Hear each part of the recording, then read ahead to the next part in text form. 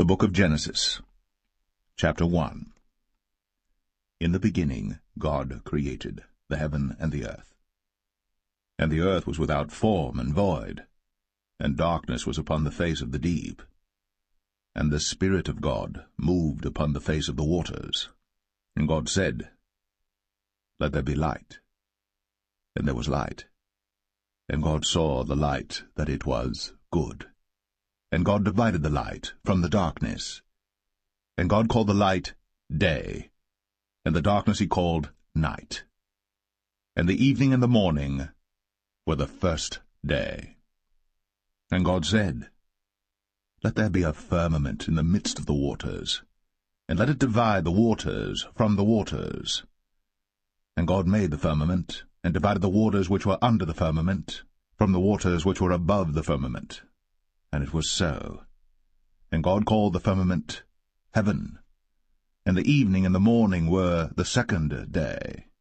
And God said, Let the waters under the heaven be gathered together unto one place, and let the dry land appear. And it was so. And God called the dry land earth, and the gathering together of the waters called he seas. And God saw that it was good. And God said, Let the earth bring forth grass, the herb yielding seed, and the fruit tree yielding fruit after his kind, whose seed is in itself upon the earth. And it was so.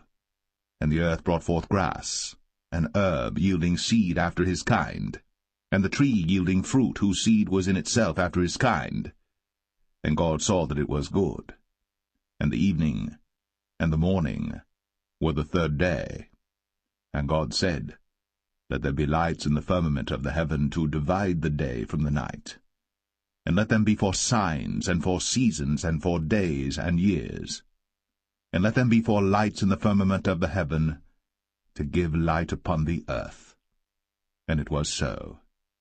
And God made two great lights, the greater light to rule the day, and the lesser light to rule the night. He made the stars also.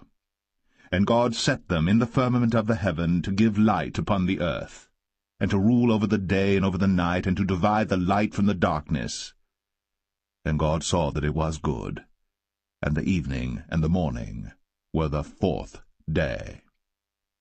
And God said, Let the waters bring forth abundantly the moving creature that hath life, and fowl that may fly above the earth in the open firmament of heaven.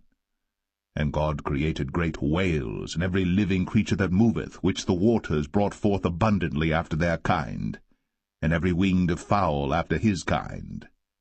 And God saw that it was good. And God blessed them, saying, Be fruitful, and multiply, and fill the waters in the seas, and let fowl multiply in the earth. And the evening and the morning were the fifth day. And God said, Let the earth bring forth the living creature after his kind, cattle and creeping thing, and beast of the earth after his kind. And it was so. And God made the beast of the earth after his kind, and cattle after their kind, and everything that creepeth upon the earth after his kind. And God saw that it was good. And God said,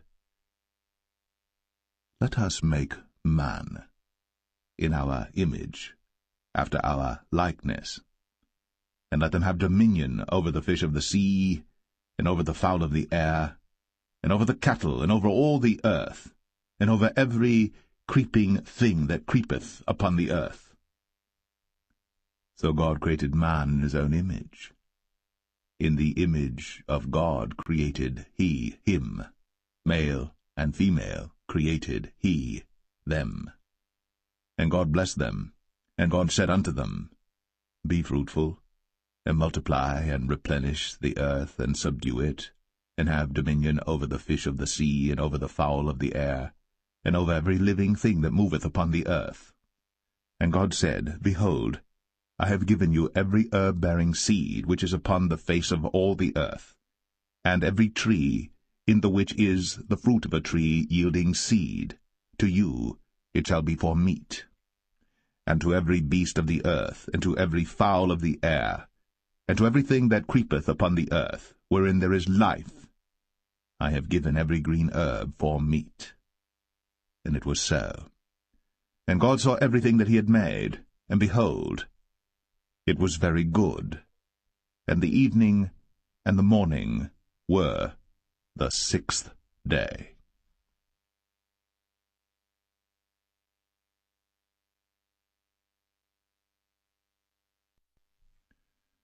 Genesis 2. Thus the heavens and the earth were finished, and all the host of them. And on the 7th day God ended his work which he had made, and he rested on the 7th day from all his work which he had made. And God blessed the 7th day, and sanctified it, because that in it he had rested from all his work which God created and made. These are the generations of the heavens and of the earth when they were created, in the day that the Lord God made the earth and the heavens. And every plant of the field before it was in the earth, and every herb of the field before it grew. For the Lord God had not caused it to rain upon the earth, and there was not a man to till the ground. But there went up a mist from the earth, and watered the whole face of the ground.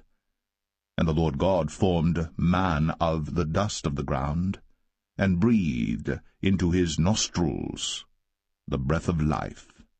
And man became a living soul. And the Lord God planted a garden eastward in Eden, and there he put the man whom he had formed. And out of the ground made the Lord God to grow every tree that is pleasant to the sight, and good for food, the tree of life also in the midst of the garden, and the tree of knowledge of good and evil. And a river went out of Eden to water the garden, and from thence it was parted, and became into 4 heads. The name of the first is Pison. That is it which compasseth the whole land of Havilah, where there is gold. And the gold of that land is good.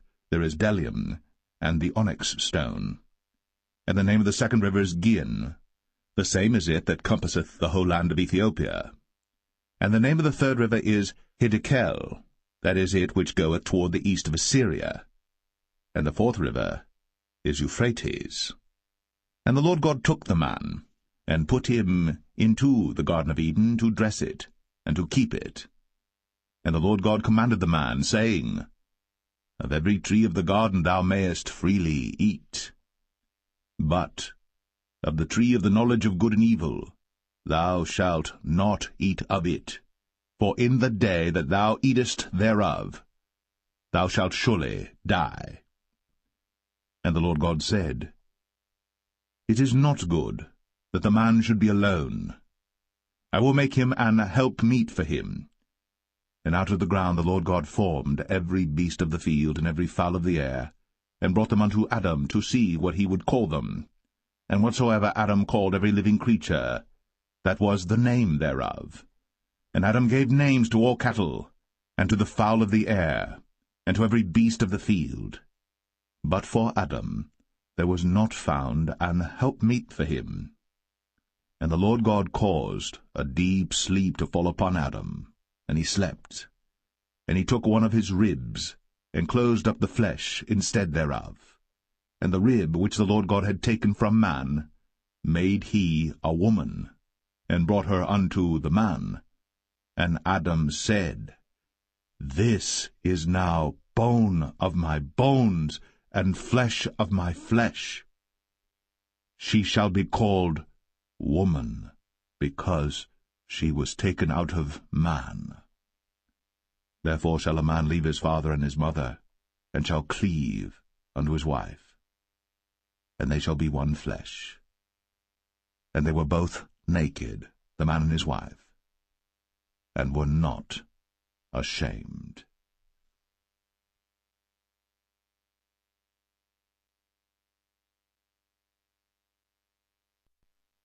Genesis 3. Now the serpent was more subtle than any beast of the field which the Lord God had made. And he said unto the woman, Yea, hath God said, Ye shall not eat of every tree of the garden? And the woman said unto the serpent, We may eat of the fruit of the trees of the garden. But of the fruit of the tree which is in the midst of the garden, God hath said, Ye shall not eat of it, neither shall ye touch it, lest ye die. And the serpent said unto the woman, Ye shall not surely die. For God doth know that in the day ye eat thereof, then your eyes shall be opened, and ye shall be as gods, knowing good and evil. And when the woman saw that the tree was good for food, and that it was pleasant to the eyes, and a tree to be desired to make one wise, she took of the fruit thereof, and did eat, and gave also unto her husband with her, and he did eat. And the eyes of them both were opened, and they knew that they were naked. And they sewed fig leaves together, and made themselves aprons. And they heard the voice of the Lord God walking in the garden in the cool of the day.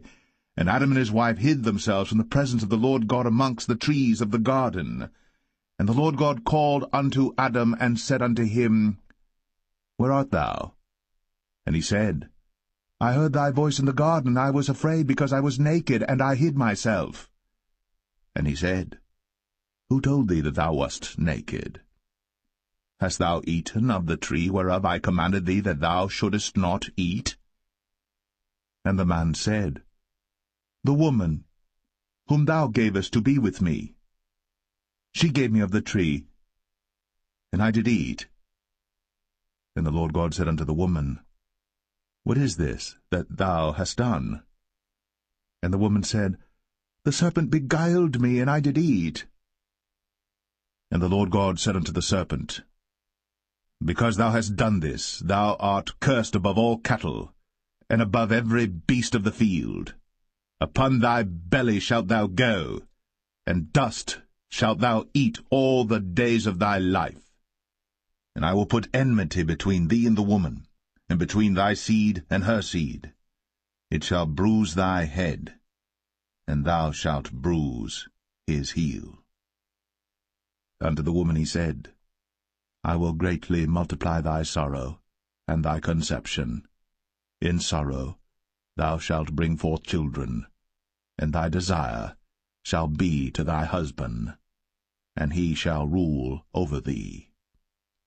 And unto Adam he said, Because thou hast hearkened unto the voice of thy wife, and hast eaten of the tree of which I commanded thee, saying, Thou shalt not eat of it, cursed is the ground for thy sake. In sorrow shalt thou eat of it all the days of thy life. Thorns also, and thistles shall it bring forth to thee, and thou shalt eat the herb of the field. In the sweat of thy face shalt thou eat bread, till thou return unto the ground. For out of it wast thou taken, for dust thou art, and unto dust shalt thou return. And Adam called his wife's name Eve, because she was the mother of all living. Unto Adam also and to his wife did the Lord God make coats of skins, and clothed them. And the Lord God said, Behold, the man is become as one of us, to know good and evil. And now, lest he put forth his hand, and take also of the tree of life, and eat, and live forever. Therefore the Lord God sent him forth from the Garden of Eden, to till the ground from whence he was taken. So he drove out the man, and he placed at the east of the Garden of Eden cherubims, and a flaming sword which turned every way, to keep the way of the tree of life.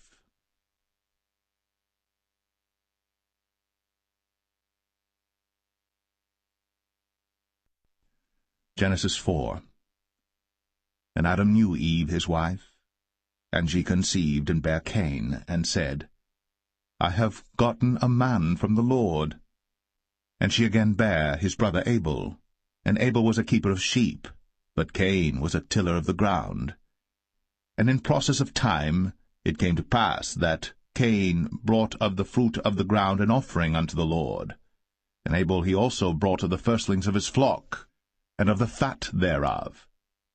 And the Lord had respect unto Abel and to his offering. But unto Cain and to his offering he had not respect. And Cain was very wroth, and his countenance fell. And the Lord said unto Cain, Why art thou wroth? And why is thy countenance fallen? If thou doest well, shalt thou not be accepted? And if thou doest not well, sin lieth at the door, and unto thee shall be his desire, and thou shalt rule over him. And Cain talked with Abel his brother.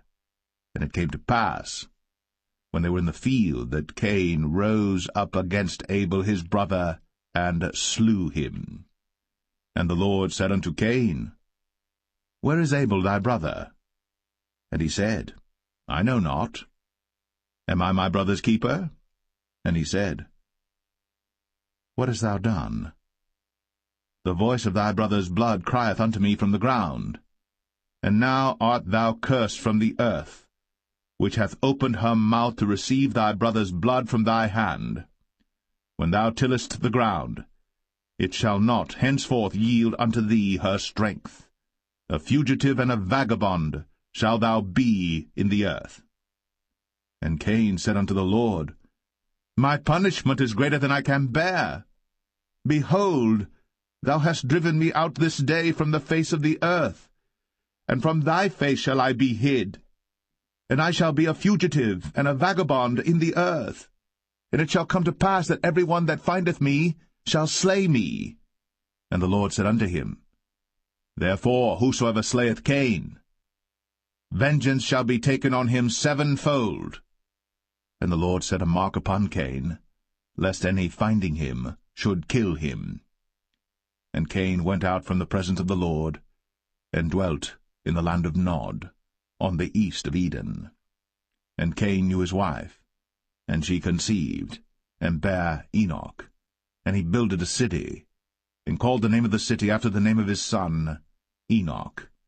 And unto Enoch was born Irad, and Irad begat Mahushael, and Mahushael begat Methusael, and Methusael begat Lamech. And Lamech took unto him 2 wives. The name of the one was Adah, and the name of the other Zillah. And Adah bare Jabal. He was the father of such as dwell in tents, and of such as have cattle. And his brother's name was Jubal. He was the father of all such as handle the harp and organ. And Zillah, she also bare Tubal-Cain, an instructor of every artificer in brass and iron. And the sister of Tubal-Cain was Naamah. And Lamech said unto his wives, Adah and Zillah, Hear my voice, ye wives of Lamech. Hearken unto my speech. For I have slain a man to my wounding, and a young man to my hurt. If Cain shall be avenged sevenfold, truly Lamech 77fold. And Adam knew his wife again, and she bare a son, and called his name Seth. For God, said she, hath appointed me another seed instead of Abel, whom Cain slew. And to Seth, to him also there was born a son, and he called his name Enos. Then began men to call upon the name of the Lord.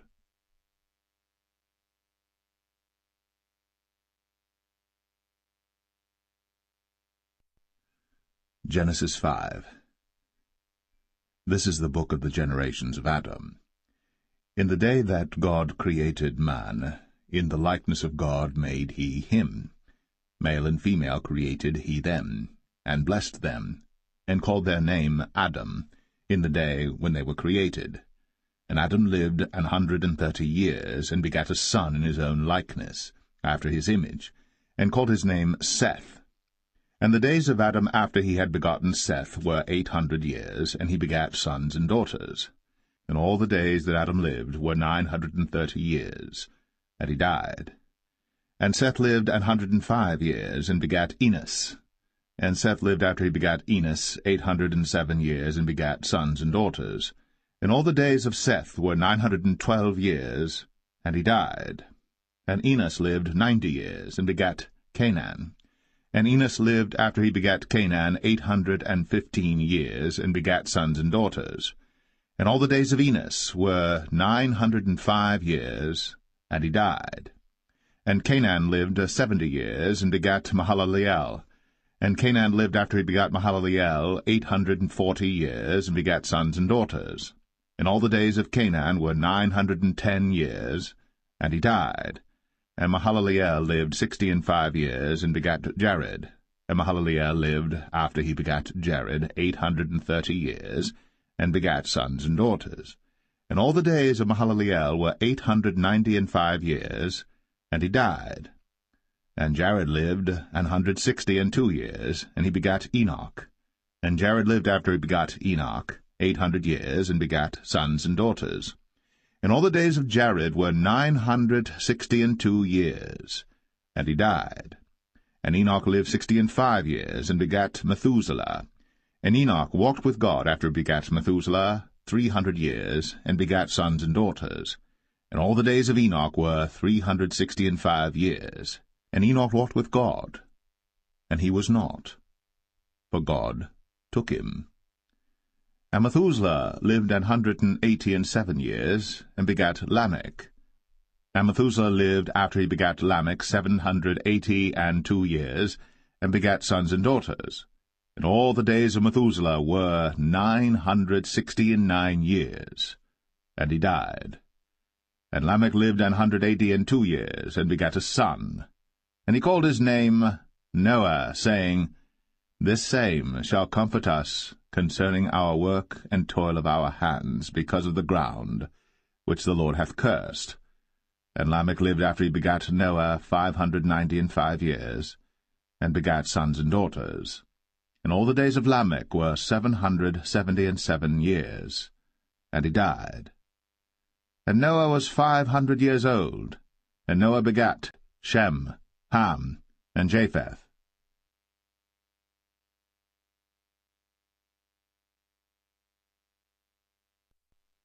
Genesis 6. And it came to pass, when men began to multiply on the face of the earth, and daughters were born unto them, that the sons of God saw the daughters of men that they were fair, and they took them wives of all which they chose.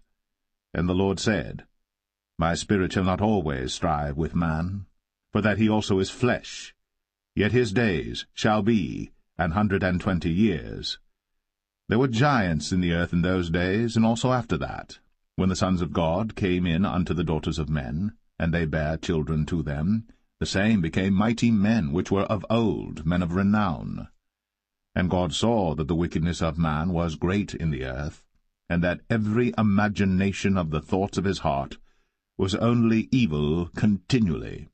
And it repented the Lord that he had made man on the earth, and it grieved him at his heart.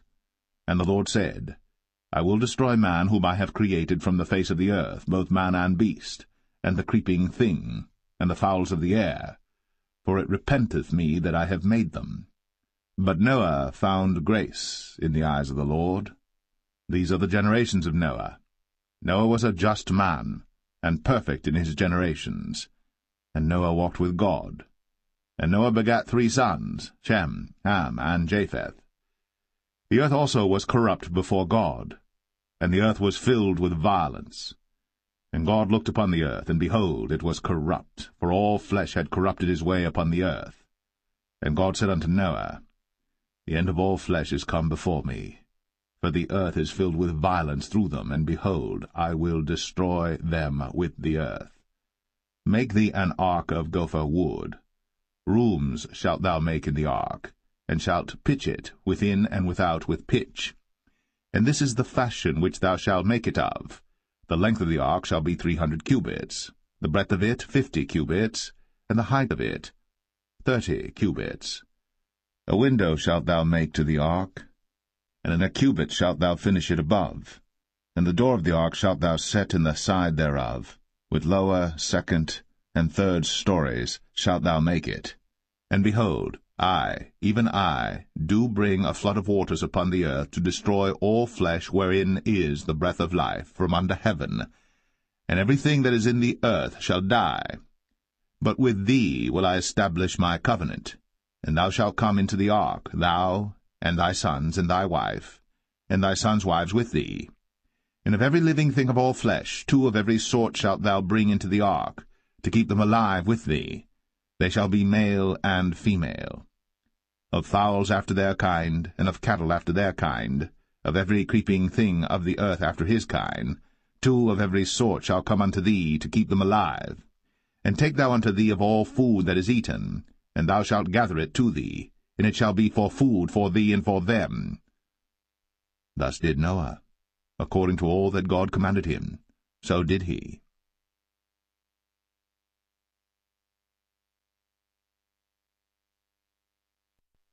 Genesis 7.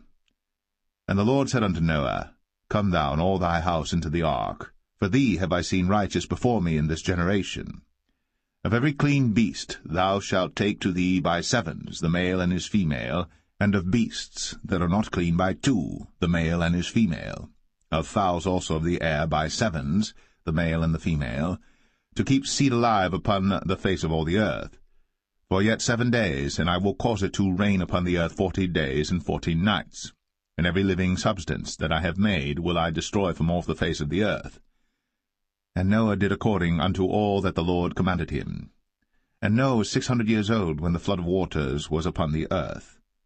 And Noah went in, and his sons and his wife, and his sons' wives with him, into the ark because of the waters of the flood, of clean beasts, and of beasts that are not clean, and of fowls, and of everything that creepeth upon the earth. There went in 2 and 2 unto Noah into the ark, the male and the female, as God had commanded Noah. And it came to pass after 7 days, that the waters of the flood were upon the earth.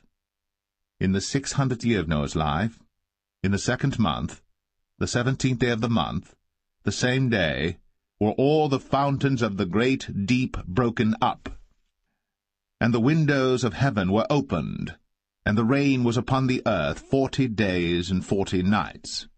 In the selfsame day entered Noah and Shem and Ham and Japheth, the sons of Noah, and Noah's wife, and the 3 wives of his sons with them, into the ark, they and every beast after his kind, and all the cattle after their kind, and every creeping thing that creepeth upon the earth after his kind, and every fowl after his kind, every bird of every sort. And they went in unto Noah into the ark, 2 and 2 of all flesh, wherein is the breath of life. And they that went in male and female of all flesh, as God had commanded him. And the Lord shut him in. And the flood was 40 days upon the earth, and the waters increased and bare up the ark, and it was lift up above the earth. And the waters prevailed, and were increased greatly upon the earth, and the ark went upon the face of the waters. And the waters prevailed exceedingly upon the earth, and all the high hills that were under the whole heaven were covered. 15 cubits upward did the waters prevail, and the mountains were covered. And all flesh died that moved upon the earth, both of fowl, and of cattle, and of beast, and of every creeping thing that creepeth upon the earth. And every man, all in whose nostrils was the breath of life, of all that was in the dry land, died. And every living substance was destroyed which was upon the face of the ground, both man and cattle, and the creeping things, and the fowl of the heaven, and they were destroyed from the earth. And Noah only remained alive, and they that were with him in the ark. And the waters prevailed upon the earth 150 days.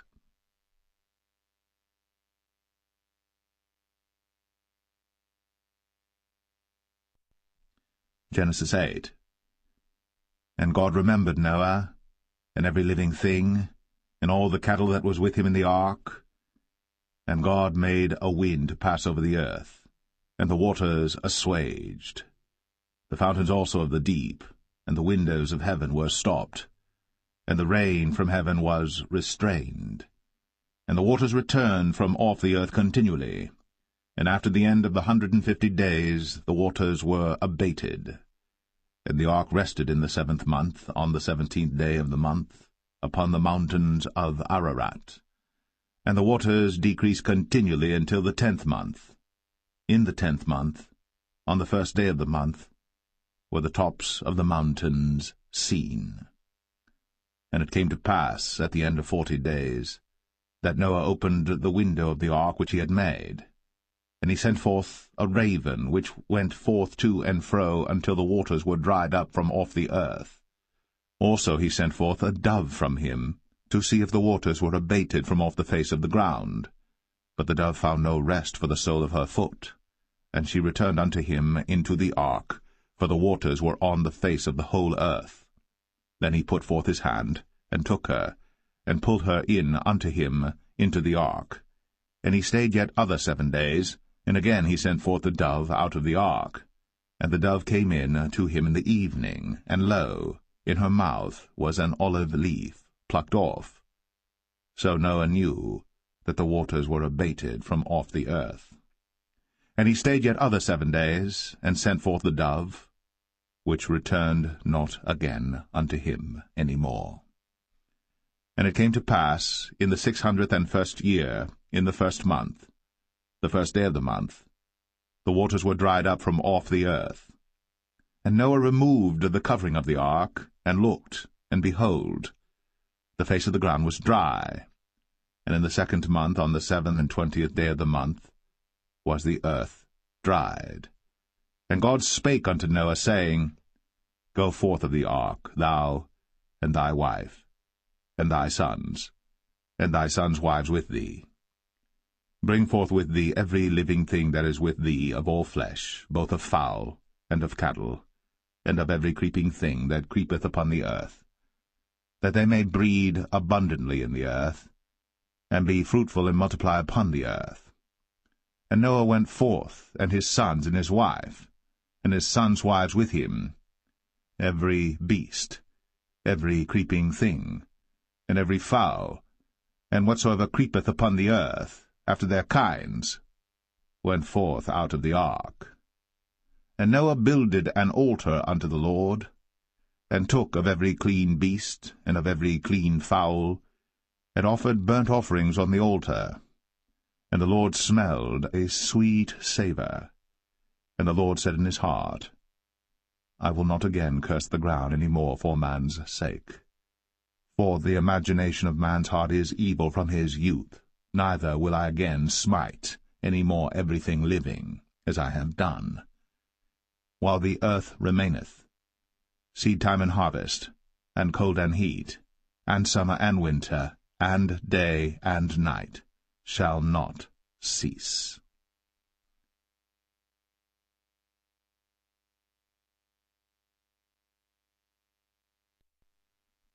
Genesis 9.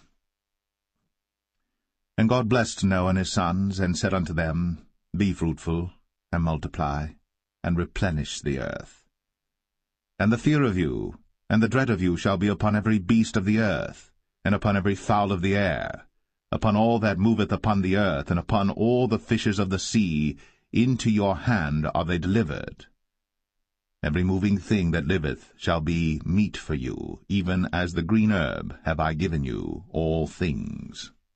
But flesh, with the life thereof, which is the blood thereof, shall ye not eat. And surely your blood of your lives will I require. At the hand of every beast will I require it, and at the hand of man, at the hand of every man's brother will I require the life of man. Whoso sheddeth man's blood, by man shall his blood be shed. For in the image of God made he man. And you, be ye fruitful, and multiply, bring forth abundantly in the earth, and multiply therein.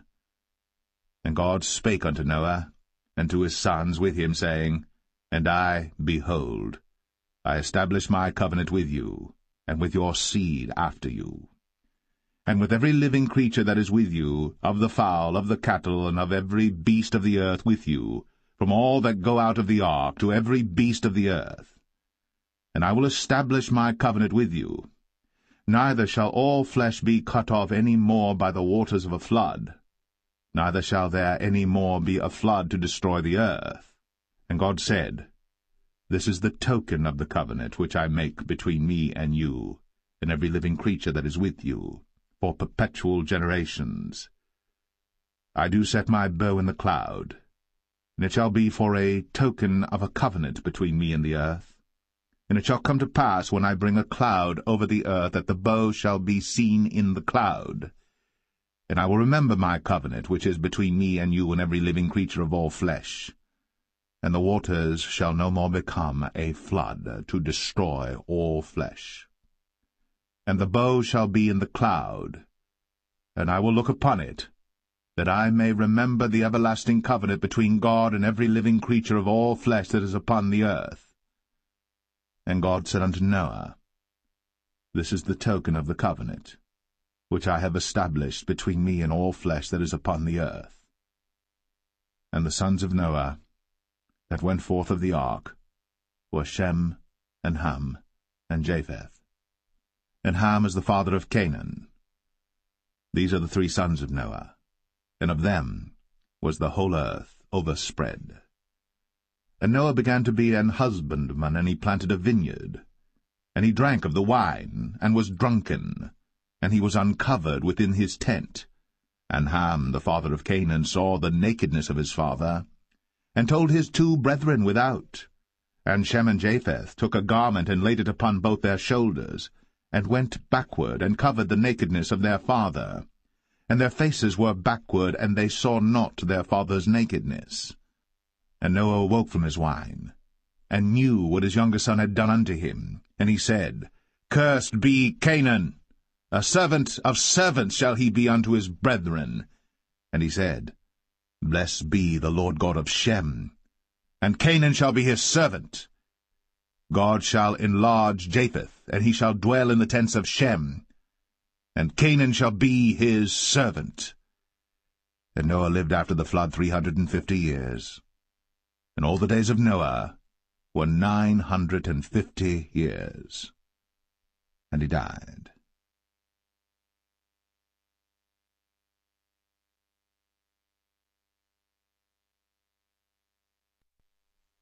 Genesis 10. Now these are the generations of the sons of Noah, Shem, Ham, and Japheth. And unto them were sons born after the flood. The sons of Japheth, Gomer, and Magog, and Madai, and Javan, and Tubal, and Meshech, and Taras. And the sons of Gomer, Ashkenaz, and Riphath, and Togarmah. And the sons of Javan, Elisha, and Tarshish, Kittim, and Dodanim. But these were the isles of the Gentiles divided in their lands, every one after his tongue, after their families, in their nations. And the sons of Ham, Cush, and Mizraim, and Phut, and Canaan. And the sons of Cush, Seba, and Havilah, and Sabta, and Ramah, and Sabteca. And the sons of Ramah, Sheba, and Dedan. And Cush begat Nimrod. He began to be a mighty one in the earth. He was a mighty hunter before the Lord. Wherefore it is said, Even as Nimrod the mighty hunter before the Lord. And the beginning of his kingdom was Babel, and Erech, and Akkad, and Calneh in the land of Shinar. Out of that land went forth Ashur, and builded Nineveh, and the city Rehoboth, and Calah. And Rezin between Nineveh and Calah, the same is a great city. And Mizraim begat Ludim, and Anamim, and Lehabim, and Naphtuhim, and Pathruzim, and Casluhim, out of whom came Philistim, and Caphtorim. And Canaan begat Sidon his firstborn, and Heth, and the Jebusite, and the Amorite, and the Girgashite, and the Hivite, and the Archite, and the Sinite, and the Arvadite, and the Zemarite, and the Hamathite. And afterward were the families of the Canaanites spread abroad.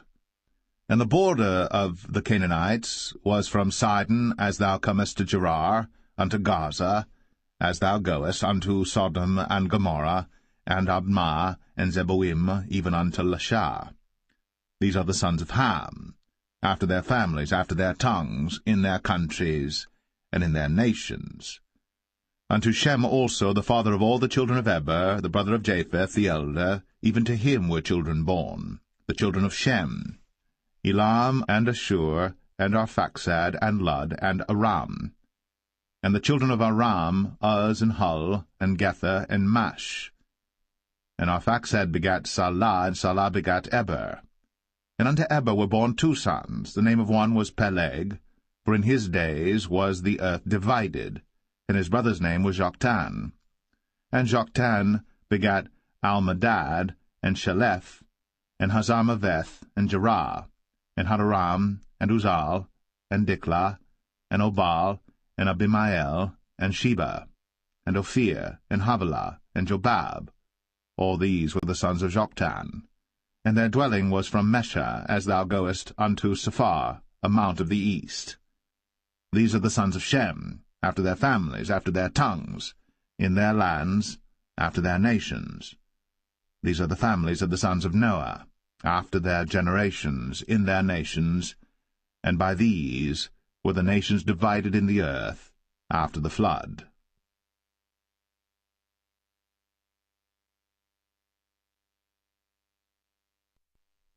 Genesis 11.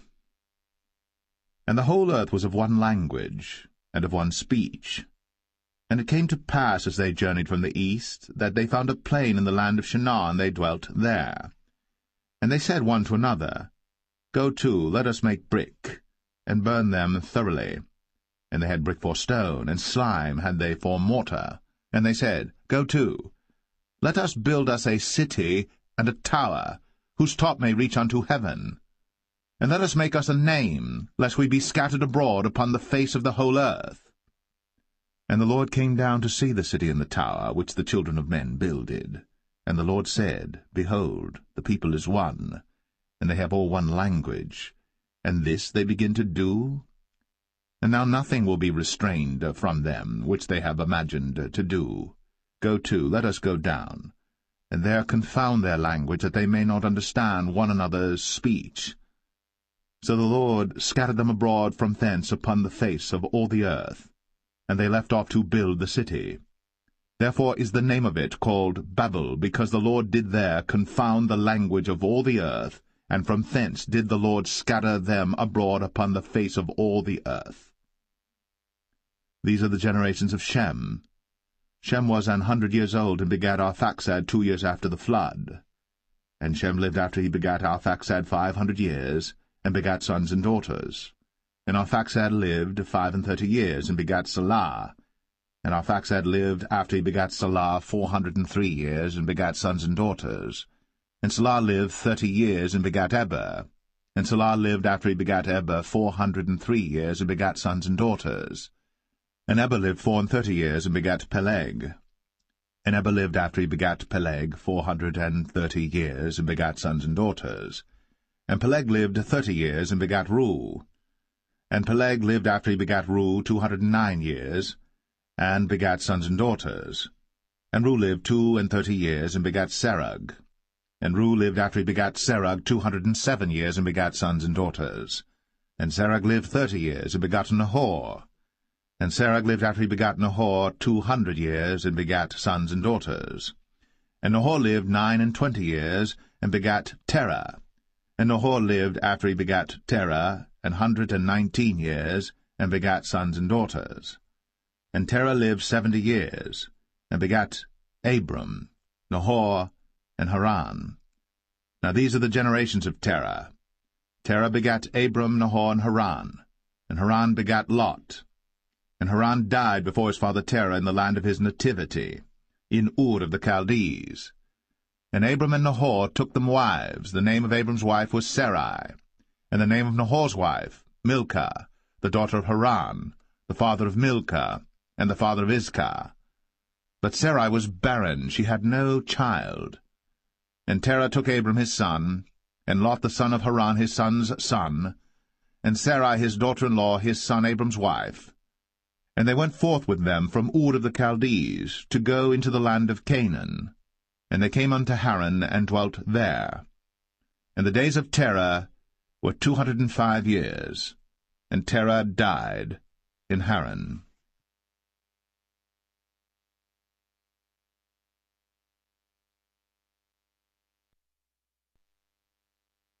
Genesis 12. Now the Lord had said unto Abram, Get thee out of thy country, and from thy kindred, and from thy father's house, unto a land that I will show thee. And I will make of thee a great nation, and I will bless thee, and make thy name great, and thou shalt be a blessing. And I will bless them that bless thee, and curse him that curseth thee. And in thee shall all families of the earth be blessed. So Abram departed, as the Lord had spoken unto him. And Lot went with him. And Abram was 75 years old, when he departed out of Haran. And Abram took Sarai his wife, and Lot his brother's son, and all their substance that they had gathered, and the souls that they had gotten in Haran. And they went forth to go into the land of Canaan, and into the land of Canaan they came. And Abram passed through the land unto the place of Sichem, unto the plain of Moreh, and the Canaanite was then in the land. And the Lord appeared unto Abram, and said, Unto thy seed will I give this land. And there builded he an altar unto the Lord, who appeared unto him. And he removed from thence unto a mountain on the east of Bethel, and pitched his tent, having Bethel on the west, and Ai on the east. And there he builded an altar unto the Lord, and called upon the name of the Lord. And Abram journeyed, going on still toward the south. And there was a famine in the land, and Abram went down into Egypt to sojourn there, for the famine was grievous in the land. And it came to pass, when he was come near to enter into Egypt, that he said unto Sarai his wife, Behold now, I know that thou art a fair woman to look upon. Therefore it shall come to pass, when the Egyptians shall see thee, that they shall say, This is his wife, and they will kill me, but they will save thee alive. Say, I pray thee, Thou art my sister, that it may be well with me for thy sake, and my soul shall live because of thee. And it came to pass, that when Abram was come into Egypt, the Egyptians beheld the woman that she was very fair. The princes also of Pharaoh saw her, and commended her before Pharaoh. And the woman was taken into Pharaoh's house. And he entreated Abram well for her sake. And he had sheep, and oxen, and he-asses, and menservants, and maidservants, and she-asses, and camels. And the Lord plagued Pharaoh, and his house with great plagues because of Sarai, Abram's wife. And Pharaoh called Abram, and said, What is this that thou hast done unto me? Why didst thou not tell me that she was thy wife?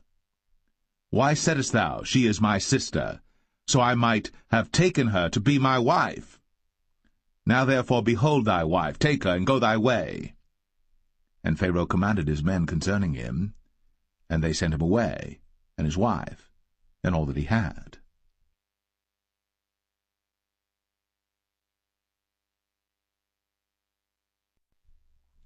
Genesis 13.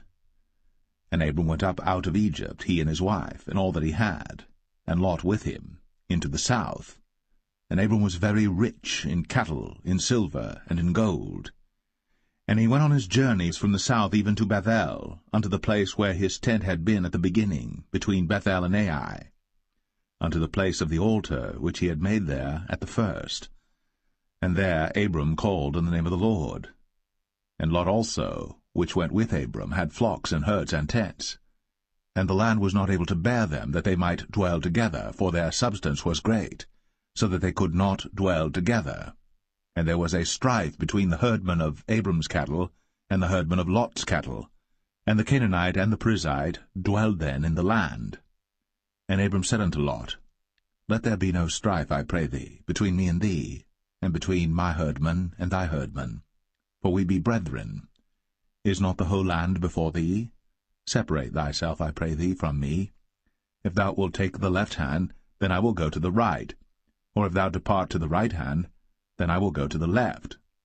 And Lot lifted up his eyes, and beheld all the plain of Jordan, that it was well watered everywhere, before the Lord destroyed Sodom and Gomorrah, even as the garden of the Lord, like the land of Egypt, as thou comest unto Zoar.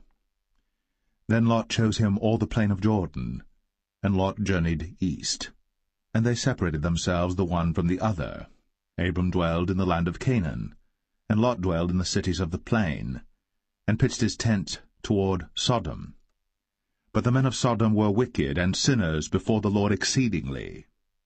And the Lord said unto Abram, after that Lot was separated from him, Lift up now thine eyes, and look from the place where thou art, northward and southward, and eastward and westward.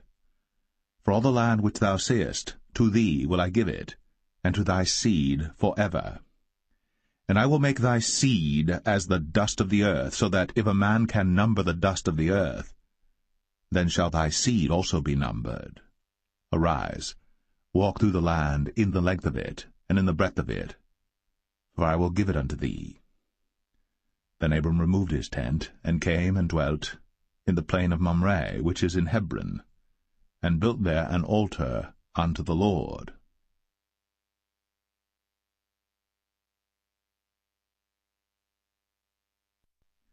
Genesis 14. And it came to pass in the days of Amraphel, king of Shinar, Arioch, king of Elasar, Chedorlaomer, king of Elam, and Tidal, king of nations, that these made war with Bera, king of Sodom, and with Birsha, king of Gomorrah, Shinab, king of Admah, and Shemeber, king of Zeboim, and the king of Bela, which is Zoar. All these were joined together in the vale of Siddim, which is the salt sea. 12 years they served Chedorlaomer, and in the 13th year they rebelled. And in the 14th year came Chedorlaomer, and the kings that were with him, and smote the Rephaims in Ashtaroth, Karnaim, and the Zazims in Ham, and the Emims in Shaveh Kerathaim, and the Horites in their Mount Seir unto El Paran, which is by the wilderness. And they returned and came to En-Mishpat, which is Kadesh, and smote all the country of the Amalekites, and also the Amorites, that dwelt in Hazazon Tamar. And there went out the king of Sodom, and the king of Gomorrah, and the king of Admah, and the king of Zeboim, and the king of Bela, the same as Zoar, and they joined battle with them in the vale of Siddim, with Chedorlaomer the king of Elam, and with Tidal, king of nations, and Amraphel king of Shinar, and Arioch king of Elasar, 4 kings with 5. And the vale of Siddim was full of slime pits. And the kings of Sodom and Gomorrah fled, and fell there. And they that remained fled to the mountain. And they took all the goods of Sodom and Gomorrah, and all their victuals, and went their way. And they took Lot, Abram's brother's son, who dwelt in Sodom, and his goods, and departed. And there came one that had escaped, and told Abram the Hebrew. For he dwelt in the plain of Mamre the Amorite, brother of Eshcol, and brother of Aner. And these were confederate with Abram. And when Abram heard that his brother was taken captive, he armed his trained servants, born in his own house, 318, and pursued them unto Dan. And he divided himself against them, he and his servants, by night, and smote them, and pursued them unto Hobah, which is on the left hand of Damascus. And he brought back all the goods, and also brought again his brother Lot, and his goods, and the women also, and the people. And the king of Sodom went out to meet him after his return from the slaughter of Chedorlaomer, and of the kings that were with him at the valley of Shaveh, which is the king's dale. And Melchizedek king of Salem brought forth bread and wine, and he was the priest of the Most High God. And he blessed him, and said, Blessed be Abram of the Most High God, possessor of heaven and earth. And blessed be the Most High God, which hath delivered thine enemies into thy hand. And he gave him tithes of all. And the king of Sodom said unto Abram, Give me the persons, and take the goods to thyself. And Abram said to the king of Sodom, I have lifted up mine hand unto the Lord, the Most High God, the possessor of heaven and earth, that I will not take from a thread, even to a shoe latchet, and that I will not take anything that is thine, lest thou shouldst say, I have made Abram rich. Save only that which the young men have eaten, and the portion of the men which went with me, Aner, Eshcol, and Mamre, let them take their portion.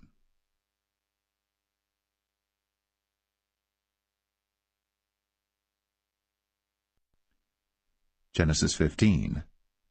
After these things, the word of the Lord came unto Abram in a vision, saying, Fear not, Abram, I am thy shield, and thy exceeding great reward.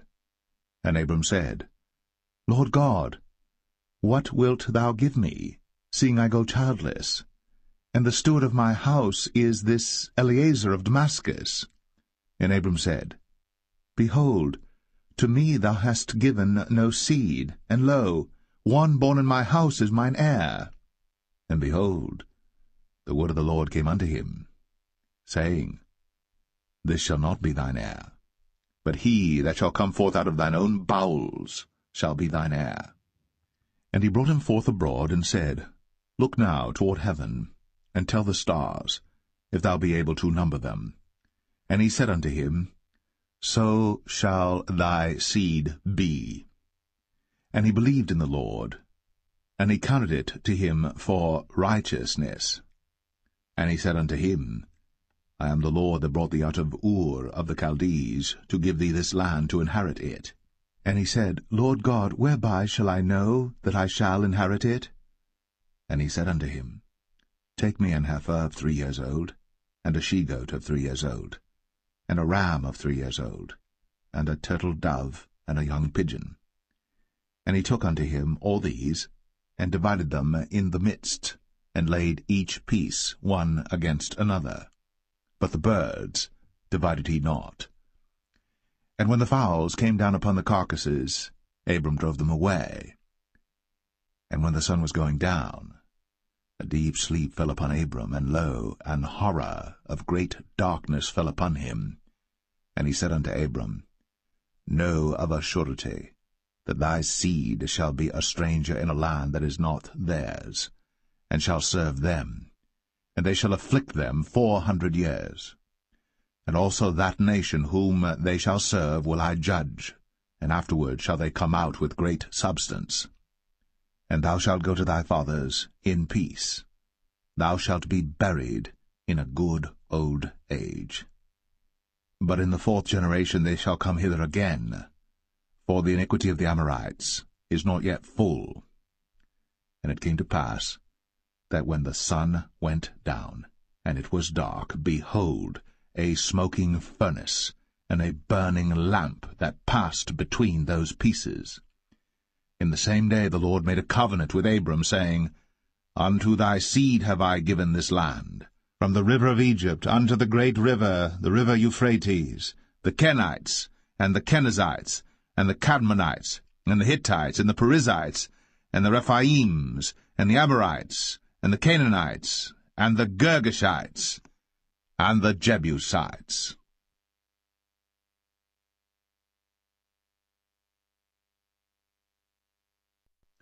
Genesis 16. Now Sarai, Abram's wife, bare him no children, and she had an handmaid, an Egyptian, whose name was Hagar. And Sarai said unto Abram, Behold now, the Lord hath restrained me from bearing. I pray thee, go in unto my maid. It may be that I may obtain children by her. And Abram hearkened to the voice of Sarai. And Sarai, Abram's wife, took Hagar her maid, the Egyptian, after Abram had dwelt 10 years in the land of Canaan, and gave her to her husband Abram to be his wife. And he went in unto Hagar, and she conceived. And when she saw that she had conceived, her mistress was despised in her eyes. And Sarai said unto Abram, My wrong be upon thee. I have given my maid into thy bosom, and when she saw that she had conceived, I was despised in her eyes. The Lord judge between me and thee. But Abram said unto Sarai, Behold, thy maid is in thy hand. Do to her as it pleaseth thee. And when Sarai dealt hardly with her, she fled from her face. And the angel of the Lord found her by a fountain of water in the wilderness, by the fountain in the way to Shur. And he said, Hagar, Sarai's maid, whence camest thou? And whither wilt thou go? And she said, I flee from the face of my mistress Sarai. And the angel of the Lord said unto her, Return to thy mistress, and submit thyself unto her hands. And the angel of the Lord said unto her, I will multiply thy seed exceedingly, that it shall not be numbered for multitude. And the angel of the Lord said unto her, Behold, thou art with child, and shalt bear a son, and shalt call his name Ishmael, because the Lord hath heard thy affliction. And he will be a wild man, his hand will be against every man, and every man's hand against him. And he shall dwell in the presence of all his brethren. And she called the name of the Lord that spake unto her, Thou God seest me. For she said, Have I also here looked after him that seeth me? Wherefore the well was called Beer-Lahai Roi. Behold, it is between Kadesh and Bered. And Hagar bare Abram a son, and Abram called his son's name, which Hagar bare, Ishmael. And Abram was 86 years old, when Hagar bare Ishmael to Abram.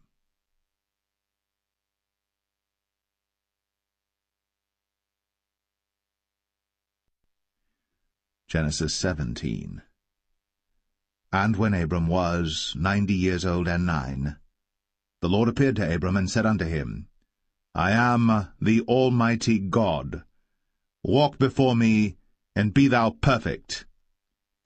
And I will make my covenant between me and thee, and will multiply thee exceedingly.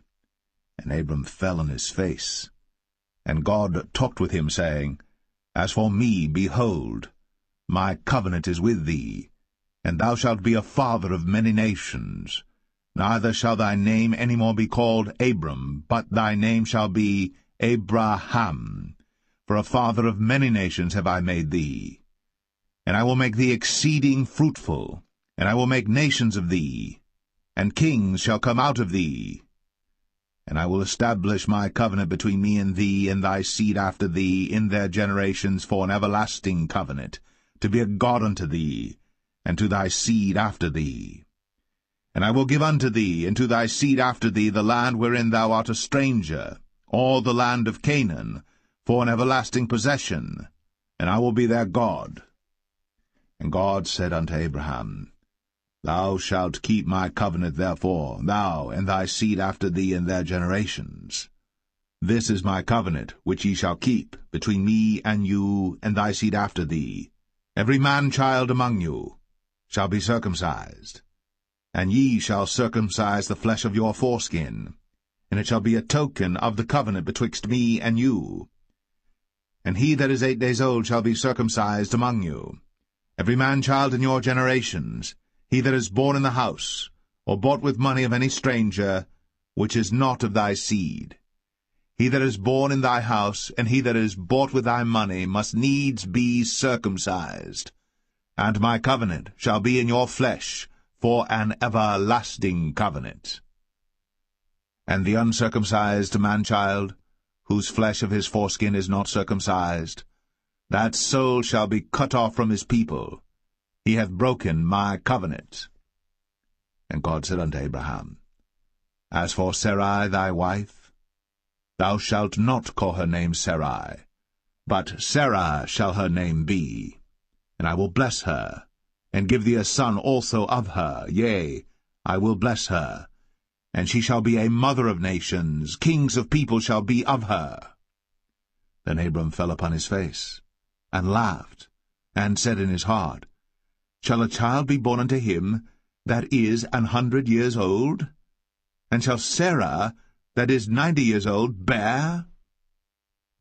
And Abraham said unto God, Oh, that Ishmael might live before thee. And God said, Sarah thy wife shall bear thee a son indeed, and thou shalt call his name Isaac. And I will establish my covenant with him for an everlasting covenant, and with his seed after him. And as for Ishmael, I have heard thee. Behold, I have blessed him, and will make him fruitful, and will multiply him exceedingly. 12 princes shall he beget, and I will make him a great nation. But my covenant will I establish with Isaac, which Sarah shall bear unto thee, at this set time in the next year. And he left off talking with him, and God went up from Abraham. And Abraham took Ishmael his son, and all that were born in his house, and all that were bought with his money, every male among the men of Abraham's house, and circumcised the flesh of their foreskin in the selfsame day, as God had said unto him. And Abraham was 90 years old and 9, when he was circumcised in the flesh of his foreskin. And Ishmael his son was 13 years old, when he was circumcised in the flesh of his foreskin. In the selfsame day was Abraham circumcised, and Ishmael his son. And all the men of his house, born in the house, and bought with money of the stranger, were circumcised with him.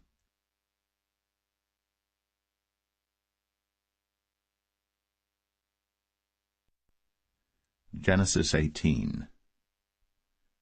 And the Lord appeared unto him in the plains of Mamre, and he sat in the tent door in the heat of the day. And he lifted up his eyes, and looked, and lo, 3 men stood by him. And when he saw them, he ran to meet them from the tent door, and bowed himself toward the ground, and said, My Lord, if now I have found favor in thy sight, pass not away, I pray thee, from thy servant.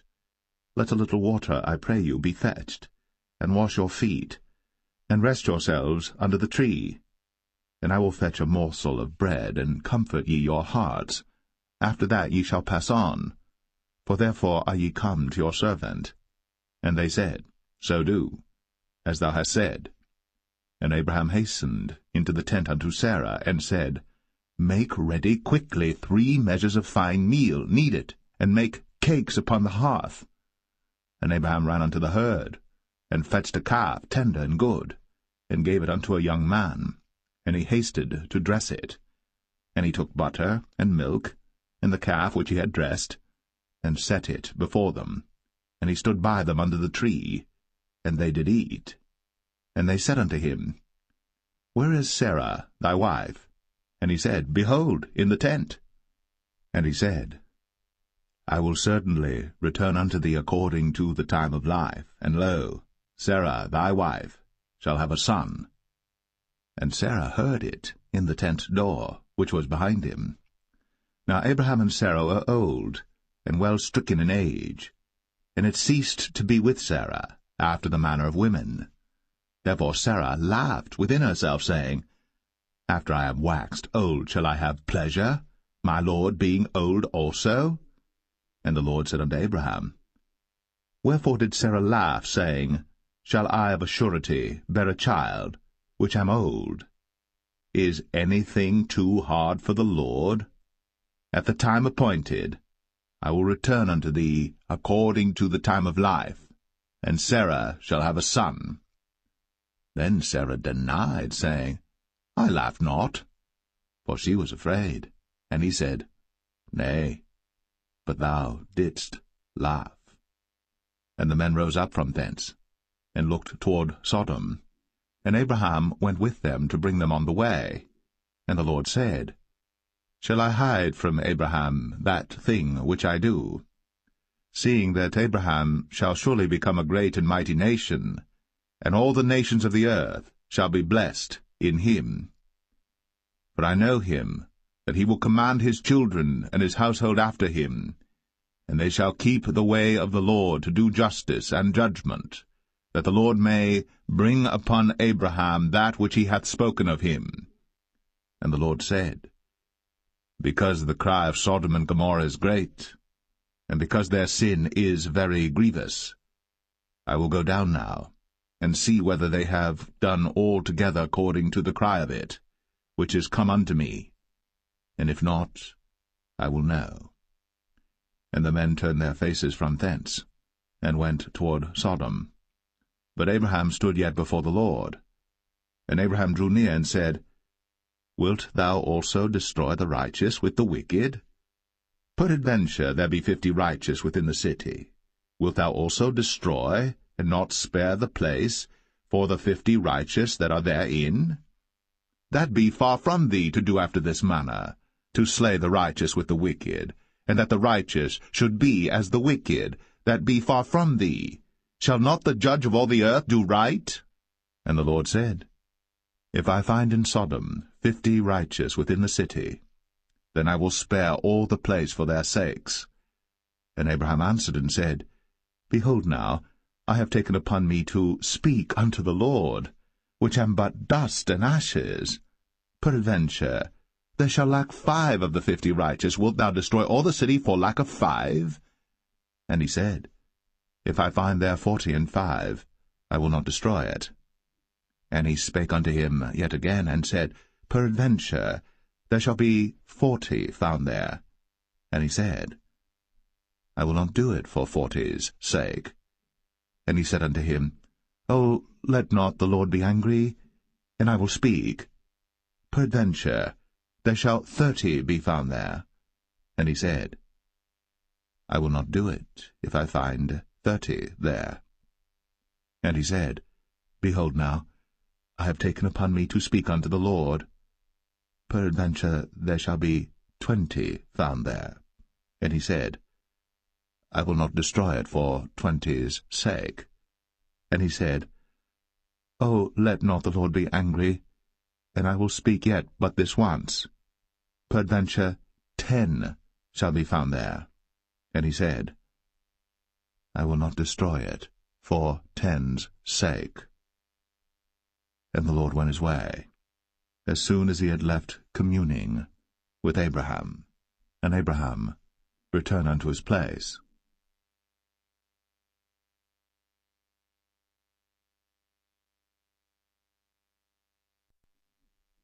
Genesis 19.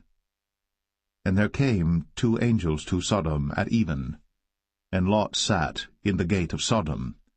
And Lot, seeing them, rose up to meet them, and he bowed himself with his face toward the ground. And he said, Behold now, my lords, turn in, I pray you, into your servant's house, and tarry all night, and wash your feet, and ye shall rise up early and go on your ways. And they said, Nay, but we will abide in the street all night. And he pressed upon them greatly. And they turned in unto him, and entered into his house. And he made them a feast, and did bake unleavened bread, and they did eat. But before they lay down, the men of the city, even the men of Sodom, compassed the house round, both old and young, all the people from every quarter. And they called unto Lot, and said unto him, Where are the men which came into thee this night? Bring them out unto us, that we may know them. And Lot went out at the door unto them, and shut the door after him, and said, I pray you, brethren, do not so wickedly. Behold now, I have 2 daughters which have not known man. Let me, I pray you, bring them out unto you, and do ye to them as is good in your eyes. Only unto these men do nothing, for therefore came they under the shadow of my roof. And they said, Stand back. And they said again, This one fellow came in to sojourn, and he will needs be a judge. Now will we deal worse with thee than with them. And they pressed sore upon the man, even Lot, and came near to break the door. But the men put forth their hand, and pulled Lot into the house to them, and shut to the door. And they smote the men that were at the door of the house with blindness, both small and great, so that they wearied themselves to find the door. And the men said unto Lot, Hast thou here any besides, son-in-law, and thy sons, and thy daughters, and whatsoever thou hast in the city, bring them out of this place? For we will destroy this place, because the cry of them is waxen great before the face of the Lord, and the Lord hath sent us to destroy it. And Lot went out, and spake unto his sons-in-law, which married his daughters, and said, Up, get you out of this place, for the Lord will destroy this city. But he seemed as one that mocked unto his sons-in-law. And when the morning arose, then the angels hastened Lot, saying, Arise, take thy wife and thy 2 daughters, which are here, lest thou be consumed in the iniquity of the city. And while he lingered, the man laid hold upon his hand, and upon the hand of his wife, and upon the hand of his 2 daughters, the Lord being merciful unto him. And they brought him forth, and set him without the city. And it came to pass, when they had brought them forth abroad, that he said, Escape for thy life, look not behind thee, neither stay thou in all the plain, escape to the mountain, lest thou be consumed. And Lot said unto them, "Oh, not so, my lord. Behold now, thy servant hath found grace in thy sight, and thou hast magnified thy mercy which thou hast shown unto me in saving my life. And I cannot escape to the mountain, lest some evil take me and I die. Behold now, this city is near to flee unto, and it is a little one. Oh, let me escape thither. Is it not a little one, and my soul shall live?" And he said unto him, See, I have accepted thee concerning this thing also, that I will not overthrow this city, for the which thou hast spoken. Haste thee, escape thither, for I cannot do anything till thou be come thither. Therefore the name of the city was called Zoar. The sun was risen upon the earth, when Lot entered into Zoar. Then the Lord rained upon Sodom and upon Gomorrah brimstone and fire from the Lord out of heaven. And he overthrew those cities, and all the plain, and all the inhabitants of the cities, and that which grew upon the ground. But his wife looked back from behind him, and she became a pillar of salt. And Abraham got up early in the morning to the place where he stood before the Lord. And he looked toward Sodom and Gomorrah, and toward all the land of the plain, and beheld, and lo, the smoke of the country went up as the smoke of a furnace. And it came to pass, when God destroyed the cities of the plain, that God remembered Abraham, and sent Lot out of the midst of the overthrow, when he overthrew the cities in the which Lot dwelt. And Lot went up out of Zoar, and dwelt in the mountain, and his 2 daughters with him, for he feared to dwell in Zoar, and he dwelt in a cave, he and his 2 daughters. And the firstborn said unto the younger, Our father is old, and there is not a man in the earth to come in unto us after the manner of all the earth. Come, let us make our father drink wine, and we will lie with him, that we may preserve seed of our father. And they made their father drink wine that night. And the firstborn went in, and lay with her father. And he perceived not when she lay down, nor when she arose. And it came to pass on the morrow, that the firstborn said unto the younger, Behold, I lay yesternight with my father. Let us make him drink wine this night also, and go thou in, and lie with him, that we may preserve seed of our father. And they made their father drink wine that night also. And the younger arose, and lay with him. And he perceived not when she lay down, nor when she arose. Thus were both the daughters of Lot with child by their father. And the firstborn bare a son, and called his name Moab. The same is the father of the Moabites unto this day. And the younger, she also bare a son, and called his name Ben-Ami. The same is the father of the children of Ammon unto this day.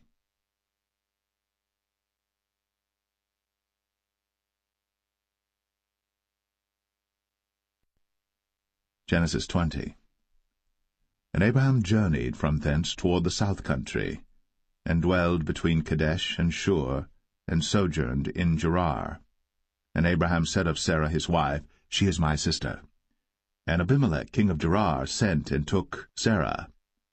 But God came to Abimelech in a dream by night, and said to him, Behold, thou art but a dead man, for the woman which thou hast taken, for she is a man's wife.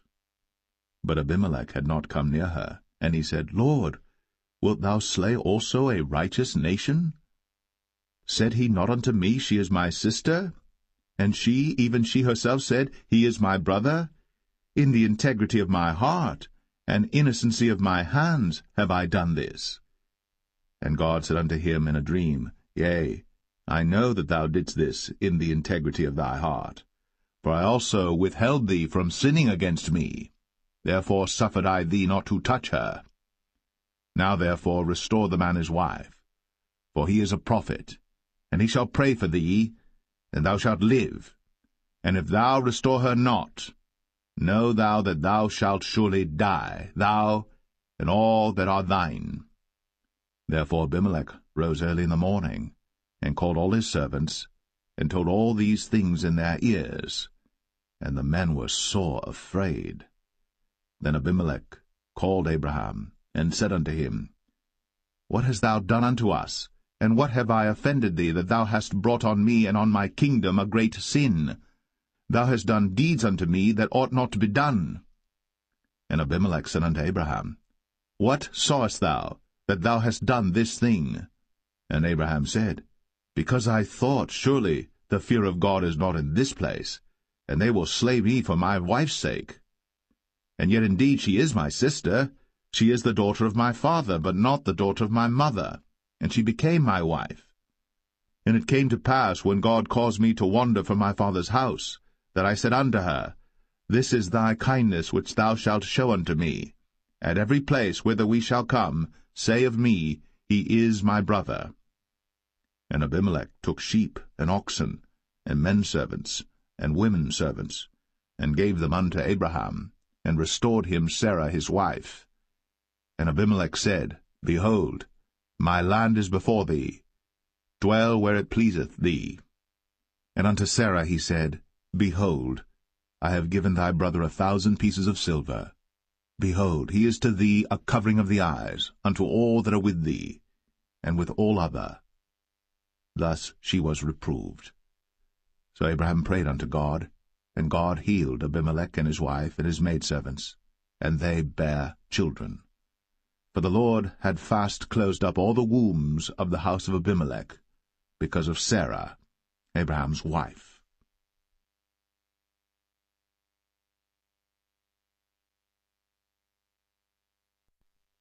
Genesis 21. And the Lord visited Sarah as he had said, and the Lord did unto Sarah as he had spoken. For Sarah conceived, and bare Abraham a son in his old age, at the set time of which God had spoken to him. And Abraham called the name of his son that was born unto him, whom Sarah bare to him, Isaac. And Abraham circumcised his son Isaac, being 8 days old, as God had commanded him. And Abraham was 100 years old when his son Isaac was born unto him. And Sarah said, God hath made me to laugh, so that all that hear will laugh with me. And she said, Who would have said unto Abraham, that Sarah should have given children suck? For I have borne him a son in his old age. And the child grew, and was weaned. And Abraham made a great feast, the same day that Isaac was weaned. And Sarah saw the son of Hagar the Egyptian, which she had borne unto Abraham, mocking. Wherefore she said unto Abraham, Cast out this bondwoman and her son, for the son of this bondwoman shall not be heir with my son, even with Isaac. And the thing was very grievous in Abraham's sight because of his son. And God said unto Abraham, Let it not be grievous in thy sight, because of the lad, and because of thy bondwoman. In all that Sarah hath said unto thee, hearken unto her voice, for in Isaac shall thy seed be called. And also of the son of the bondwoman will I make a nation, because he is thy seed. And Abraham rose up early in the morning, and took bread and a bottle of water, and gave it unto Hagar, putting it on her shoulder, and the child, and sent her away, and she departed and wandered in the wilderness of Beersheba. And the water was spent in the bottle, and she cast the child under one of the shrubs, and she went and sat her down over against him a good way off, as it were a bowshot, for she said, Let me not see the death of the child. And she sat over against him, and lifted up her voice, and wept. And God heard the voice of the lad. And the angel of God called to Hagar out of heaven, and said unto her, What aileth thee, Hagar? Fear not. For God hath heard the voice of the lad where he is. Arise, lift up the lad, and hold him in thine hand, for I will make him a great nation. And God opened her eyes, and she saw a well of water, and she went and filled the bottle with water, and gave the lad drink. And God was with the lad, and he grew, and dwelt in the wilderness, and became an archer. And he dwelt in the wilderness of Paran, and his mother took him a wife out of the land of Egypt. And it came to pass at that time that Abimelech and Phicol, the chief captain of his host, spake unto Abraham, saying, God is with thee in all that thou doest. Now therefore swear unto me here by God that thou wilt not deal falsely with me, nor with my son, nor with my son's son, but according to the kindness that I have done unto thee, thou shalt do unto me, and to the land wherein thou hast sojourned. And Abraham said, I will swear. And Abraham reproved Abimelech because of a well of water, which Abimelech's servants had violently taken away. And Abimelech said, I wot not who hath done this thing, neither didst thou tell me, neither yet heard I of it, but today. And Abraham took sheep and oxen, and gave them unto Abimelech, and both of them made a covenant. And Abraham set 7 ewe lambs of the flock by themselves. And Abimelech said unto Abraham, What mean these 7 ewe lambs which thou hast set by themselves? And he said, For these 7 ewe lambs shalt thou take of my hand, that they may be a witness unto me that I have digged this well. Wherefore he called that place Beersheba, because there they sware both of them. Thus they made a covenant at Beersheba. Then Abimelech rose up, and Phicol the chief captain of his host, and they returned into the land of the Philistines. And Abraham planted a grove in Beersheba, and called there on the name of the Lord, the everlasting God. And Abraham sojourned in the Philistines' land many days.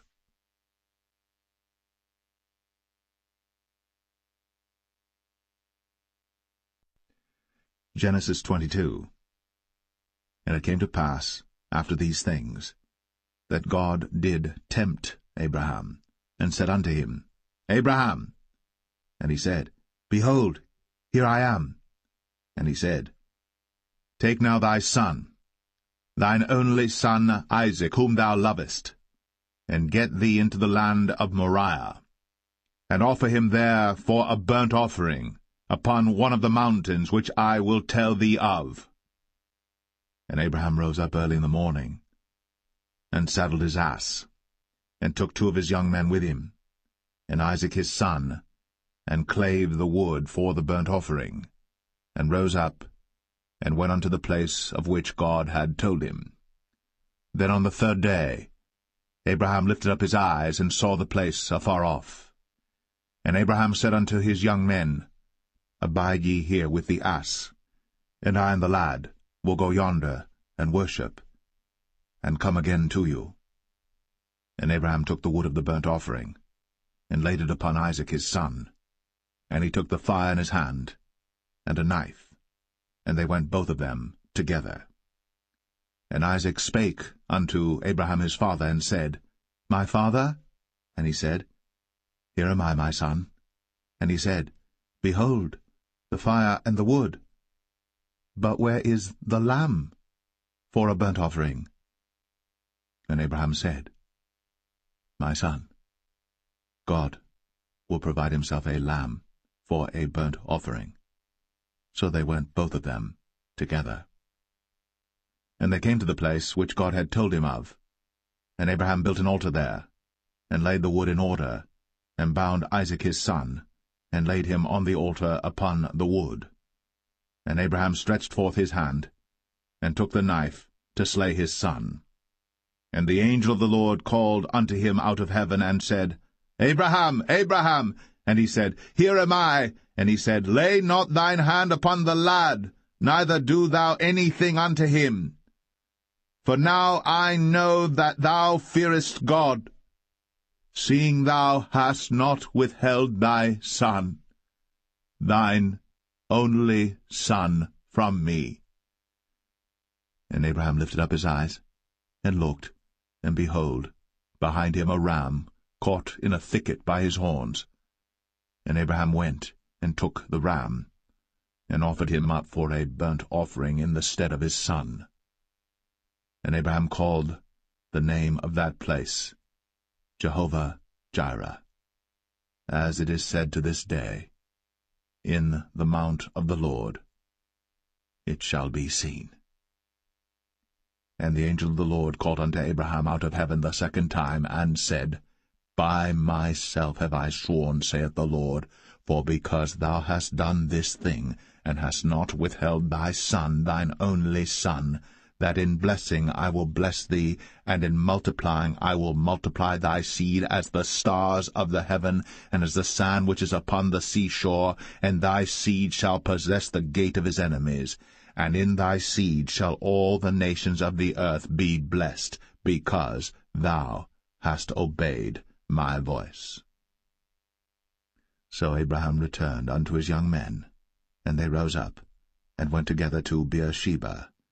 And Abraham dwelt at Beersheba. And it came to pass after these things, that it was told Abraham, saying, Behold, Milcah, she hath also borne children unto thy brother Nahor, Huz his firstborn, and Buz his brother, and Kemuel the father of Aram, and Chesed, and Hazo, and Pildash, and Jidlaph, and Bethuel. And Bethuel begat Rebekah. These 8 Milcah did bear to Nahor, Abraham's brother. And his concubine, whose name was Rumah, she bare also Tebah, and Gaham, and Thahash, and Maacah.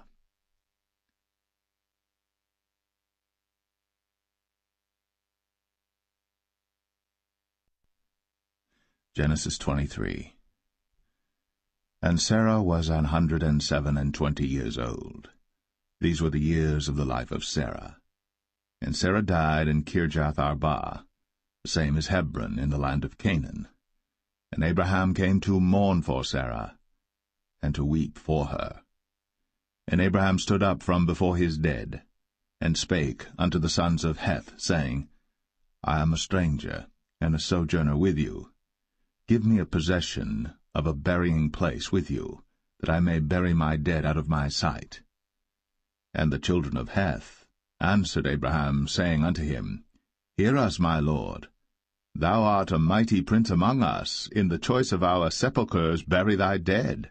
None of us shall withhold from thee his sepulchre, but that thou mayest bury thy dead. And Abraham stood up, and bowed himself to the people of the land, even to the children of Heth. And he communed with them, saying, If it be your mind that I should bury my dead out of my sight, hear me, and entreat for me to Ephron the son of Zoar, that he may give me the cave of Machpelah, which he hath, which is in the end of his field. For as much money as it is worth, he shall give it me, for a possession of a burying place amongst you. And Ephron dwelt among the children of Heth. And Ephron the Hittite answered Abraham in the audience of the children of Heth, even of all that went in at the gate of his city, saying, Nay, my lord, hear me. The field give I thee, and the cave that is therein I give it thee. In the presence of the sons of my people give I it thee. Bury thy dead. And Abraham bowed down himself before the people of the land. And he spake unto Ephron in the audience of the people of the land, saying, But if thou wilt give it, I pray thee, hear me. I will give thee money for the field. Take it of me, and I will bury my dead there. And Ephron answered Abraham, saying unto him, My lord, hearken unto me. The land is worth 400 shekels of silver. What is that betwixt me and thee? Bury therefore thy dead. And Abraham hearkened unto Ephron, and Abraham weighed to Ephron the silver, which he had named in the audience of the sons of Heth, 400 shekels of silver, current money, with the merchant. And the field of Ephron which was in Machpelah, which was before Mamre, the field and the cave which was therein, and all the trees that were in the field, that were in all the borders round about, were made sure unto Abraham for a possession in the presence of the children of Heth, before all that went in at the gate of his city. And after this Abraham buried Sarah his wife, in the cave of the field of Machpelah before Mamre, the same is Hebron in the land of Canaan, and the field, and the cave that is therein, were made sure unto Abraham for a possession of a burying place by the sons of Heth.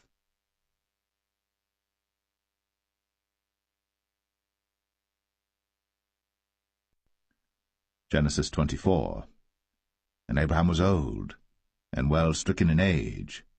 And the Lord had blessed Abraham in all things. And Abraham said unto his eldest servant of his house, that ruled over all that he had, Put, I pray thee, thy hand under my thigh, and I will make thee swear by the Lord, the God of heaven, and the God of the earth, that thou shalt not take a wife unto my son of the daughters of the Canaanites, among whom I dwell, but thou shalt go unto my country, and to my kindred, and take a wife unto my son Isaac. And the servant said unto him, Peradventure the woman will not be willing to follow me unto this land. Must I needs bring thy son again unto the land from whence thou camest? And Abraham said unto him, Beware thou that thou bring not my son thither again.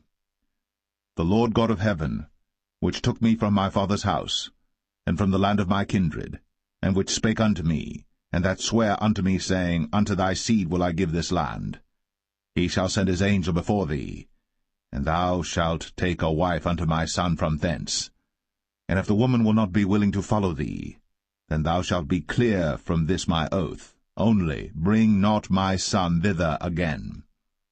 And the servant put his hand under the thigh of Abraham his master, and sware to him concerning that matter. And the servant took 10 camels of the camels of his master, and departed, for all the goods of his master were in his hand. And he arose, and went to Mesopotamia, unto the city of Nahor. And he made his camels to kneel down without the city by a well of water, at the time of the evening, even the time that women go out to draw water. And he said, O Lord God of my master Abraham, I pray thee, send me good speed this day, and show kindness unto my master Abraham. Behold, I stand here by the well of water, and the daughters of the men of the city come out to draw water. And let it come to pass, that the damsel to whom I shall say, Let down thy pitcher, I pray thee, that I may drink. And she shall say, Drink. And I will give thy camels drink also. Let the same be she that thou hast appointed for thy servant Isaac. And thereby shall I know that thou hast shown kindness unto my master. And it came to pass, before he had done speaking, that, behold, Rebekah came out, who was born to Bethuel, son of Milcah, the wife of Nahor, Abraham's brother, with her pitcher upon her shoulder. And the damsel was very fair to look upon, a virgin, neither had any man known her. And she went down to the well, and filled her pitcher, and came up. And the servant ran to meet her, and said, Let me, I pray thee, drink a little water of thy pitcher. And she said, Drink, my lord. And she hasted, and let down her pitcher upon her hand, and gave him drink. And when she had done giving him drink, she said, I will draw water for thy camels also, until they have done drinking. And she hasted, and emptied her pitcher into the trough, and ran again unto the well to draw water, and drew for all his camels. And the man, wondering at her, held his peace, to wit whether the Lord had made his journey prosperous or not. And it came to pass, as the camels had done drinking, that the man took a golden earring of 1/2 a shekel weight, and 2 bracelets for her hands of 10 shekels weight of gold, and said, Whose daughter art thou? Tell me, I pray thee. Is there room in thy father's house for us to lodge in? And she said unto him, I am the daughter of Bethuel, the son of Milcah, which she bare unto Nahor. She said moreover unto him, We have both straw and provender enough, and room to lodge in. And the man bowed down his head, and worshipped the Lord. And he said, Blessed be the Lord God of my master Abraham, who hath not left destitute my master of his mercy and his truth. I being in the way, the Lord led me to the house of my master's brethren. And the damsel ran, and told them of her mother's house these things. And Rebekah had a brother, and his name was Laban. And Laban ran out unto the man, unto the well. And it came to pass, when he saw the earring and bracelets upon his sister's hands, and when he heard the words of Rebekah his sister, saying, Thus spake the man unto me, that he came unto the man, and behold, he stood by the camels at the well. And he said, Come in, thou blessed of the Lord. Wherefore standest thou without? For I have prepared the house and room for the camels. And the man came into the house, and he ungirded his camels, and gave straw and provender for the camels, and water to wash his feet, and the men's feet that were with him. And there was set meat before him to eat, but he said, I will not eat until I have told mine errand. And he said, Speak on. And he said, I am Abraham's servant. And the Lord hath blessed my master greatly, and he is become great, and he hath given him flocks, and herds, and silver, and gold, and menservants, and maidservants, and camels, and asses. And Sarah my master's wife bare a son to my master when she was old, and unto him hath he given all that he hath. And my master made me swear, saying, Thou shalt not take a wife to my son of the daughters of the Canaanites in whose land I dwell, but thou shalt go unto my father's house, and to my kindred, and take a wife unto my son. And I said unto my master, Peradventure the woman will not follow me. And he said unto me, The Lord before whom I walk will send his angel with thee, and prosper thy way. And thou shalt take a wife for my son of my kindred, and of my father's house. Then shalt thou be clear from this my oath, when thou comest to my kindred. And if they give not thee one, thou shalt be clear from my oath. And I came this day unto the well, and said, O Lord God of my master Abraham, if now thou do prosper my way which I go, behold, I stand by the well of water. And it shall come to pass that when the virgin cometh forth to draw water, and I say to her, Give me, I pray thee, a little water of thy pitcher to drink, and she say to me, Both drink thou, and I will also draw for thy camels, let the same be the woman whom the Lord hath appointed out for my master's son. And before I had done speaking in mine heart, behold, Rebekah came forth with her pitcher on her shoulder, and she went down unto the well, and drew water. And I said unto her, Let me drink, I pray thee. And she made haste, and let down her pitcher from her shoulder, and said, Drink, and I will give thy camels drink also.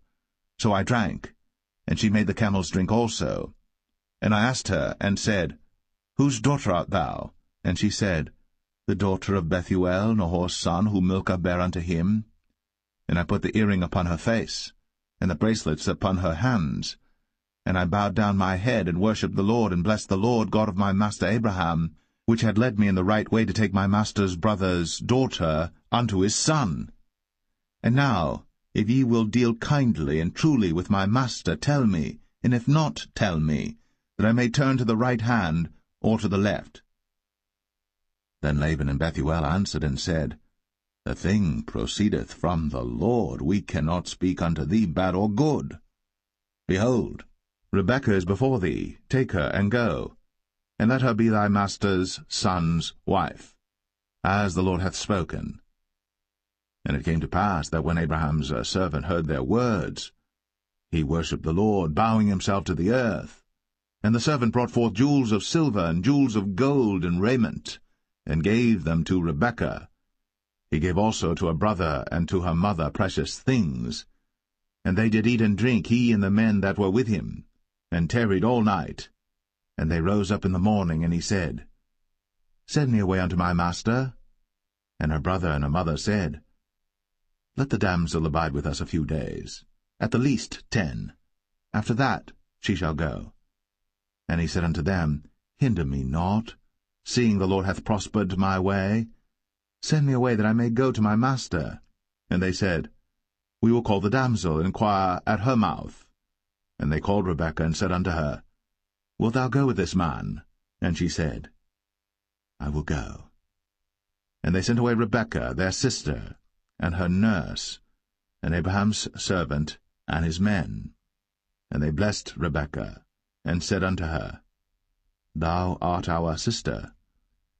Be thou the mother of thousands of millions, and let thy seed possess the gate of those which hate them. And Rebekah arose, and her damsels, and they rode upon the camels, and followed the man. And the servant took Rebekah, and went his way. And Isaac came from the way of the well Lahai-roi, for he dwelt in the south country. And Isaac went out to meditate in the field at the eventide. And he lifted up his eyes, and saw, and behold, the camels were coming. And Rebekah lifted up her eyes, and when she saw Isaac, she lighted off the camel. For she had said unto the servant, What man is this that walketh in the field to meet us? And the servant had said, It is my master. Therefore she took a veil, and covered herself. And the servant told Isaac all things that he had done. And Isaac brought her into his mother Sarah's tent, and took Rebekah, and she became his wife, and he loved her. And Isaac was comforted after his mother's death.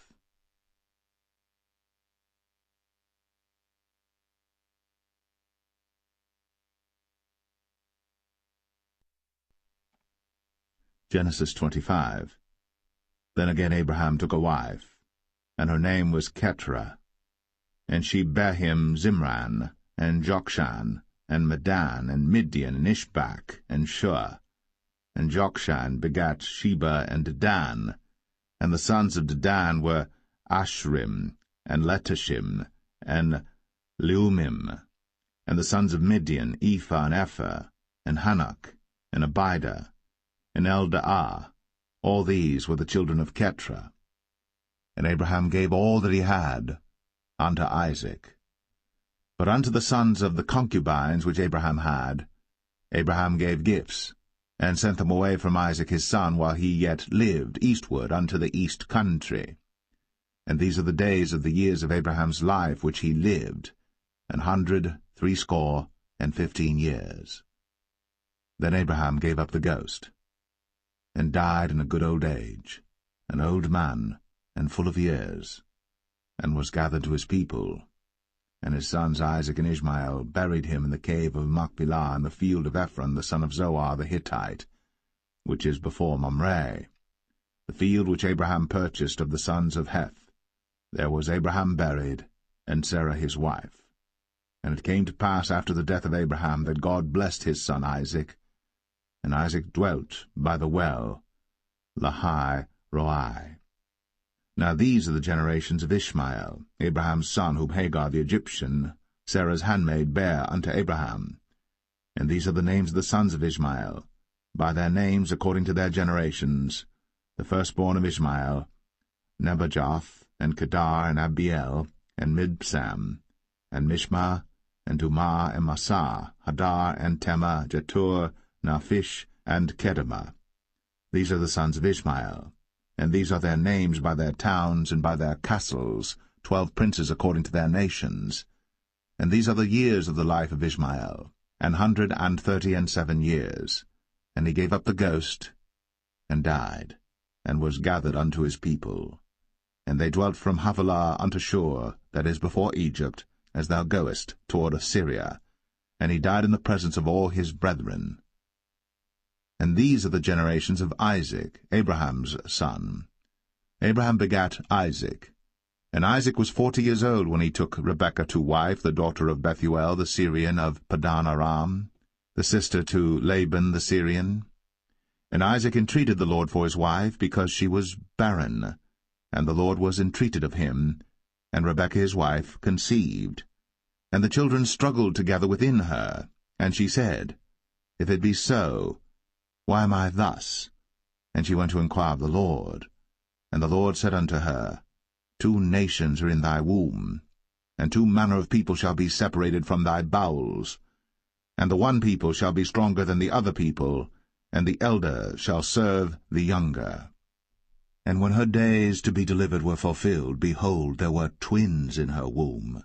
And the first came out red, all over, like an hairy garment. And they called his name Esau. And after that came his brother out, and his hand took hold on Esau's heel, and his name was called Jacob. And Isaac was 80 years old when she bare them.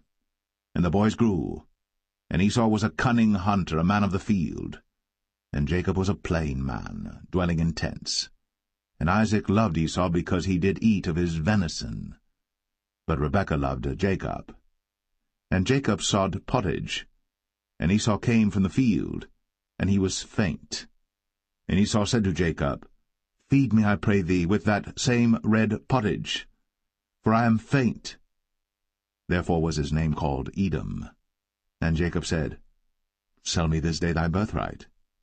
And Esau said, Behold, I am at the point to die, and what profit shall this birthright do to me? And Jacob said, Swear to me this day. And he sware unto him. and he sold his birthright unto Jacob. Then Jacob gave Esau bread and pottage of lentils, and he did eat and drink, and rose up, and went his way. Thus Esau despised his birthright.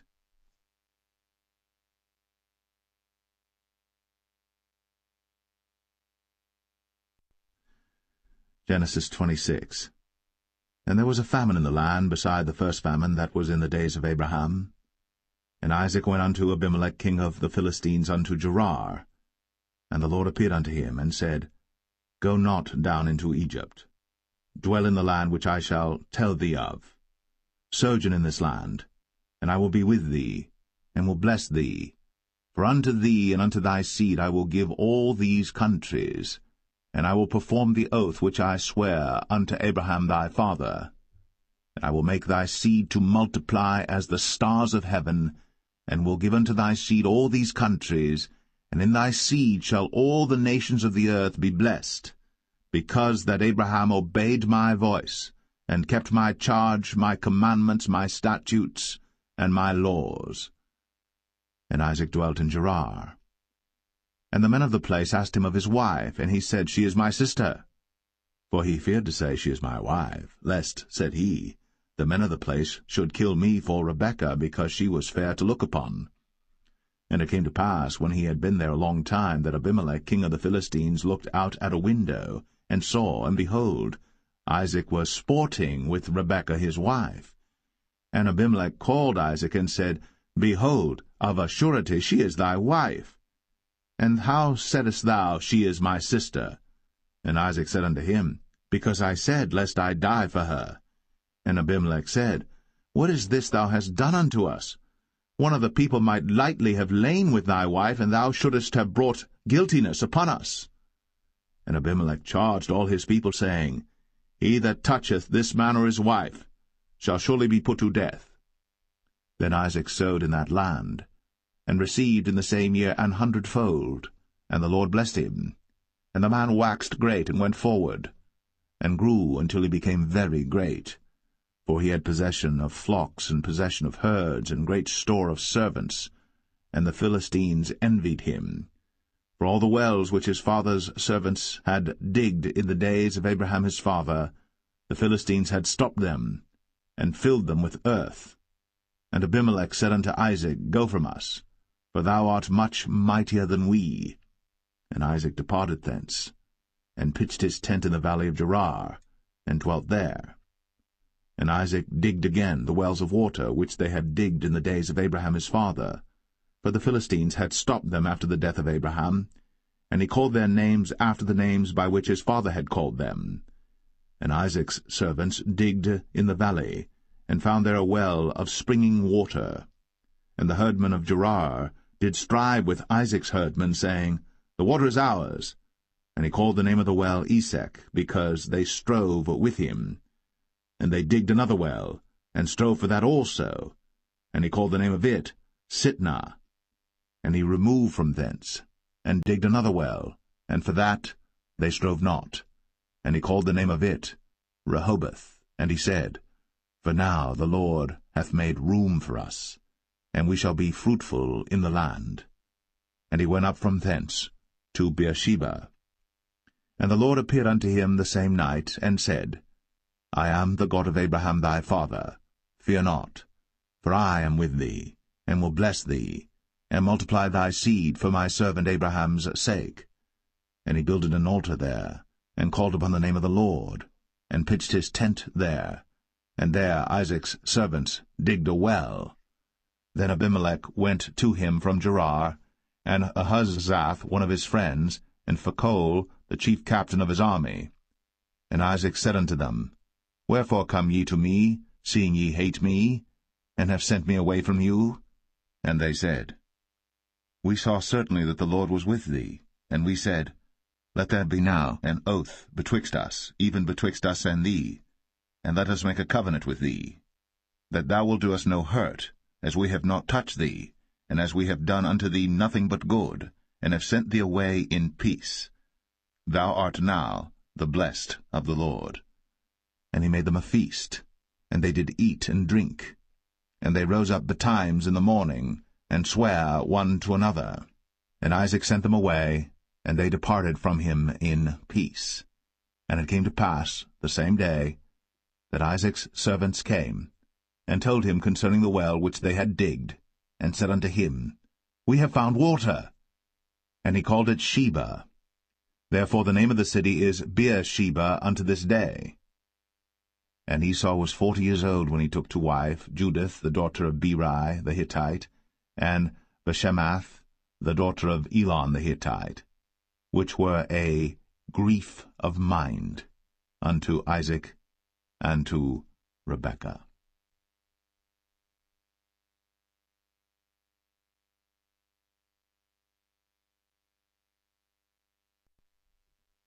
Genesis 27. And it came to pass that when Isaac was old, and his eyes were dim, so that he could not see, he called Esau his eldest son, and said unto him, My son.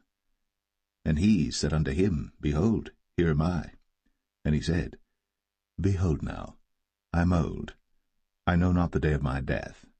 Now therefore, take, I pray thee, thy weapons, thy quiver, and thy bow, and go out to the field, and take me some venison, and make me savory meat, such as I love, and bring it to me, that I may eat, that my soul may bless thee before I die. And Rebekah heard when Isaac spake to Esau his son. And Esau went to the field to hunt for venison, and to bring it. And Rebekah spake unto Jacob her son, saying, Behold, I heard thy father speak unto Esau thy brother, saying, Bring me venison, and make me savory meat, that I may eat, and bless thee before the Lord, before my death. Now therefore, my son, obey my voice according to that which I command thee. Go now to the flock, and fetch me from thence 2 good kids of the goats, and I will make them savory meat for thy father, such as he loveth. And thou shalt bring it to thy father, that he may eat, and that he may bless thee before his death. And Jacob said to Rebekah his mother, Behold, Esau my brother is a hairy man, and I am a smooth man. My father peradventure will feel me, and I shall seem to him as a deceiver, and I shall bring a curse upon me, and not a blessing. And his mother said unto him, Upon me be thy curse, my son, only obey my voice, and go fetch me them. And he went, and fetched, and brought them to his mother. And his mother made savory meat such as his father loved. And Rebekah took goodly raiment of her eldest son Esau, which were with her in the house, and put them upon Jacob her younger son. And she put the skins of the kids of the goats upon his hands, and upon the smooth of his neck. And she gave the savory meat, and the bread, which she had prepared, into the hand of her son Jacob. And he came unto his father, and said, My father. And he said, Here am I. Who art thou, my son? And Jacob said unto his father, I am Esau thy firstborn. I have done according as thou badest me. Arise, I pray thee, sit and eat of my venison, that thy soul may bless me. And Isaac said unto his son, How is it that thou hast found it so quickly, my son? And he said, Because the Lord thy God brought it to me. And Isaac said unto Jacob, Come near, I pray thee, that I may feel thee, my son, whether thou be my very son Esau, or not. And Jacob went near unto Isaac his father, and he felt him, and said, The voice is Jacob's voice, but the hands are the hands of Esau. And he discerned him not, because his hands were hairy, as his brother Esau's hands. So he blessed him, and he said, Art thou my very son Esau? And he said, I am.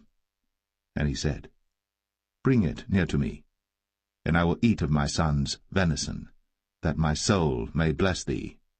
And he brought it near to him, and he did eat. And he brought him wine, and he drank.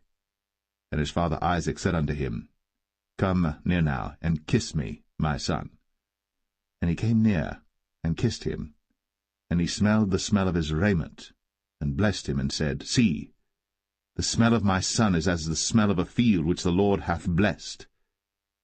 Therefore God give thee of the dew of heaven, and the fatness of the earth, and plenty of corn and wine. Let people serve thee, and nations bow down to thee. Be lord over thy brethren, and let thy mother's sons bow down to thee. Cursed be every one that curseth thee, and blessed be he that blesseth thee. And it came to pass, as soon as Isaac had made an end of blessing Jacob, and Jacob was yet scarce gone out from the presence of Isaac his father, that Esau his brother came in from his hunting. And he also had made savory meat, and brought it unto his father, and said unto his father, Let my father arise, and eat of his son's venison, that thy soul may bless me. And Isaac his father said unto him, Who art thou? And he said, I am thy son, thy firstborn, Esau. And Isaac trembled very exceedingly, and said, Who? Where is he that hath taken venison and brought it me? And I have eaten of all before thou camest, and have blessed him, yea, and he shall be blessed. And when Esau heard the words of his father, he cried with a great and exceeding bitter cry, and said unto his father, Bless me, even me also, O my father. And he said, Thy brother came with subtlety, and hath taken away thy blessing. And he said, Is not he rightly named Jacob? For he hath supplanted me these 2 times. He took away my birthright, and behold, now he hath taken away my blessing. And he said, Hast thou not reserved a blessing for me? And Isaac answered and said unto Esau, Behold, I have made him thy lord, and all his brethren have I given to him for servants, and with corn and wine have I sustained him. And what shall I do now unto thee, my son? And Esau said unto his father, Hast thou but one blessing, my father? Bless me, even me also, O my father. And Esau lifted up his voice and wept. And Isaac his father answered and said unto him, Behold, thy dwelling shall be the fatness of the earth, and of the dew of heaven from above. And by thy sword shalt thou live, and shalt serve thy brother. And it shall come to pass that when thou shalt have the dominion, that thou shalt break his yoke from off thy neck. And Esau hated Jacob, because of the blessing wherewith his father blessed him. And Esau said in his heart, The days of mourning for my father are at hand. Then will I slay my brother Jacob. And these words of Esau her elder son were told to Rebekah, and she sent and called Jacob her younger son, and said unto him, Behold, thy brother Esau, as touching thee, doth comfort himself, purposing to kill thee. Now therefore, my son, obey my voice, and arise. Flee thou to Laban my brother, to Haran, and tarry with him a few days, until thy brother's fury turn away, until thy brother's anger turn away from thee, and he forget that which thou hast done to him. Then I will send and fetch thee from thence. Why should I be deprived also of you both in one day? And Rebekah said to Isaac, I am weary of my life because of the daughters of Heth. If Jacob take a wife of the daughters of Heth, such as these which are of the daughters of the land, what good shall my life do me?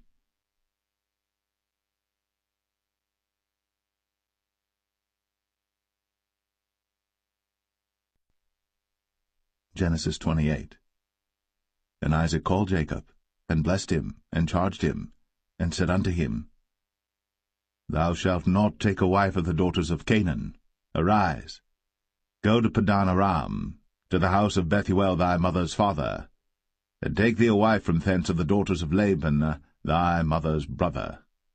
And God Almighty bless thee, and make thee fruitful, and multiply thee, that thou mayest be a multitude of people, and give thee the blessing of Abraham to thee, and to thy seed with thee, that thou mayest inherit the land wherein thou art a stranger, which God gave unto Abraham. And Isaac sent away Jacob, And he went to Padan-aram unto Laban, son of Bethuel the Syrian, the brother of Rebekah, Jacob's and Esau's mother. When Esau saw that Isaac had blessed Jacob, and sent him away to Padan-aram, to take him a wife from thence, and that as he blessed him he gave him a charge, saying, Thou shalt not take a wife of the daughters of Canaan, and that Jacob obeyed his father and his mother, and was gone to Padan-aram. And Esau, seeing that the daughters of Canaan pleased not Isaac his father, then went Esau unto Ishmael, and took unto the wives which he had Mahalath, the daughter of Ishmael, Abraham's son, the sister of Nebajoth, to be his wife. And Jacob went out from Beersheba, and went toward Haran. And he lighted upon a certain place, and tarried there all night, because the sun was set. And he took of the stones of that place, and put them for his pillows, and lay down in that place to sleep. And he dreamed, and behold, a ladder set up on the earth, and the top of it reached to heaven, and behold, the angels of God ascending and descending on it. And behold, the Lord stood above it, and said, I am the Lord God of Abraham thy father, and the God of Isaac. The land whereon thou liest, to thee will I give it, and to thy seed. And thy seed shall be as the dust of the earth, and thou shalt spread abroad to the west, and to the east, and to the north, and to the south. And in thee and in thy seed shall all the families of the earth be blessed. And behold, I am with thee, and will keep thee in all places whither thou goest, and will bring thee again into this land. For I will not leave thee, until I have done that which I have spoken to thee of. And Jacob awaked out of his sleep, and he said, Surely the Lord is in this place, and I knew it not. And he was afraid, and said, How dreadful is this place! This is none other but the house of God, and this is the gate of heaven. And Jacob rose up early in the morning, and took the stone that he had put for his pillows, and set it up for a pillar, and poured oil upon the top of it.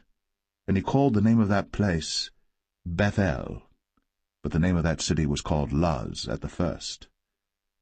And Jacob vowed a vow, saying, If God will be with me, and will keep me in this way that I go, and will give me bread to eat, and raiment to put on, so that I come again to my father's house in peace, then shall the Lord be my God. And this stone which I have set up for a pillar shall be God's house. And of all that thou shalt give me, I will surely give the 10th unto thee.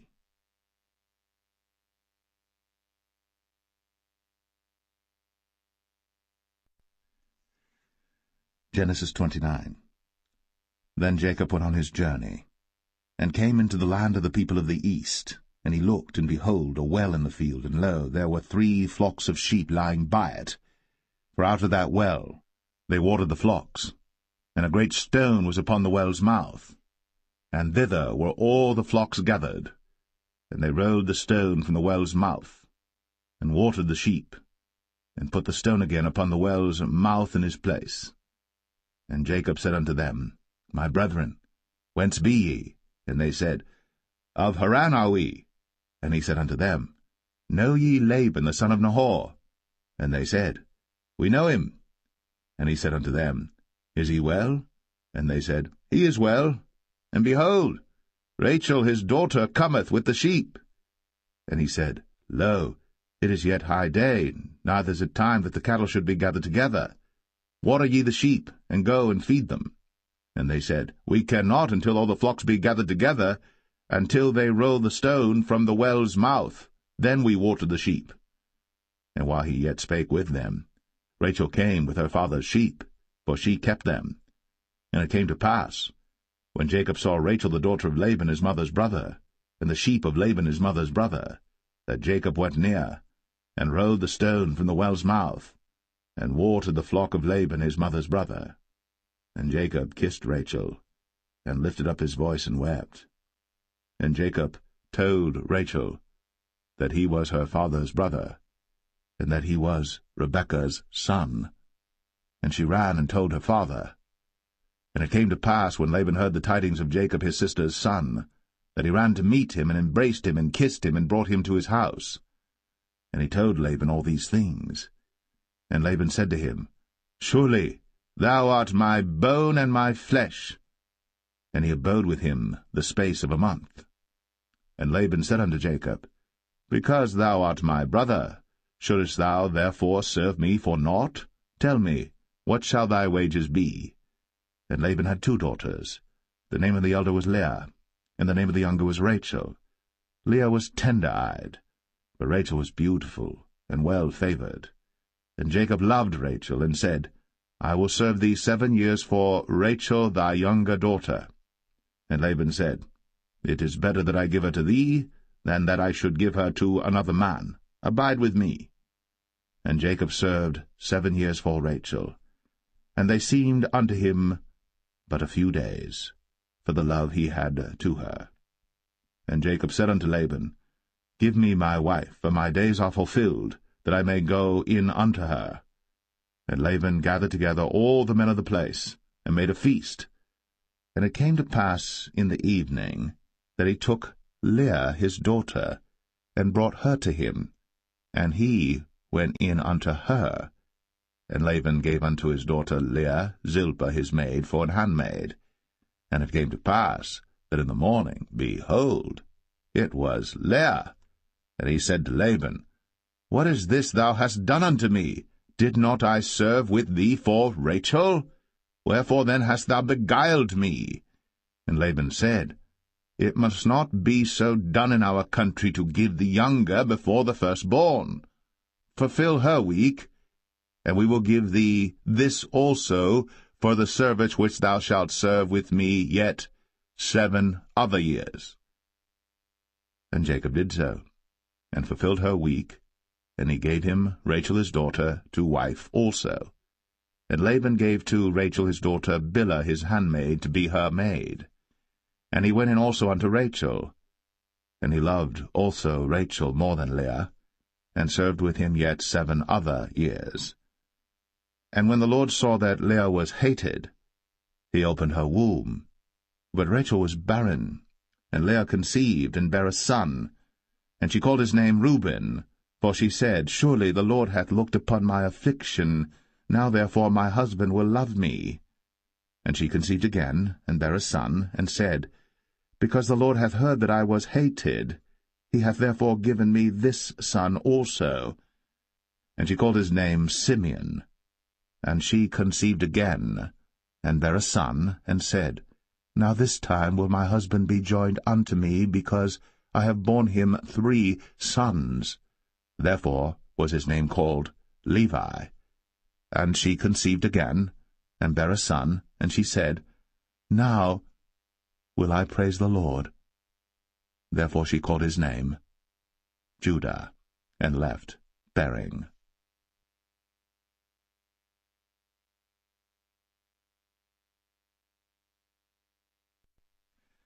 Genesis 30.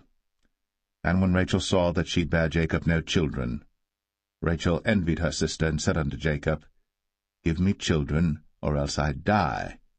And Jacob's anger was kindled against Rachel, and he said, Am I in God's stead, who hath withheld from thee the fruit of the womb? And she said, Behold my maid Bilhah, go in unto her, and she shall bear upon my knees, that I may also have children by her. And she gave him Bilhah her handmaid to wife, and Jacob went in unto her. And Bilhah conceived, and bare Jacob a son. And Rachel said, God hath judged me, and hath also heard my voice, and hath given me a son. Therefore called she his name Dan. And Bilhah Rachel's maid conceived again, and bare Jacob a second son. And Rachel said, With great wrestlings have I wrestled with my sister, and I have prevailed. And she called his name Naphtali. When Leah saw that she had left bearing, she took Zilpah her maid, and gave her Jacob to wife. And Zilpah, Leah's maid, bare Jacob a son. And Leah said, A troop cometh. And she called his name Gad. And Zilpah, Leah's maid, bare Jacob a second son. And Leah said, Happy am I, for the daughters will call me blessed. And she called his name Asher. And Reuben went in the days of wheat harvest, and found mandrakes in the field, and brought them unto his mother Leah. Then Rachel said to Leah, Give me, I pray thee, of thy son's mandrakes. And she said unto her, Is it a small matter that thou hast taken my husband? And wouldst thou take away my son's mandrakes also? And Rachel said, Therefore he shall lie with thee tonight, for thy son's mandrakes. And Jacob came out of the field in the evening, and Leah went out to meet him, and said, Thou must come in unto me, for surely I have hired thee with my son's mandrakes. And he lay with her that night. And God hearkened unto Leah, and she conceived, and bare Jacob the fifth son. And Leah said, God hath given me my hire, because I have given my maiden to my husband. And she called his name Issachar. And Leah conceived again, and bare Jacob the sixth son. And Leah said, God hath endued me with a good dowry. Now will my husband dwell with me, because I have borne him 6 sons. And she called his name Zebulun. And afterwards she bare a daughter, and called her name Dinah. And God remembered Rachel, and God hearkened to her, and opened her womb. And she conceived, and bare a son, and said, God hath taken away my reproach. And she called his name Joseph, and said, The Lord shall add to me another son. And it came to pass, when Rachel had borne Joseph, that Jacob said unto Laban, Send me away, that I may go unto mine own place, and to my country. Give me my wives and my children, for whom I have served thee, and let me go, for thou knowest my service which I have done thee. And Laban said unto him, I pray thee, if I have found favour in thine eyes, tarry, for I have learned by experience that the Lord hath blessed me for thy sake. And he said, Appoint me thy wages, and I will give it. And he said unto him, Thou knowest how I have served thee, and how thy cattle was with me. For it was little which thou hadst before I came, and it is now increased unto a multitude. And the Lord hath blessed thee since my coming. And now, when shall I provide for mine own house also? And he said, What shall I give thee?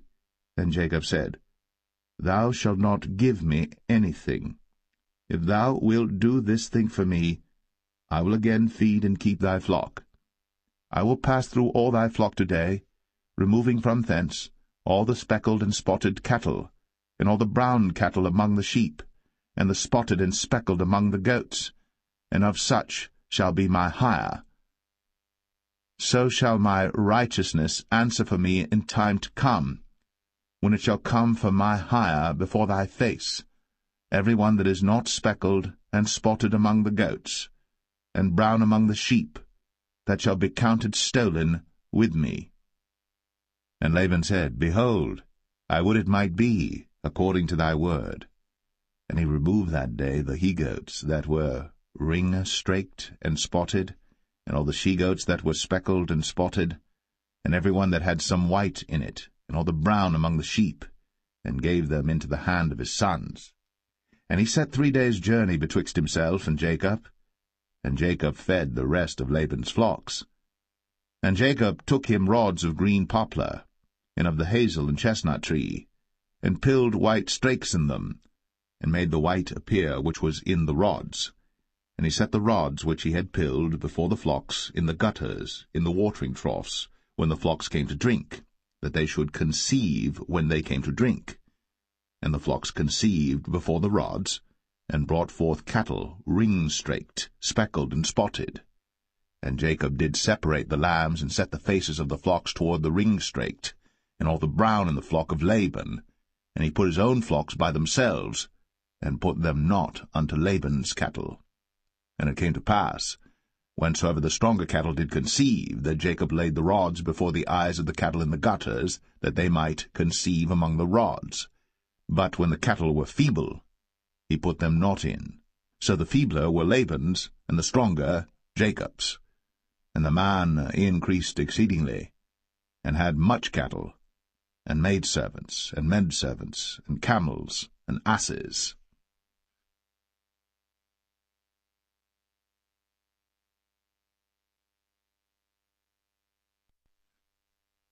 Genesis 31. And he heard the words of Laban's sons, saying, Jacob hath taken away all that was our father's, and of that which was our father's hath he gotten all this glory. And Jacob beheld the countenance of Laban, and behold, it was not toward him as before. And the Lord said unto Jacob, Return unto the land of thy fathers, and to thy kindred, and I will be with thee. And Jacob sent and called Rachel and Leah to the field unto his flock, and said unto them, I see your father's countenance, that it is not toward me as before, but the God of my father hath been with me. And ye know that with all my power I have served your father. And your father hath deceived me, and changed my wages 10 times. But God suffered him not to hurt me. If he said thus, The speckled shall be thy wages, then all the cattle bear speckled. And if he said thus, The ring-straked shall be thy hire, then bear all the cattle ring-straked. Thus God hath taken away the cattle of your father, and given them to me. And it came to pass at the time that the cattle conceived, that I lifted up mine eyes, and saw in a dream, and behold, the rams which leaped upon the cattle were ring-straked, speckled, and grizzled. And the angel of God spake unto me in a dream, saying, Jacob. And I said, Here am I. And he said, Lift up now thine eyes, and see all the rams which leap upon the cattle are ring-straked, speckled, and grizzled. For I have seen all that Laban doeth unto thee. I am the God of Bethel, where thou anointest the pillar, and where thou vowest a vow unto me. Now arise, get thee out from this land, and return unto the land of thy kindred.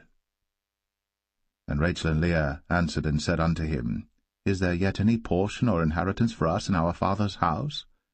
Are we not counted of him strangers? For he hath sold us, and hath quite devoured also our money. For all the riches which God hath taken from our father, that is ours and our children's. Now then, whatsoever God hath said unto thee, do. Then Jacob rose up, and set his sons and his wives upon camels. And he carried away all his cattle, and all his goods which he had gotten, the cattle of his getting which he had gotten in Padan Aram, for to go to Isaac his father in the land of Canaan. And Laban went to shear his sheep. And Rachel had stolen the images that were her father's. And Jacob stole away unawares to Laban the Syrian, in that he told him not that he fled. So he fled with all that he had, and he rose up and passed over the river, and set his face toward the Mount Gilead. And it was told Laban on the 3rd day that Jacob was fled. And he took his brethren with him, and pursued after him 7 days' journey. And they overtook him in the Mount Gilead. And God came to Laban the Syrian in a dream by night, and said unto him, Take heed that thou speak not to Jacob either good or bad. Then Laban overtook Jacob. Now Jacob had pitched his tent in the mount, and Laban with his brethren pitched in the mount of Gilead. And Laban said to Jacob, What hast thou done, that thou hast stolen away unawares to me, and carried away my daughters as captives taken with the sword?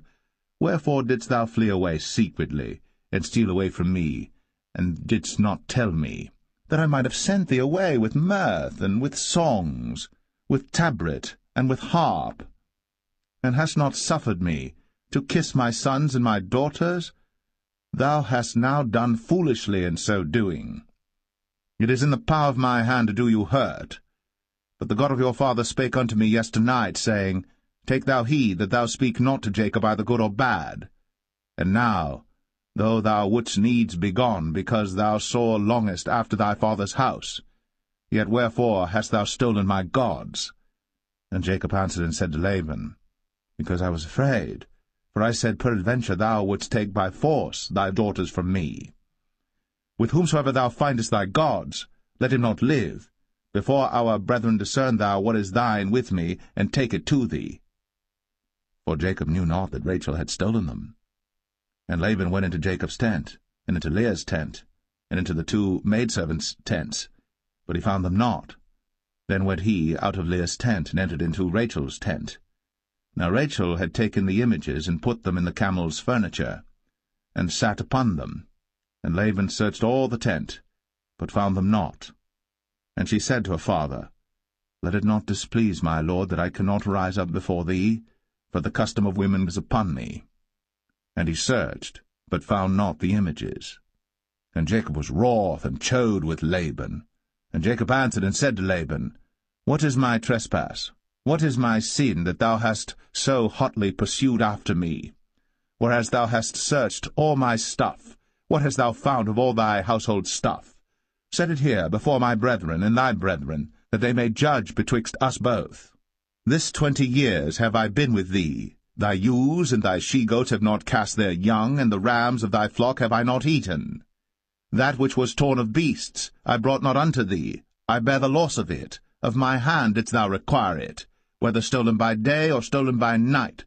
Thus I was. In the day the drought consumed me, and the frost by night, and my sleep departed from mine eyes. Thus have I been 20 years in thy house. I served thee 14 years for thy 2 daughters, and 6 years for thy cattle, and thou hast changed my wages 10 times. Except the God of my father, the God of Abraham, and the fear of Isaac had been with me, surely thou hadst sent me away now empty. God hath seen my affliction, and the labor of my hands, and rebuked thee yesternight. And Laban answered and said unto Jacob, These daughters are my daughters, and these children are my children, and these cattle are my cattle, and all that thou seest is mine. And what can I do this day unto these my daughters, or unto their children which they have borne? Now therefore come thou, let us make a covenant, I and thou, and let it be for a witness between me and thee. And Jacob took a stone, and set it up for a pillar. And Jacob said unto his brethren, Gather stones. And they took stones, and made an heap, and they did eat thereupon the heap. And Laban called it Jegar-sahadathah, but Jacob called it Galeed. And Laban said, This heap is a witness between me and thee this day. Therefore was the name of it called Galeed. And Mizpah, for he said, The Lord watch between me and thee, when we are absent one from another. If thou shalt afflict my daughters, or if thou shalt take other wives beside my daughters, no man is with us. See, God is witness betwixt me and thee. And Laban said to Jacob, Behold this heap, and behold this pillar, which I have cast betwixt me and thee. This heap be witness, and this pillar be witness, that I will not pass over this heap to thee, and that thou shalt not pass over this heap and this pillar unto me for harm. The God of Abraham and the God of Nahor, the God of their father, judge betwixt us. And Jacob sware by the fear of his father Isaac. Then Jacob offered sacrifice upon the mount, and called his brethren to eat bread. And they did eat bread, and tarried all night in the mount. And early in the morning Laban rose up, and kissed his sons and his daughters, and blessed them. And Laban departed, and returned unto his place.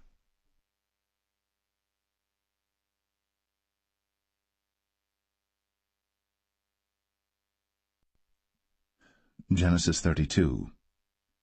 And Jacob went on his way, and the angels of God met him. And when Jacob saw them, he said, This is God's host. And he called the name of that place Mahanaim. And Jacob sent messengers before him to Esau his brother unto the land of Seir, the country of Edom. And he commanded them, saying, Thus shall ye speak unto my lord Esau.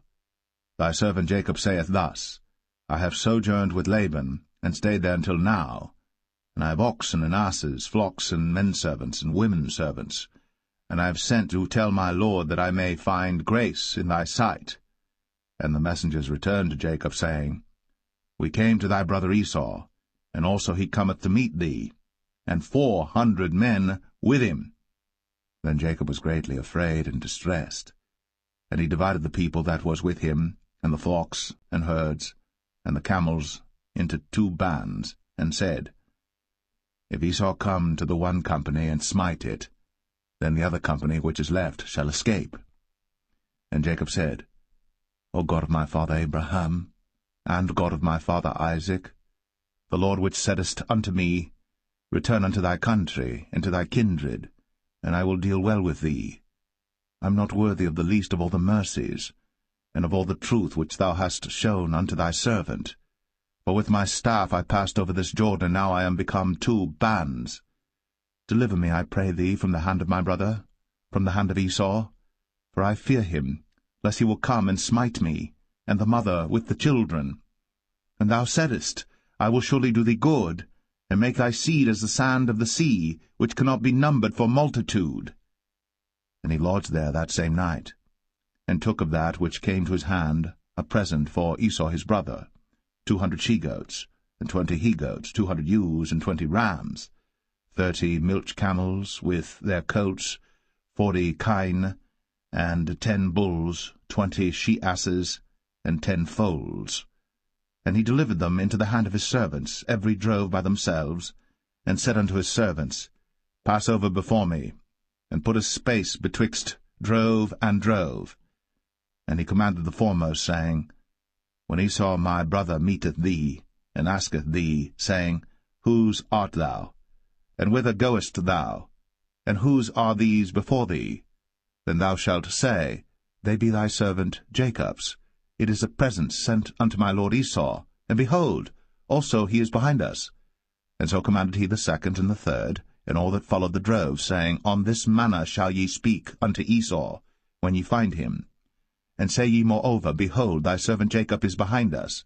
For he said, I will appease him with the present that goeth before me, and afterward I will see his face. Peradventure he will accept of me. So went the present over before him, and himself lodged that night in the company. And he rose up that night, and took his 2 wives, and his 2 women servants, and his 11 sons, and passed over the ford Jabbok. And he took them, and sent them over the brook, and sent over that he had. And Jacob was left alone. And there wrestled a man with him until the breaking of the day. And when he saw that he prevailed not against him, he touched the hollow of his thigh, and the hollow of Jacob's thigh was out of joint as he wrestled with him. And he said, Let me go, for the day breaketh. And he said, I will not let thee go, except thou bless me.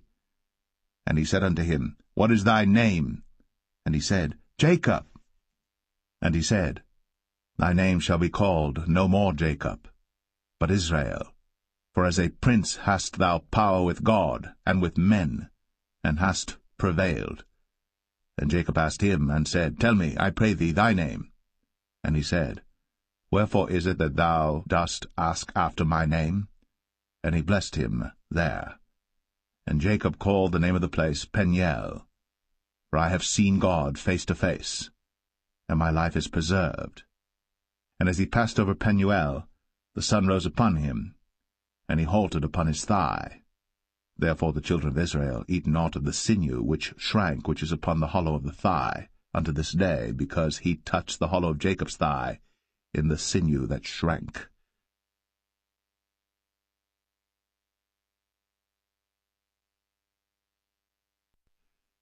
Genesis 33.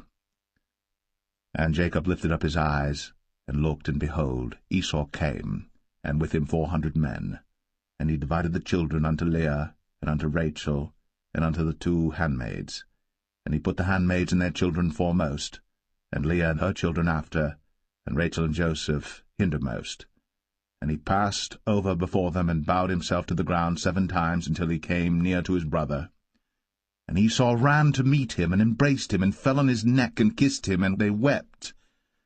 And he lifted up his eyes, and saw the women and the children, and said, Who are those with thee? And he said, The children which God hath graciously given thy servant. Then the handmaidens came near, they and their children, and they bowed themselves. And Leah also with her children came near, and bowed themselves. And after came Joseph near, and Rachel, and they bowed themselves. And he said, What meanest thou by all this drove which I met? And he said, These are to find grace in the sight of my Lord. And Esau said, I have enough, my brother, keep that thou hast unto thyself. And Jacob said, Nay, I pray thee, if now I have found grace in thy sight, then receive my present at my hand. For therefore I have seen thy face as though I had seen the face of God, and thou wast pleased with me. Take, I pray thee, my blessing that is brought to thee, because God hath dealt graciously with me, and because I have enough. And he urged him, and he took it.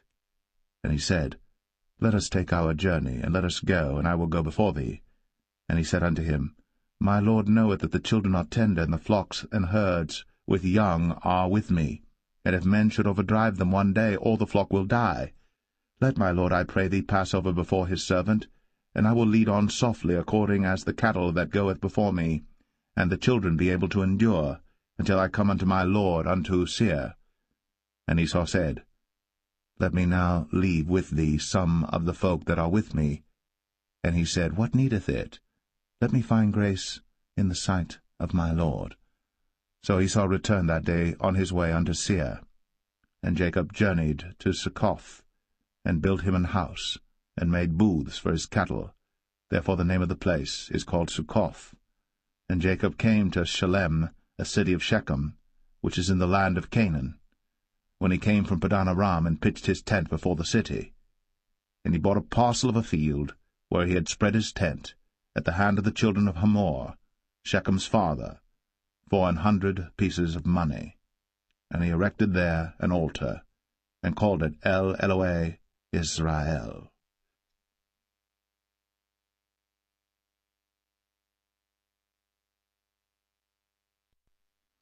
Genesis 34. And Dinah the daughter of Leah, which she bare unto Jacob, went out to see the daughters of the land. And when Shechem, the son of Hamor the Hivite, prince of the country, saw her, he took her, and lay with her, and defiled her. And his soul clave unto Dinah the daughter of Jacob, and he loved the damsel, and spake kindly unto the damsel. And Shechem spake unto his father Hamor, saying, Get me this damsel to wife. And Jacob heard that he had defiled Dinah his daughter. Now his sons were with his cattle in the field, and Jacob held his peace until they were come. And Hamor the father of Shechem went out unto Jacob to commune with him. And the sons of Jacob came out of the field when they heard it, and the men were grieved, and they were very wroth, because he had wrought folly in Israel, in lying with Jacob's daughter, which thing ought not to be done. And Hamor communed with them, saying, The soul of my son Shechem longeth for your daughter. I pray you, give her him to wife. And make ye marriages with us, and give your daughters unto us, and take our daughters unto you. And ye shall dwell with us, and the land shall be before you. Dwell and trade ye therein, and get you possessions therein. And Shechem said unto her father and unto her brethren, Let me find grace in your eyes, and what ye shall say unto me I will give. Ask me never so much dowry and gift, and I will give according as ye shall say unto me. But give me the damsel to wife. And the sons of Jacob answered Shechem and Hamor his father deceitfully, and said, because he had defiled Dinah their sister, and they said unto them, We cannot do this thing to give our sister to one that is uncircumcised, for that were a reproach unto us. But in this will we consent unto you. If ye will be as we be, that every male of you be circumcised, then will we give our daughters unto you, and we will take your daughters to us, and we will dwell with you, and we will become one people. But if ye will not hearken unto us to be circumcised, then we will take our daughter, and we will be gone. And their words pleased Hamor and Shechem, Hamor's son. And the young man deferred not to do the thing, because he had delight in Jacob's daughter, and he was more honorable than all the house of his father. And Hamor and Shechem his son came unto the gate of their city, and communed with the men of their city, saying, These men are peaceable with us. Therefore let them dwell in the land, and trade therein. For the land, behold, it is large enough for them. Let us take their daughters to us for wives, and let us give them our daughters.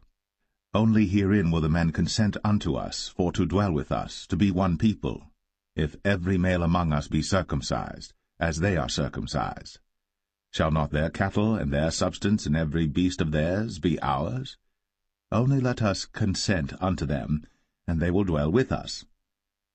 And unto Hamor and unto Shechem his son hearkened all that went out of the gate of his city, and every male was circumcised, all that went out of the gate of his city.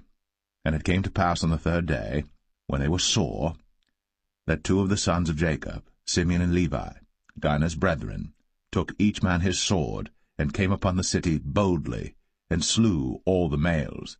And they slew Hamor and Shechem his son with the edge of the sword, and took Dinah out of Shechem's house, and went out. The sons of Jacob came upon the slain, and spoiled the city, because they had defiled their sister. They took their sheep and their oxen, and their asses, and that which was in the city, and that which was in the field, and all their wealth, and all their little ones, and their wives took they captive, and spoiled even all that was in the house. And Jacob said to Simeon and Levi, Ye have troubled me to make me to stink among the inhabitants of the land, among the Canaanites and the Perizzites. And I, being few in number, they shall gather themselves together against me, and slay me, and I shall be destroyed, I and my house. And they said, Should he deal with our sister as with an harlot?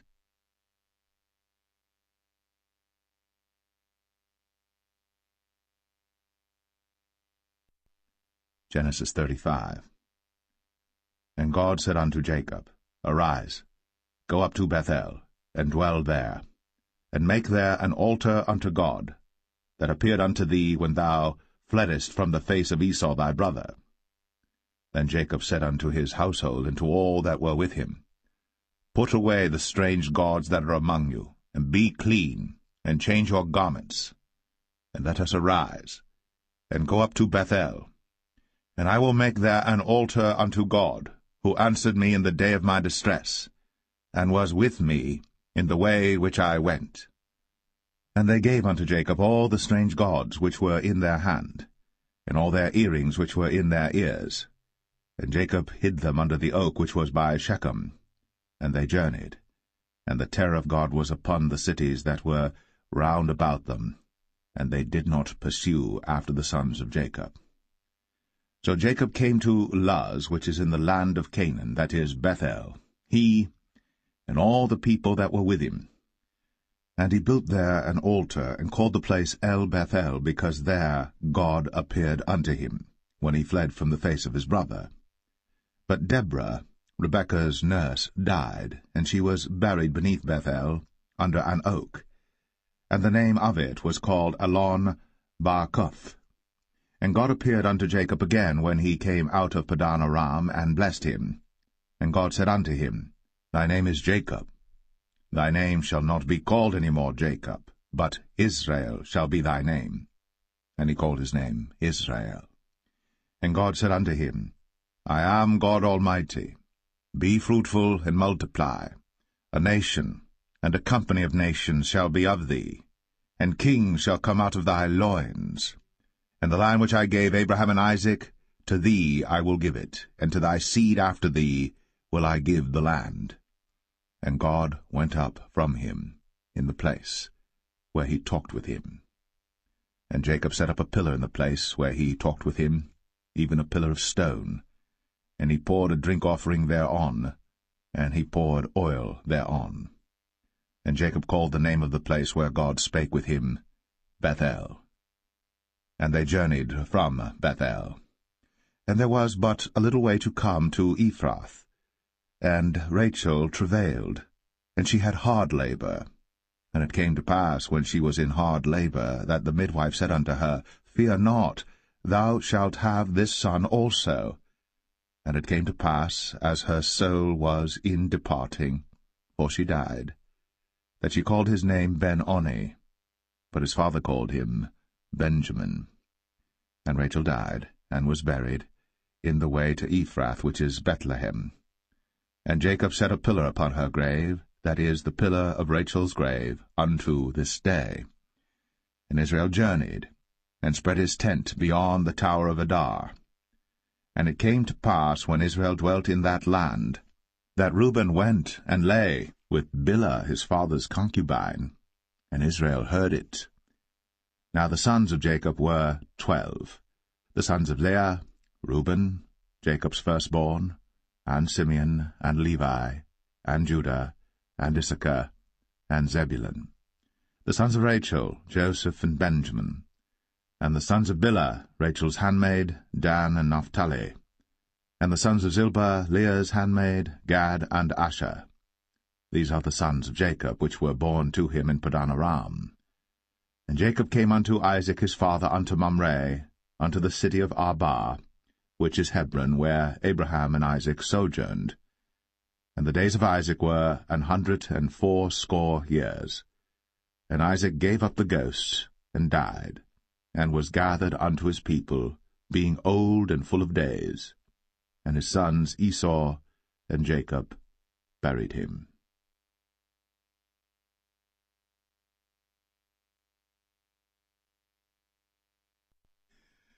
Genesis 36. Now these are the generations of Esau, who is Edom. Esau took his wives of the daughters of Canaan, Adah the daughter of Elon the Hittite, and Aholibamah the daughter of Anah the daughter of Zibeon the Hivite, and Bashemath, Ishmael's daughter, sister of Nebajoth. And Adah bare to Esau Eliphaz, and Bashemath bare Ruel. And Aholibamah bare Jeush, and Jalam, and Korah. These are the sons of Esau, which were born unto him in the land of Canaan. And Esau took his wives, and his sons, and his daughters, and all the persons of his house, and his cattle, and all his beasts, and all his substance, which he had got in the land of Canaan, and went into the country from the face of his brother Jacob. For their riches were more than that they might dwell together, and the land wherein they were strangers could not bear them because of their cattle. Thus dwelt Esau in Mount Seir. Esau is Edom. And these are the generations of Esau, the father of the Edomites, in Mount Seir. These are the names of Esau's sons: Eliphaz the son of Adah, the wife of Esau, Ruel the son of Bashemath, the wife of Esau. And the sons of Eliphaz were Teman, Omar, Zepho, and Gatam, and Kenaz. And Timnah was concubine to Eliphaz, Esau's son, and she bare to Eliphaz Amalek.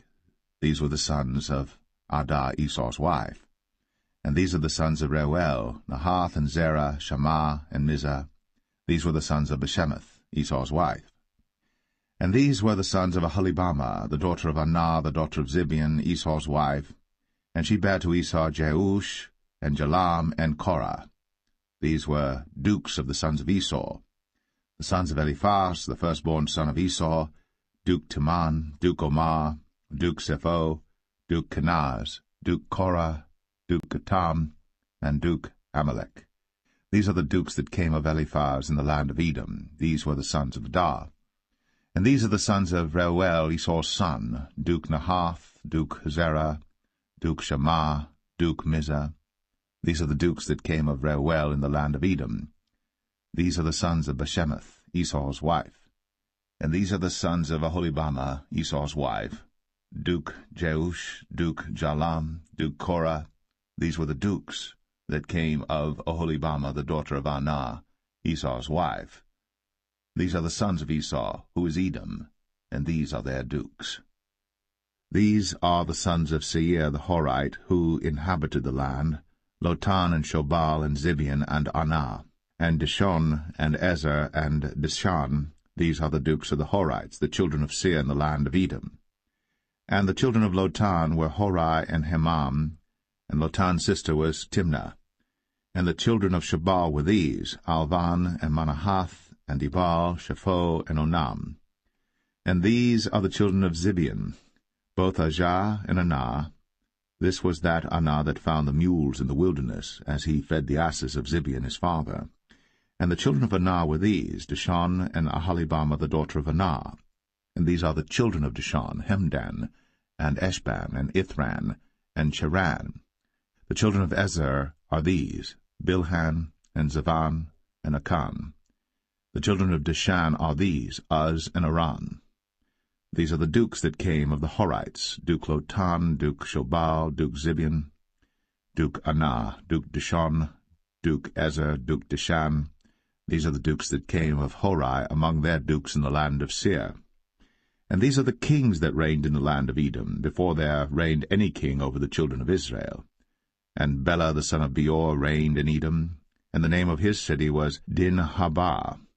And Bela died, and Jobab the son of Zerah of Bozrah reigned in his stead. And Jobab died, and Husham of the land of Temani reigned in his stead. And Husham died, and Hadad the son of Bedad, who smote Midian in the field of Moab, reigned in his stead. And the name of his city was Avith. And Hadad died, and Samlah of Masrekah reigned in his stead. And Samlah died, and Saul of Rehoboth by the river reigned in his stead. And Saul died, and Baal-Hanan the son of Achbor reigned in his stead.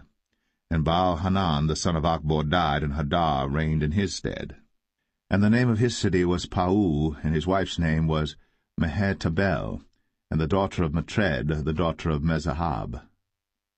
And these are the names of the dukes that came of Esau, according to their families after their places by their names: Duke Timnah, Duke Alvah, Duke Jetheth, Duke Aholibama, Duke Elah, Duke Pinon, Duke Kenaz, Duke Taman, Duke Mibsar, Duke Magdiel, Duke Aram.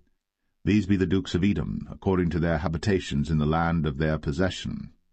He is Esau, the father of the Edomites.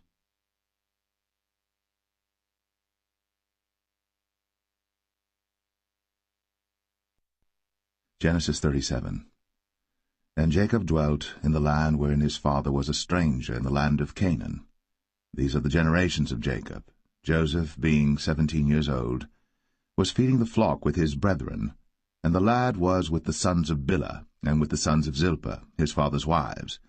And Joseph brought unto his father their evil report. Now Israel loved Joseph more than all his children, because he was the son of his old age. And he made him a coat of many colors. And when his brethren saw that their father loved him more than all his brethren, they hated him, and could not speak peaceably unto him. And Joseph dreamed a dream, and he told it his brethren, and they hated him yet the more. And he said unto them, Hear, I pray you, this dream which I have dreamed. For behold, we were binding sheaves in the field, and lo, my sheaf arose, and also stood upright, and behold, your sheaves stood round about, and made obeisance to my sheaf. And his brethren said to him, Shalt thou indeed reign over us?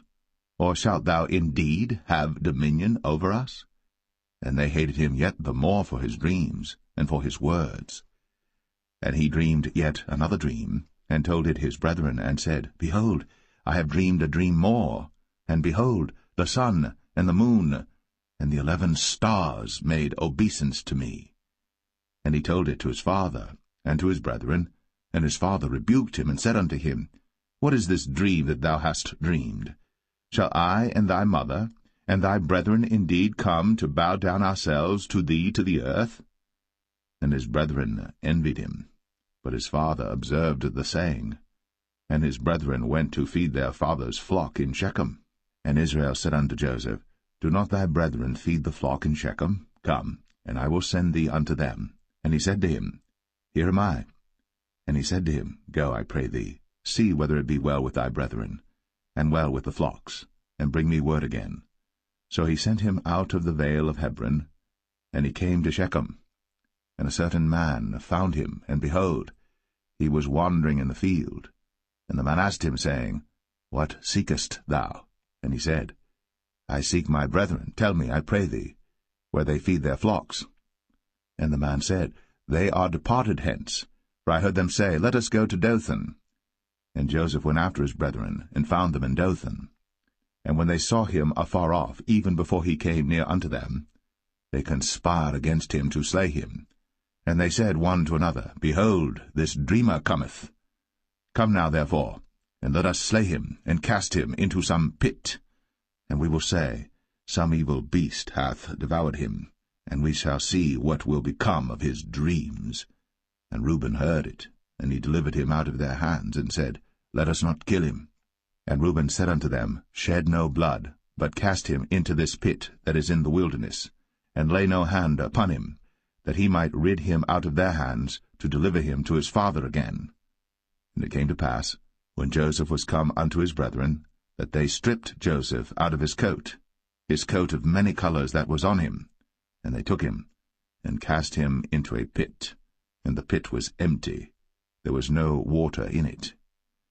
And they sat down to eat bread, and they lifted up their eyes and looked, and behold, a company of Ishmaelites came from Gilead with their camels bearing spicery and balm and myrrh, going to carry it down to Egypt. And Judah said unto his brethren, What profit is it if we slay our brother, and conceal his blood? Come, and let us sell him to the Ishmaelites, and let not our hand be upon him, for he is our brother, and our flesh. And his brethren were content. Then there passed by Midianites, merchantmen, and they drew and lifted up Joseph out of the pit, and sold Joseph to the Ishmaelites for 20 pieces of silver, and they brought Joseph into Egypt. And Reuben returned unto the pit, and behold, Joseph was not in the pit. And he rent his clothes. And he returned unto his brethren, and said, The child is not, and I, whither shall I go? And they took Joseph's coat, and killed a kid of the goats, and dipped the coat in the blood. And they sent the coat of many colors, and they brought it to their father, and said, This have we found. Know now whether it be thy son's coat or no. And he knew it, and said, It is my son's coat. An evil beast hath devoured him. Joseph is without doubt rent in pieces. And Jacob rent his clothes, and put sackcloth upon his loins, and mourned for his son many days. And all his sons and all his daughters rose up to comfort him. But he refused to be comforted, and he said, For I will go down into the grave unto my son mourning. Thus his father wept for him. And the Midianites sold him into Egypt unto Potiphar, an officer of Pharaoh's, and captain of the guard.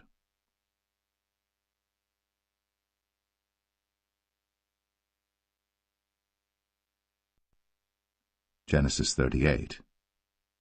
And it came to pass at that time that Judah went down from his brethren, and turned in to a certain Adullamite, whose name was Hira.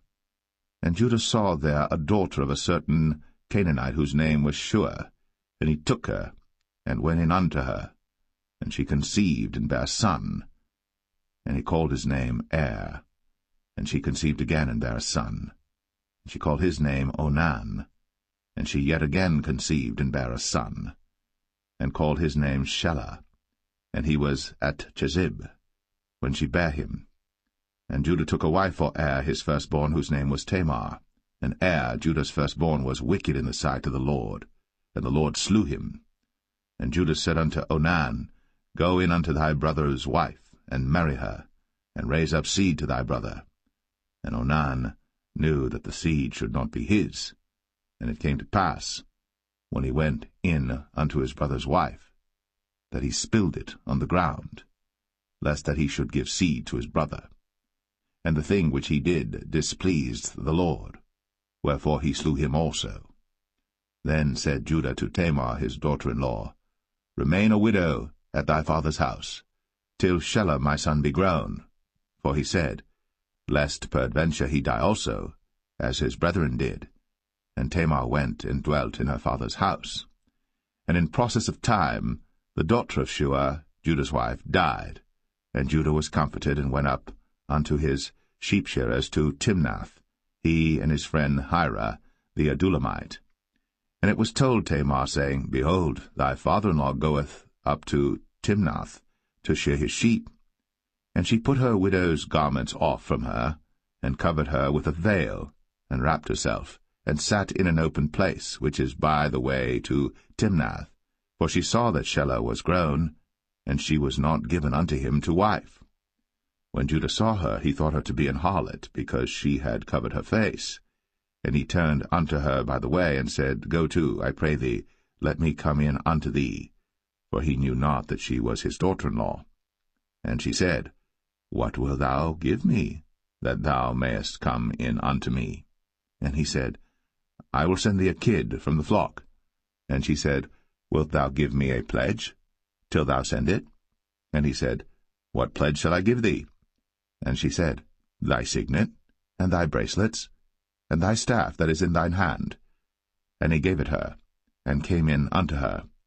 And she conceived by him. And she arose and went away, and laid by her veil from her, and put on the garments of her widowhood. And Judah sent the kid by the hand of his friend the Adulamite, to receive his pledge from the woman's hand, but he found her not. Then he asked the men of that place, saying, Where is the harlot that was openly by the wayside? And they said, There was no harlot in this place. And he returned to Judah, and said, I cannot find her. And also the men of the place said that there was no harlot in this place. And Judah said, Let her take it to her, lest we be shamed. Behold, I sent this kid, and thou hast not found her. And it came to pass about 3 months after that it was told Judah, saying, Tamar, thy daughter-in-law, hath played the harlot, and also, behold, she is with child by whoredom. And Judah said, Bring her forth, and let her be burnt. When she was brought forth, she sent to her father-in-law, saying, By the man whose these are am I with child. And she said, Discern, I pray thee, whose are these? The signet, and bracelets, and staff. And Judah acknowledged them, and said, She hath been more righteous than I, because that I gave her not to Shelah my son. And he knew her again no more. And it came to pass in the time of her travail, that, behold, twins were in her womb. And it came to pass, when she travailed, that the one put out his hand, and the midwife took and bound upon his hand a scarlet thread, saying, This came out first. And it came to pass, as he drew back his hand, that, behold, his brother came out. And she said, How hast thou broken forth? This breach be upon thee. Therefore his name was called Pharez. And afterward came out his brother, that had the scarlet thread upon his hand, and his name was called Zerah.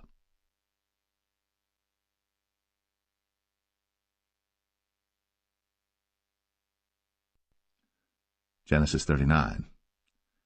And Joseph was brought down to Egypt, and Potiphar, an officer of Pharaoh, captain of the guard, an Egyptian, bought him of the hands of the Ishmaelites, which had brought him down thither. And the Lord was with Joseph, and he was a prosperous man. And he was in the house of his master the Egyptian. And his master saw that the Lord was with him, and that the Lord made all that he did to prosper in his hand. And Joseph found grace in his sight, and he served him, and he made him overseer over his house. And all that he had he put into his hand. And it came to pass from the time that he had made him overseer in his house, and over all that he had, that the Lord blessed the Egyptian's house for Joseph's sake. And the blessing of the Lord was upon all that he had in the house and in the field. And he left all that he had in Joseph's hand. And he knew not aught he had, save the bread which he did eat. And Joseph was a goodly person, and well-favored. And it came to pass after these things, that his master's wife cast her eyes upon Joseph, and she said, Lie with me. But he refused, and said unto his master's wife, Behold, my master wotteth not what is with me in the house, and he hath committed all that he hath to my hand. There is none greater in this house than I, neither hath he kept back anything from me but thee, because thou art his wife. How then can I do this great wickedness and sin against God? And it came to pass, as she spake to Joseph day by day, that he hearkened not unto her, to lie by her, or to be with her. And it came to pass about this time, that Joseph went into the house to do his business, and there was none of the men of the house there within. And she caught him by his garment, saying, Lie with me. And he left his garment in her hand, and fled, and got him out. And it came to pass, when she saw that he had left his garment in her hand, and was fled forth, that she called unto the men of her house, and spake unto them, saying, See, he hath brought in an Hebrew unto us to mock us. He came in unto me to lie with me, and I cried with a loud voice. And it came to pass, when he heard that I lifted up my voice and cried, that he left his garment with me, and fled, and got him out. And she laid up his garment by her, until his lord came home. And she spake unto him according to these words, saying, The Hebrew servant which thou hast brought unto us came in unto me to mock me. And it came to pass, as I lifted up my voice and cried, that he left his garment with me, and fled out. And it came to pass, when his master heard the words of his wife, which she spake unto him, saying, After this manner did thy servant to me, that his wrath was kindled. And Joseph's master took him, and put him into the prison, a place where the king's prisoners were bound. And he was there in the prison. But the Lord was with Joseph, and showed him mercy, and gave him favor in the sight of the keeper of the prison. And the keeper of the prison committed to Joseph's hand all the prisoners that were in the prison. And whatsoever they did there, he was the doer of it. The keeper of the prison looked not to anything that was under his hand, because the Lord was with him. And that which he did, the Lord made it to prosper.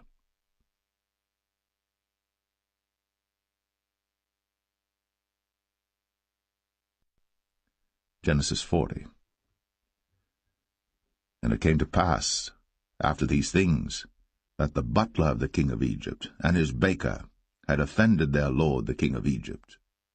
And Pharaoh was wroth against two of his officers, against the chief of the butlers and against the chief of the bakers.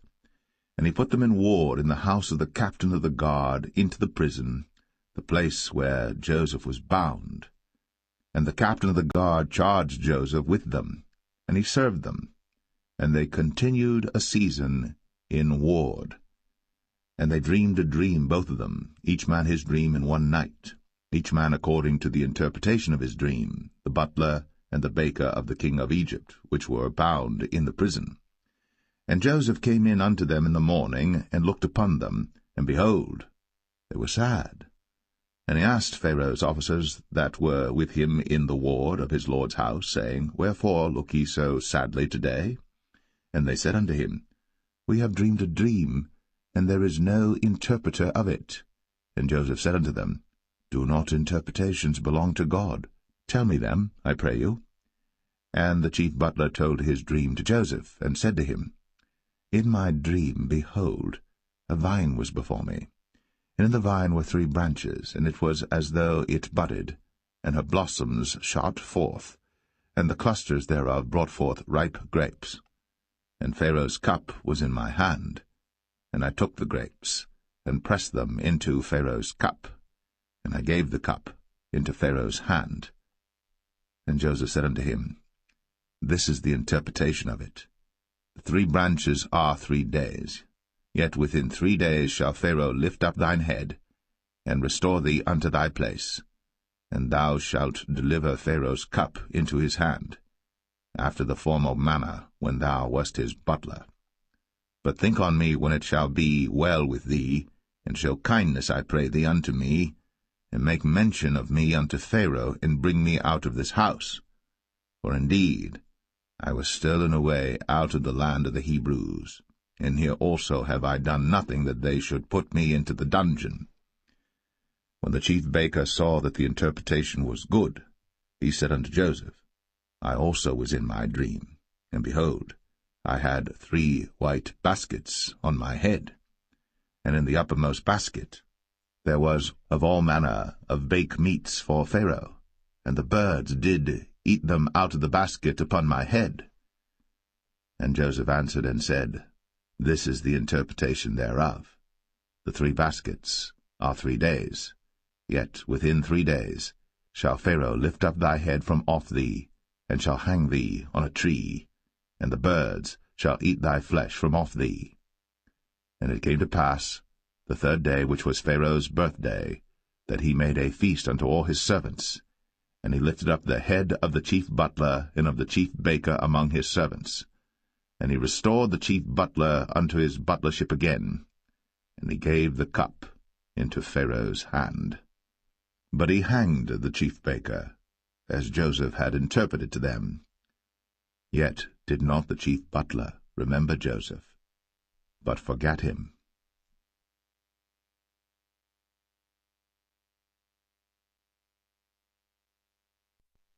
Genesis 41. And it came to pass at the end of 2 full years, that Pharaoh dreamed, and behold, he stood by the river. And behold, there came up out of the river 7 well-favored kine, and fat-fleshed, and they fed in a meadow. And behold, 7 other kine came up after them out of the river, ill-favored, and lean-fleshed, and stood by the other kine upon the brink of the river. and the ill-favoured and lean-fleshed kine did eat up the 7 well-favoured and fat kine. So Pharaoh awoke. And he slept and dreamed the second time, and behold, 7 ears of corn came up upon one stalk, rank and good. And behold, 7 thin ears, and blasted with the east wind, sprung up after them. And the 7 thin ears devoured the 7 rank and full ears. And Pharaoh awoke, and behold, it was a dream.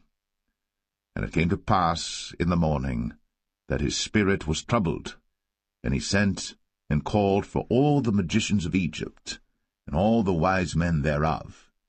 And Pharaoh told them his dream, but there was none that could interpret them unto Pharaoh.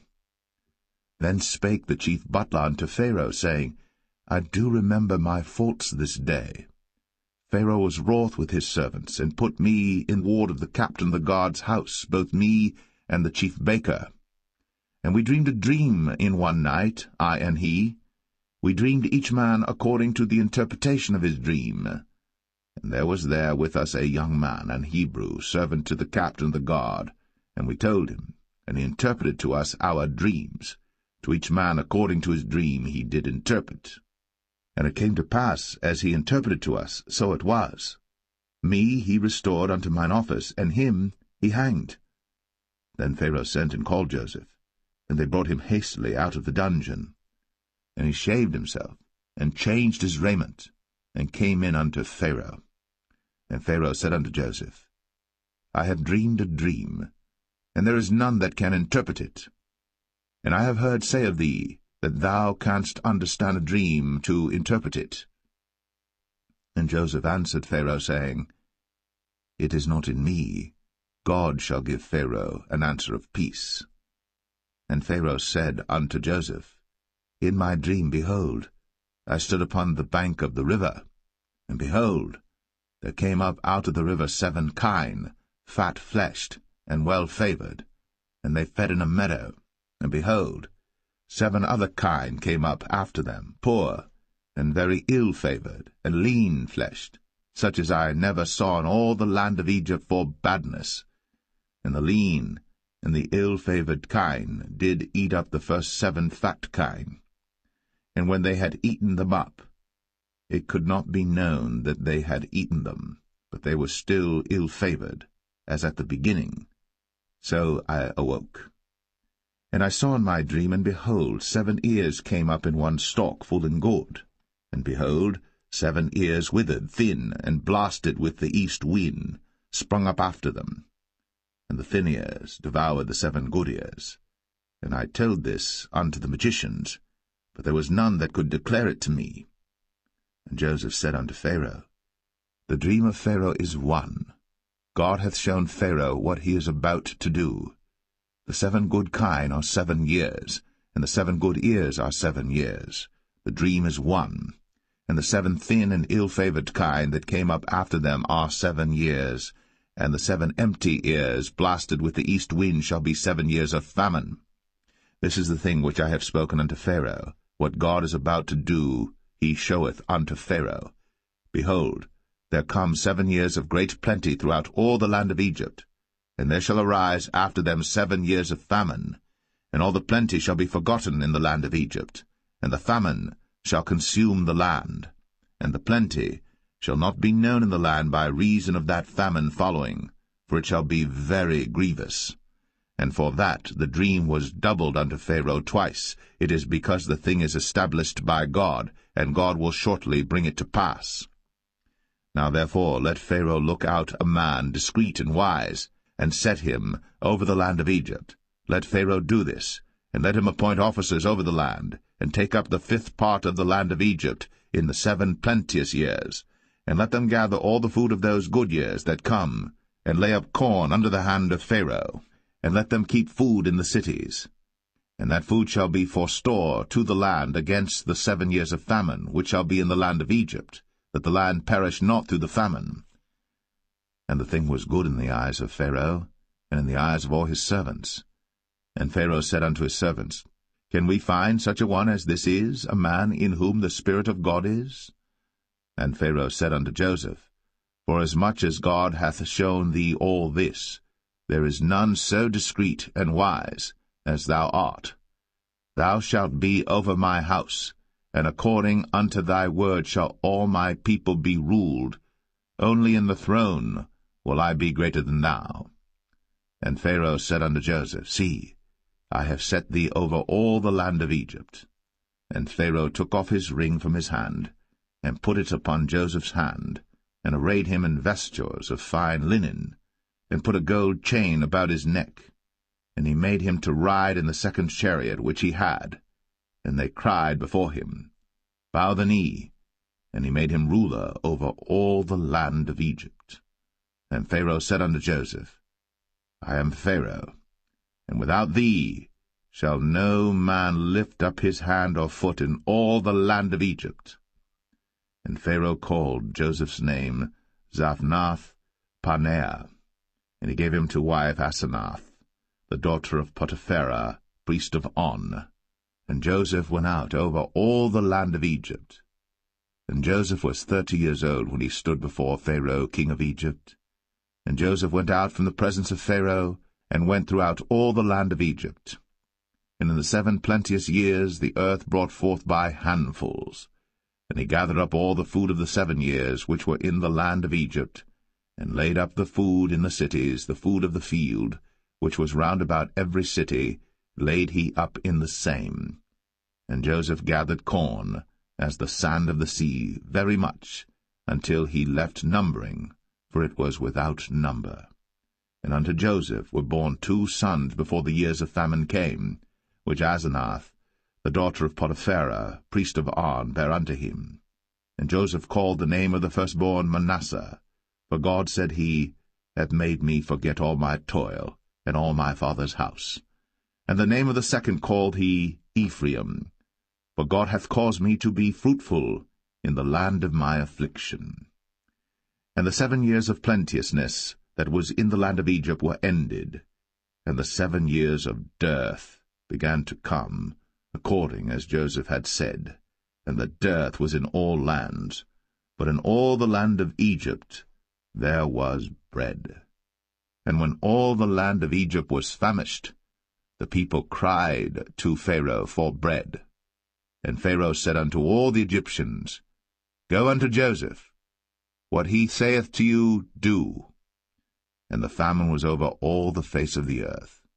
And Joseph opened all the storehouses, and sold unto the Egyptians, and the famine waxed sore in the land of Egypt. And all countries came into Egypt to Joseph for to buy corn, because that the famine was so sore in all lands.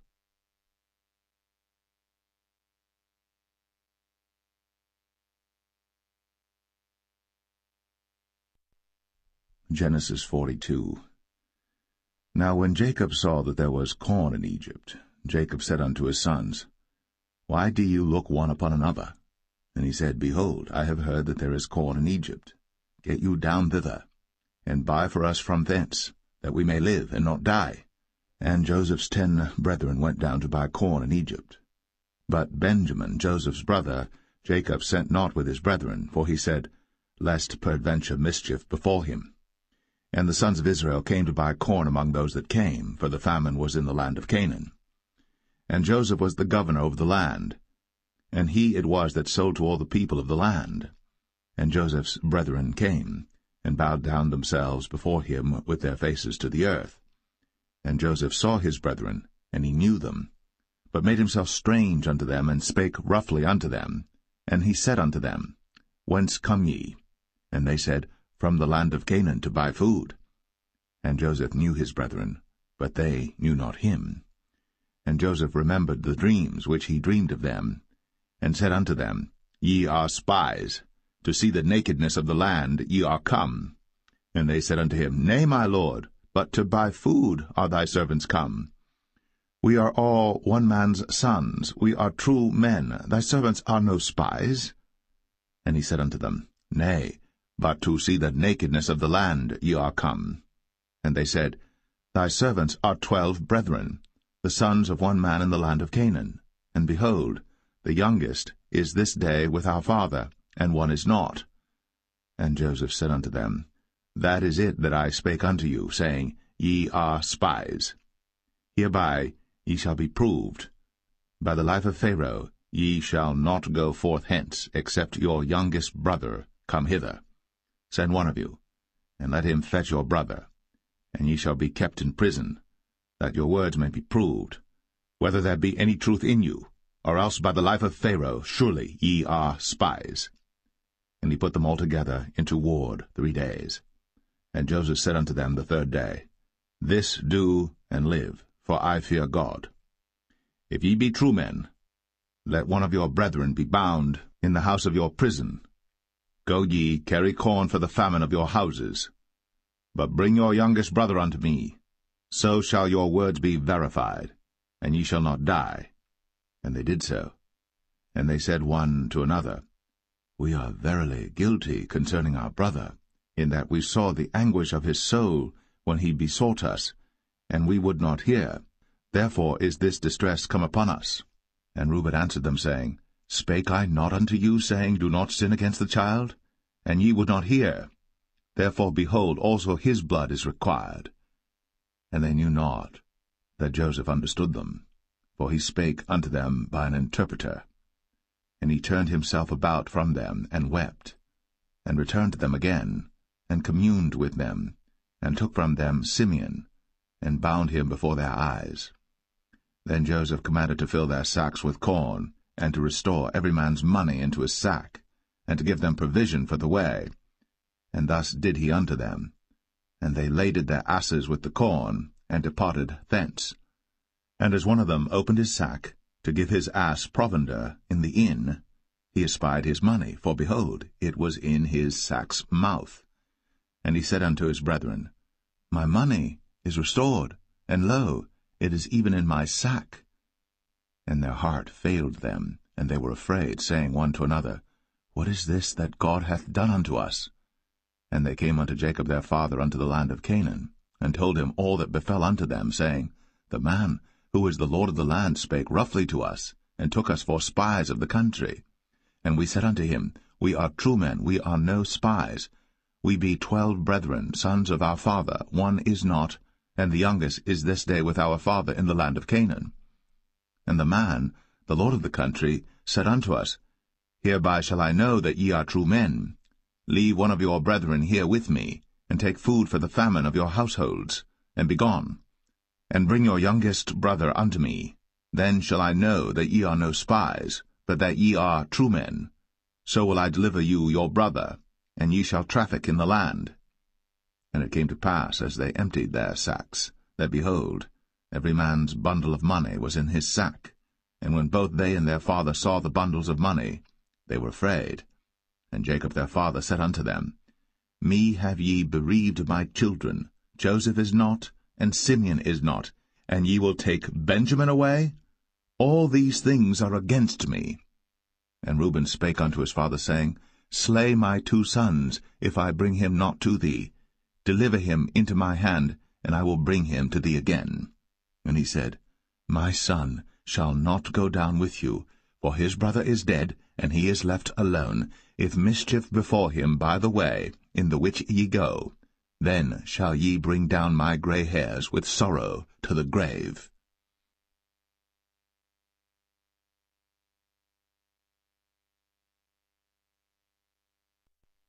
Genesis 43.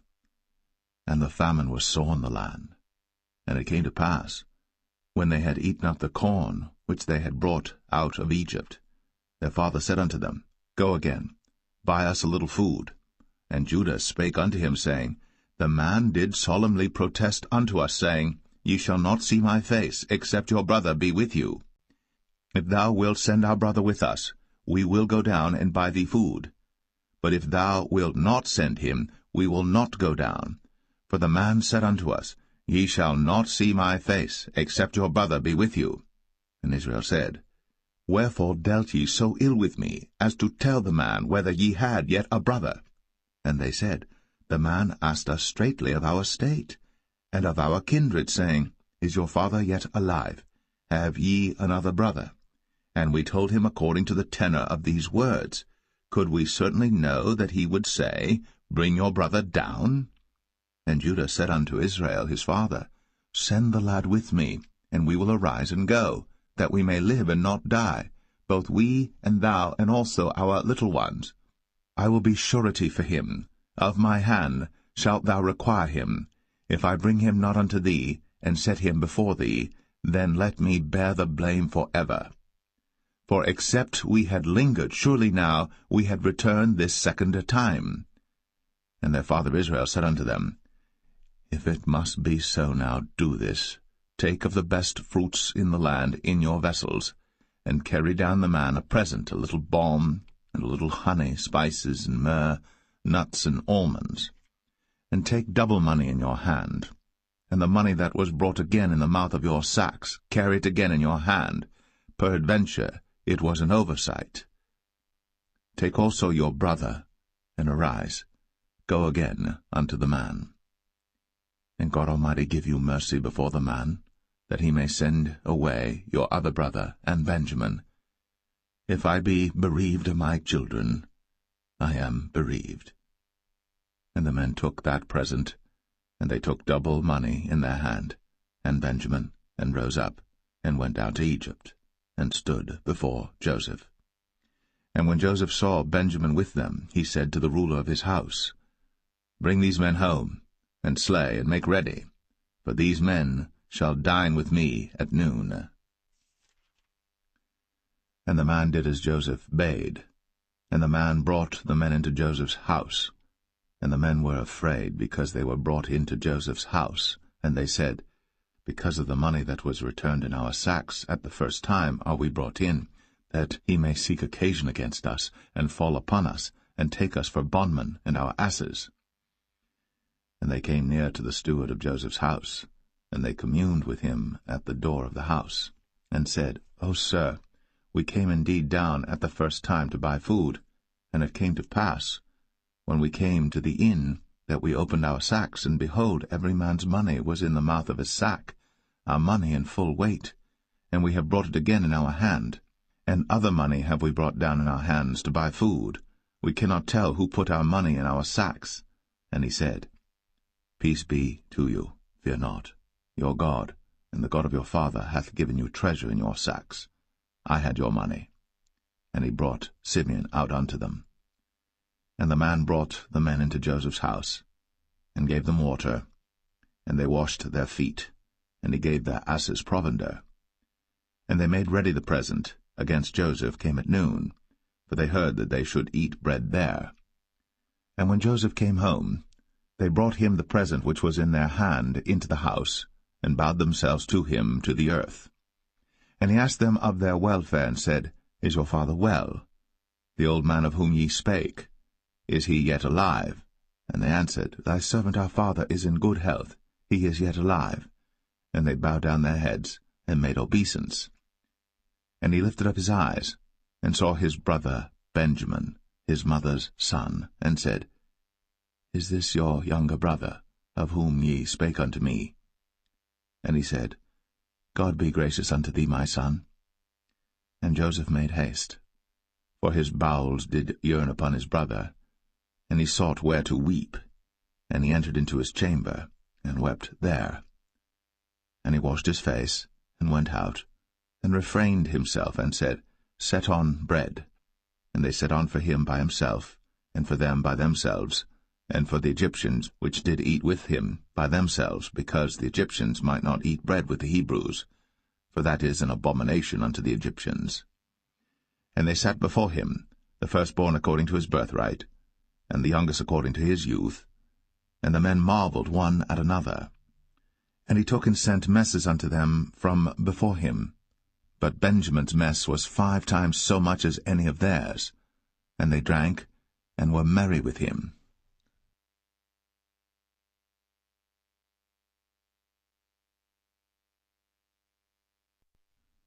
Genesis 44. And he commanded the steward of his house, saying, Fill the men's sacks with food, as much as they can carry, and put every man's money in his sack's mouth. And put my cup, the silver cup, in the sack's mouth of the youngest, and his corn money. And he did according to the word that Joseph had spoken. As soon as the morning was light, the men were sent away, they and their asses.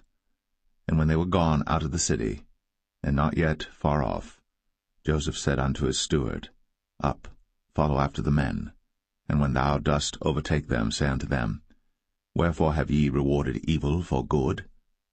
Is not this it in which my Lord drinketh, and whereby indeed he divineth? Ye have done evil in so doing. And he overtook them, and he spake unto them these same words. And they said unto him, Wherefore saith my Lord these words? God forbid that thy servants should do according to this thing. Behold, the money which we found in our sacks' mouths we brought again unto thee out of the land of Canaan. How then should we steal out of thy Lord's house silver or gold?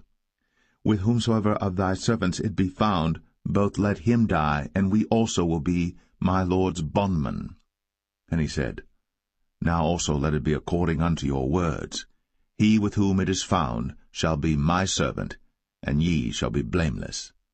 Then they speedily took down every man his sack to the ground, and opened every man his sack.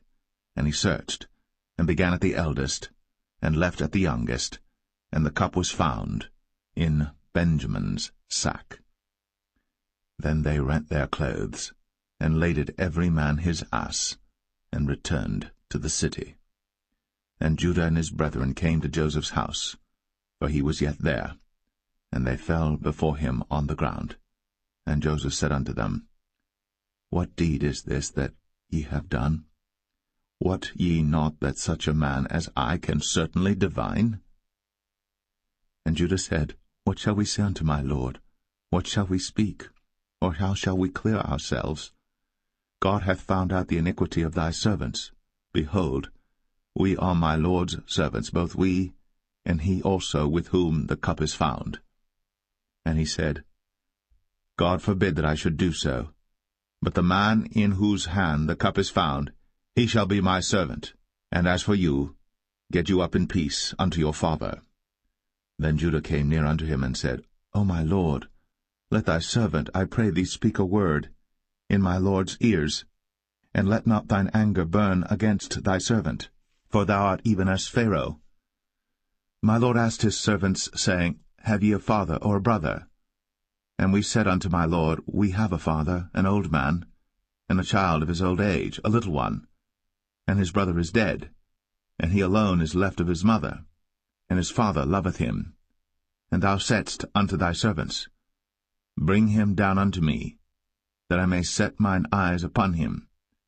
And we said unto my lord, The lad cannot leave his father, for if he should leave his father would die. And thou saidst unto thy servants, Except your youngest brother come down with you, ye shall see my face no more. And it came to pass, when we came up unto thy servant my father, we told him the words of my lord. And our father said, Go again, and buy us a little food. And we said, We cannot go down. If our youngest brother be with us, then we will go down. For we may not see the man's face, except our youngest brother be with us. And thy servant my father said unto us, Ye know that my wife bare me 2 sons, and the one went out from me, and I said, Surely he is torn in pieces, and I saw him not since.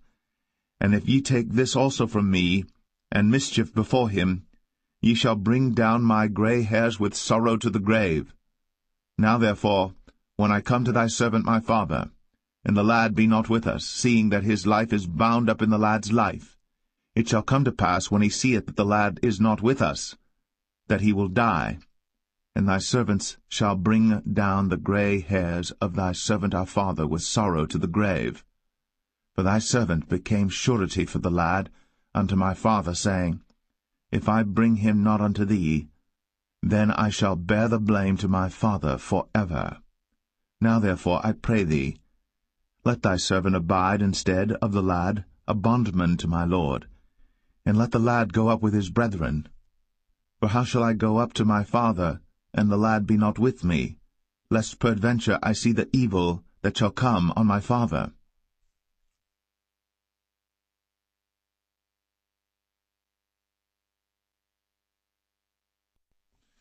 Genesis 45. Then Joseph could not refrain himself before all them that stood by him. And he cried, Cause every man to go out from me. And there stood no man with him, while Joseph made himself known unto his brethren. And he wept aloud. And the Egyptians in the house of Pharaoh heard. And Joseph said unto his brethren, I am Joseph. Doth my father yet live? And his brethren could not answer him, for they were troubled at his presence. And Joseph said unto his brethren, Come near to me, I pray you. And they came near, and he said, I am Joseph your brother, whom ye sold into Egypt. Now therefore be not grieved, nor angry with yourselves, that ye sold me hither, for God did send me before you to preserve life. For these 2 years hath the famine been in the land, and yet there are 5 years, in the which there shall neither be earing nor harvest. And God sent me before you to preserve you a posterity in the earth, and to save your lives by a great deliverance. So now it was not you that sent me hither, but God. And he hath made me a father to Pharaoh, and lord of all his house, and a ruler throughout all the land of Egypt. Haste ye, and go up to my father, and say unto him, Thus saith thy son Joseph, God hath made me lord of all Egypt. Come down unto me, tarry not. And thou shalt dwell in the land of Goshen, and thou shalt be near unto me, thou and thy children, and thy children's children, and thy flocks and thy herds, and all that thou hast. And there will I nourish thee. For yet there are 5 years of famine, lest thou and thy household, and all that thou hast, come to poverty. And behold, your eyes see, and the eyes of my brother Benjamin, that it is my mouth that speaketh unto you. And ye shall tell my father of all my glory in Egypt, and of all that ye have seen. And ye shall haste, and bring down my father hither. And he fell upon his brother Benjamin's neck, and wept. And Benjamin wept upon his neck. Moreover he kissed all his brethren, and wept upon them, and after that his brethren talked with him. And the fame thereof was heard in Pharaoh's house, saying, Joseph's brethren are come. And it pleased Pharaoh well, and his servants. And Pharaoh said unto Joseph, Say unto thy brethren, This do ye, lade your beasts, and go, get you unto the land of Canaan. And take your father and your households, and come unto me, and I will give you the good of the land of Egypt, and ye shall eat the fat of the land. Now thou art commanded, this do ye, take you wagons out of the land of Egypt, for your little ones, and for your wives, and bring your father, and come. Also regard not your stuff, for the good of all the land of Egypt is yours. And the children of Israel did so. And Joseph gave them wagons according to the commandment of Pharaoh, and gave them provision for the way. To all of them he gave each man changes of raiment, but to Benjamin he gave 300 pieces of silver, and 5 changes of raiment. And to his father he sent after this manner, 10 asses laden with the good things of Egypt, and 10 she-asses laden with corn and bread and meat for his father by the way. So he sent his brethren away, and they departed. And he said unto them, See that ye fall not out by the way. And they went up out of Egypt, and came into the land of Canaan unto Jacob their father, and told him, saying, Joseph is yet alive, and he is governor over all the land of Egypt. And Jacob's heart fainted, for he believed them not. And they told him all the words of Joseph, which he had said unto them. And when he saw the wagons which Joseph had sent to carry him, the spirit of Jacob their father revived. And Israel said, It is enough. Joseph my son is yet alive. I will go and see him before I die.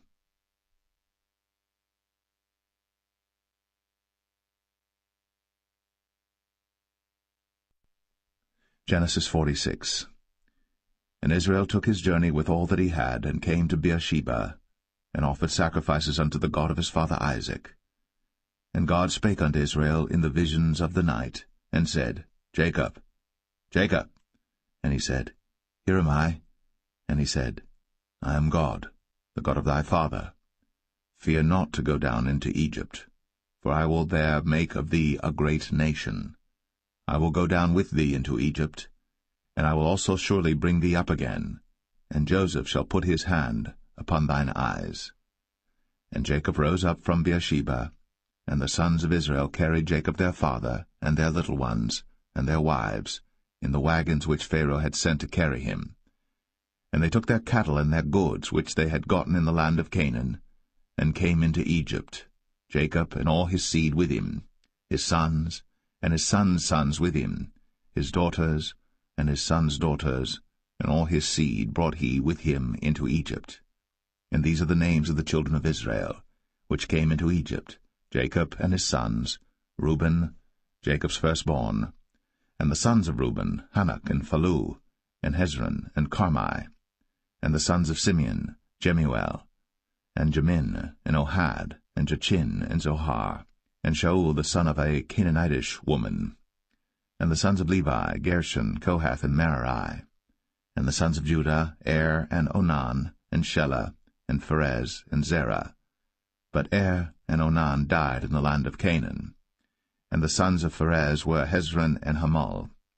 And the sons of Issachar, Tola, and Phuvah, and Job, and Shimron.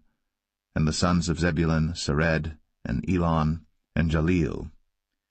These be the sons of Leah, which he bare unto Jacob in Padan Aram, with his daughter Dinah. All the souls of his sons and his daughters were 33. And the sons of Gad, Ziphion, and Haggai, Shunai, and Esbon, Eri, and Aradai, and Arali. And the sons of Asher, Jimnah, and Ishua, and Isui, and Beriah, and Sarah their sister. And the sons of Beriah, Heber, and Malchiel.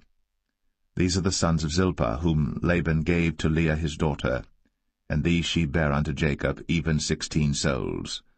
The sons of Rachel, Jacob's wife, Joseph and Benjamin. And unto Joseph in the land of Egypt were born Manasseh and Ephraim, which Asenath, the daughter of Potipherah, priest of On, bare unto him. And the sons of Benjamin were Bela, and Becher, and Ashbel, Gera, and Naaman, Ehi, and Rosh, Mupim, and Hupim, and Ard. These are the sons of Rachel, which were born to Jacob. All the souls were 14. And the sons of Dan, Hushim. And the sons of Naphtali, Jaziel, and Gunai, and Jezer, and Shillem. These are the sons of Bilhah, which Laban gave unto Rachel his daughter, and she bare these unto Jacob. All the souls were 7. All the souls that came with Jacob into Egypt, which came out of his loins, besides Jacob's sons' wives, all the souls were 66. And the sons of Joseph, which were born him in Egypt, were 2 souls. All the souls of the house of Jacob, which came into Egypt, were 70. And he sent Judah before him unto Joseph, to direct his face unto Goshen. And they came into the land of Goshen. And Joseph made ready his chariot, and went up to meet Israel his father to Goshen, and presented himself unto him. And he fell on his neck, and wept on his neck a good while. And Israel said unto Joseph, Now let me die, since I have seen thy face, because thou art yet alive. And Joseph said unto his brethren, and unto his father's house, I will go up and show Pharaoh, and say unto him, My brethren, and my father's house, which were in the land of Canaan, are come unto me. And the men are shepherds, for their trade hath been to feed cattle, and they have brought their flocks, and their herds, and all that they have. And it shall come to pass, when Pharaoh shall call you, and shall say, What is your occupation? That ye shall say, Thy servant's trade hath been about cattle from our youth, even until now, both we and also our fathers, that ye may dwell in the land of Goshen. For every shepherd is an abomination unto the Egyptians.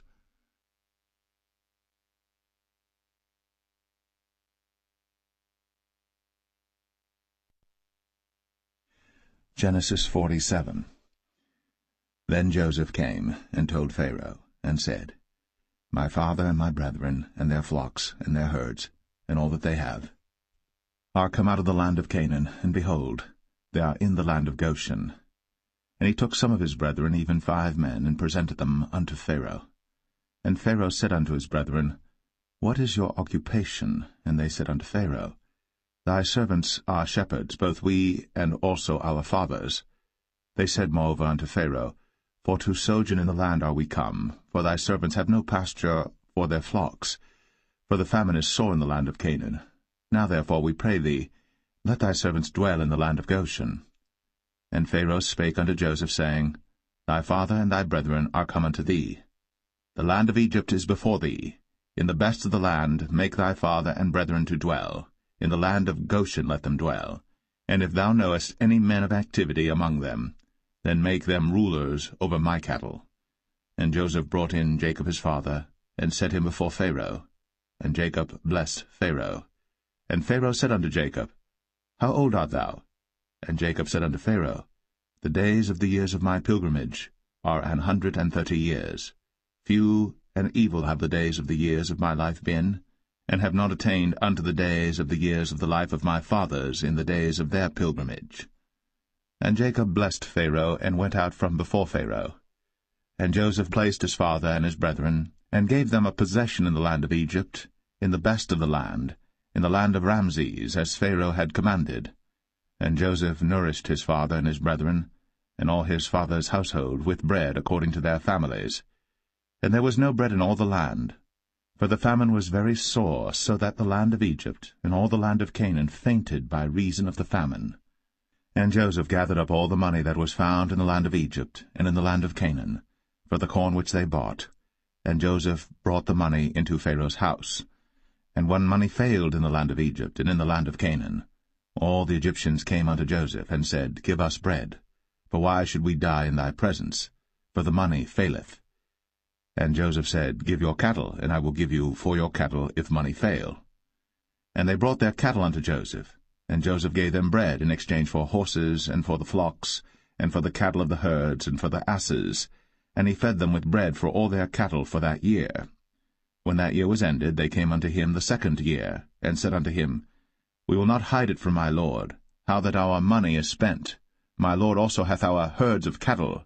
There is not aught left in the sight of my lord, but our bodies and our lands. Wherefore shall we die before thine eyes, both we and our land?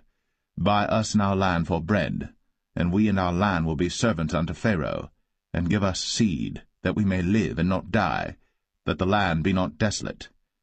And Joseph bought all the land of Egypt for Pharaoh. For the Egyptians sold every man his field, because the famine prevailed over them. So the land became Pharaoh's. And as for the people, he removed them to cities from one end of the borders of Egypt even to the other end thereof.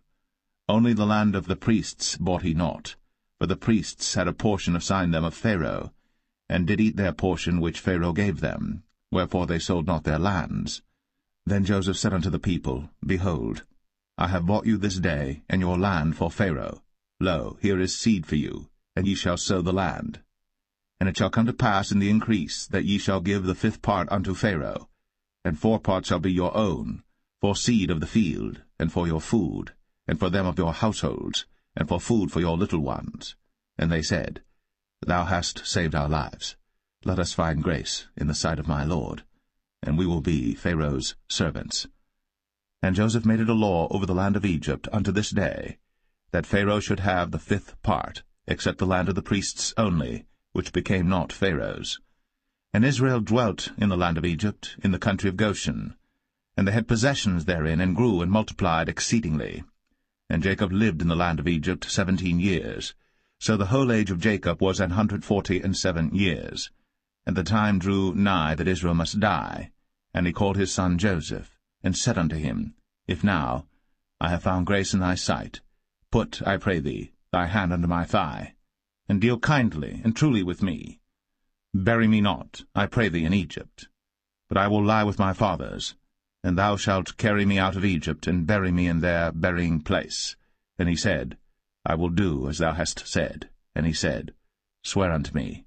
And he sware unto him. And Israel bowed himself upon the bed's head.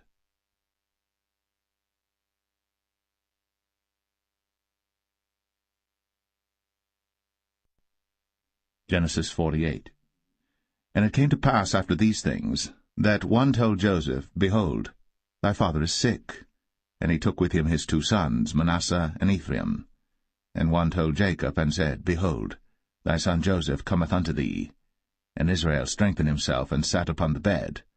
And Jacob said unto Joseph, God Almighty appeared unto me at Luz in the land of Canaan, and blessed me, and said unto me, Behold, I will make thee fruitful, and multiply thee, and I will make of thee a multitude of people, and will give this land to thy seed after thee for an everlasting possession.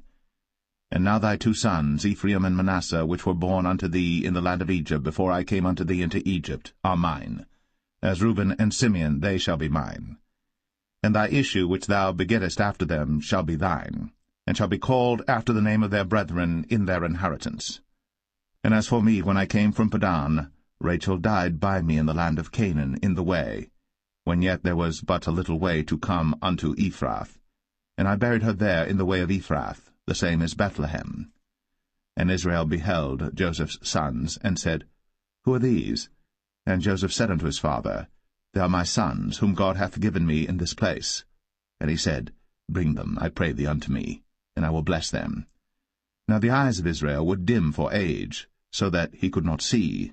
And he brought them near unto him. And he kissed them, and embraced them. And Israel said unto Joseph, I had not thought to see thy face, and lo, God hath shown me also thy seed. And Joseph brought them out from between his knees, and he bowed himself with his face to the earth. And Joseph took them both, Ephraim in his right hand toward Israel's left hand, and Manasseh in his left hand toward Israel's right hand, and brought them near unto him.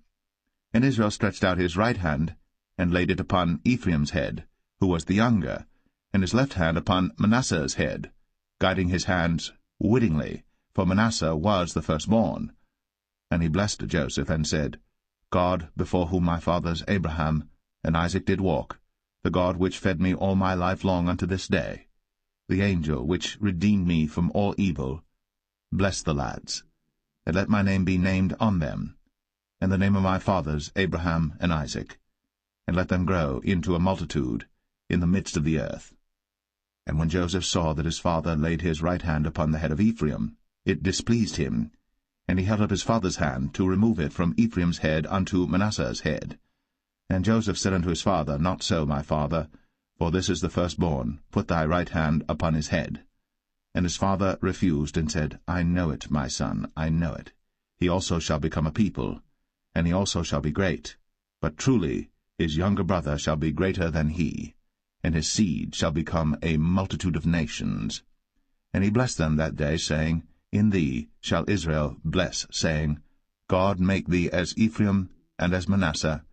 And he set Ephraim before Manasseh. And Israel said unto Joseph, Behold, I die, but God shall be with you, and bring you again unto the land of your fathers. Moreover, I have given to thee one portion above thy brethren, which I took out of the hand of the Amorite with my sword and with my bow.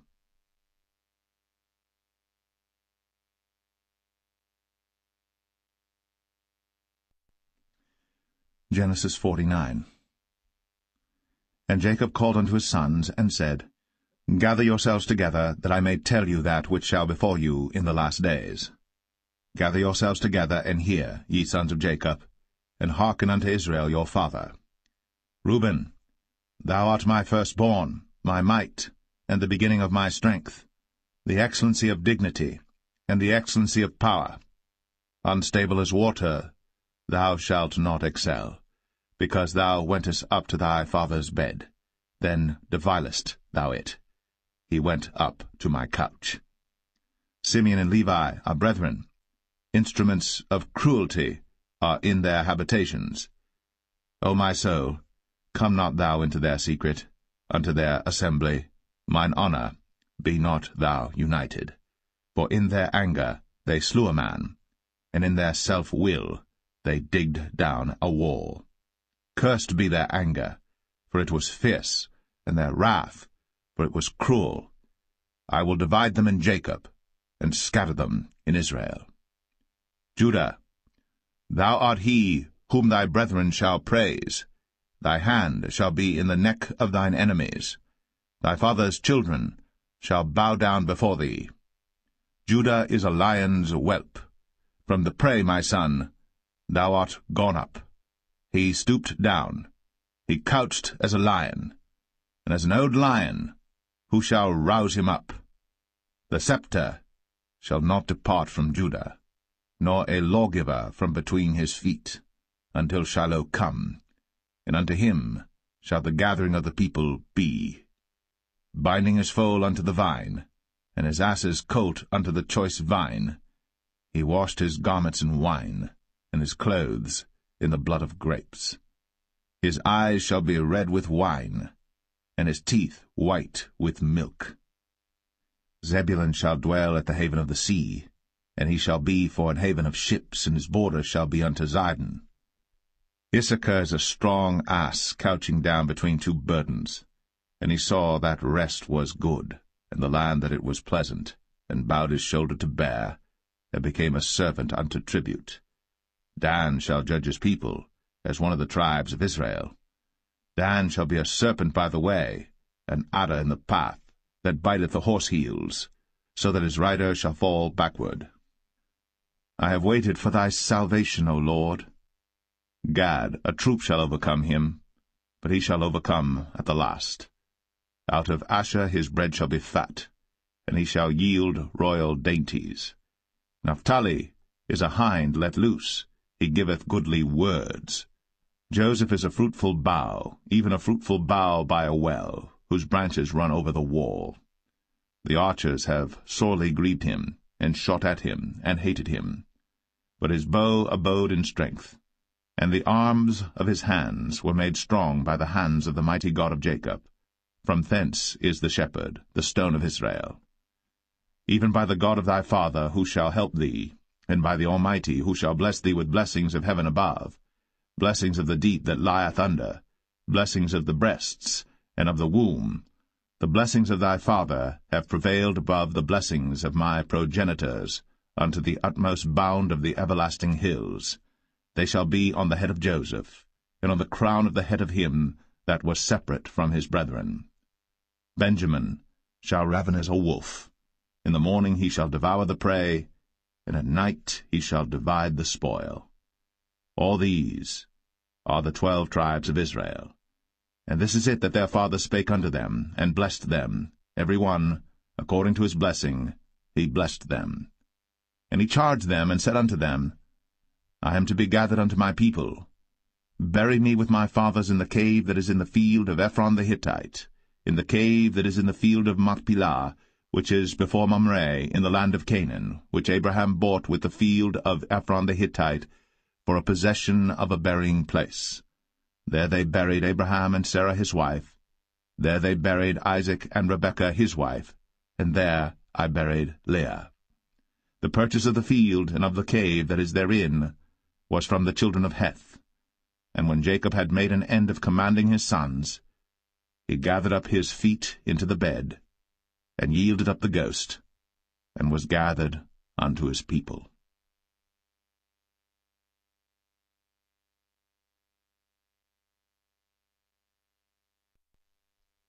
Genesis 50.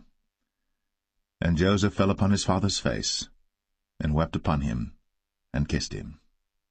And Joseph commanded his servants, the physicians, to embalm his father, and the physicians embalmed Israel. And 40 days were fulfilled for him, for so are fulfilled the days of those which are embalmed. And the Egyptians mourned for him 60 days.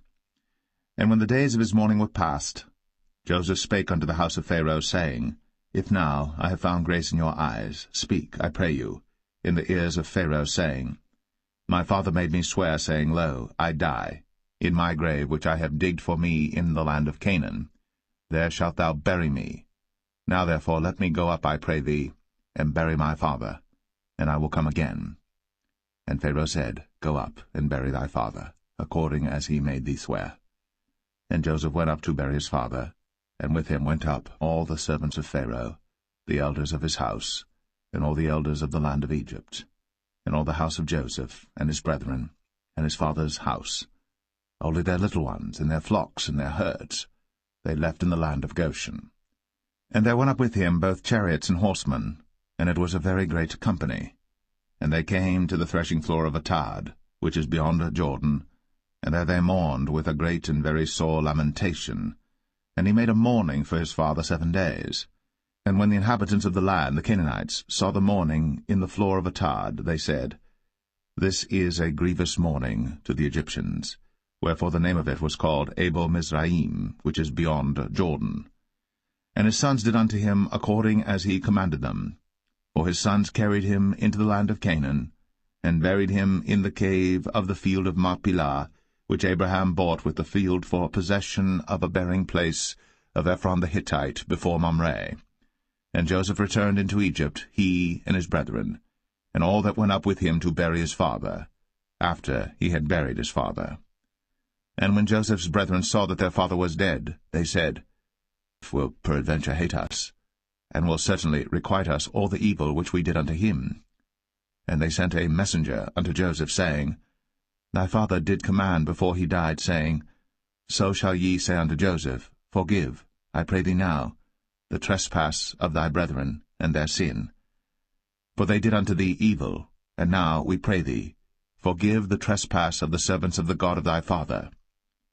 And Joseph wept, when they spake unto him. And his brethren also went and fell down before his face, and they said, Behold, we be thy servants. And Joseph said unto them, Fear not, for am I in the place of God? But as for you, ye thought evil against me. But God meant it unto good, to bring to pass, as it is this day, to save much people alive. Now therefore fear ye not, I will nourish you, and your little ones. And he comforted them, and spake kindly unto them. And Joseph dwelt in Egypt, he and his father's house. And Joseph lived 110 years. And Joseph saw Ephraim's children of the 3rd generation. The children also of Machir, the son of Manasseh, were brought up upon Joseph's knees. And Joseph said unto his brethren, I die, and God will surely visit you, and bring you out of this land unto the land which he sware to Abraham, to Isaac, and to Jacob. And Joseph took an oath of the children of Israel, saying, God will surely visit you, and ye shall carry up my bones from hence. So Joseph died, being 110 years old, and they embalmed him, and he was put in a coffin in Egypt.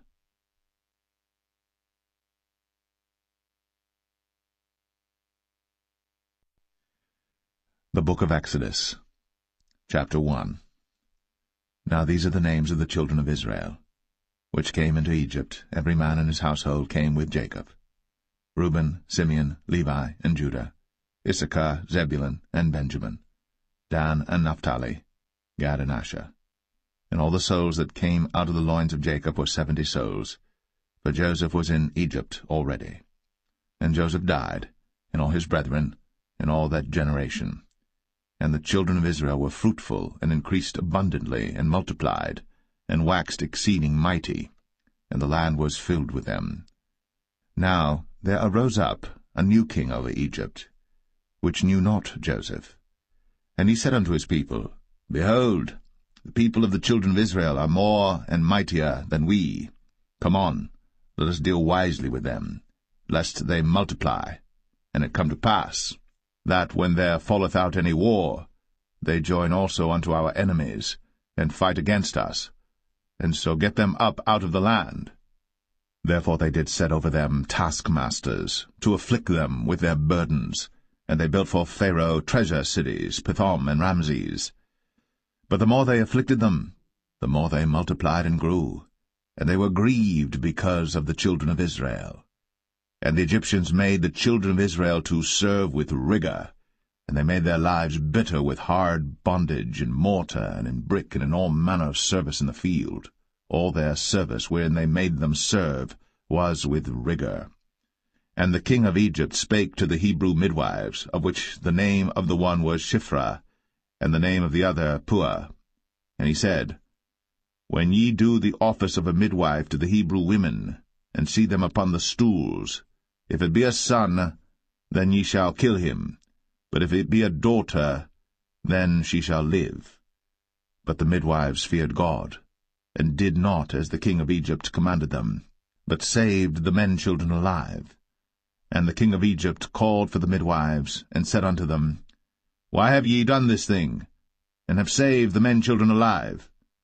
And the midwives said unto Pharaoh, Because the Hebrew women are not as the Egyptian women, for they are lively, and are delivered ere the midwives come in unto them. Therefore God dealt well with the midwives, and the people multiplied, and waxed very mighty. And it came to pass, because the midwives feared God, that he made them houses. And Pharaoh charged all his people, saying, Every son that is born ye shall cast into the river, and every daughter ye shall save alive.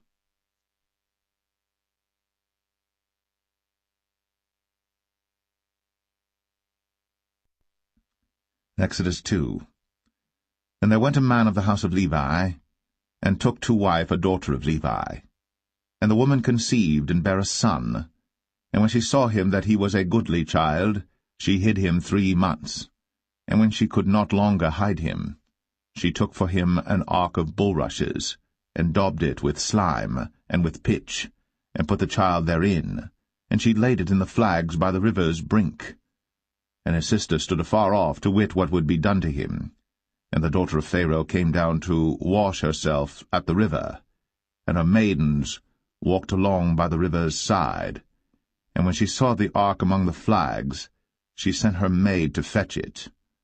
And when she had opened it, she saw the child, and behold, the babe wept. And she had compassion on him, and said, This is one of the Hebrews' children. Then said his sister to Pharaoh's daughter, Shall I go and call to thee a nurse of the Hebrew women, that she may nurse the child for thee? And Pharaoh's daughter said to her, Go. And the maid went, and called the child's mother. And Pharaoh's daughter said unto her, Take this child away, and nurse it for me, and I will give thee thy wages. And the woman took the child, and nursed it. And the child grew, and she brought him unto Pharaoh's daughter, and he became her son. And she called his name Moses, and she said, Because I drew him out of the water. And it came to pass in those days, when Moses was grown, that he went out unto his brethren, and looked on their burdens. And he spied an Egyptian smiting an Hebrew, one of his brethren. And he looked this way and that way. And when he saw that there was no man, he slew the Egyptian, and hid him in the sand. And when he went out the second day, behold, 2 men of the Hebrews strove together. And he said to him that did the wrong, Wherefore smitest thou thy fellow? And he said, Who made thee a prince and a judge over us? Intendest thou to kill me, as thou killedst the Egyptian? And Moses feared, and said, Surely this thing is known. Now when Pharaoh heard this thing, he sought to slay Moses. But Moses fled from the face of Pharaoh, and dwelt in the land of Midian, and he sat down by a well. Now the priest of Midian had 7 daughters, and they came and drew water, and filled the troughs to water their father's flock. And the shepherds came and drove them away. But Moses stood up and helped them, and watered their flock. And when they came to Reuel their father, he said, How is it that ye are come so soon today? And they said, An Egyptian delivered us out of the hand of the shepherds, and also drew water enough for us, and watered the flock. And he said unto his daughters, And where is he? Why is it that ye have left the man? Call him, that he may eat bread. And Moses was content to dwell with the man. And he gave Moses Zipporah his daughter. And she bare him a son. And he called his name Gershom, for he said, I have been a stranger in a strange land. And it came to pass, in process of time, that the king of Egypt died. And the children of Israel sighed by reason of the bondage, and they cried, and their cry came up unto God by reason of the bondage. And God heard their groaning, and God remembered his covenant with Abraham, with Isaac, and with Jacob. And God looked upon the children of Israel, and God had respect unto them.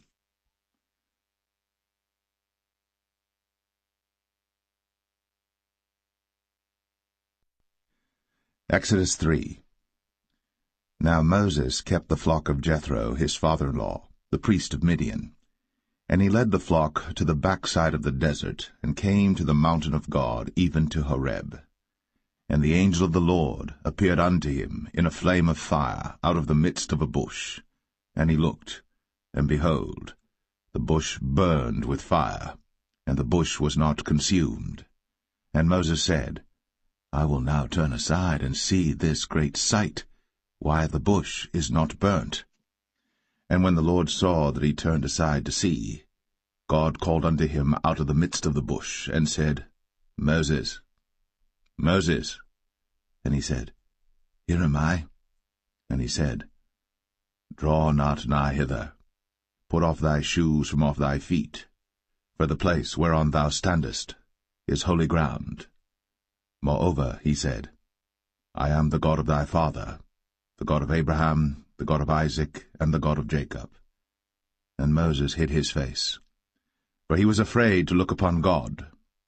And the Lord said, I have surely seen the affliction of my people which are in Egypt, and have heard their cry by reason of their taskmasters.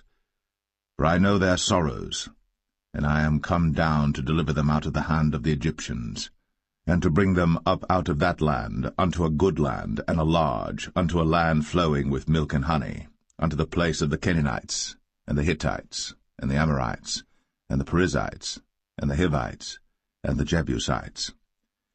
Now therefore, behold, the cry of the children of Israel is come unto me, and I have also seen the oppression wherewith the Egyptians oppress them. Come now therefore, and I will send thee unto Pharaoh, that thou mayest bring forth my people, the children of Israel, out of Egypt. And Moses said unto God, Who am I, that I should go unto Pharaoh, and that I should bring forth the children of Israel out of Egypt? And he said, Certainly I will be with thee, and this shall be a token unto thee, that I have sent thee. When thou hast brought forth the people out of Egypt, ye shall serve God upon this mountain. And Moses said unto God, Behold, when I come unto the children of Israel, and shall say unto them, The God of your fathers has sent me unto you, and they shall say to me, What is his name? What shall I say unto them? And God said unto Moses, I am that I am. And he said, Thus shalt thou say unto the children of Israel, I am hath sent me unto you. And God said moreover unto Moses, Thus shalt thou say unto the children of Israel, The Lord God of your fathers, the God of Abraham, the God of Isaac, and the God of Jacob, hath sent me unto you. This is my name for ever, and this is my memorial unto all generations. Go and gather the elders of Israel together, and say unto them, The Lord God of your fathers, the God of Abraham, of Isaac, and of Jacob, appeared unto me, saying, I have surely visited you, and seen that which is done to you in Egypt. And I have said, I will bring you up out of the affliction of Egypt, unto the land of the Canaanites, and the Hittites, and the Amorites, and the Perizzites, and the Hivites, and the Jebusites, unto a land flowing with milk and honey. And they shall hearken to thy voice, and thou shalt come, thou and the elders of Israel, unto the king of Egypt, and ye shall say unto him, The Lord God of the Hebrews hath met with us. And now let us go, we beseech thee, 3 days' journey into the wilderness, that we may sacrifice to the Lord our God. And I am sure that the king of Egypt will not let you go, no, not by a mighty hand. And I will stretch out my hand, and smite Egypt with all my wonders which I will do in the midst thereof, and after that he will let you go.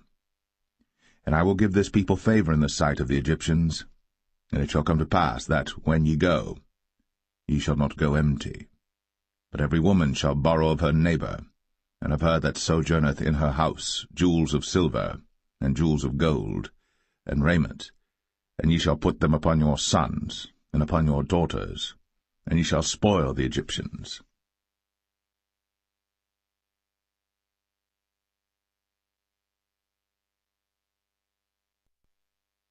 Exodus 4. And Moses answered and said, But behold, they will not believe me, nor hearken unto my voice, for they will say, The Lord hath not appeared unto thee. And the Lord said unto him, What is that in thine hand? And he said, A rod. And he said, Cast it on the ground. And he cast it on the ground, and it became a serpent. And Moses fled from before it. And the Lord said unto Moses, Put forth thine hand, and take it by the tail. And he put forth his hand, and caught it. And it became a rod in his hand, that they may believe that the Lord God of their fathers, the God of Abraham, the God of Isaac, and the God of Jacob, hath appeared unto thee. And the Lord said furthermore unto him, Put now thine hand into thy bosom. And he put his hand into his bosom, and when he took it out, behold, his hand was leprous as snow. And he said, Put thine hand into thy bosom again. And he put his hand into his bosom again, and plucked it out of his bosom. And behold, it was turned again as his other flesh. And it shall come to pass, if they will not believe thee, neither hearken to the voice of the first sign, that they will believe the voice of the latter sign. And it shall come to pass, if they will not believe also these two signs, neither hearken unto thy voice, that thou shalt take of the water of the river, and pour it upon the dry land, and the water which thou takest out of the river shall become blood upon the dry land. And Moses said unto the Lord, O my Lord, I am not eloquent, neither heretofore nor since thou hast spoken unto thy servant, but I am slow of speech and of a slow tongue. And the Lord said unto him, Who hath made man's mouth? Or who maketh the dumb, or deaf, or the seeing, or the blind? Have not I the Lord? Now therefore go, and I will be with thy mouth, and teach thee what thou shalt say. And he said, O my Lord, send, I pray thee, by the hand of him whom thou wilt send. And the anger of the Lord was kindled against Moses, and he said, Is not Aaron the Levite thy brother? I know that he can speak well, and also, behold, he cometh forth to meet thee. And when he seeth thee, he will be glad in his heart. And thou shalt speak unto him, and put words in his mouth. And I will be with thy mouth, and with his mouth, and will teach you what ye shall do. And he shall be thy spokesman unto the people, and he shall be, even he, shall be to thee instead of a mouth, and thou shalt be to him instead of God. And thou shalt take this rod in thine hand, wherewith thou shalt do signs. And Moses went, and returned to Jethro his father-in-law, and said unto him, Let me go, I pray thee, and return unto my brethren which are in Egypt, and see whether they be yet alive. And Jethro said to Moses, Go in peace. And the Lord said unto Moses in Midian, Go, return into Egypt, for all the men are dead which sought thy life. And Moses took his wife and his sons, and set them upon an ass, and he returned to the land of Egypt. And Moses took the rod of God in his hand. And the Lord said unto Moses, When thou goest to return into Egypt, see that thou do all those wonders before Pharaoh, which I have put in thine hand. But I will harden his heart, that he shall not let the people go. And thou shalt say unto Pharaoh, Thus saith the Lord, Israel is my son, even my firstborn. And I say unto thee, Let my son go, that he may serve me. And if thou refuse to let him go, behold, I will slay thy son, even thy firstborn. And it came to pass by the way in the inn, that the Lord met him, and sought to kill him. Then Zipporah took a sharp stone, and cut off the foreskin of her son, and cast it at his feet, and said, Surely a bloody husband art thou to me. So he let him go. Then she said, A bloody husband thou art, because of the circumcision. And the Lord said to Aaron, Go into the wilderness to meet Moses. And he went, and met him in the mount of God, and kissed him. And Moses told Aaron all the words of the Lord who had sent him, and all the signs which he had commanded him. And Moses and Aaron went and gathered together all the elders of the children of Israel. And Aaron spake all the words which the Lord had spoken unto Moses, and did the signs in the sight of the people. And the people believed. And when they heard that the Lord had visited the children of Israel, and that he had looked upon their affliction, then they bowed their heads and worshipped.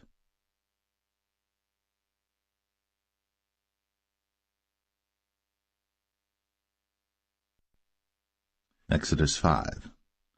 And afterward Moses and Aaron went in, and told Pharaoh, Thus saith the Lord God of Israel, Let my people go, that they may hold a feast unto me in the wilderness. And Pharaoh said, Who is the Lord that I should obey his voice to let Israel go? I know not the Lord, neither will I let Israel go. And they said, The God of the Hebrews hath met with us. Let us go, we pray thee, 3 days' journey into the desert, and sacrifice unto the Lord our God, lest he fall upon us with pestilence, or with the sword. And the king of Egypt said unto them, Wherefore do ye, Moses and Aaron? Let the people from their works get you unto your burdens. And Pharaoh said, Behold, the people of the land now are many, and ye make them rest from their burdens. And Pharaoh commanded the same day the taskmasters of the people and their officers, saying, Ye shall no more give the people straw to make brick, as heretofore. Let them go and gather straw for themselves. And the tale of the bricks which they did make heretofore ye shall lay upon them. Ye shall not diminish aught thereof. For they be idle, therefore they cry, saying, Let us go and sacrifice to our God. Let their more work be laid upon the men, that they may labor therein, and let them not regard vain words. And the taskmasters of the people went out, and their officers, and they spake to the people, saying, Thus saith Pharaoh, I will not give you straw. Go ye, get you straw where you can find it, yet not aught of your work shall be diminished. So the people were scattered abroad throughout all the land of Egypt to gather stubble instead of straw. And the taskmasters hasted them, saying, Fulfill your works, your daily tasks, as when there was straw. And the officers of the children of Israel, which Pharaoh's taskmasters had set over them, were beaten, and demanded, Wherefore have ye not fulfilled your task in making brick both yesterday and today as heretofore? Then the officers of the children of Israel came and cried unto Pharaoh, saying, Wherefore dealest thou thus with thy servants? There is no straw given unto thy servants. And they say to us, Make brick. And behold, thy servants are beaten, but the fault is in thine own people. But he said, Ye are idle, ye are idle. Therefore ye say, Let us go and do sacrifice to the Lord. Go therefore now and work, for there shall no straw be given you. Yet shall ye deliver the tale of bricks. And the officers of the children of Israel did see that they were in evil case, after it was said, Ye shall not minish aught from your bricks of your daily task. And they met Moses and Aaron, who stood in the way, as they came forth from Pharaoh. And they said unto them, The Lord look upon you and judge, because ye have made our savour to be abhorred in the eyes of Pharaoh, and in the eyes of his servants, to put a sword in their hand to slay us. And Moses returned unto the Lord, and said, Lord, wherefore hast thou so evil entreated this people? Why is it that thou hast sent me? For since I came to Pharaoh to speak in thy name, he hath done evil to this people, neither hast thou delivered thy people at all.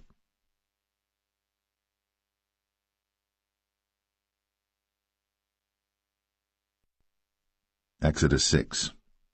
Then the Lord said unto Moses, Now shalt thou see what I will do to Pharaoh. For with a strong hand shall he let them go, and with a strong hand shall he drive them out of his land. And God spake unto Moses, and said unto him, I am the Lord. And I appeared unto Abraham, unto Isaac, and unto Jacob, by the name of God Almighty, but by my name Jehovah was I not known to them. And I have also established my covenant with them, to give them the land of Canaan, the land of their pilgrimage, wherein they were strangers. And I have also heard the groaning of the children of Israel, whom the Egyptians keep in bondage, and I have remembered my covenant.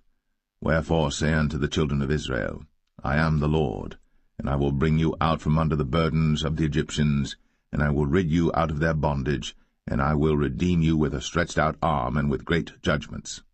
And I will take you to me for a people, and I will be to you a God, and ye shall know that I am the Lord your God, which bringeth you out from under the burdens of the Egyptians. And I will bring you in unto the land, concerning the which I did swear to give it to Abraham, to Isaac, and to Jacob, and I will give it you for an heritage. I am the Lord. And Moses spake so unto the children of Israel, but they hearkened not unto Moses for anguish of spirit, and for cruel bondage. And the Lord spake unto Moses, saying, Go in, speak unto Pharaoh king of Egypt, that he let the children of Israel go out of his land. And Moses spake before the Lord, saying, Behold, the children of Israel have not hearkened unto me. How then shall Pharaoh hear me, who am of uncircumcised lips? And the Lord spake unto Moses and unto Aaron, and gave them a charge unto the children of Israel, and unto Pharaoh king of Egypt, to bring the children of Israel out of the land of Egypt. These be the heads of their fathers' houses, the sons of Reuben, the firstborn of Israel, Hanok and Palu, Hezron and Carmi. These be the families of Reuben. And the sons of Simeon, Jemuel and Jamin, and Ohad and Jachin, and Zohar and Shaul the son of a Canaanitish woman. These are the families of Simeon. And these are the names of the sons of Levi according to their generations, Gershon and Kohath and Merari. And the years of the life of Levi were 137 years. The sons of Gershon, Libni and Shimei, according to their families. And the sons of Kohath, Amram and Izhar, and Hebron and Uzziel. And the years of the life of Kohath were 133 years.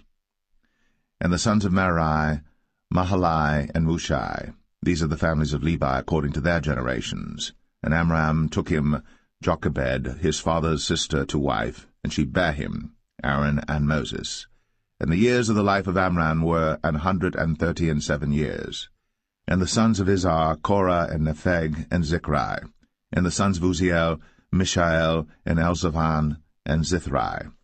And Aaron took him Elisheba, daughter of Aminadab, sister of Nahshon, to wife, and she bare him Nadab and Abihu, Eleazar and Ithamar. And the sons of Korah, Asir and Elkanah and Abiasaph. These are the families of the Korhites. And Eleazar, Aaron's son, took him one of the daughters of Putiel to wife, and she bare him Phinehas. These are the heads of the fathers of the Levites according to their families. These are that Aaron and Moses, to whom the Lord said, Bring out the children of Israel from the land of Egypt, according to their armies. These are they which spake to Pharaoh king of Egypt, to bring out the children of Israel from Egypt. These are that Moses and Aaron. And it came to pass on the day when the Lord spake unto Moses in the land of Egypt, that the Lord spake unto Moses, saying, I am the Lord. Speak thou unto Pharaoh king of Egypt all that I say unto thee. And Moses said before the Lord, Behold, I am of uncircumcised lips, and how shall Pharaoh hearken unto me?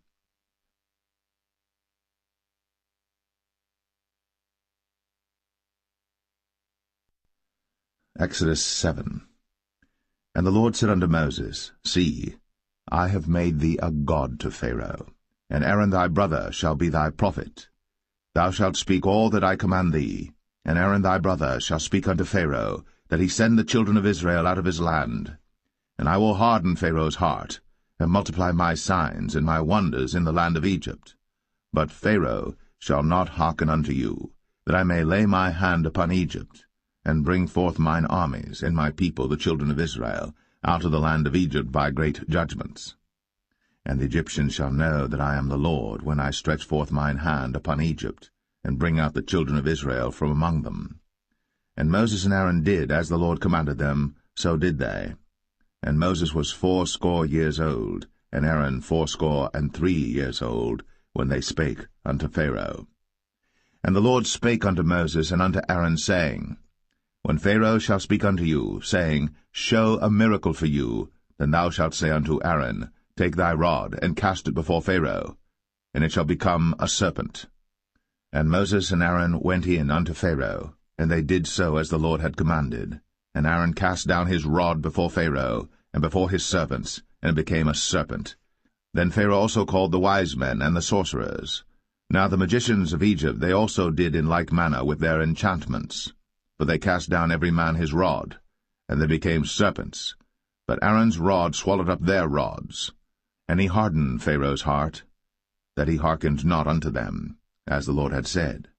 And the Lord said unto Moses, Pharaoh's heart is hardened, he refuseth to let the people go. Get thee unto Pharaoh in the morning. Lo, he goeth out unto the water, and thou shalt stand by the river's brink against he come. And the rod which was turned to a serpent shalt thou take in thine hand. And thou shalt say unto him, The Lord God of the Hebrews hath sent me unto thee, saying, Let my people go, that they may serve me in the wilderness. And behold, hitherto thou wouldest not hear. Thus saith the Lord, In this thou shalt know that I am the Lord. Behold, I will smite with the rod that is in mine hand upon the waters which are in the river, and they shall be turned to blood. And the fish that is in the river shall die, and the river shall stink, and the Egyptians shall loathe to drink of the water of the river. And the Lord spake unto Moses, Say unto Aaron, Take thy rod, and stretch out thine hand upon the waters of Egypt, upon their streams, upon their rivers, and upon their ponds, and upon all their pools of water, that they may become blood, and that there may be blood throughout all the land of Egypt, both in vessels of wood and in vessels of stone. And Moses and Aaron did so, as the Lord commanded. And he lifted up the rod, and smote the waters that were in the river, in the sight of Pharaoh, and in the sight of his servants, and all the waters that were in the river were turned to blood. And the fish that was in the river died, and the river stank, and the Egyptians could not drink of the water of the river, and there was blood throughout all the land of Egypt. And the magicians of Egypt did so with their enchantments, and Pharaoh's heart was hardened, neither did he hearken unto them, as the Lord had said. And Pharaoh turned and went into his house, neither did he set his heart to this also. And all the Egyptians digged around about the river for water to drink, but they could not drink of the water of the river. And 7 days were fulfilled. After that the Lord had smitten the river.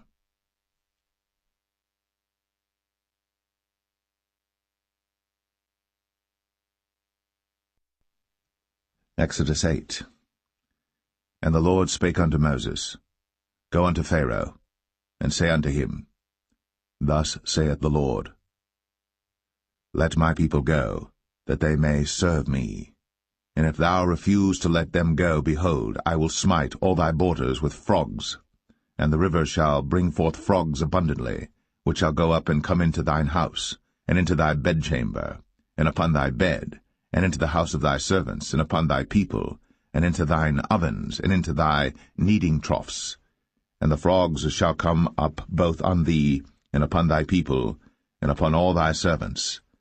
And the Lord spake unto Moses, Say unto Aaron, Stretch forth thine hand with thy rod over the streams, over the rivers, and over the ponds, and cause frogs to come up upon the land of Egypt.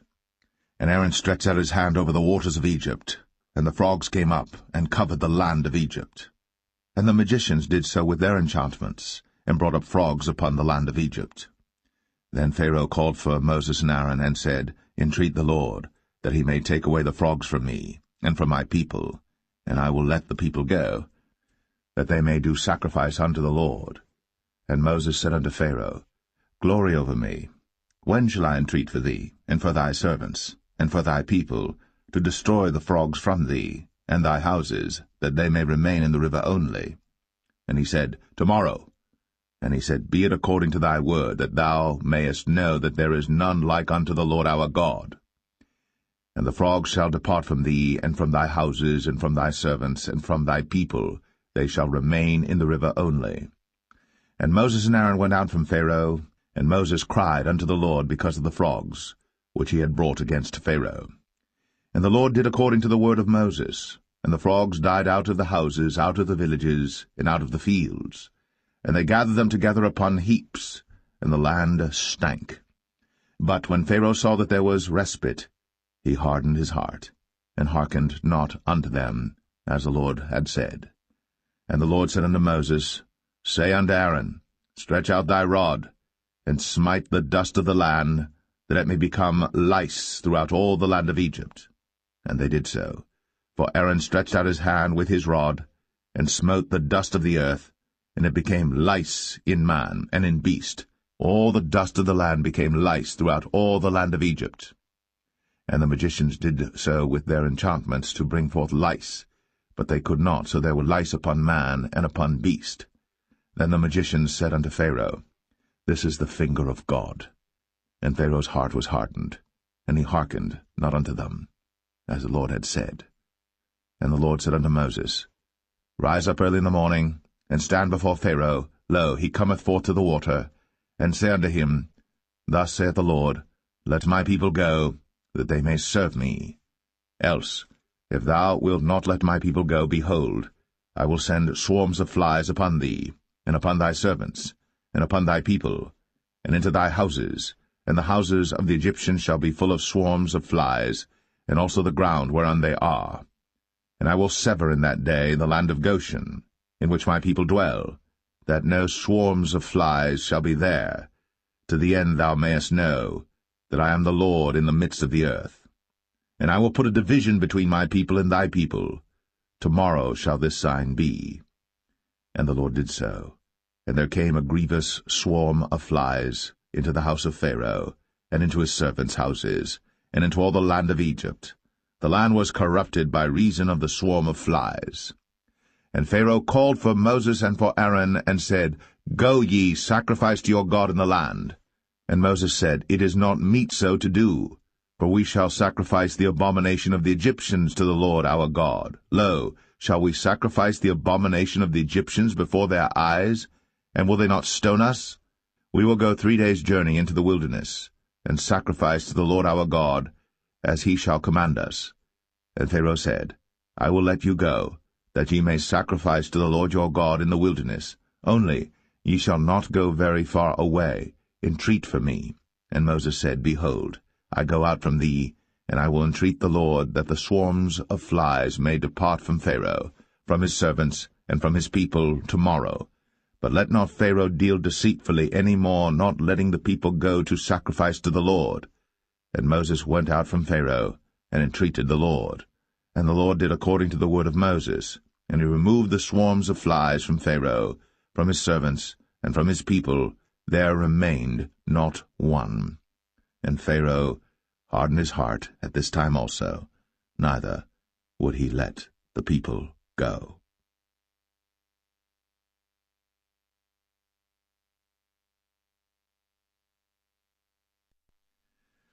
Exodus 9.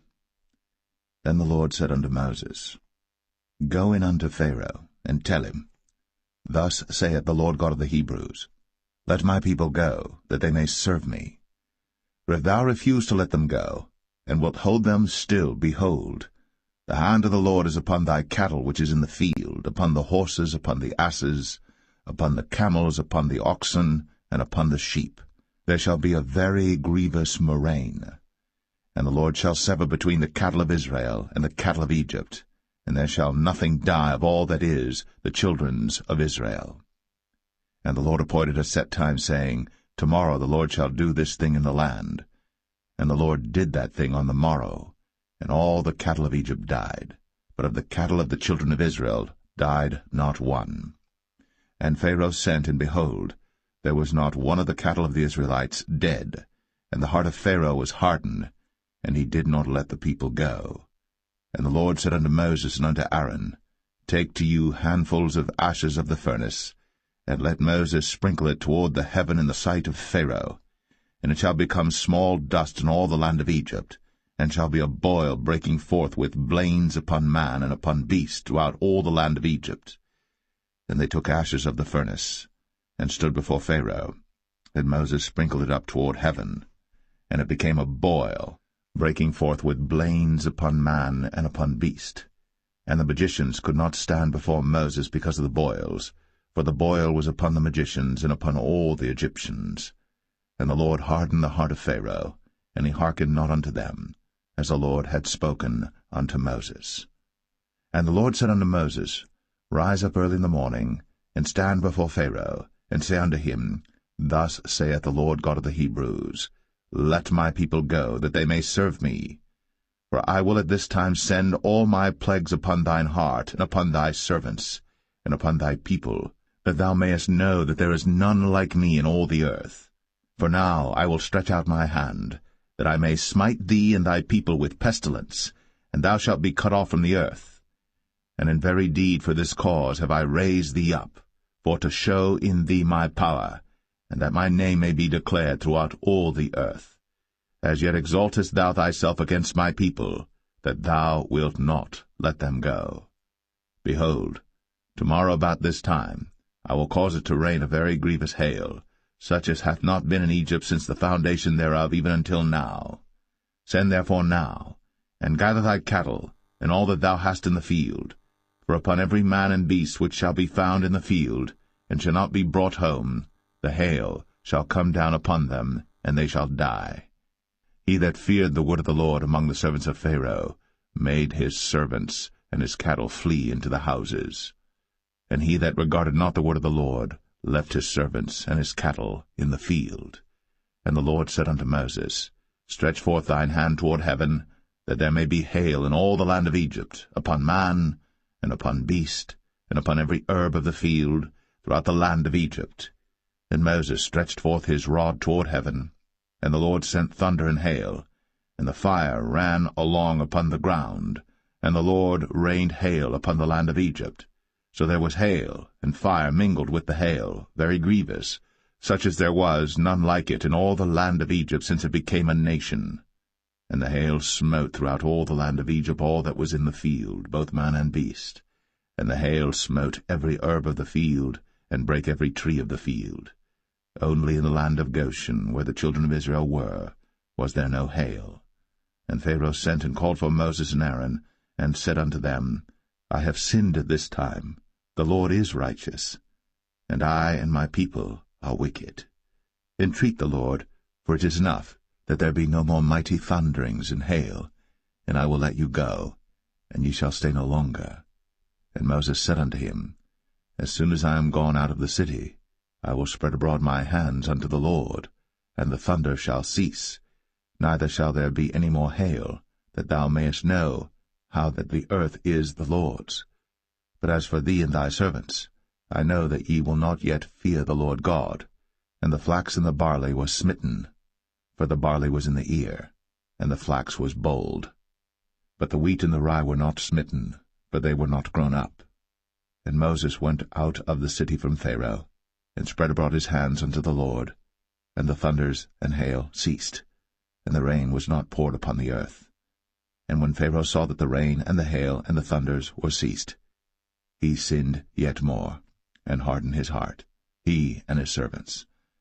And the heart of Pharaoh was hardened, neither would he let the children of Israel go, as the Lord had spoken by Moses.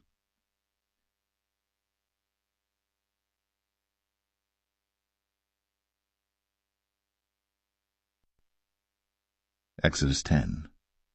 And the Lord said unto Moses, Go in unto Pharaoh, for I have hardened his heart, and the heart of his servants, that I might show these my signs before him, and that thou mayest tell in the ears of thy son, and of thy son's son, what things I have wrought in Egypt, and my signs which I have done among them, that ye may know how that I am the Lord.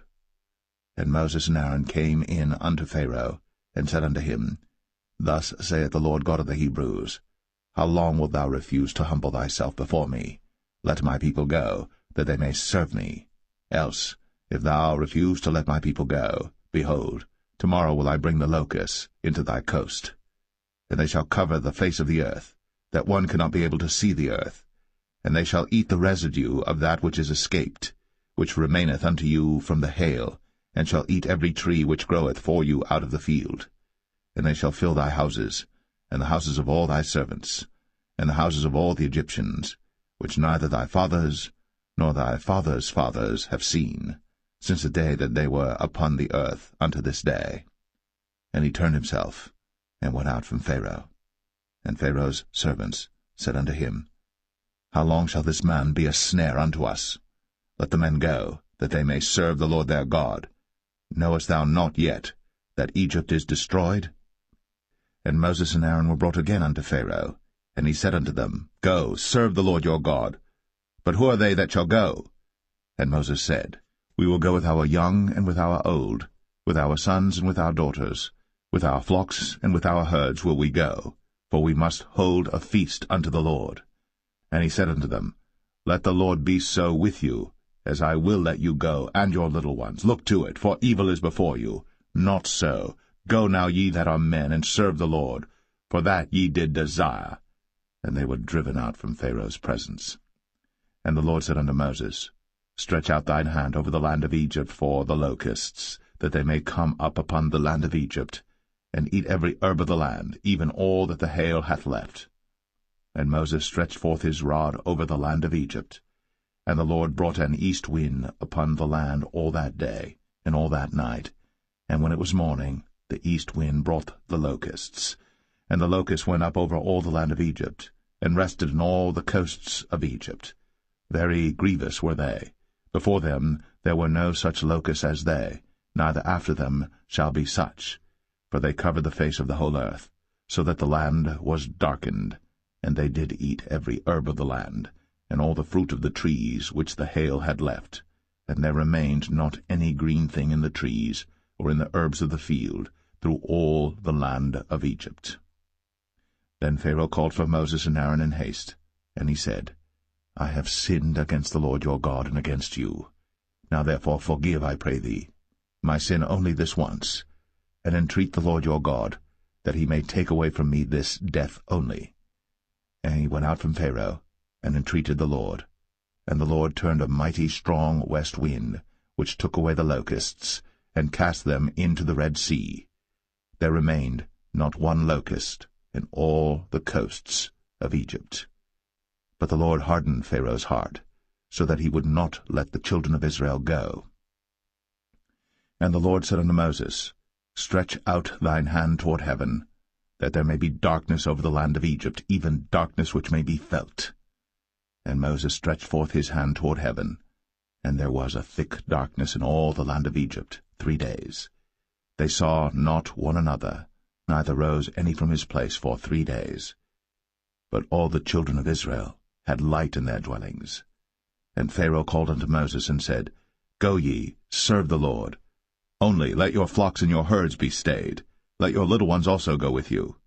And Moses said, Thou must give us also sacrifices and burnt offerings, that we may sacrifice unto the Lord our God. Our cattle also shall go with us. There shall not an hoof be left behind. For thereof must we take to serve the Lord our God, and we know not with what we must serve the Lord until we come thither. But the Lord hardened Pharaoh's heart, and he would not let them go. And Pharaoh said unto him, Get thee from me, take heed to thyself, see my face no more, for in that day thou seest my face, thou shalt die. And Moses said, Thou hast spoken well. I will see thy face again no more.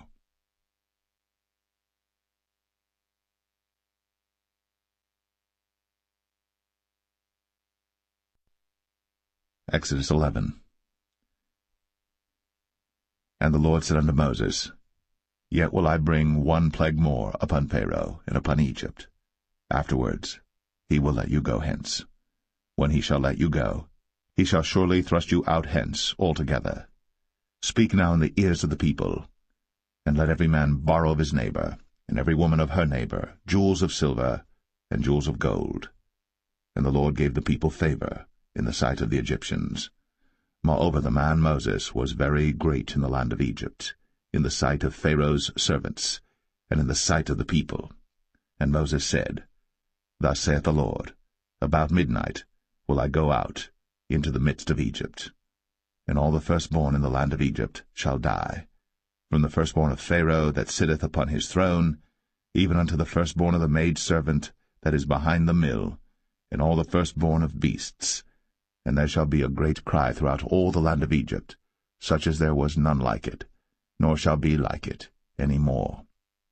But against any of the children of Israel shall not a dog move his tongue, against man or beast, that ye may know how that the Lord doth put a difference between the Egyptians and Israel. And all these thy servants shall come down unto me, and bow down themselves unto me, saying, Get thee out, and all the people that follow thee, and after that I will go out. And he went out from Pharaoh in a great anger.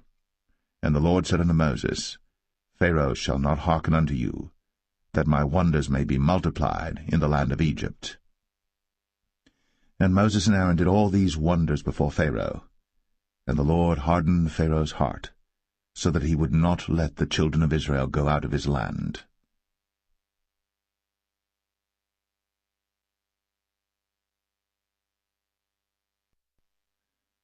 Exodus 12. And the Lord spake unto Moses and Aaron in the land of Egypt, saying, This month shall be unto you the beginning of months. It shall be the first month of the year to you. Speak ye unto all the congregation of Israel, saying, In the 10th day of this month they shall take to them every man a lamb, according to the house of their fathers, a lamb for an house. And if the household be too little for the lamb, let him and his neighbor next unto his house take it according to the number of the souls. Every man according to his eating shall make your count for the lamb. Your lamb shall be without blemish, a male of the first year. Ye shall take it out from the sheep or from the goats. And ye shall keep it up until the 14th day of the same month. And the whole assembly of the congregation of Israel shall kill it in the evening. And they shall take of the blood, and strike it on the 2 side posts, and on the upper door post of the houses wherein they shall eat it. And they shall eat the flesh in that night, roast with fire, and unleavened bread, and with bitter herbs they shall eat it. Eat not of it raw, nor sodden it all with water, but roast with fire, his head with his legs, and with the purtenance thereof. And ye shall let nothing of it remain until the morning, and that which remaineth of it until the morning ye shall burn with fire. And thus shall ye eat it, with your loins girded, your shoes on your feet, and your staff in your hand, and ye shall eat it in haste. It is the Lord's Passover. For I will pass through the land of Egypt this night, and will smite all the firstborn in the land of Egypt, both man and beast, and against all the gods of Egypt I will execute judgment. I am the Lord. And the blood shall be to you for a token upon the houses where ye are. And when I see the blood, I will pass over you, and the plague shall not be upon you to destroy you, when I smite the land of Egypt. And this day shall be unto you for a memorial, and ye shall keep it a feast to the Lord throughout your generations. Ye shall keep it a feast by an ordinance for ever. 7 days shall ye eat unleavened bread. Even the first day ye shall put away leaven out of your houses. For whosoever eateth leavened bread from the first day until the 7th day, that soul shall be cut off from Israel. And in the first day there shall be an holy convocation, and in the 7th day there shall be an holy convocation to you. No manner of work shall be done in them, save that which every man must eat, that only may be done of you. And ye shall observe the feast of unleavened bread. For in this selfsame day have I brought your armies out of the land of Egypt. Therefore shall ye observe this day in your generations by an ordinance for ever. In the 1st month, on the 14th day of the month at even, ye shall eat unleavened bread, until the 21st day of the month at even. 7 days shall there be no leaven found in your houses. For whosoever eateth that which is leavened, even that soul shall be cut off from the congregation of Israel, whether he be a stranger or born in the land. Ye shall eat nothing leavened. In all your habitations shall ye eat unleavened bread. Then Moses called for all the elders of Israel, and said unto them, Draw out, and take you a lamb according to your families, and kill the Passover. And ye shall take a bunch of hyssop, and dip it in the blood that is in the basin, and strike the lintel and the 2 side posts with the blood that is in the basin, and none of you shall go out at the door of his house until the morning. For the Lord will pass through to smite the Egyptians, and when he seeth the blood upon the lintel, and on the 2 side posts, the Lord will pass over the door, and will not suffer the destroyer to come in unto your houses to smite you. And ye shall observe this thing for an ordinance to thee, and to thy sons, for ever. And it shall come to pass, when ye be come to the land which the Lord will give you, according as he hath promised, that ye shall keep this service. And it shall come to pass, when your children shall say unto you, What mean ye by this service? That ye shall say, It is the sacrifice of the Lord's Passover, who passed over the houses of the children of Israel in Egypt, when he smote the Egyptians, and delivered our houses. And the people bowed the head, and worshipped. And the children of Israel went away, and did, as the Lord had commanded Moses and Aaron, so did they. And it came to pass that at midnight the Lord smote all the firstborn in the land of Egypt, from the firstborn of Pharaoh that sat on his throne unto the firstborn of the captive that was in the dungeon. and all the firstborn of cattle. And Pharaoh rose up in the night, he and all his servants and all the Egyptians. And there was a great cry in Egypt, for there was not a house where there was not one dead. And he called for Moses and Aaron by night, and said, Rise up, and get you forth from among my people, both ye and the children of Israel, and go, serve the Lord, as ye have said. Also take your flocks and your herds, as ye have said, and be gone, and bless me also. And the Egyptians were urgent upon the people, that they might send them out of the land in haste, for they said, We be all dead men. And the people took their dough before it was leavened, their kneading troughs being bound up in their clothes upon their shoulders. And the children of Israel did according to the word of Moses, and they borrowed of the Egyptians jewels of silver, and jewels of gold and raiment. And the Lord gave the people favor in the sight of the Egyptians, so that they lent unto them such things as they required, and they spoiled the Egyptians. And the children of Israel journeyed from Ramses to Succoth, about 600,000 on foot, that were men, beside children. And a mixed multitude went up also with them, and flocks and herds, even very much cattle. And they baked unleavened cakes of the dough which they brought forth out of Egypt, for it was not leavened, because they were thrust out of Egypt, and could not tarry, neither had they prepared for themselves any victual. Now the sojourning of the children of Israel, who dwelt in Egypt, was 430 years. And it came to pass, at the end of the 430 years, even the selfsame day it came to pass, that all the hosts of the Lord went out from the land of Egypt. It is a night to be much observed unto the Lord for bringing them out from the land of Egypt. This is that night of the Lord to be observed of all the children of Israel in their generations. And the Lord said unto Moses and Aaron, This is the ordinance of the Passover. There shall no stranger eat thereof. But every man's servant that is bought for money, when thou hast circumcised him, then shall he eat thereof. A foreigner and an hired servant shall not eat thereof. In one house shall it be eaten. Thou shalt not carry forth aught of the flesh abroad out of the house, neither shall ye break a bone thereof. All the congregation of Israel shall keep it. And when a stranger shall sojourn with thee, and will keep the Passover to the Lord, let all his males be circumcised, and then let him come near and keep it. And he shall be as one that is born in the land. For no uncircumcised person shall eat thereof. One law shall be to him that is homeborn, and unto the stranger that sojourneth among you. Thus did all the children of Israel. As the Lord commanded Moses and Aaron, so did they. And it came to pass the selfsame day, that the Lord did bring the children of Israel out of the land of Egypt by their armies.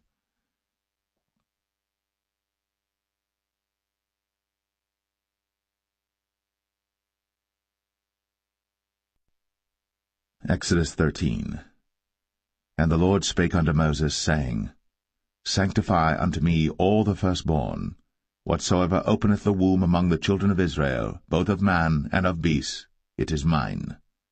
And Moses said unto the people, Remember this day in which ye came out from Egypt, out of the house of bondage, for by strength of hand the Lord brought you out from this place. There shall no leavened bread be eaten. This day came ye out in the month Abib. And it shall be, when the Lord shall bring thee into the land of the Canaanites, and the Hittites, and the Amorites, and the Hivites, and the Jebusites, which he sware unto thy fathers to give thee, a land flowing with milk and honey, that thou shalt keep this service in this month. 7 days thou shalt eat unleavened bread, and in the 7th day shall be a feast to the Lord. Unleavened bread shall be eaten 7 days, and there shall no leavened bread be seen with thee, neither shall there be leaven seen with thee in all thy quarters. And thou shalt show thy son in that day, saying, This is done, because of that which the Lord did unto me, when I came forth out of Egypt. And it shall be for a sign unto thee upon thine hand, and for a memorial between thine eyes, that the Lord's law may be in thy mouth. For with a strong hand hath the Lord brought thee out of Egypt. Thou shalt therefore keep this ordinance in his season from year to year. And it shall be, when the Lord shall bring thee into the land of the Canaanites, as he sware unto thee and to thy fathers, and shall give it thee, that thou shalt set apart unto the Lord all that openeth the matrix, and every firstling that cometh of a beast which thou hast, the males shall be the Lord's.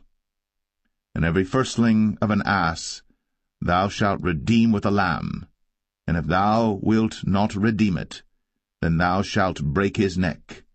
And all the firstborn of man among thy children shalt thou redeem. And it shall be, when thy son asketh thee in time to come, saying, What is this? That thou shalt say unto him, By strength of hand the Lord brought us out from Egypt, from the house of bondage. And it came to pass, when Pharaoh would hardly let us go, that the Lord slew all the firstborn in the land of Egypt, both the firstborn of man and the firstborn of beast. Therefore I sacrifice to the Lord all that openeth the matrix, being males, but all the firstborn of my children I redeem.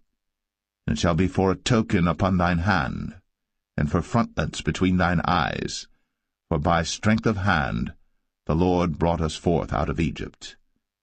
And it came to pass, when Pharaoh had let the people go, that God led them not through the way of the land of the Philistines, although that was near, for God said, Lest peradventure the people repent when they see war, and they return to Egypt. But God led the people about through the way of the wilderness of the Red Sea, and the children of Israel went up harnessed out of the land of Egypt. And Moses took the bones of Joseph with him, for he had straitly sworn the children of Israel, saying, God will surely visit you, and ye shall carry up my bones away hence with you. And they took their journey from Succoth, and encamped in Etham, in the edge of the wilderness. And the Lord went before them by day in a pillar of a cloud, to lead them the way, and by night in a pillar of fire, to give them light, to go by day and night. He took not away the pillar of the cloud by day, nor the pillar of fire by night, from before the people.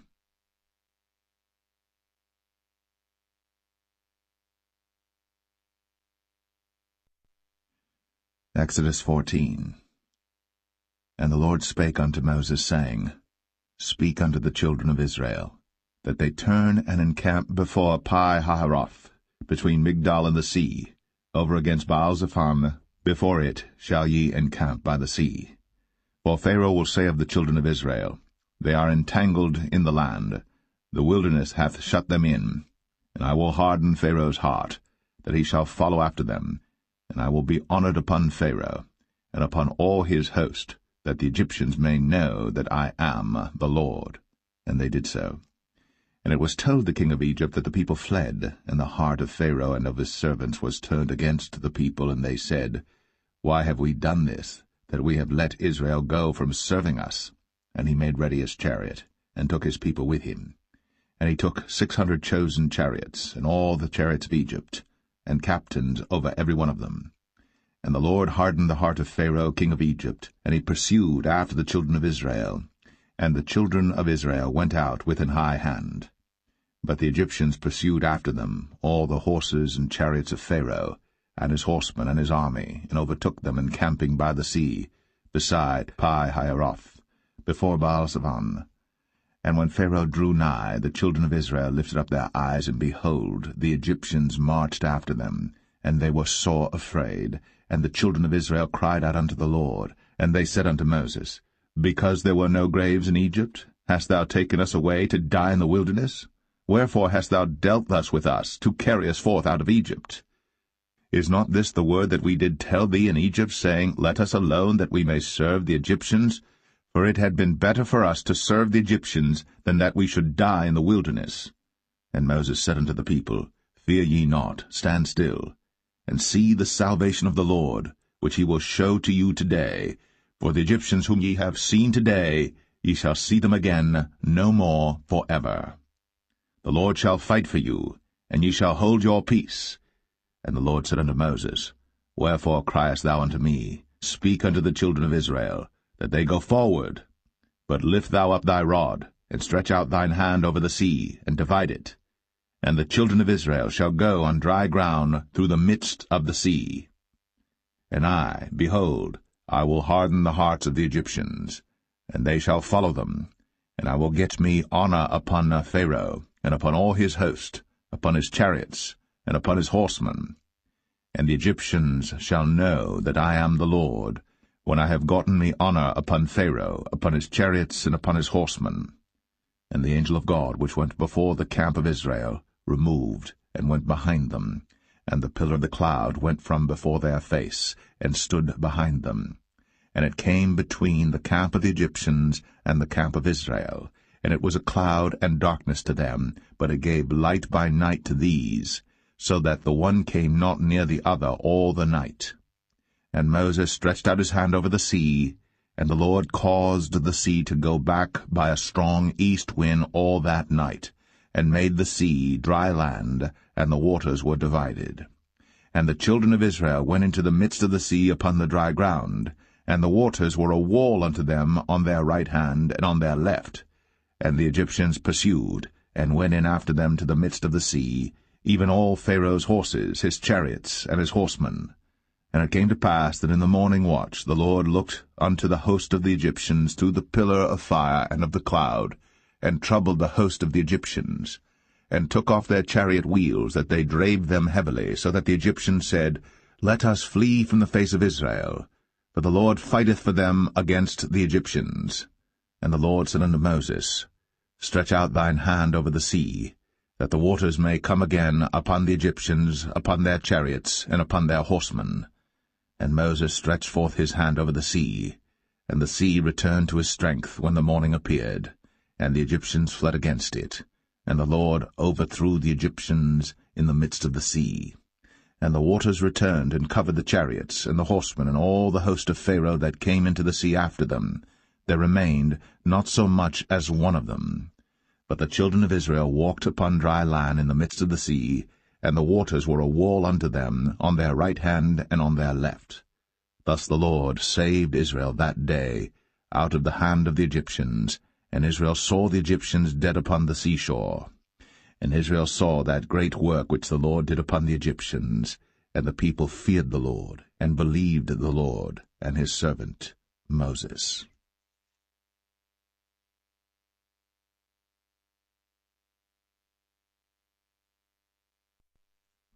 Exodus 15. Then sang Moses and the children of Israel this song unto the Lord, and spake, saying, I will sing unto the Lord, for he hath triumphed gloriously. The horse and his rider hath he thrown into the sea. The Lord is my strength and song, and he is become my salvation. He is my God, and I will prepare him an habitation, my father's God, and I will exalt him. The Lord is a man of war, the Lord is his name. Pharaoh's chariots and his host hath he cast into the sea. His chosen captains also are drowned in the Red Sea. The depths have covered them, they sank into the bottom as a stone. Thy right hand, O Lord, is become glorious in power. Thy right hand, O Lord, hath dashed in pieces the enemy. And in the greatness of thine excellency thou hast overthrown them that rose up against thee. Thou sentest forth thy wrath, which consumed them as stubble. And with the blast of thy nostrils the waters were gathered together. The floods stood upright as an heap, and the depths were congealed in the heart of the sea. The enemy said, I will pursue, I will overtake, I will divide the spoil. My lust shall be satisfied upon them. I will draw my sword, my hand shall destroy them. Thou didst blow with thy wind, the sea covered them. They sank as lead in the mighty waters. Who is like unto thee, O Lord, among the gods? Who is like thee, glorious in holiness, fearful in praises, doing wonders? Thou stretchest out thy right hand, the earth swallowed them. Thou in thy mercy hast led forth the people which thou hast redeemed. Thou hast guided them in thy strength unto thy holy habitation. The people shall hear and be afraid. Sorrow shall take hold on the inhabitants of Palestina. Then the dukes of Edom shall be amazed. The mighty men of Moab, trembling, shall take hold upon them. All the inhabitants of Canaan shall melt away. Fear and dread shall fall upon them. By the greatness of thine arm they shall be as still as a stone. till thy people pass over, O Lord, till the people pass over, which thou hast purchased.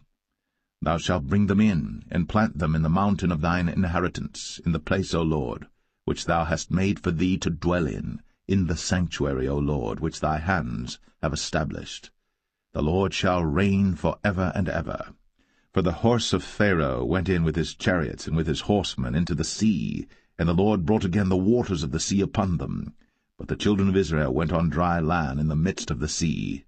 And Miriam the prophetess, the sister of Aaron, took a timbrel in her hand, and all the women went out after her with timbrels and with dances.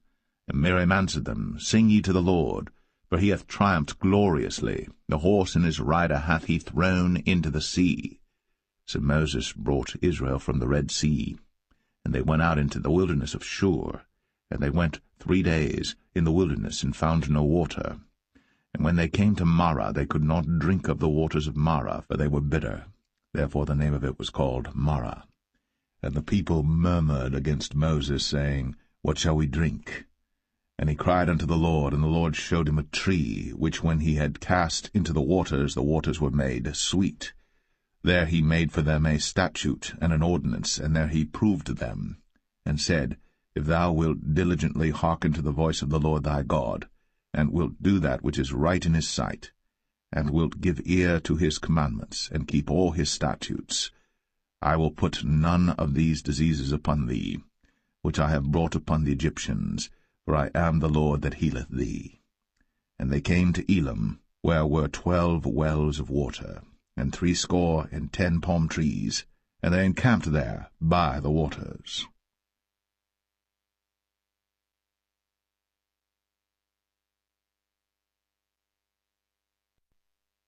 Exodus 16.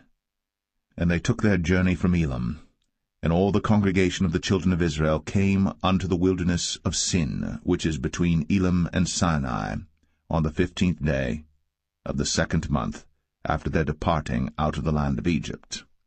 And the whole congregation of the children of Israel murmured against Moses and Aaron in the wilderness.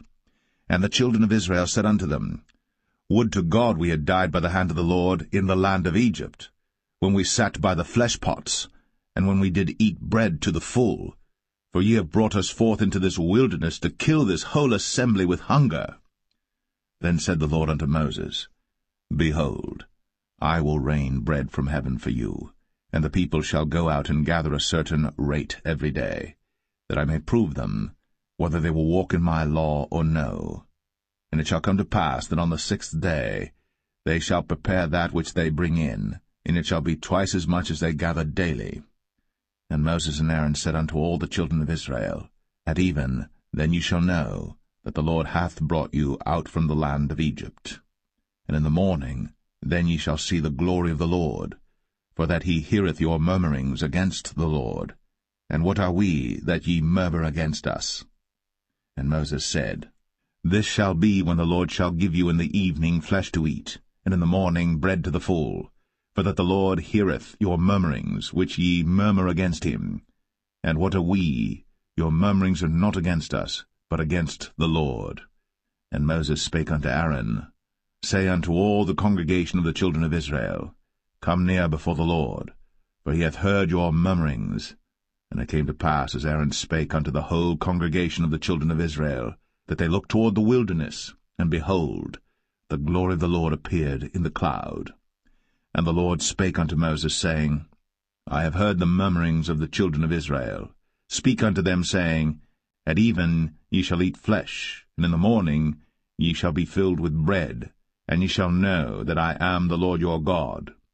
And it came to pass that at even the quails came up and covered the camp, and in the morning the dew lay round about the host.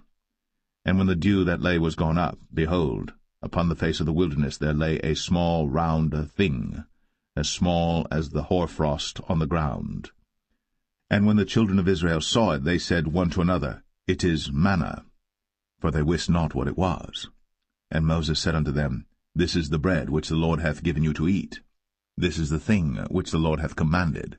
Gather of it every man according to his eating, an omer for every man according to the number of your persons. Take ye every man for them which are in his tents. And the children of Israel did so, and gathered some more, some less. And when they did mete it with an omer, he that gathered much had nothing over, and he that gathered little had no lack. They gathered every man according to his eating. And Moses said, Let no man leave of it till the morning. Notwithstanding they hearkened not unto Moses, but some of them left of it until the morning. And it bred worms, and stank. And Moses was wroth with them. And they gathered it every morning, every man according to his eating. And when the sun waxed hot, it melted. And it came to pass that on the 6th day they gathered twice as much bread, 2 omers for one man. And all the rulers of the congregation came and told Moses. And he said unto them, This is that which the Lord hath said. Tomorrow is the rest of the holy Sabbath unto the Lord. Bake that which ye shall bake today, and seethe that ye will seethe, and that which remaineth over lay up for you to be kept until the morning. And they laid it up till the morning, as Moses bade, and it did not stink, neither was there any worm therein. And Moses said, Eat that today, for today is a Sabbath unto the Lord. Today ye shall not find it in the field. 6 days ye shall gather it, but on the 7th day, which is the Sabbath, in it there shall be none. And it came to pass that there went out some of the people on the 7th day for to gather, and they found none. And the Lord said unto Moses, How long refuse ye to keep my commandments and my laws? See, for that the Lord hath given you the Sabbath. Therefore he giveth you on the 6th day the bread of 2 days. Abide ye every man in his place. Let no man go out of his place on the 7th day. So the people rested on the 7th day. And the house of Israel called the name thereof manna. And it was like coriander seed, white, and the taste of it was like wafers made with honey. And Moses said, This is the thing which the Lord commandeth. Fill an omer of it to be kept for your generations, that they may see the bread wherewith I have fed you in the wilderness, when I brought you forth from the land of Egypt. And Moses said unto Aaron, Take a pot, and put an omer full of manna therein, and lay it up before the Lord, to be kept for your generations. As the Lord commanded Moses, so Aaron laid it up before the testimony to be kept. And the children of Israel did eat manna 40 years, until they came to a land inhabited. They did eat manna until they came unto the borders of the land of Canaan. Now an omer is the 10th part of an ephah.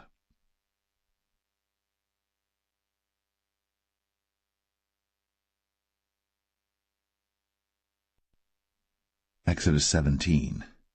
And all the congregation of the children of Israel journeyed from the wilderness of Sin after their journeys, according to the commandment of the Lord, and pitched in Rephidim. And there was no water for the people to drink. Wherefore the people did chide with Moses, and said, Give us water that we may drink. And Moses said unto them, Why chide ye with me? Wherefore do ye tempt the Lord? And the people thirsted there for water. And the people murmured against Moses, and said, Wherefore is this that thou hast brought us up out of Egypt, to kill us, and our children, and our cattle with thirst? And Moses cried unto the Lord, saying, What shall I do unto this people? They be almost ready to stone me. And the Lord said unto Moses, Go on before the people, and take with thee of the elders of Israel, and thy rod wherewith thou smotest the river, take in thine hand, and go. Behold, I will stand before thee there upon the rock in Horeb, and thou shalt smite the rock. And there shall come water out of it, that the people may drink. And Moses did so in the sight of the elders of Israel. And he called the name of the place Massah, and Meribah, because of the chiding of the children of Israel, and because they tempted the Lord, saying, Is the Lord among us or not? Then came Amalek and fought with Israel in Rephidim. And Moses said unto Joshua, Choose us out men, and go out, fight with Amalek. Tomorrow I will stand on the top of the hill with the rod of God in mine hand. So Joshua did as Moses had said to him, and fought with Amalek. And Moses, Aaron, and Hur went up to the top of the hill. And it came to pass, when Moses held up his hand, that Israel prevailed. And when he let down his hand, Amalek prevailed. But Moses' hands were heavy, and they took a stone and put it under him, and he sat thereon, and Aaron and Hur stayed up his hands, the one on the one side, and the other on the other side, and his hands were steady until the going down of the sun. And Joshua discomfited Amalek and his people with the edge of the sword. And the Lord said unto Moses, Write this for a memorial in a book, and rehearse it in the ears of Joshua. For I will utterly put out the remembrance of Amalek from under heaven. And Moses built an altar, and called the name of it Jehovah Nissi. For he said, Because the Lord has sworn that the Lord will have war with Amalek from generation to generation.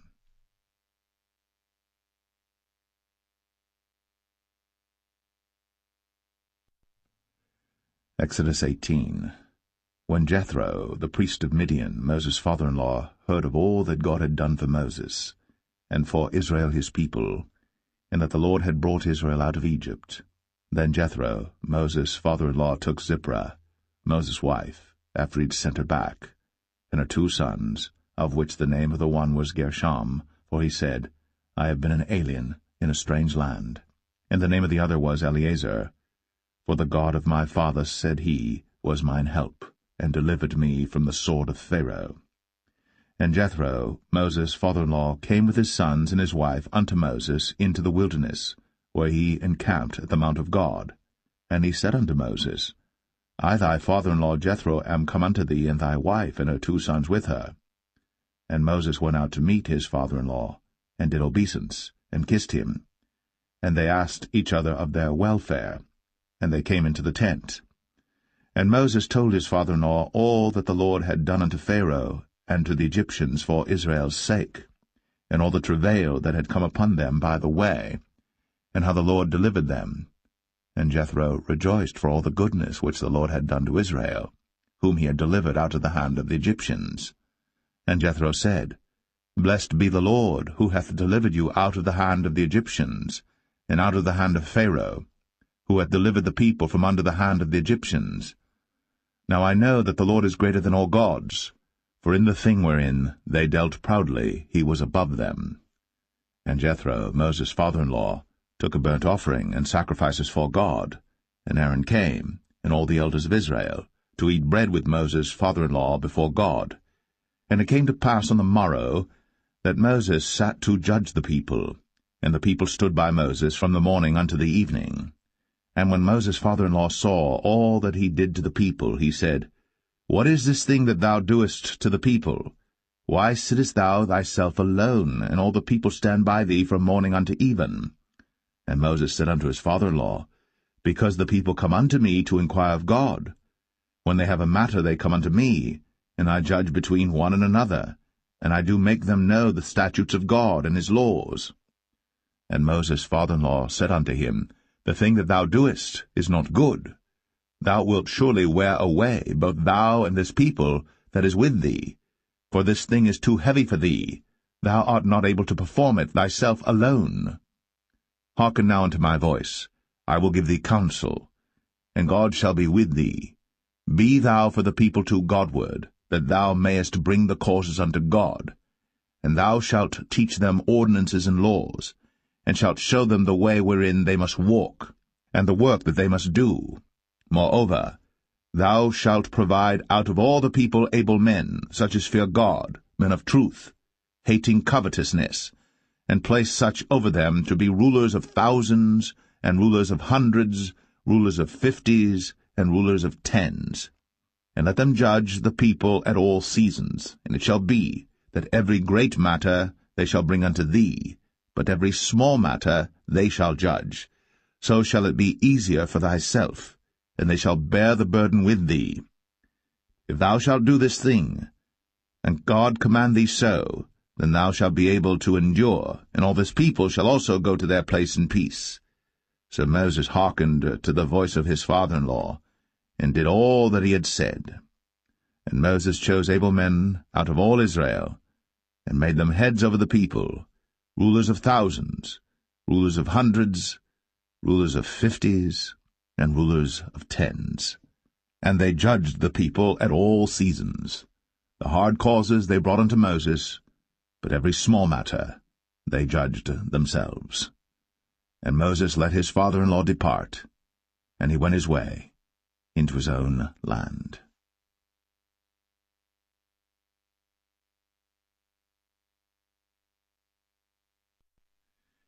Exodus 19. In the 3rd month, when the children of Israel were gone forth out of the land of Egypt, the same day came they into the wilderness of Sinai. But they were departed from Rephidim, and were come to the desert of Sinai, and had pitched in the wilderness, and there Israel camped before the mount. And Moses went up unto God, and the Lord called unto him out of the mountain, saying, Thus shalt thou say to the house of Jacob, and tell the children of Israel, Ye have seen what I did unto the Egyptians, and how I bare you on eagle's wings, and brought you unto myself. Now therefore, if ye will obey my voice indeed, and keep my covenant, then ye shall be a peculiar treasure unto me above all people. For all the earth is mine, and ye shall be unto me a kingdom of priests, and an holy nation. These are the words which thou shalt speak unto the children of Israel. And Moses came and called for the elders of the people, and laid before their faces all these words which the Lord commanded him. And all the people answered together, and said, All that the Lord hath spoken we will do. And Moses returned the words of the people unto the Lord. And the Lord said unto Moses, Lo, I come unto thee in a thick cloud, that the people may hear when I speak with thee, and believe thee for ever. And Moses told the words of the people unto the Lord. And the Lord said unto Moses, Go unto the people, and sanctify them today and tomorrow, and let them wash their clothes, and be ready against the 3rd day. For the 3rd day the Lord will come down in the sight of all the people upon Mount Sinai.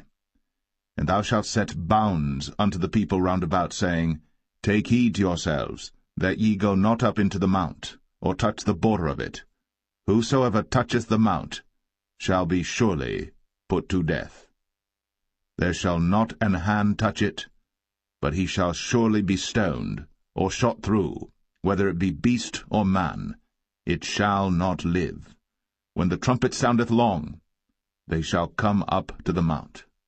And Moses went down from the mount unto the people, and sanctified the people, and they washed their clothes. And he said unto the people, Be ready against the 3rd day. Come not at your wives. And it came to pass on the 3rd day in the morning, that there were thunders and lightnings, and a thick cloud upon the mount, and the voice of the trumpet exceeding loud, so that all the people that was in the camp trembled. And Moses brought forth the people out of the camp to meet with God. And they stood at the nether part of the mount. And Mount Sinai was altogether on a smoke, because the Lord descended upon it in fire, and the smoke thereof ascended as the smoke of a furnace, and the whole mount quaked greatly. And when the voice of the trumpet sounded long, and waxed louder and louder, Moses spake, and God answered him by a voice. And the Lord came down upon Mount Sinai, on the top of the mount, and the Lord called Moses up to the top of the mount, and Moses went up. And the Lord said unto Moses, Go down, charge the people, lest they break through unto the Lord to gaze, and many of them perish. And let the priests also which come near to the Lord sanctify themselves, lest the Lord break forth upon them. And Moses said unto the Lord, The people cannot come up to Mount Sinai, for thou chargest us, saying, Set bounds about the mount, and sanctify it. And the Lord said unto him, Away, get thee down, and thou shalt come up, thou and Aaron with thee. But let not the priests and the people break through to come up unto the Lord, lest he break forth upon them. So Moses went down unto the people, and spake unto them.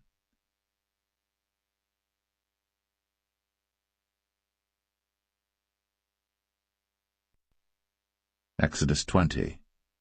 And God spake all these words, saying, I am the Lord thy God, which have brought thee out of the land of Egypt, out of the house of bondage. Thou shalt have no other gods before me. Thou shalt not make unto thee any graven image, or any likeness of any thing that is in heaven above, or that is in the earth beneath, or that is in the water under the earth. Thou shalt not bow down thyself to them, nor serve them. For I, the Lord thy God, am a jealous God, visiting the iniquity of the fathers upon the children unto the third and fourth generation of them that hate me, and showing mercy unto thousands of them that love me, and keep my commandments. Thou shalt not take the name of the Lord thy God in vain, for the Lord will not hold him guiltless that taketh his name in vain. Remember the Sabbath day, to keep it holy. 6 days shalt thou labor, and do all thy work. But the 7th day is the Sabbath of the Lord thy God. In it thou shalt not do any work, thou, nor thy son, nor thy daughter, thy manservant, nor thy maidservant, nor thy cattle, nor thy stranger that is within thy gates. For in 6 days the Lord made heaven and earth, the sea, and all that in them is, and rested the 7th day. Wherefore the Lord blessed the Sabbath day, and hallowed it. Honor thy father and thy mother, that thy days may be long upon the land which the Lord thy God giveth thee. Thou shalt not kill. Thou shalt not commit adultery. Thou shalt not steal. Thou shalt not bear false witness against thy neighbor. Thou shalt not covet thy neighbor's house.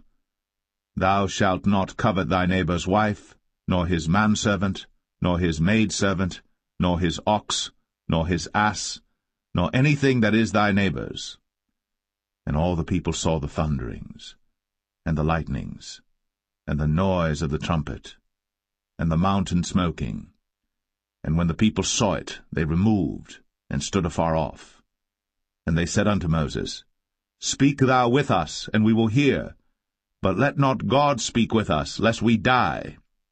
And Moses said unto the people, Fear not, for God is come to prove you, and that his fear may be before your faces, that ye sin not. And the people stood afar off. And Moses drew near unto the thick darkness where God was. And the Lord said unto Moses, Thus thou shalt say unto the children of Israel, Ye have seen that I have talked with you from heaven.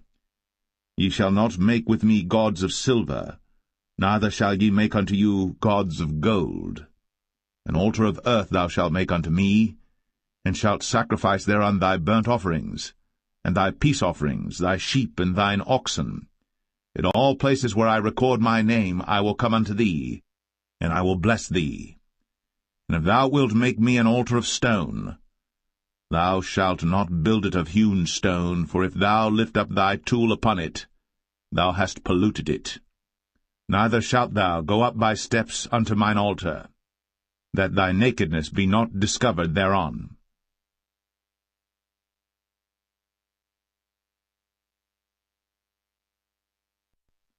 Exodus 21. Now these are the judgments which thou shalt set before them. If thou buy an Hebrew servant, 6 years he shall serve, and in the 7th he shall go out free for nothing.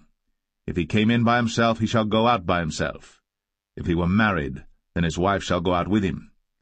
If his master have given him a wife, and she have borne him sons or daughters, the wife and her children shall be her master's, and he shall go out by himself. And if the servant shall plainly say, I love my master, my wife, and my children, I will not go out free, then his master shall bring him unto the judges. He shall also bring him to the door, or unto the doorpost, and his master shall bore his ear through with an awl, and he shall serve him forever. And if a man sell his daughter to be a maidservant, she shall not go out as the men servants do. If she please not her master, who hath betrothed her to himself, then shall he let her be redeemed, to sell her unto a strange nation. He shall have no power, seeing he hath dealt deceitfully with her. And if he have betrothed her unto his son, he shall deal with her after the manner of daughters. If he take him another wife, her food, her raiment, and her duty of marriage, shall he not diminish? And if he do not these 3 unto her, then shall she go out free without money. He that smiteth a man so that he die shall be surely put to death. And if a man lie not in wait, but God deliver him into his hand, then I will appoint thee a place whither he shall flee. But if a man come presumptuously upon his neighbor, to slay him with guile, thou shalt take him from mine altar, that he may die. and he that smiteth his father or his mother shall be surely put to death. And he that stealeth a man, and selleth him, or if he be found in his hand, he shall surely be put to death. And he that curseth his father or his mother shall surely be put to death. And if men strive together, and one smite another with a stone, or with his fist, and he die not, but keepeth his bed, if he rise again and walk abroad upon his staff, then shall he that smote him be quit, only he shall pay for the loss of his time, and shall cause him to be thoroughly healed. And if a man smite his servant or his maid with a rod, and he die under his hand, he shall be surely punished. Notwithstanding, if he continue a day or two, he shall not be punished, for he is his money. If men strive and hurt a woman with child, so that her fruit depart from her, and yet no mischief follow, he shall be surely punished, according as the woman's husband will lay upon him, and he shall pay as the judges determine. And if any mischief follow, then thou shalt give life for life, eye for eye, tooth for tooth, hand for hand, foot for foot, burning for burning, wound for wound, stripe for stripe.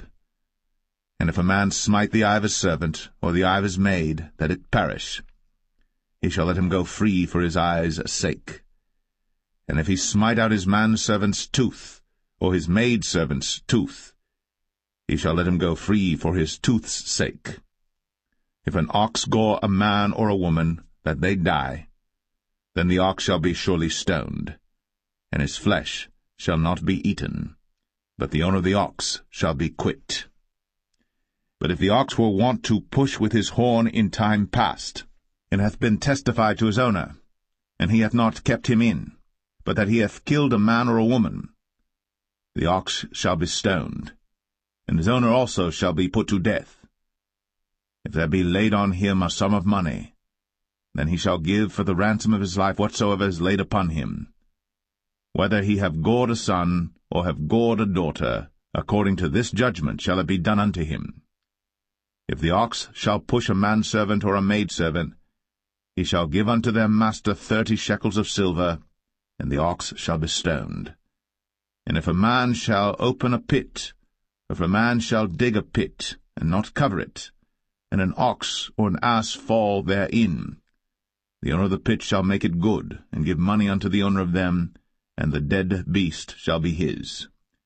And if one man's ox hurt another's, that he die, then they shall sell the live ox, and divide the money of it, and the dead ox also they shall divide.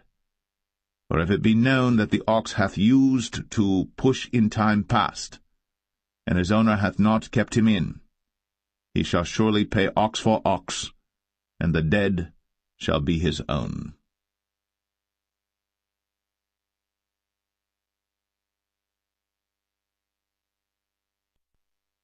Exodus 22. If a man shall steal an ox or a sheep and kill it or sell it, he shall restore 5 oxen for an ox and 4 sheep for a sheep.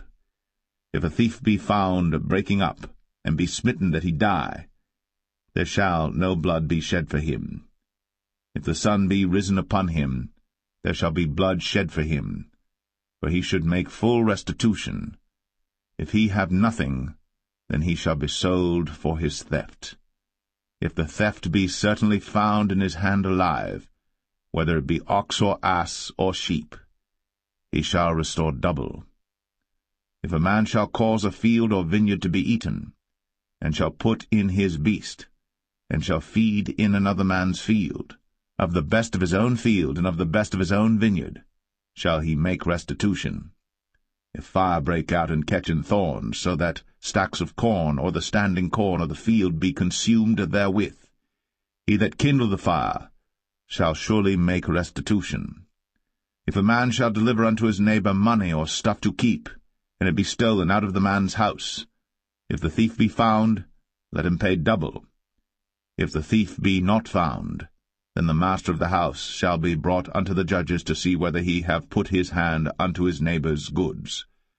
For all manner of trespass, whether it be for ox, for ass, for sheep, for raiment, or for any manner of lost thing, which another challengeth to be his, the cause of both parties shall come before the judges, and whom the judges shall condemn, he shall pay double unto his neighbor. If a man deliver unto his neighbor an ass, or an ox, or a sheep, or any beast to keep, and it die, or be hurt, or driven away, no man seeing it, then shall an oath of the Lord be between them both, that he hath not put his hand unto his neighbor's goods, and the owner of it shall accept thereof, and he shall not make it good. And if it be stolen from him, he shall make restitution unto the owner thereof. If it be torn in pieces, then let him bring it for witness, and he shall not make good that which was torn. And if a man borrow aught of his neighbor, and it be hurt or die, the owner thereof being not with it, he shall surely make it good. But if the owner thereof be with it, he shall not make it good. If it be an hired thing, it came for his hire. And if a man entice a maid that is not betrothed, and lie with her, he shall surely endow her to be his wife. If her father utterly refuse to give her unto him, he shall pay money according to the dowry of virgins. Thou shalt not suffer a witch to live. Whosoever lieth with a beast shall surely be put to death. He that sacrificeth unto any god, save unto the Lord only, he shall be utterly destroyed. Thou shalt neither vex a stranger nor oppress him, for ye were strangers in the land of Egypt. Ye shall not afflict any widow or fatherless child.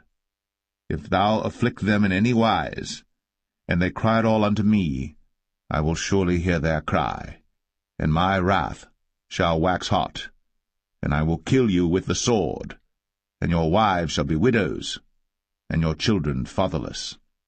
If thou lend money to any of my people that is poor by thee, thou shalt not be to him as an usurer, neither shalt thou lay upon him usury. If thou at all take thy neighbor's raiment to pledge, thou shalt deliver it unto him by that the sun goeth down. For that is his covering only, it is his raiment for his skin. Wherein shall he sleep? And it shall come to pass, when he crieth unto me, that I will hear, for I am gracious. Thou shalt not revile the gods, nor curse the ruler of thy people. Thou shalt not delay to offer the first of thy ripe fruits, and of thy liquors, the firstborn of thy sons shalt thou give unto me. Likewise shalt thou do with thine oxen, and with thy sheep. 7 days it shall be with his dam. On the 8th day thou shalt give it me. And ye shall be holy men unto me. Neither shall ye eat any flesh that is torn of beasts in the field. Ye shall cast it to the dogs.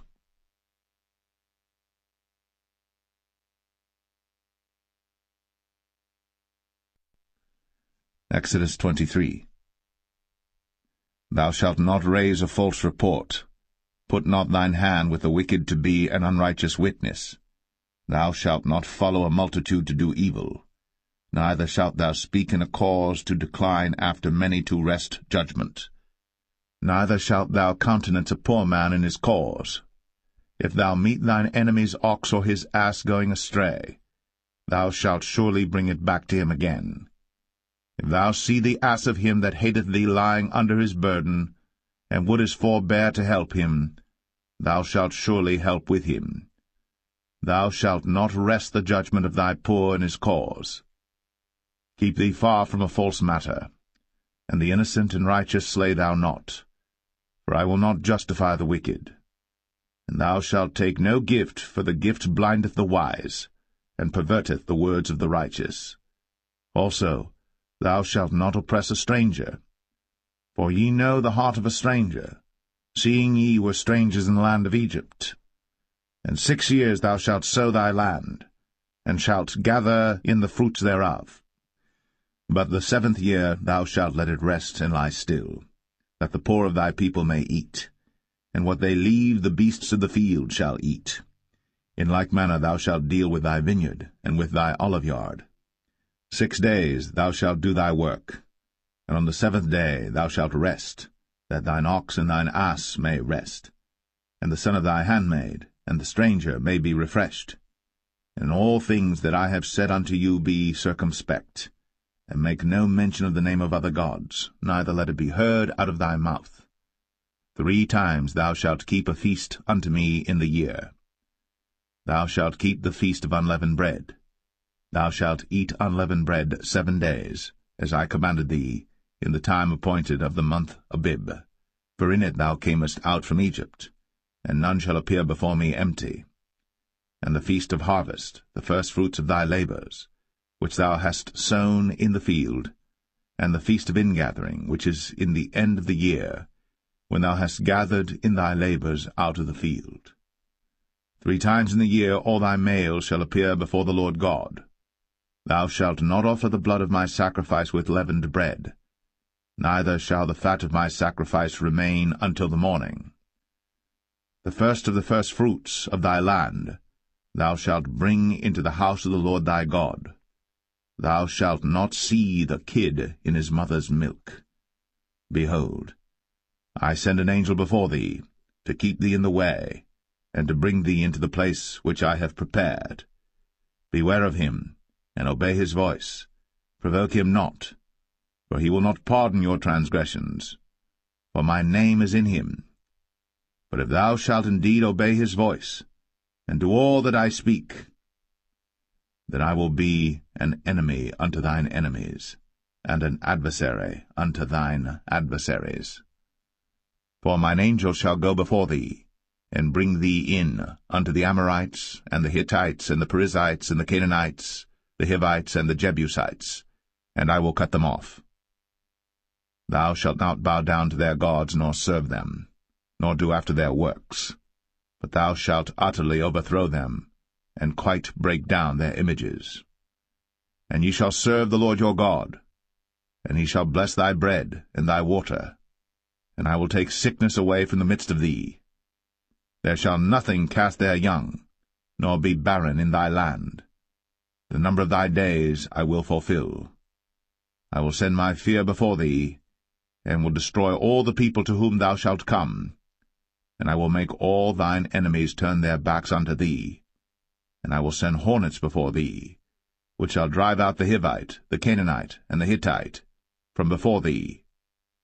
I will not drive them out from before thee in 1 year, lest the land become desolate, and the beasts of the field multiply against thee. By little and little I will drive them out from before thee, until thou be increased and inherit the land. And I will set thy bounds from the Red Sea even unto the sea of the Philistines, and from the desert unto the river. For I will deliver the inhabitants of the land into your hand, and thou shalt drive them out before thee. Thou shalt make no covenant with them, nor with their gods. They shall not dwell in thy land, lest they make thee sin against me. For if thou serve their gods, it will surely be a snare unto thee.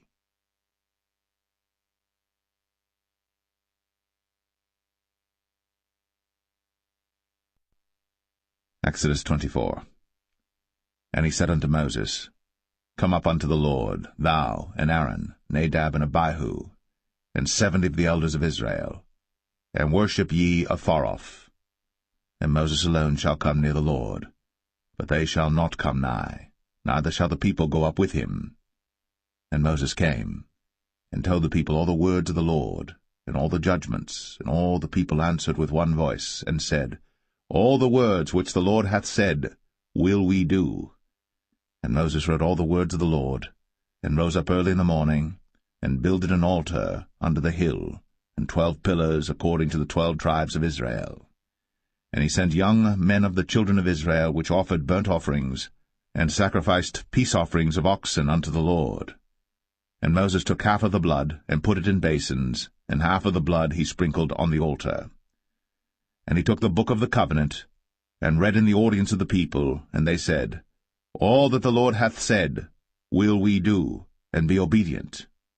And Moses took the blood, and sprinkled it on the people, and said, Behold, the blood of the covenant which the Lord hath made with you concerning all these words.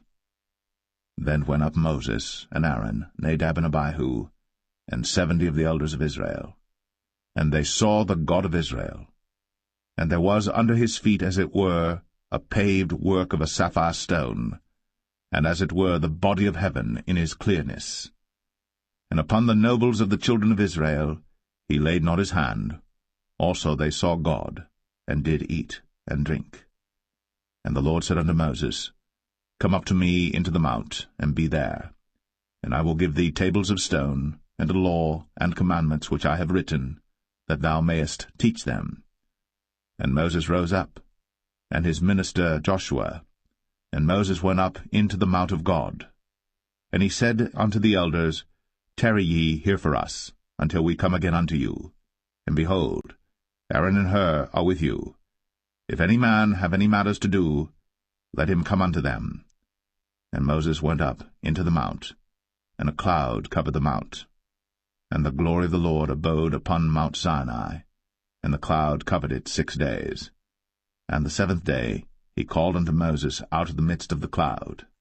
And the sight of the glory of the Lord was like devouring fire on the top of the mount in the eyes of the children of Israel. And Moses went into the midst of the cloud, and gat him up into the mount.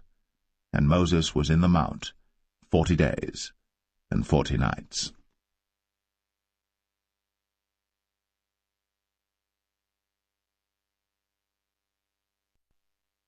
Exodus 25. And the Lord spake unto Moses, saying, Speak unto the children of Israel, that they bring me an offering of every man that giveth it willingly with his heart. Ye shall take my offering. And this is the offering which ye shall take of them, gold, and silver, and brass, and blue, and purple, and scarlet, and fine linen, and goat's hair, and rams' skins dyed red, and badgers' skins, and shittim wood, oil for the light, spices for anointing oil, and for sweet incense, onyx stones, and stones to be set in the ephod, and in the breastplate. And let them make me a sanctuary, that I may dwell among them, according to all that I show thee, after the pattern of the tabernacle, and the pattern of all the instruments thereof, even so shall ye make it. And they shall make an ark of shittim wood. 2 cubits and a half shall be the length thereof, and a cubit and a half the breadth thereof, and a cubit and a half the height thereof.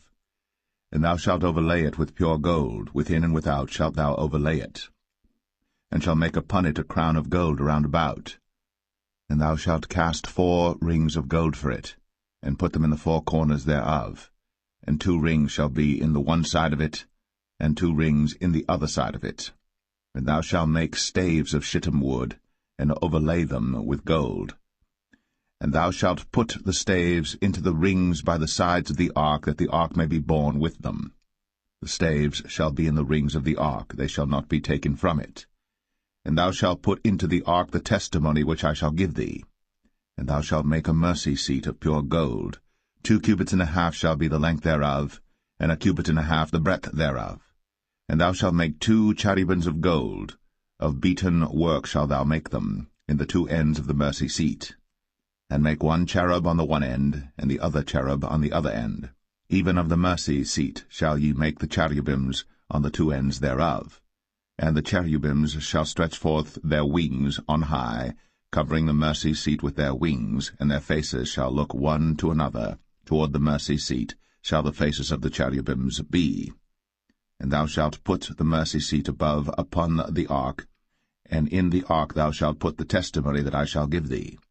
And there I will meet with thee, and I will commune with thee from above the mercy seat, from between the 2 cherubims which are upon the ark of the testimony, of all things which I will give thee in commandment unto the children of Israel. Thou shalt also make a table of shittim wood. 2 cubits shall be the length thereof, and a cubit the breadth thereof, and a cubit and a half the height thereof.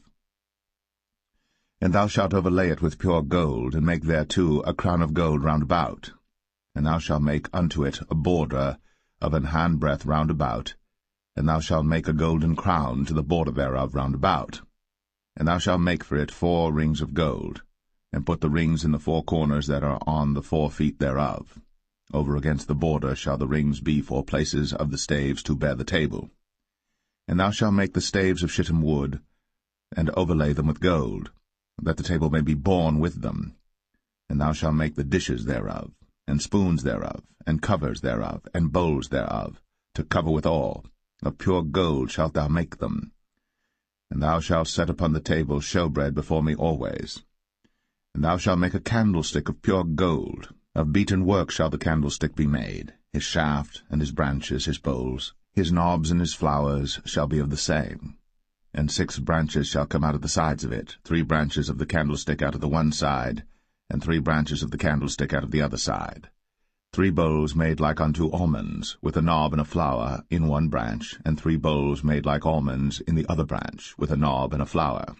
So in the 6 branches that come out of the candlestick.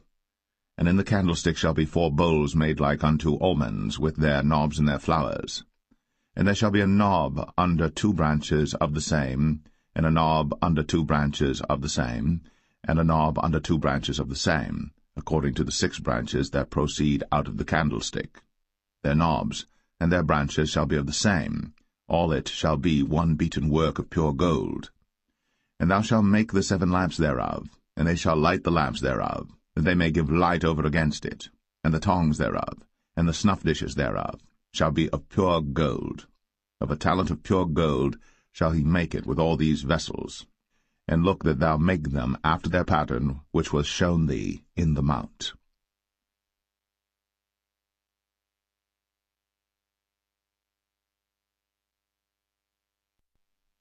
Exodus 26.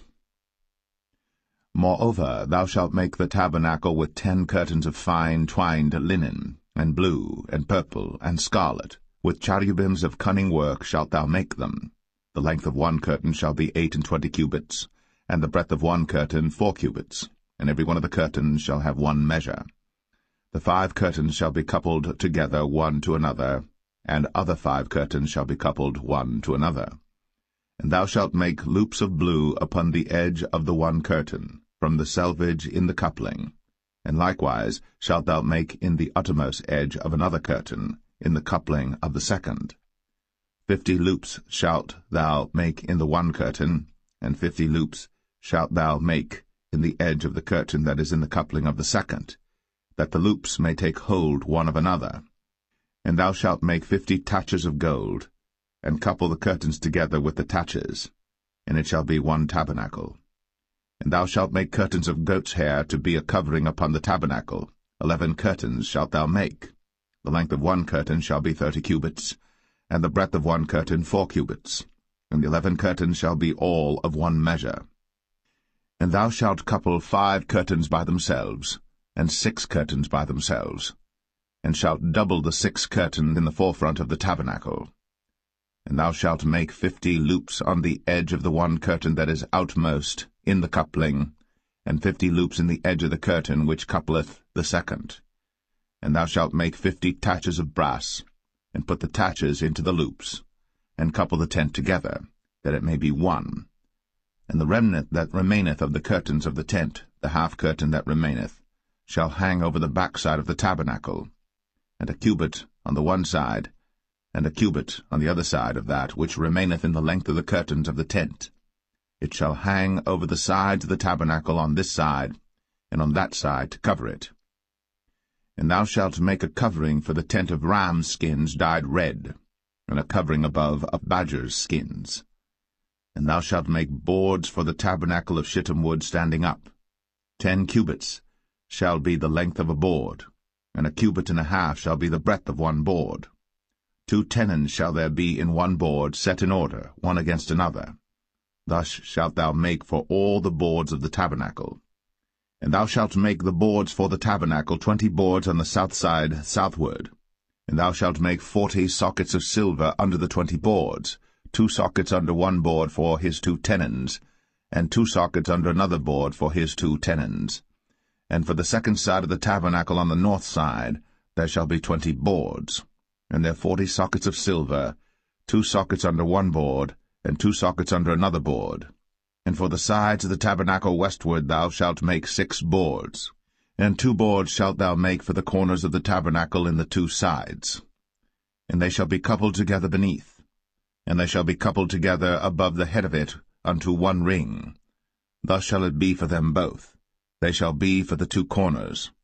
And they shall be 8 boards, and their sockets of silver 16 sockets, 2 sockets under one board, and 2 sockets under another board. And thou shalt make bars of shittim wood, 5 for the boards of the one side of the tabernacle, and 5 bars for the boards of the other side of the tabernacle, and 5 bars for the boards of the side of the tabernacle for the 2 sides westward. And the middle bar in the midst of the boards shall reach from end to end. And thou shalt overlay the boards with gold, and make their rings of gold, for places for the bars, and thou shalt overlay the bars with gold. And thou shalt rear up the tabernacle according to the fashion thereof which was shown thee in the mount. And thou shalt make a veil of blue, and purple, and scarlet, and fine twined linen of cunning work. With cherubims shall it be made. And thou shalt hang it upon 4 pillars of shittim wood overlaid with gold. Their hooks shall be of gold, upon the 4 sockets of silver. And thou shalt hang up the veil under the taches, that thou mayest bring in thither within the veil the ark of the testimony. And the veil shall divide unto you between the holy place and the most holy. And thou shalt put the mercy seat upon the ark of the testimony in the most holy place. And thou shalt set the table without the veil, and the candlestick over against the table on the side of the tabernacle toward the south. And thou shalt put the table on the north side. And thou shalt make an hanging for the door of the tent, of blue and purple and scarlet, and fine twined linen, wrought with needlework. And thou shalt make for the hanging 5 pillars of shittim wood, and overlay them with gold, and their hooks shall be of gold, and thou shalt cast 5 sockets of brass for them.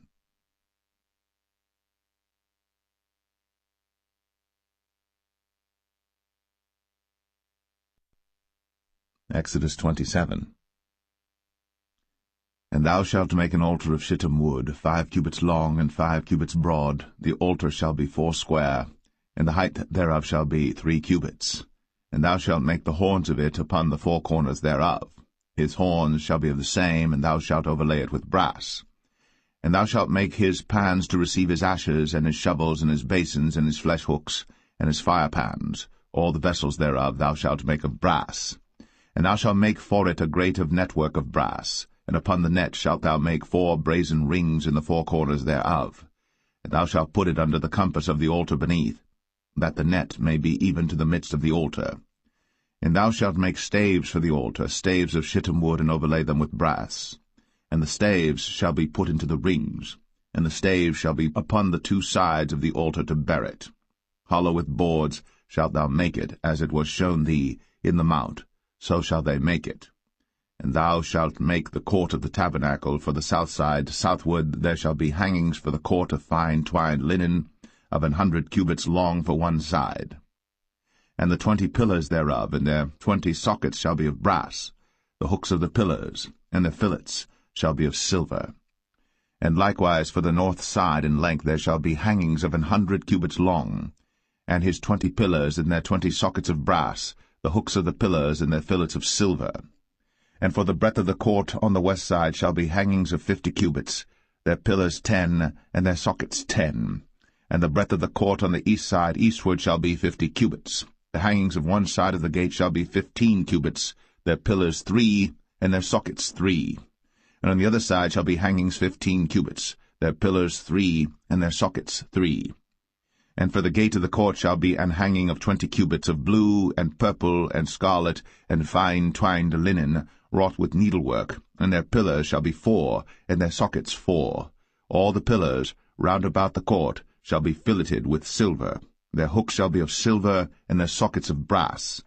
The length of the court shall be 100 cubits, and the breadth 50 everywhere, and the height 5 cubits of fine twined linen, and their sockets of brass. All the vessels of the tabernacle, and all the service thereof, and all the pins thereof, and all the pins of the court shall be of brass. And thou shalt command the children of Israel that they bring thee pure oil, olive beaten for the light, to cause the lamp to burn always. In the tabernacle of the congregation without the veil, which is before the testimony, Aaron and his sons shall order it from evening to morning before the Lord. It shall be a statute for ever, unto their generations, on the behalf of the children of Israel.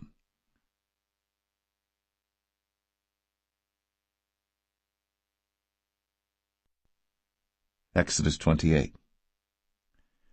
And take thou unto thee Aaron thy brother, and his sons with him, from among the children of Israel, that he may minister unto me in the priest's office, even Aaron, Nadab, and Abihu, Eleazar, and Ithamar, Aaron's sons. And thou shalt make holy garments for Aaron thy brother, for glory and for beauty. And thou shalt speak unto all that are wise-hearted, whom I have filled with the spirit of wisdom, that they may make Aaron's garments to consecrate him, that he may minister unto me in the priest's office.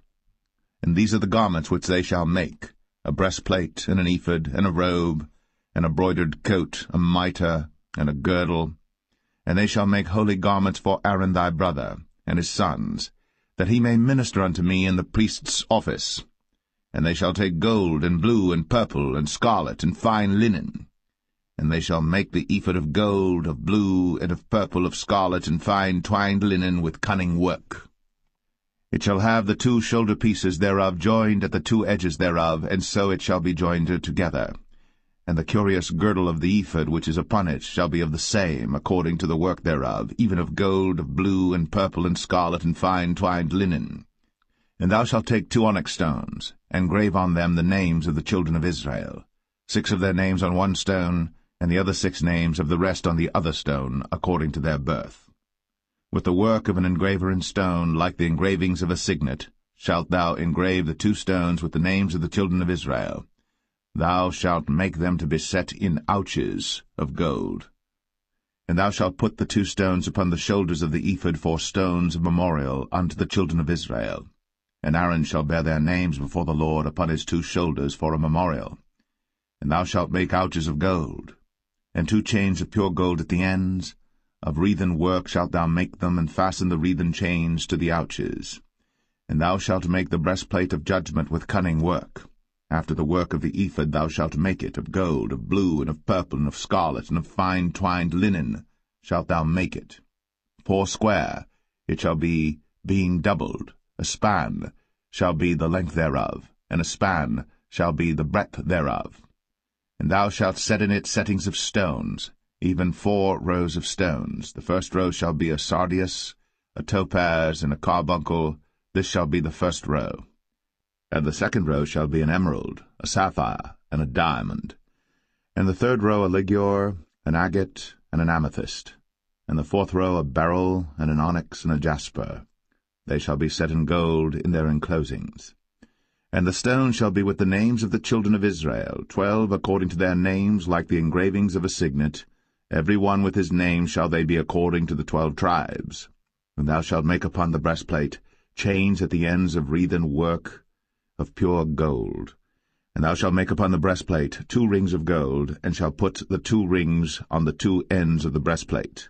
And thou shalt put the 2 wreathen chains of gold in the 2 rings which are on the ends of the breastplate. And the other 2 ends of the 2 wreathen chains thou shalt fasten in the 2 ouches, and put them on the shoulder pieces of the ephod before it. And thou shalt make 2 rings of gold, and thou shalt put them upon the 2 ends of the breastplate, in the border thereof, which is in the side of the ephod inward. And 2 other rings of gold thou shalt make, and shalt put them on the 2 sides of the ephod underneath, toward the forepart thereof, over against the other coupling thereof, above the curious girdle of the ephod.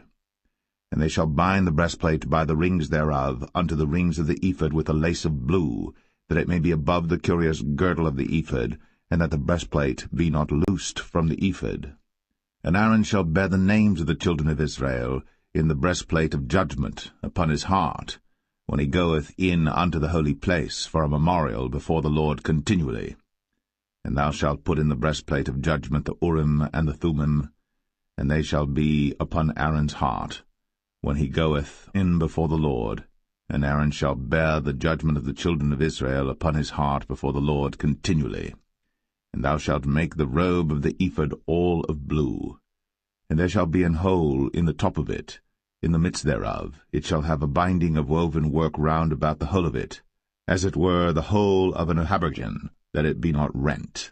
And beneath upon the hem of it thou shalt make pomegranates of blue, and of purple, and of scarlet round about the hem thereof, and bells of gold between them round about. A golden bell and a pomegranate, a golden bell and a pomegranate, upon the hem of the robe round about. and it shall be upon Aaron to minister. And his sound shall be heard when he goeth in unto the holy place before the Lord, and when he cometh out, that he die not. And thou shalt make a plate of pure gold, and grave upon it, like the engravings of a signet, holiness to the Lord. And thou shalt put it on a blue lace, that it may be upon the mitre, upon the forefront of the mitre it shall be. And it shall be upon Aaron's forehead, that Aaron may bear the iniquity of the holy things, which the children of Israel shall hallow in all their holy gifts. And it shall be always upon his forehead, that they may be accepted before the Lord. And thou shalt embroider the coat of fine linen, and thou shalt make the mitre of fine linen, and thou shalt make the girdle of needlework. And for Aaron's sons thou shalt make coats, and thou shalt make for them girdles, and bonnets shalt thou make for them for glory and for beauty. And thou shalt put them upon Aaron thy brother, and his sons with him, and shalt anoint them, and consecrate them, and sanctify them, that they may minister unto me in the priest's office. And thou shalt make them linen breeches to cover their nakedness, from the loins even unto the thighs they shall reach. And they shall be upon Aaron and upon his sons when they come in unto the tabernacle of the congregation, or when they come near unto the altar to minister in the holy place, that they bear not iniquity, and die. It shall be a statute for ever unto him, and his seed after him.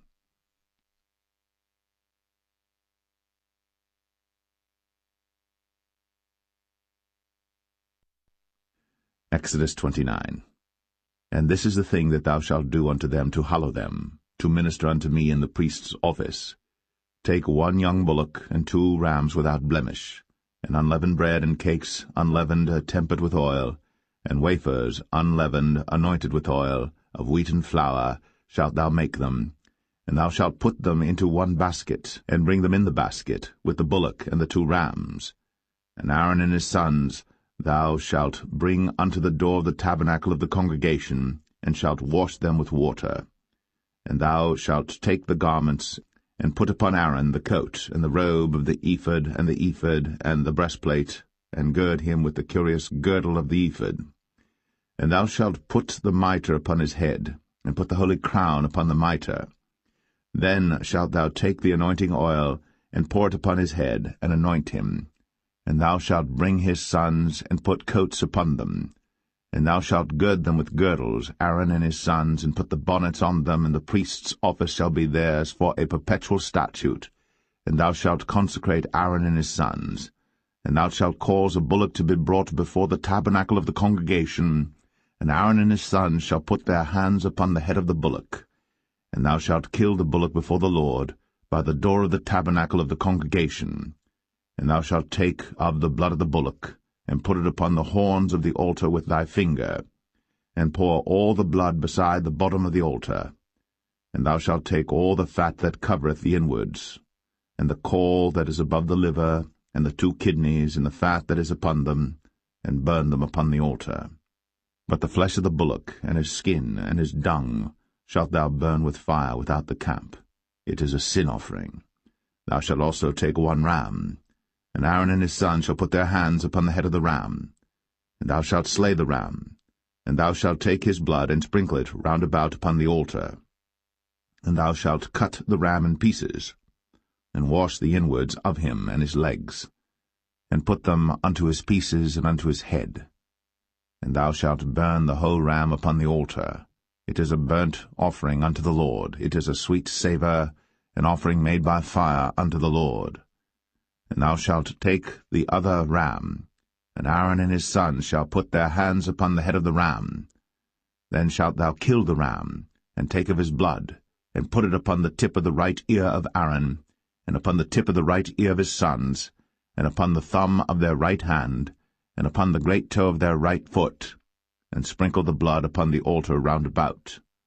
And thou shalt take of the blood that is upon the altar, and of the anointing oil, and sprinkle it upon Aaron, and upon his garments, and upon his sons, and upon the garments of his sons with him. And he shall be hallowed, and his garments, and his sons' garments with him. Also thou shalt take of the ram the fat and the rump, and the fat that covereth the inwards, and the caul above the liver, and the 2 kidneys, and the fat that is upon them, and the right shoulder, for it is a ram of consecration. and 1 loaf of bread, and 1 cake of oiled bread, and 1 wafer out of the basket of the unleavened bread that is before the Lord.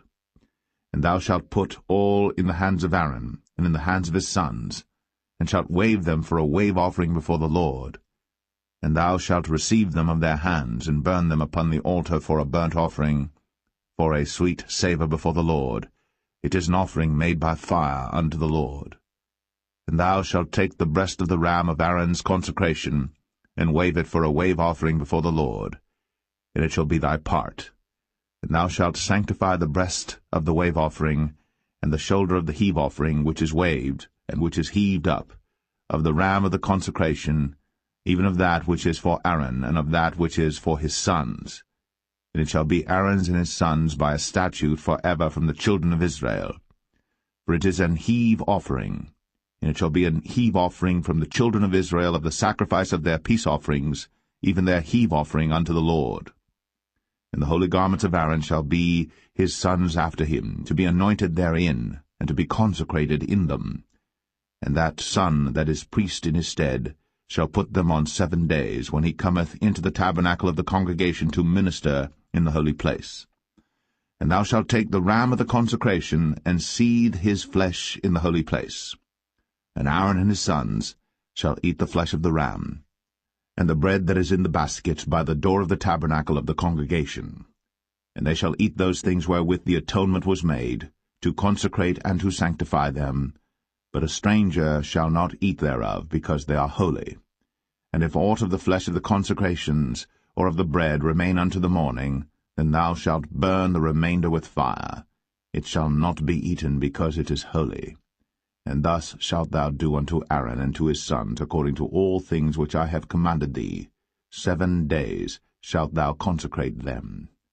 And thou shalt offer every day a bullock for a sin offering, for atonement.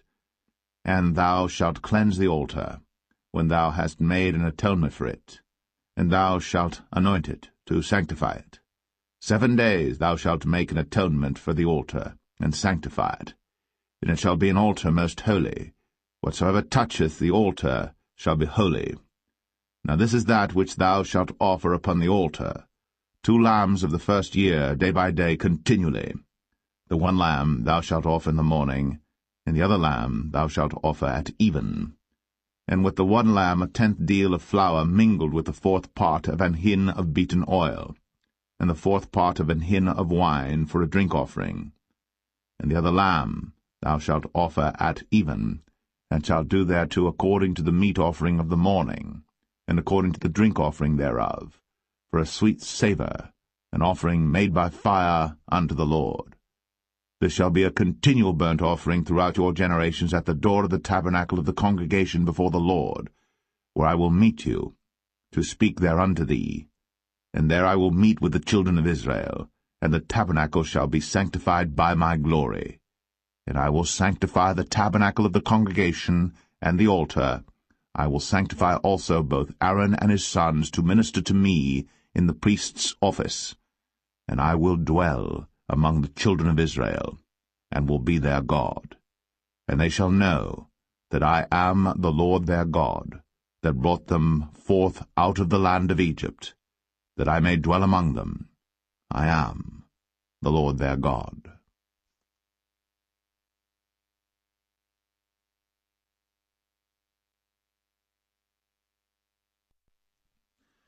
Exodus 30. And thou shalt make an altar to burn incense upon. Of shittim wood shalt thou make it. 1 cubit shall be the length thereof, and 1 cubit the breadth thereof. 4 square shall it be. And 2 cubits shall be the height thereof. The horns thereof shall be of the same. And thou shalt overlay it with pure gold, the top thereof and the sides thereof round about, and the horns thereof. And thou shalt make unto it a crown of gold round about. And 2 golden rings shalt thou make to it under the crown of it. By the 2 corners thereof upon the 2 sides of it shalt thou make it. And they shall be for places for the staves to bear it withal. And thou shalt make the staves of shittim wood, and overlay them with gold. And thou shalt put it before the veil that is by the ark of the testimony, before the mercy seat that is over the testimony, where I will meet with thee. And Aaron shall burn thereon sweet incense every morning. When he dresseth the lamps, he shall burn incense upon it. And when Aaron lighteth the lamps at even, he shall burn incense upon it, a perpetual incense before the Lord throughout your generations. Ye shall offer no strange incense thereon, nor burnt sacrifice, nor meat offering, neither shall ye pour drink offering thereon. And Aaron shall make an atonement upon the horns of it once in a year with the blood of the sin offering of atonements. Once in the year shall he make atonement upon it throughout your generations. It is most holy unto the Lord. And the Lord spake unto Moses, saying, When thou takest the sum of the children of Israel after their number, then shall they give every man a ransom for his soul unto the Lord, when thou numberest them, that there be no plague among them, when thou numberest them. This they shall give every one that passeth among them that are numbered, half a shekel after the shekel of the sanctuary. A shekel is 20 gerahs, and half shekel shall be the offering of the Lord. Every one that passeth among them that are numbered, from 20 years old and above, shall give an offering unto the Lord. The rich shall not give more, and the poor shall not give less than half a shekel, when they give an offering unto the Lord, to make an atonement for your souls. And thou shalt take the atonement money of the children of Israel, and shalt appoint it for the service of the tabernacle of the congregation, that it may be a memorial unto the children of Israel before the Lord, to make an atonement for your souls. And the Lord spake unto Moses, saying, Thou shalt also make a laver of brass, and his foot also of brass, to wash withal. And thou shalt put it between the tabernacle of the congregation and the altar, and thou shalt put water therein. For Aaron and his sons shall wash their hands and their feet thereat. When they go into the tabernacle of the congregation, they shall wash with water, that they die not, or when they come near to the altar to minister, to burn offering made by fire unto the Lord. So they shall wash their hands and their feet, that they die not. And it shall be a statute forever to them, even to him and to his seed throughout their generations. Moreover the Lord spake unto Moses, saying, Take thou also unto thee principal spices, of pure myrrh 500 shekels, and of sweet cinnamon half so much, even 250 shekels, and of sweet calamus 250 shekels, and of cassia 500 shekels after the shekel of the sanctuary, and of oil olive and hin. And thou shalt make it an oil of holy ointment, an ointment compound after the art of the apothecary. It shall be an holy anointing oil. And thou shalt anoint the tabernacle of the congregation therewith, and the ark of the testimony, and the table and all his vessels, and the candlestick and his vessels, and the altar of incense, and the altar of burnt offering with all his vessels, and the laver and his foot. And thou shalt sanctify them, that they may be most holy. Whatsoever toucheth them shall be holy. And thou shalt anoint Aaron and his sons, and consecrate them, that they may minister unto me in the priest's office. And thou shalt speak unto the children of Israel, saying, This shall be an holy anointing oil unto me throughout your generations. Upon man's flesh shall it not be poured, neither shall ye make any other like it, after the composition of it. It is holy, and it shall be holy unto you. Whosoever compoundeth any like it, or whosoever putteth any of it upon a stranger, shall even be cut off from his people. And the Lord said unto Moses, Take unto thee sweet spices, stacte, and onycha, and galbanum, these sweet spices with pure frankincense, of each shall there be a like weight. And thou shalt make it a perfume, a confection after the art of the apothecary, tempered together pure and holy. And thou shalt beat some of it very small, and put of it before the testimony in the tabernacle of the congregation, where I will meet with thee. It shall be unto you most holy. And as for the perfume which thou shalt make, ye shall not make to yourselves according to the composition thereof. It shall be unto thee holy for the Lord. Whosoever shall make like unto that, to smell thereto, shall even be cut off from his people.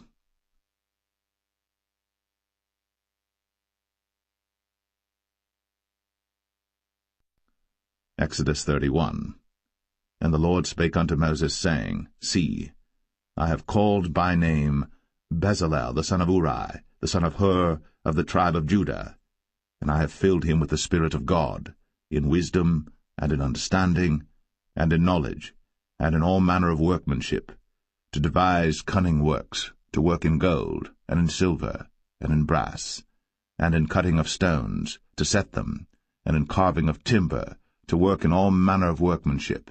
And I, behold, I have given with him Aholiab, the son of Ahisamach, of the tribe of Dan. And in the hearts of all that are wise-hearted I have put wisdom, that they may make all that I have commanded thee, the tabernacle of the congregation, and the ark of the testimony, and the mercy seat that is thereupon, and all the furniture of the tabernacle, and the table, and his furniture, and the pure candlestick with all his furniture, and the altar of incense, and the altar of burnt offering with all his furniture, and the laver and his foot, and the cloths of service, and the holy garments for Aaron the priest, and the garments of his sons to minister in the priest's office, and the anointing oil, and sweet incense for the holy place, according to all that I have commanded thee shall they do. And the Lord spake unto Moses, saying, Speak thou also unto the children of Israel, saying, Verily, my Sabbaths ye shall keep, for it is a sign between me and you throughout your generations, that ye may know that I am the Lord that doth sanctify you. Ye shall keep the Sabbath therefore, for it is holy unto you. Every one that defileth it shall surely be put to death. For whosoever doeth any work therein, that soul shall be cut off from among his people. 6 days may work be done, but in the 7th is the Sabbath of rest, holy to the Lord. Whosoever doeth any work in the Sabbath day, he shall surely be put to death. Wherefore the children of Israel shall keep the Sabbath, to observe the Sabbath throughout their generations, for a perpetual covenant. It is a sign between me and the children of Israel forever. For in 6 days the Lord made heaven and earth, and on the 7th day he rested and was refreshed. And he gave unto Moses, when he had made an end of communing with him upon Mount Sinai, 2 tables of testimony, tables of stone, written with the finger of God.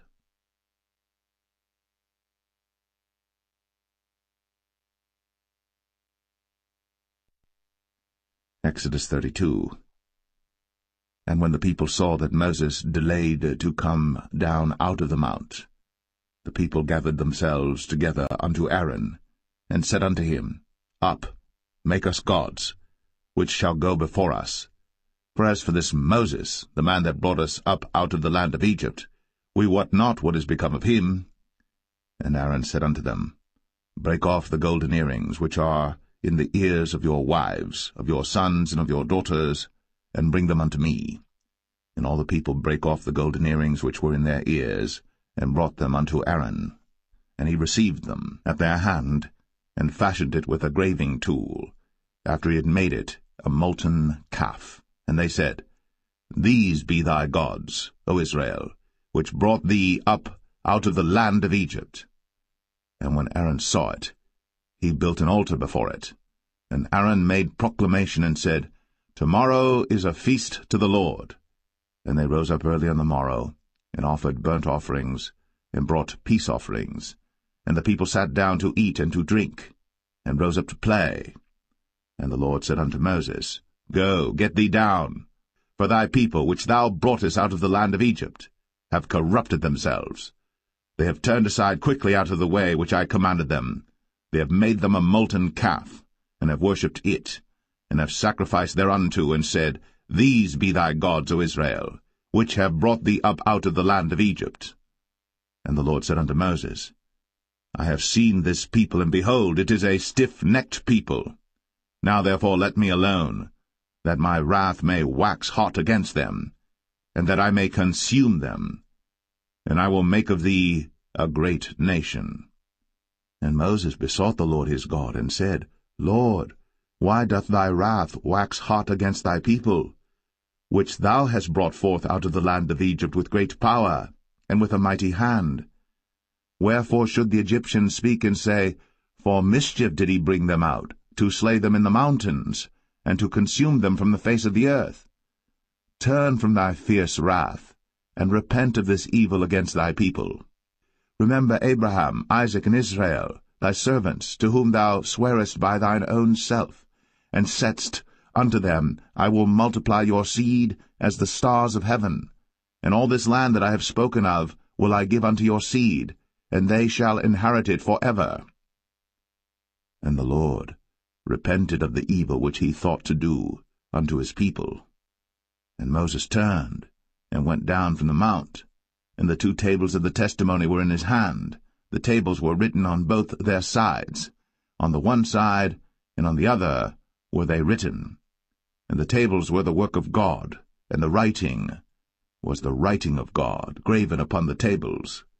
And when Joshua heard the noise of the people as they shouted, he said unto Moses, There is a noise of war in the camp. And he said, It is not the voice of them that shout for mastery, neither is it the voice of them that cry for being overcome, but the noise of them that sing do I hear. And it came to pass, as soon as he came nigh unto the camp, that he saw the calf and the dancing.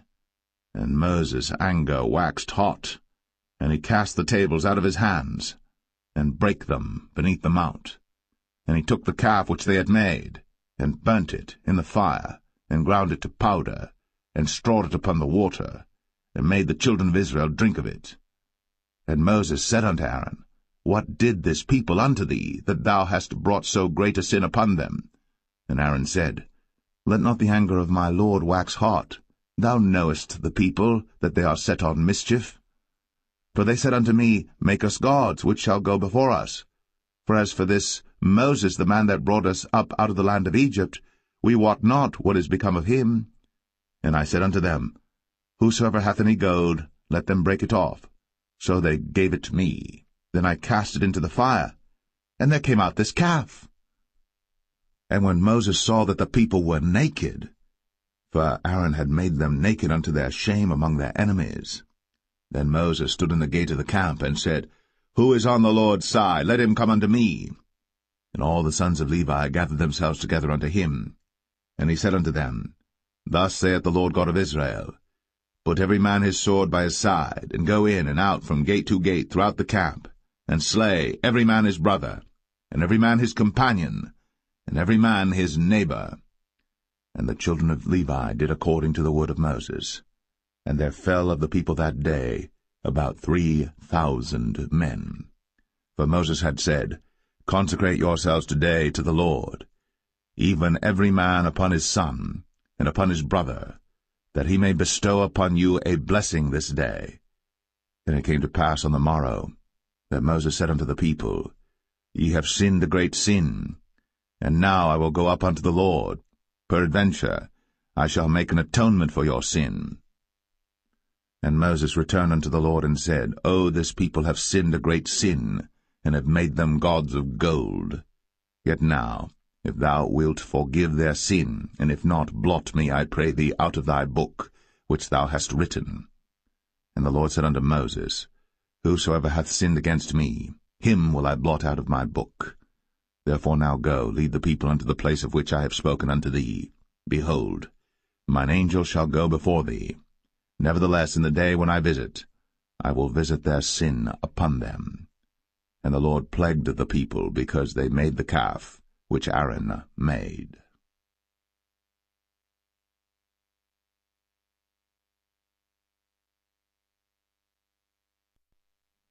Exodus 33. And the Lord said unto Moses, Depart, and go up hence, thou, and the people which thou hast brought up out of the land of Egypt, unto the land which I sware unto Abraham, to Isaac, and to Jacob, saying, Unto thy seed will I give it. And I will send an angel before thee, and I will drive out the Canaanite, the Amorite, and the Hittite, and the Perizzite, the Hivite, and the Jebusite, unto a land flowing with milk and honey. For I will not go up in the midst of thee, for thou art a stiff-necked people, lest I consume thee in the way. And when the people heard these evil tidings, they mourned, and no man did put on him his ornaments. For the Lord had said unto Moses, Say unto the children of Israel, Ye are a stiff-necked people. I will come up into the midst of thee in a moment, and consume thee. Therefore now put off thy ornaments from thee, that I may know what to do unto thee. And the children of Israel stripped themselves of their ornaments by the mount Horeb. And Moses took the tabernacle, and pitched it without the camp, afar off from the camp, and called it the tabernacle of the congregation. And it came to pass that every one which sought the Lord went out unto the tabernacle of the congregation, which was without the camp. And it came to pass, when Moses went out unto the tabernacle, that all the people rose up, and stood every man at his tent door, and looked after Moses, until he was gone into the tabernacle. And it came to pass, as Moses entered into the tabernacle, the cloudy pillar descended, and stood at the door of the tabernacle, and the Lord talked with Moses. And all the people saw the cloudy pillar stand at the tabernacle door. And all the people rose up and worshipped, every man in his tent door. And the Lord spake unto Moses face to face, as a man speaketh unto his friend. And he turned again into the camp. But his servant Joshua the son of Nun, a young man, departed not out of the tabernacle. And Moses said unto the Lord, See, thou sayest unto me, Bring up this people, and thou hast not let me know whom thou wilt send with me.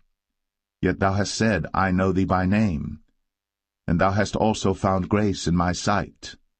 Now therefore, I pray thee, if I have found grace in thy sight, show me now thy way, that I may know thee, that I may find grace in thy sight, and consider that this nation is thy people.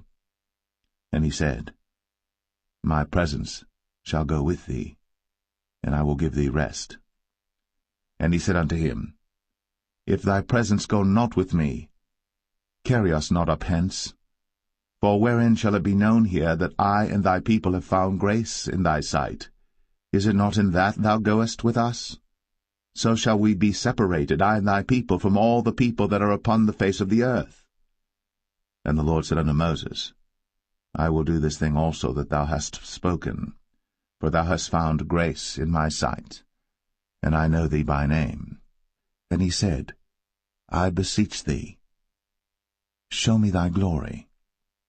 And he said, I will make all my goodness pass before thee, and I will proclaim the name of the Lord before thee, and will be gracious to whom I will be gracious, and will show mercy on whom I will show mercy.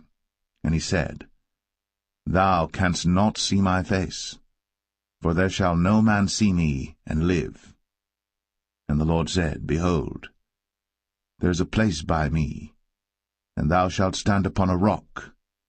And it shall come to pass, while my glory passeth by, that I will put thee in a cleft of the rock, and will cover thee with my hand while I pass by.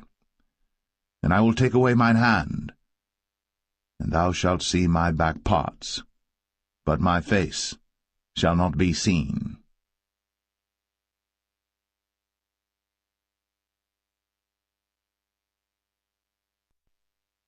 Exodus 34. And the Lord said unto Moses, Hew thee 2 tables of stone like unto the first. And I will write upon these tables the words that were in the first tables which thou breakest. And be ready in the morning, and come up in the morning unto Mount Sinai, and present thyself there to me in the top of the mount. And no man shall come up with thee, neither let any man be seen throughout all the mount, neither let the flocks nor herds feed before that mount. And he hewed 2 tables of stone like unto the first. And Moses rose up early in the morning, and went up unto Mount Sinai, as the Lord had commanded him, and took in his hand the 2 tables of stone. And the Lord descended in the cloud, and stood with him there, and proclaimed the name of the Lord. And the Lord passed by before him, and proclaimed, The Lord God, merciful and gracious, long-suffering, and abundant in goodness and truth, keeping mercy for thousands, forgiving iniquity, and transgression and sin, and that will by no means clear the guilty, visiting the iniquity of the fathers upon the children, and upon the children's children, unto the 3rd and to the 4th generation. And Moses made haste, and bowed his head toward the earth, and worshipped, and he said, If now I have found grace in thy sight, O Lord, let my Lord, I pray thee, go among us. For it is a stiff-necked people, and pardon our iniquity and our sin, and take us for thine inheritance. And he said, Behold, I make a covenant. Before all thy people I will do marvels, such as have not been done in all the earth, nor in any nation. And all the people among which thou art shall see the work of the Lord, for it is a terrible thing that I will do with thee. Observe thou that which I command thee this day. Behold, I drive out before thee the Amorite, and the Canaanite, and the Hittite, and the Perizzite, and the Hivite, and the Jebusite. Take heed to thyself, lest thou make a covenant with the inhabitants of the land whither thou goest, lest it be for a snare in the midst of thee. But ye shall destroy their altars, break their images, and cut down their groves. For thou shalt worship no other god, for the Lord whose name is jealous is a jealous God.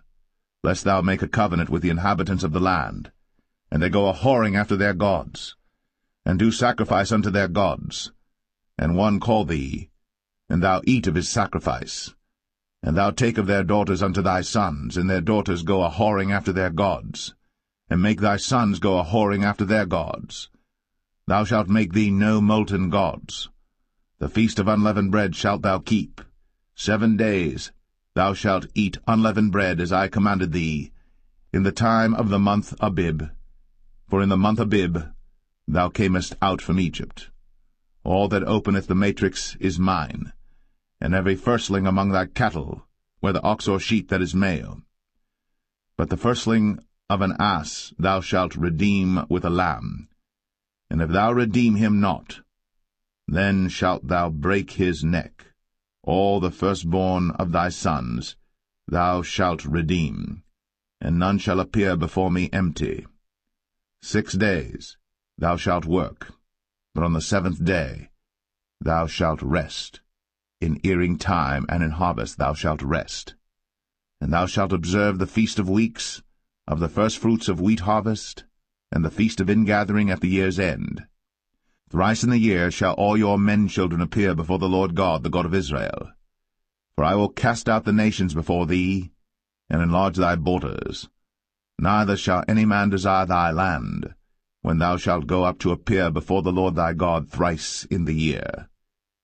Thou shalt not offer the blood of my sacrifice with leaven, neither shall the sacrifice of the feast of the Passover be left unto the morning. The first of the firstfruits of thy land thou shalt bring unto the house of the Lord thy God. Thou shalt not see the kid in his mother's milk. And the Lord said unto Moses, Write thou these words, for after the tenor of these words I have made a covenant with thee and with Israel. And he was there with the Lord 40 days and 40 nights. He did neither eat bread nor drink water. And he wrote upon the tables the words of the covenant, the 10 commandments. And it came to pass, when Moses came down from Mount Sinai, with the 2 tables of testimony in Moses' hand, when he came down from the mount, that Moses wist not that the skin of his face shone, while he talked with them. And when Aaron and all the children of Israel saw Moses, behold, the skin of his face shone, and they were afraid to come nigh him. And Moses called unto them, and Aaron and all the rulers of the congregation returned unto him. And Moses talked with them, and afterward all the children of Israel came nigh, and he gave them in commandment all that the Lord had spoken with him in Mount Sinai. And till Moses had done speaking with them, he put a veil on his face. But when Moses went in before the Lord to speak with him, he took the veil off until he came out. And he came out, and spake unto the children of Israel that which he was commanded. And the children of Israel saw the face of Moses, that the skin of Moses' face shone. And Moses put the veil upon his face again, until he went in to speak with him.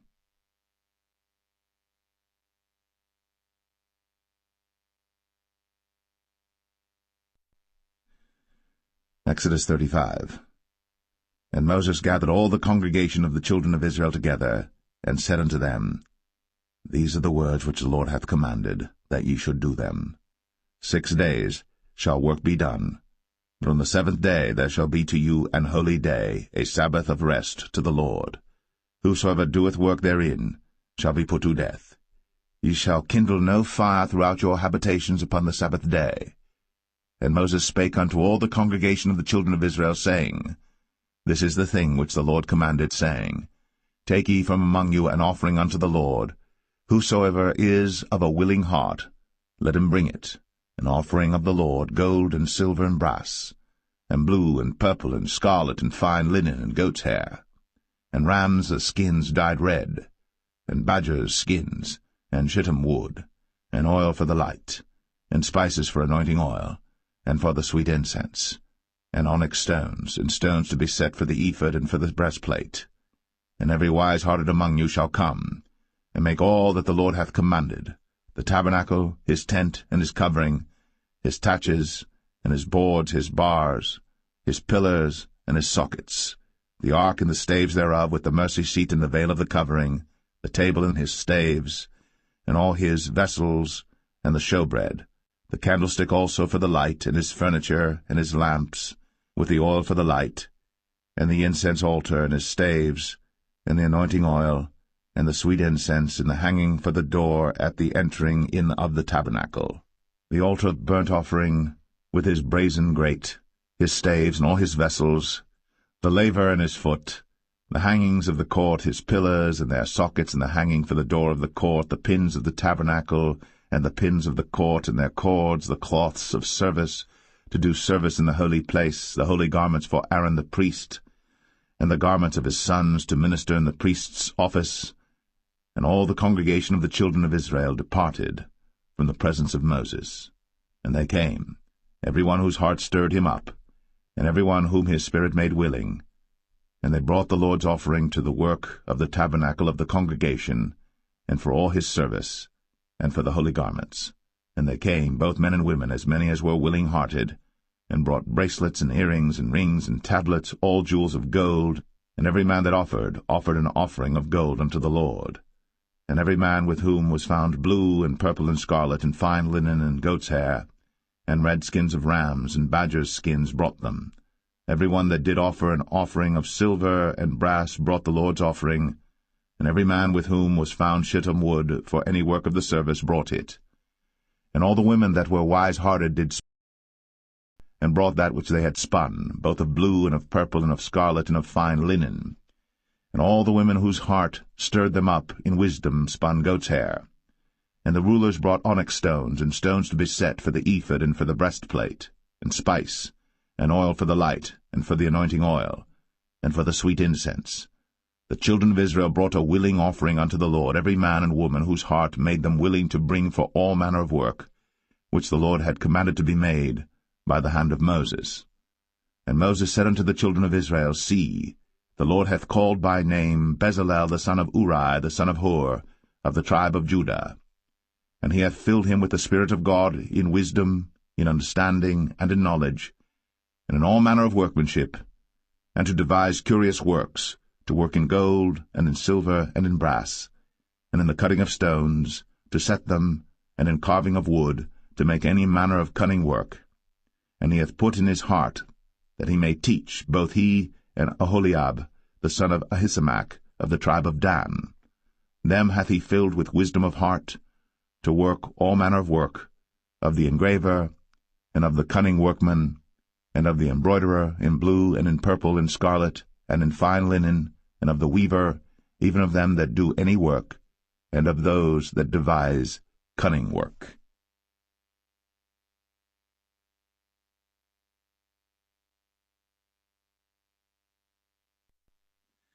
Exodus 36. Then wrought Bezalel and Aholiab, and every wise-hearted man, in whom the Lord put wisdom and understanding to know how to work all manner of work for the service of the sanctuary, according to all that the Lord had commanded.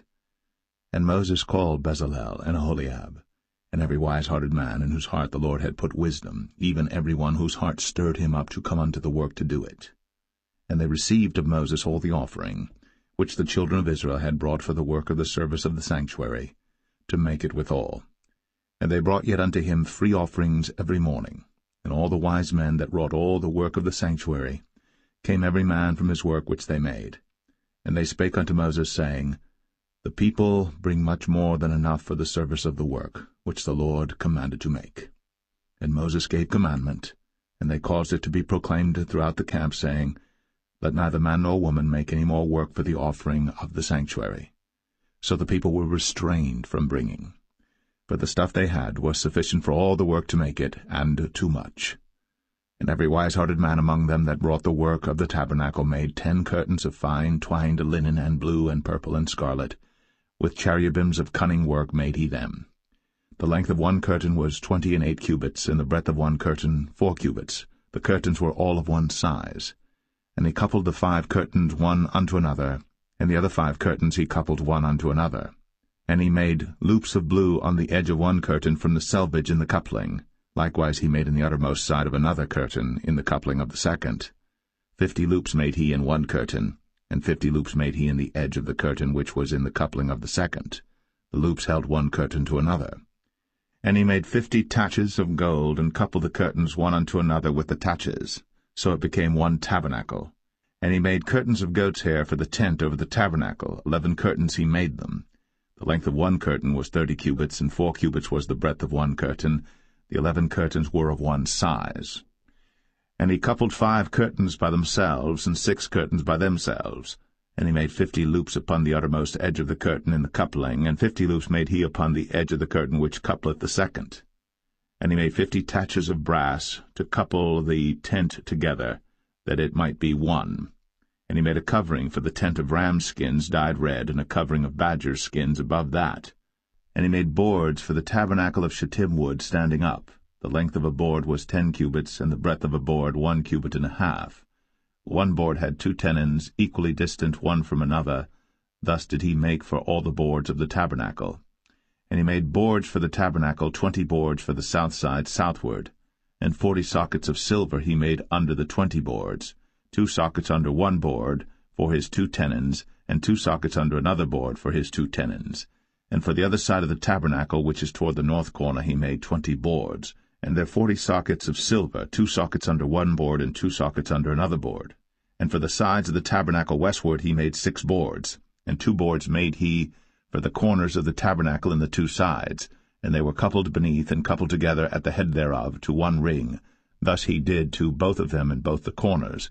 And there were 8 boards, and their sockets were 16 sockets of silver, under every board 2 sockets. And he made bars of shittim wood, 5 for the boards of the one side of the tabernacle, and 5 bars for the boards of the other side of the tabernacle, and 5 bars for the boards of the tabernacle for the sides westward. And he made the middle bar to shoot through the boards from the one end to the other. And he overlaid the boards with gold, and made their rings of gold to be places for the bars, and overlaid the bars with gold. And he made a veil of blue and purple and scarlet, and fine twined linen, with cherubims made he it of cunning work. And he made thereunto 4 pillars of shittim wood, and overlaid them with gold. Their hooks were of gold. And he cast for them 4 sockets of silver. And he made an hanging for the tabernacle door of blue and purple and scarlet, and fine twined linen of needlework. And the 5 pillars of it with their hooks, and he overlaid their chapiters and their fillets with gold. But their 5 sockets were of brass.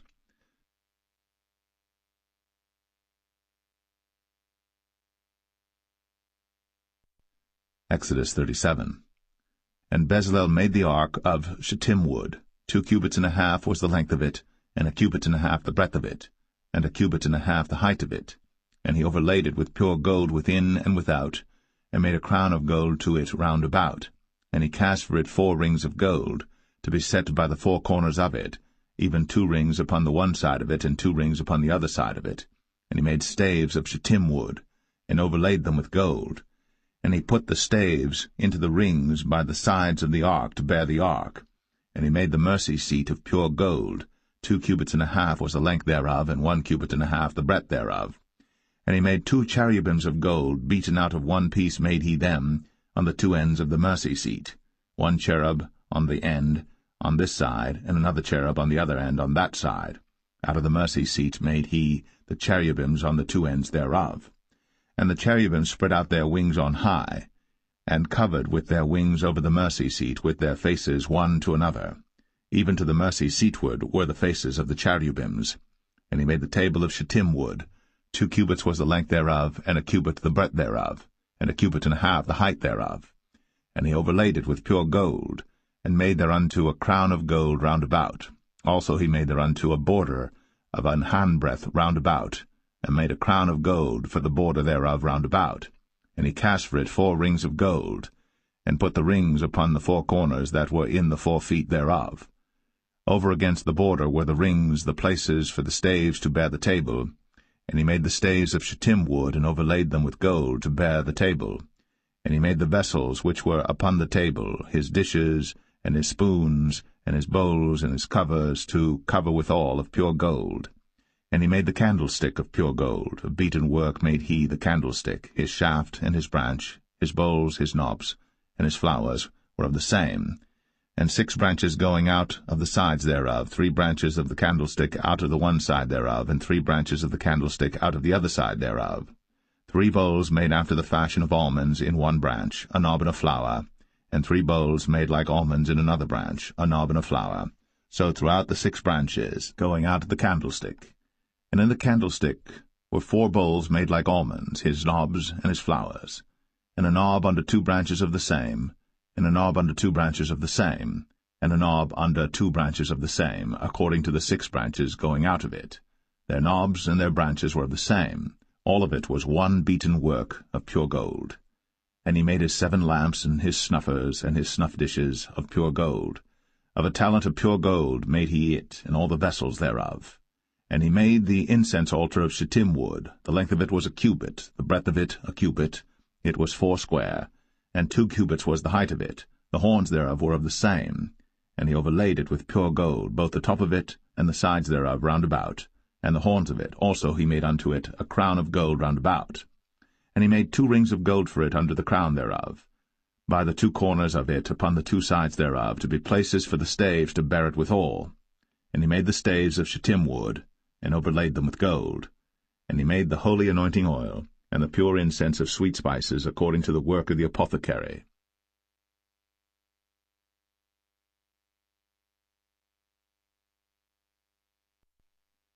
Exodus 38. And he made the altar of burnt offering of shittim wood. 5 cubits was the length thereof, and 5 cubits the breadth thereof. It was 4 square, and 3 cubits the height thereof. And he made the horns thereof on the 4 corners of it. The horns thereof were of the same, and he overlaid it with brass. And he made all the vessels of the altar, the pots and the shovels and the basins and the flesh hooks, and the firepans, all the vessels thereof made he of brass. And he made for the altar a brazen grate of network under the compass thereof beneath unto the midst of it. And he cast 4 rings for the 4 ends of the grate of brass, to be places for the staves. And he made the staves of shittim wood, and overlaid them with brass. And he put the staves into the rings on the sides of the altar, to bear it withal. He made the altar hollow with boards. And he made the laver of brass, and the foot of it of brass, of the looking-glasses of the women assembling, which assembled at the door of the tabernacle of the congregation. And he made the court. On the south side southward the hangings of the court were of fine twined linen, 100 cubits. Their pillars were 20, and their brazen sockets 20. The hooks of the pillars and their fillets were of silver. And for the north side the hangings were 100 cubits, their pillars were 20, and their sockets of brass 20. The hooks of the pillars and their fillets of silver. And for the west side were hangings of 50 cubits, their pillars 10, and their sockets 10, the hooks of the pillars and their fillets of silver. And for the east side eastward 50 cubits. The hangings of the one side of the gate were 15 cubits, their pillars 3, and their sockets 3. And for the other side of the court gate, on this hand and that hand, were hangings of 15 cubits, their pillars 3, and their sockets 3. All the hangings of the court round about were of fine twined linen. And the sockets for the pillars were of brass, the hooks of the pillars and their fillets of silver, and the overlaying of their chapiters of silver. And all the pillars of the court were filleted with silver. And the hanging for the gate of the court was needlework, of blue and purple and scarlet and fine twined linen. And 20 cubits was the length, and the height and the breadth was 5 cubits, answerable to the hangings of the court. And their pillars were 4, and their sockets of brass 4, their hooks of silver, and the overlaying of their chapiters and their fillets of silver. And all the pins of the tabernacle and of the court round about were of brass. This is the sum of the tabernacle, even of the tabernacle of testimony, as it was counted, according to the commandment of Moses, for the service of the Levites, by the hand of Ithamar, son to Aaron the priest. And Bezalel, the son of Uri, the son of Hur, of the tribe of Judah, made all that the Lord commanded Moses. And with him was Aholiab, son of Ahisamach, of the tribe of Dan, an engraver, and a cunning workman, and an embroiderer in blue, and in purple, and in scarlet, and fine linen. All the gold that was occupied for the work and all the work of the holy place, even the gold of the offering, was 29 talents, and 730 shekels after the shekel of the sanctuary. And the silver of them that were numbered of the congregation was 100 talents, and 1,760 shekels after the shekel of the sanctuary. A bekah for every man, that is, half a shekel, after the shekel of the sanctuary, for every one that went to be numbered, from 20 years old and upward, for 600,000 and 3,550 men. And of the 100 talents of silver were cast the sockets of the sanctuary, and the sockets of the veil, and 100 sockets of the 100 talents, a talent for a socket. And of the 1,775 shekels he made hooks for the pillars, and overlaid their chapiters, and filleted them. And the brass of the offering was 70 talents, and 2,400 shekels. And therewith he made the sockets to the door of the tabernacle of the congregation, and the brazen altar, and the brazen grate for it, and all the vessels of the altar, and the sockets of the court round about, and the sockets of the court gate, and all the pins of the tabernacle, and all the pins of the court round about.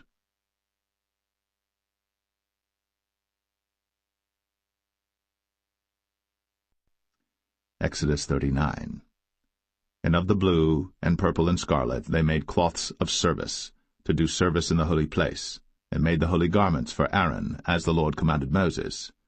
And he made the ephod of gold, blue, and purple, and scarlet, and fine-twined linen.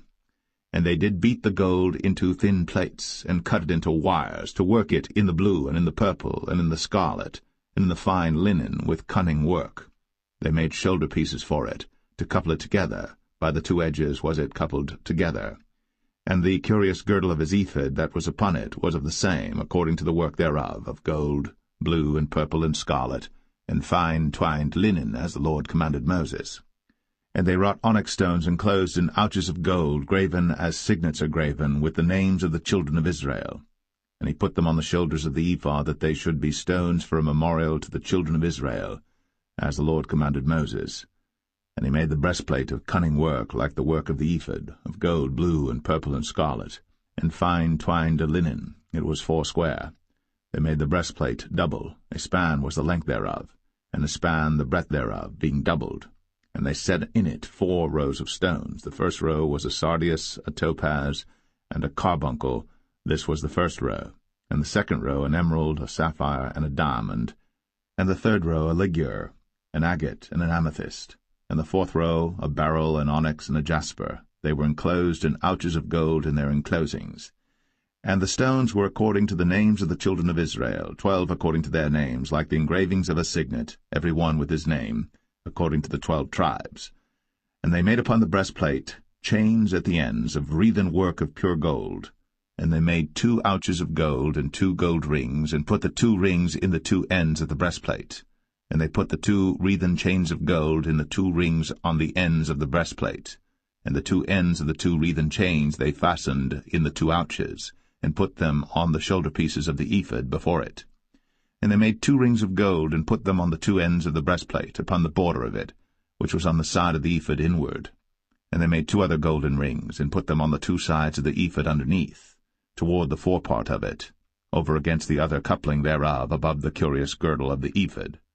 And they did bind the breastplate by his rings unto the rings of the ephod with a lace of blue, that it might be above the curious girdle of the ephod, and that the breastplate might not be loosed from the ephod, as the Lord commanded Moses. And he made the robe of the ephod of woven work, all of blue. And there was an hole in the midst of the robe, as the hole of an habergeon, with a band round about the hole, that it should not rend. And they made upon the hems of the robe pomegranates of blue and purple and scarlet and twined linen. And they made bells of pure gold, and put the bells between the pomegranates upon the hem of the robe, round about between the pomegranates, a bell and a pomegranate, a bell and a pomegranate, round about the hem of the robe to minister in, as the Lord commanded Moses. And they made coats of fine linen of woven work for Aaron and for his sons, and a mitre of fine linen, and goodly bonnets of fine linen, and linen breeches of fine twined linen, and a girdle of fine twined linen, and blue and purple and scarlet of needlework, as the Lord commanded Moses. And they made the plate of the holy crown of pure gold, and wrote upon it a writing like to the engravings of a signet, Holiness to the Lord. And they tied unto it a lace of blue, to fasten it on high upon the mitre, as the Lord commanded Moses. Thus was all the work of the tabernacle of the tent of the congregation finished. And the children of Israel did according to all that the Lord commanded Moses, so did they. And they brought the tabernacle unto Moses, the tent, and all his furniture, his taches, his boards, his bars, and his pillars, and his sockets, and the covering of ram skins dyed red, and the covering of badger skins, and the veil of the covering, the ark of the testimony, and the staves thereof, and the mercy seat, the table and all the vessels thereof, and the showbread, the pure candlestick, with the lamps thereof, even with the lamps to be set in order, and all the vessels thereof, and the oil for light, and the golden altar, and the anointing oil, and the sweet incense, and the hanging for the tabernacle door, the brazen altar, and his grate of brass, his staves and all his vessels, the laver and his foot, the hangings of the court, his pillars and his sockets, and the hanging for the court gate, his cords, and his pins, and all the vessels of the service of the tabernacle for the tent of the congregation, the cloths of service to do service in the holy place, and the holy garments for Aaron the priest, and his sons' garments, to minister in the priest's office. According to all that the Lord commanded Moses, so the children of Israel made all the work. And Moses did look upon all the work, and behold, they had done it, as the Lord had commanded, even so had they done it. And Moses blessed them.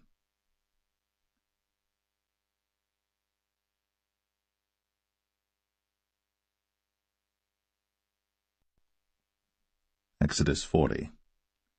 And the Lord spake unto Moses, saying, On the first day of the first month shalt thou set up the tabernacle of the tent of the congregation, and thou shalt put therein the ark of the testimony, and cover the ark with the veil. And thou shalt bring in the table, and set in order the things that are to be set in order upon it. And thou shalt bring in the candlestick, and light the lamps thereof. And thou shalt set the altar of gold for the incense before the ark of the testimony, and put the hanging of the door to the tabernacle. And thou shalt set the altar of the burnt offering before the door of the tabernacle of the tent of the congregation. And thou shalt set the laver between the tent of the congregation and the altar, and shalt put water therein.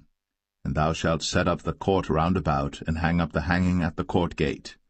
And thou shalt take the anointing oil, and anoint the tabernacle, and all that is therein, and shalt hallow it, and all the vessels thereof, and it shall be holy. And thou shalt anoint the altar of the burnt offering, and all his vessels, and sanctify the altar, and it shall be an altar most holy. And thou shalt anoint the laver and his foot, and sanctify it. And thou shalt bring Aaron and his sons unto the door of the tabernacle of the congregation, and wash them with water. And thou shalt put upon Aaron the holy garments, and anoint him, and sanctify him, that he may minister unto me in the priest's office.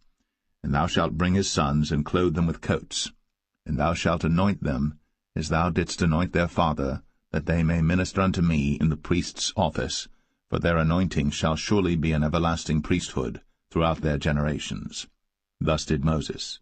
According to all that the Lord commanded him, so did he. And it came to pass in the first month, in the second year, on the first day of the month, that the tabernacle was reared up. And Moses reared up the tabernacle, and fastened his sockets, and set up the boards thereof, and put in the bars thereof, and reared up his pillars. And he spread abroad the tent over the tabernacle, and put the covering of the tent above upon it, as the Lord commanded Moses. And he took and put the testimony into the ark, and set the staves on the ark, and put the mercy seat above upon the ark. And he brought the ark into the tabernacle, and set up the veil of the covering, and covered the ark of the testimony, as the Lord commanded Moses. And he put the table in the tent of the congregation upon the side of the tabernacle northward without the veil. And he set the bread in order upon it before the Lord, as the Lord had commanded Moses.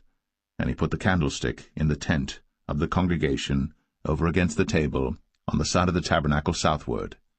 And he lighted the lamps before the Lord, as the Lord commanded Moses. And he put the golden altar in the tent of the congregation before the veil. And he burnt sweet incense thereon, as the Lord commanded Moses. And he set up the hanging at the door of the tabernacle, And he put the altar of burnt offering by the door of the tabernacle of the tent of the congregation, and offered upon it the burnt offering and the meat offering, as the Lord commanded Moses. And he set the laver between the tent of the congregation and the altar, and put water there to wash withal. And Moses and Aaron and his sons washed their hands and their feet thereat, when they went into the tent of the congregation, and when they came near unto the altar, they washed, as the Lord commanded Moses. And he reared up the court round about the tabernacle and the altar, and set up the hanging of the court gate. So Moses finished the work. Then a cloud covered the tent of the congregation, and the glory of the Lord filled the tabernacle. And Moses was not able to enter into the tent of the congregation, because the cloud abode thereon, and the glory of the Lord filled the tabernacle. And when the cloud was taken up from over the tabernacle, the children of Israel went onward in all their journeys. But if the cloud were not taken up, then they journeyed not till the day that it was taken up. For the cloud of the Lord was upon the tabernacle by day, and fire was on it by night, in the sight of all the house of Israel, throughout all their journeys.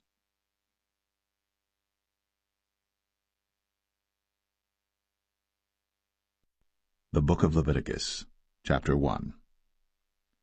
And the Lord called unto Moses, and spake unto him out of the tabernacle of the congregation, saying, Speak unto the children of Israel, and say unto them, If any man of you bring an offering unto the Lord, ye shall bring your offering of the cattle, even of the herd, and of the flock. If his offering be a burnt sacrifice of the herd, let him offer a male without blemish. He shall offer it of his own voluntary will at the door of the tabernacle of the congregation before the Lord. And he shall put his hand upon the head of the burnt offering, and it shall be accepted for him to make atonement for him. And he shall kill the bullock before the Lord, and the priests, Aaron's sons, shall bring the blood, and sprinkle the blood round about upon the altar that is by the door of the tabernacle of the congregation. And he shall flay the burnt offering, and cut it into his pieces. And the sons of Aaron the priests shall put fire upon the altar, and lay the wood in order upon the fire. And the priests, Aaron's sons, shall lay the parts, the head, and the fat, in order upon the wood that is on the fire which is upon the altar. But his inwards and his legs shall he wash in water, and the priests shall burn all on the altar to be a burnt sacrifice, an offering made by fire, of a sweet savour unto the Lord. And if his offering be of the flocks, namely of the sheep or of the goats, for a burnt sacrifice, he shall bring it a male without blemish, and he shall kill it on the side of the altar northward before the Lord, and the priests, Aaron's sons, shall sprinkle his blood round about upon the altar. And he shall cut it into his pieces, with his head and his fat, and the priest shall lay them in order on the wood that is on the fire which is upon the altar. But he shall wash the inwards and the legs with water, and the priest shall bring it all, and burn it upon the altar. It is a burnt sacrifice, an offering made by fire, of a sweet savour unto the Lord. And if the burnt sacrifice for his offering to the Lord be of fowls, then he shall bring his offering of turtle doves or of young pigeons. And the priest shall bring it unto the altar, and wring off his head, and burn it on the altar, and the blood thereof shall be wrung out at the side of the altar. And he shall pluck away his crop with his feathers, and cast it beside the altar on the east part, by the place of the ashes. And he shall cleave it with the wings thereof, but shall not divide it asunder. And the priest shall burn it upon the altar, upon the wood that is upon the fire. It is a burnt sacrifice, an offering made by fire, of a sweet savour unto the Lord.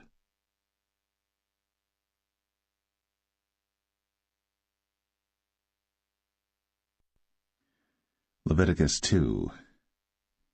And when any will offer a meat offering unto the Lord, his offering shall be of fine flour, and he shall pour oil upon it, and put frankincense thereon, and he shall bring it to Aaron's sons the priests. And he shall take thereout his handful of the flour thereof, and of the oil thereof, with all the frankincense thereof.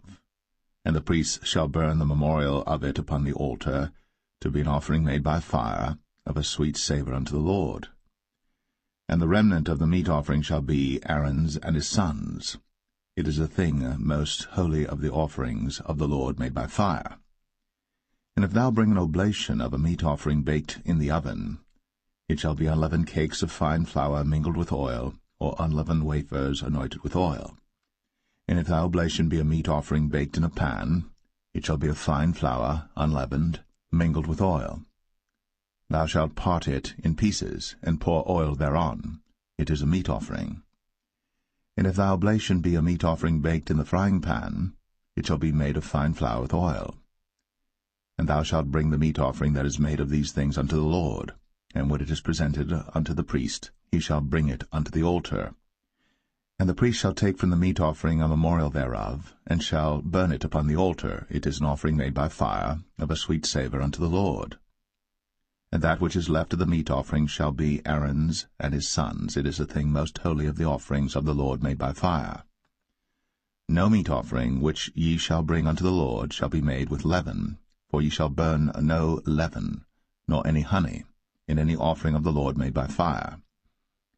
As for the oblation of the firstfruits, ye shall offer them unto the Lord, but they shall not be burnt on the altar for a sweet savour. And every oblation of thy meat offering shalt thou season with salt, neither shalt thou suffer the salt of the covenant of thy God to be lacking from thy meat offering. With all thine offerings thou shalt offer salt. And if thou offer a meat offering of thy firstfruits unto the Lord, thou shalt offer for the meat offering of thy firstfruits green ears of corn dried by the fire, even corn beaten out of full ears. And thou shalt put oil upon it, and lay frankincense thereon. It is a meat offering.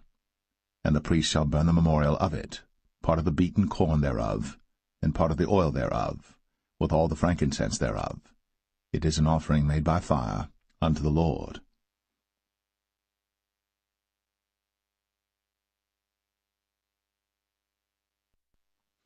Leviticus 3. And if his oblation be a sacrifice of peace offering, if he offer it of the herd, whether it be a male or female, he shall offer it without blemish before the Lord. And he shall lay his hand upon the head of his offering, and kill it at the door of the tabernacle of the congregation. And Aaron's sons the priests shall sprinkle the blood upon the altar round about. And he shall offer of the sacrifice of the peace offering an offering made by fire unto the Lord, the fat that covereth the inwards, and all the fat that is upon the inwards, and the 2 kidneys, and the fat that is on them, which is by the flanks, and the caul above the liver, with the kidneys, it shall he take away. And Aaron's sons shall burn it on the altar upon the burnt sacrifice which is upon the wood that is on the fire.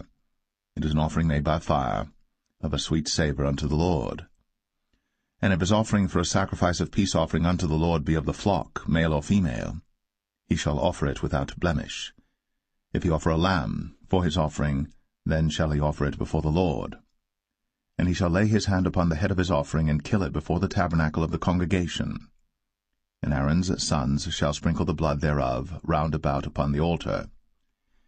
And he shall offer of the sacrifice of the peace offering an offering made by fire unto the Lord, the fat thereof, and the whole rump, it shall he take off hard by the backbone, and the fat that covereth the inwards, and all the fat that is upon the inwards, and the 2 kidneys, and the fat that is upon them, which is by the flanks, and the caul above the liver, with the kidneys, it shall he take away.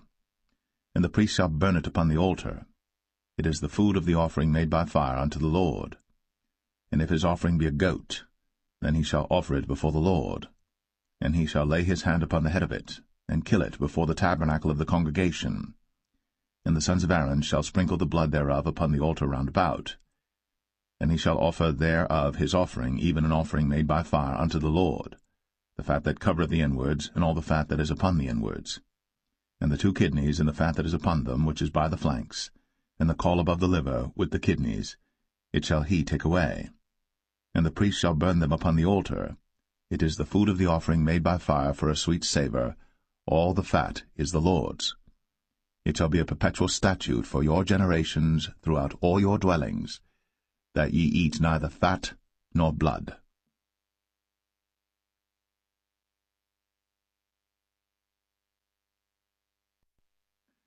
Leviticus 4.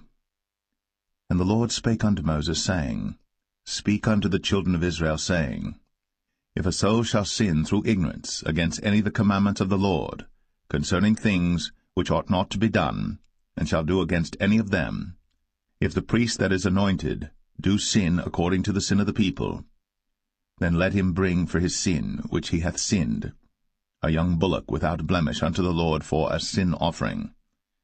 And he shall bring the bullock unto the door of the tabernacle of the congregation before the Lord, and shall lay his hand upon the bullock's head, and kill the bullock before the Lord. And the priest that is anointed shall take of the bullock's blood, and bring it to the tabernacle of the congregation. And the priest shall dip his finger in the blood, and sprinkle of the blood 7 times before the Lord, before the veil of the sanctuary. And the priest shall put some of the blood upon the horns of the altar of sweet incense before the Lord, which is in the tabernacle of the congregation, and shall pour all the blood of the bullock at the bottom of the altar of the burnt offering, which is at the door of the tabernacle of the congregation. And he shall take off from it all the fat of the bullock for the sin offering, the fat that covereth the inwards, and all the fat that is upon the inwards, and the 2 kidneys, and the fat that is upon them, which is by the flanks, and the caul above the liver, with the kidneys, it shall he take away, as it was taken off from the bullock of the sacrifice of peace offerings. And the priest shall burn them upon the altar of the burnt offering. And the skin of the bullock, and all his flesh, with his head, and with his legs, and his inwards, and his dung, even the whole bullock shall he carry forth without the camp unto a clean place, where the ashes are poured out, and burn him on the wood with fire. Where the ashes are poured out shall he be burnt. And if the whole congregation of Israel sin through ignorance, and the thing be hid from the eyes of the assembly, and they have done somewhat against any of the commandments of the Lord concerning things which should not be done, and are guilty, when the sin which they have sinned against it is known, then the congregation shall offer a young bullock for the sin, and bring him before the tabernacle of the congregation. And the elders of the congregation shall lay their hands upon the head of the bullock before the Lord, and the bullock shall be killed before the Lord.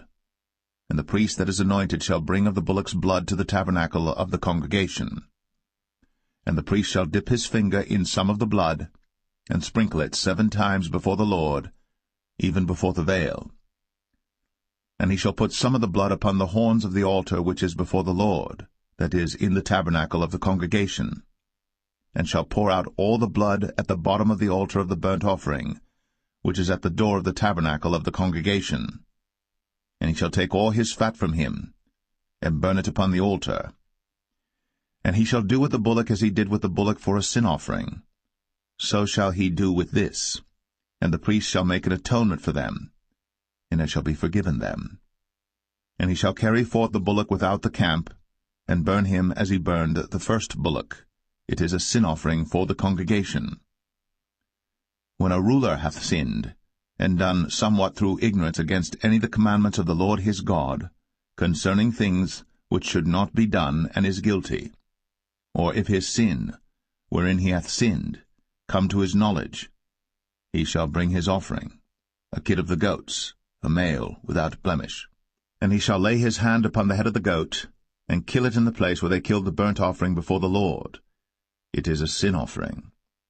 And the priest shall take of the blood of the sin offering with his finger, and put it upon the horns of the altar of burnt offering, and shall pour out his blood at the bottom of the altar of burnt offering. And he shall burn all his fat upon the altar, as the fat of the sacrifice of peace offerings. And the priest shall make an atonement for him as concerning his sin, and it shall be forgiven him. And if any one of the common people sin through ignorance, while he doeth somewhat against any of the commandments of the Lord concerning things which ought not to be done, and be guilty, or if his sin, which he hath sinned, come to his knowledge, then he shall bring his offering, a kid of the goats, a female without blemish, for his sin, which he hath sinned. And he shall lay his hand upon the head of the sin offering, and slay the sin offering in the place of the burnt offering. And the priest shall take of the blood thereof with his finger, and put it upon the horns of the altar of burnt offering, and shall pour out all the blood thereof at the bottom of the altar. And he shall take away all the fat thereof, as the fat is taken away from off the sacrifice of peace offerings. And the priest shall burn it upon the altar for a sweet savour unto the Lord. And the priest shall make an atonement for him, and it shall be forgiven him. And if he bring a lamb for a sin offering, he shall bring it a female without blemish. And he shall lay his hand upon the head of the sin offering, and slay it for a sin offering in the place where they kill the burnt offering.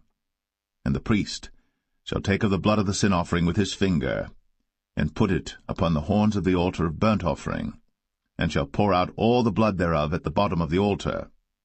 And he shall take away all the fat thereof, as the fat of the lamb is taken away from the sacrifice of the peace offerings.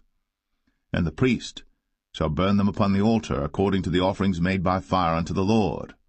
And the priest shall make an atonement for his sin that he hath committed, and it shall be forgiven him.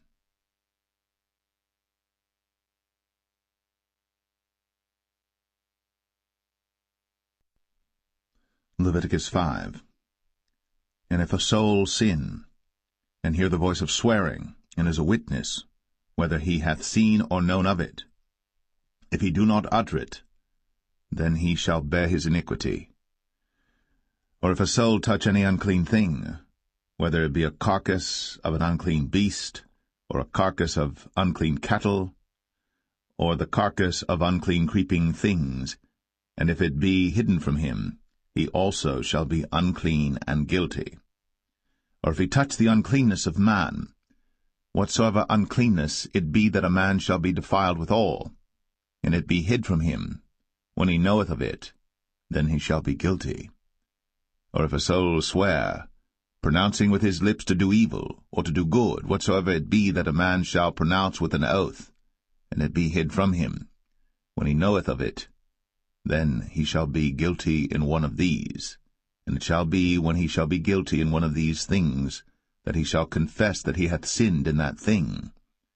And he shall bring his trespass offering unto the Lord for his sin which he hath sinned, a female from the flock, a lamb or a kid of the goats, for a sin offering, and the priest shall make an atonement for him concerning his sin.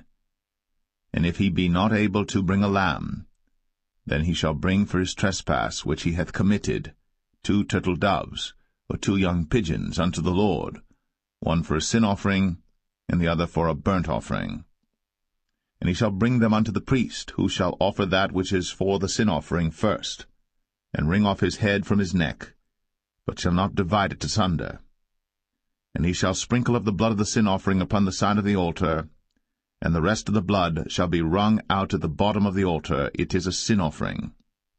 And he shall offer the second for a burnt offering according to the manner, and the priest shall make an atonement for him for his sin which he hath sinned, and it shall be forgiven him. But if he be not able to bring 2 turtle doves or 2 young pigeons, then he that sinned shall bring for his offering the 10th part of an ephah of fine flour for a sin offering. He shall put no oil upon it, neither shall he put any frankincense thereon, for it is a sin offering. Then shall he bring it to the priest, and the priest shall take his handful of it, even a memorial thereof, and burn it on the altar, according to the offerings made by fire unto the Lord. It is a sin offering. And the priest shall make an atonement for him as touching his sin that he hath sinned in one of these, and it shall be forgiven him. And the remnant shall be the priest's, as a meat offering. And the Lord spake unto Moses, saying, If a soul commit a trespass, and sin through ignorance in the holy things of the Lord, then he shall bring for his trespass unto the Lord a ram without blemish out of the flocks, with thy estimation by shekels of silver, after the shekel of the sanctuary, for a trespass offering. And he shall make amends for the harm that he hath done in the holy thing, and shall add the 5th part thereto, and give it unto the priest. And the priest shall make an atonement for him with the ram of the trespass offering, and it shall be forgiven him. And if a soul sin, and commit any of these things which are forbidden to be done by the commandments of the Lord, though he wist it not, yet is he guilty, and shall bear his iniquity. And he shall bring a ram without blemish out of the flock, with thy estimation, for a trespass offering unto the priest. And the priest shall make an atonement for him concerning his ignorance, wherein he erred and wist it not, and it shall be forgiven him. It is a trespass offering. He hath certainly trespassed against the Lord.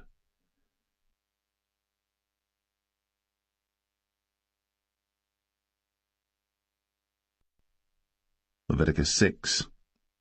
And the Lord spake unto Moses, saying, If a soul sin, and commit a trespass against the Lord, and lie unto his neighbor in that which was delivered him to keep, for in fellowship or in a thing taken away by violence, or hath deceived his neighbor, or have found that which was lost, and lieth concerning it, and sweareth falsely, in any of all these that a man doeth, sinning therein, then it shall be, because he hath sinned, and is guilty, that he shall restore that which he took violently away, or the thing which he hath deceitfully gotten, or that which was delivered him to keep, or the lost thing which he found, or all that about which he hath sworn falsely. He shall even restore it in the principal, and shall add the 5th part more thereto, and give it unto him to whom it appertaineth in the day of his trespass offering. And he shall bring his trespass offering unto the Lord, a ram without blemish out of the flock, with thy estimation, for a trespass offering unto the priest. And the priest shall make an atonement for him before the Lord, and it shall be forgiven him for anything of all that he hath done in trespassing therein. And the Lord spake unto Moses, saying, Command Aaron and his sons, saying, This is the law of the burnt offering. It is the burnt offering because of the burning upon the altar all night unto the morning, and the fire of the altar shall be burning in it. And the priest shall put on his linen garment, and his linen breeches shall he put upon his flesh, and take up the ashes which the fire hath consumed with the burnt offering on the altar. And he shall put them beside the altar. And he shall put off his garments, and put on other garments, and carry forth the ashes without the camp unto a clean place. And the fire upon the altar shall be burning in it. It shall not be put out. And the priest shall burn wood on it every morning, and lay the burnt offering in order upon it. And he shall burn thereon the fat of the peace offerings. The fire shall ever be burning upon the altar. It shall never go out. And this is the law of the meat offering. The sons of Aaron shall offer it before the Lord, before the altar. And he shall take of it his handful of the flour of the meat offering, and of the oil thereof, and all the frankincense which is upon the meat offering, and shall burn it upon the altar for a sweet savour, even the memorial of it, unto the Lord. And the remainder thereof shall Aaron and his sons eat. With unleavened bread shall it be eaten in the holy place. In the court of the tabernacle of the congregation they shall eat it. It shall not be baked with leaven. I have given it unto them for their portion of my offerings made by fire. It is most holy, as is the sin offering, and as the trespass offering. All the males among the children of Aaron shall eat of it. It shall be a statute for ever in your generations concerning the offerings of the Lord made by fire. Every one that toucheth them shall be holy. And the Lord spake unto Moses, saying, This is the offering of Aaron and of his sons, which they shall offer unto the Lord in the day when he is anointed. The 10th part of an ephah of fine flour for a meat offering perpetual, half of it in the morning, and half thereof at night. In a pan it shall be made with oil, and when it is baked, thou shalt bring it in. And the baked pieces of the meat offering shalt thou offer for a sweet savour unto the Lord. And the priest of his sons that is anointed in his stead shall offer it. It is a statute for ever unto the Lord. It shall be wholly burnt. For every meat offering for the priest shall be wholly burnt. It shall not be eaten. And the Lord spake unto Moses, saying, Speak unto Aaron and to his sons, saying, This is the law of the sin offering. In the place where the burnt offering is killed shall the sin offering be killed before the Lord. It is most holy. The priest that offereth it for sin shall eat it. In the holy place shall it be eaten, in the court of the tabernacle of the congregation. Whatsoever shall touch the flesh thereof shall be holy. And when there is sprinkled of the blood thereof upon any garment, thou shalt wash that whereon it was sprinkled in the holy place. But the earthen vessel wherein it is sodden shall be broken, and if it be sodden in a brazen pot, it shall be both scoured and rinsed in water. All the males among the priests shall eat thereof. It is most holy. And no sin offering, whereof any of the blood is brought into the tabernacle of the congregation to reconcile with all in the holy place, shall be eaten. It shall be burnt in the fire.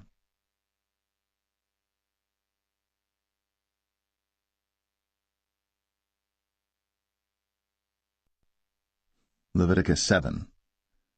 Likewise, this is the law of the trespass offering. It is most holy. In the place where they kill the burnt offering shall they kill the trespass offering, and the blood thereof shall he sprinkle round about upon the altar. And he shall offer of it all the fat thereof, the rump, and the fat that covereth the inwards, and the 2 kidneys, and the fat that is on them, which is by the flanks, and the caul that is above the liver, with the kidneys, it shall he take away. And the priest shall burn them upon the altar for an offering made by fire unto the Lord. It is a trespass offering. Every male among the priests shall eat thereof. It shall be eaten in the holy place. It is most holy. As the sin offering is, so is the trespass offering. There is one law for them. The priest that maketh atonement therewith shall have it. And the priest that offereth any man's burnt offering, even the priest, shall have to himself the skin of the burnt offering which he hath offered. And all the meat offering that is baked in the oven, and all that is dressed in the frying pan, and in the pan, shall be the priest's that offereth it. And every meat offering mingled with oil and dry shall all the sons of Aaron have, one as much as another. And this is the law of the sacrifice of peace offerings which he shall offer unto the Lord. If he offer it for a thanksgiving, then he shall offer with the sacrifice of thanksgiving unleavened cakes mingled with oil, and unleavened wafers anointed with oil, and cakes mingled with oil of fine flour fried. Besides the cakes, he shall offer for his offering leavened bread with the sacrifice of thanksgiving of his peace offerings, and of it he shall offer one out of the whole oblation for an heave offering unto the Lord, and it shall be the priest's that sprinkleth the blood of the peace offerings. And the flesh of the sacrifice of his peace offerings for thanksgiving shall be eaten the same day that it is offered. He shall not leave any of it until the morning. But if the sacrifice of his offering be a vow or a voluntary offering, it shall be eaten the same day that he offereth his sacrifice, and on the morrow also the remainder of it shall be eaten. But the remainder of the flesh of the sacrifice on the 3rd day shall be burnt with fire. And if any of the flesh of the sacrifice of his peace offerings be eaten at all on the 3rd day, it shall not be accepted, neither shall it be imputed unto him that offereth it. It shall be an abomination, and the soul that eateth of it shall bear his iniquity. And the flesh that toucheth any unclean thing shall not be eaten. It shall be burnt with fire. And as for the flesh, all that be clean shall eat thereof. But the soul that eateth of the flesh of the sacrifice of peace offerings, that pertain unto the Lord, having his uncleanness upon him, even that soul, shall be cut off from his people. Moreover, the soul that shall touch any unclean thing, as the uncleanness of man, or any unclean beast, or any abominable unclean thing, and eat of the flesh of the sacrifice of peace offerings, which pertain unto the Lord, even that soul shall be cut off from his people.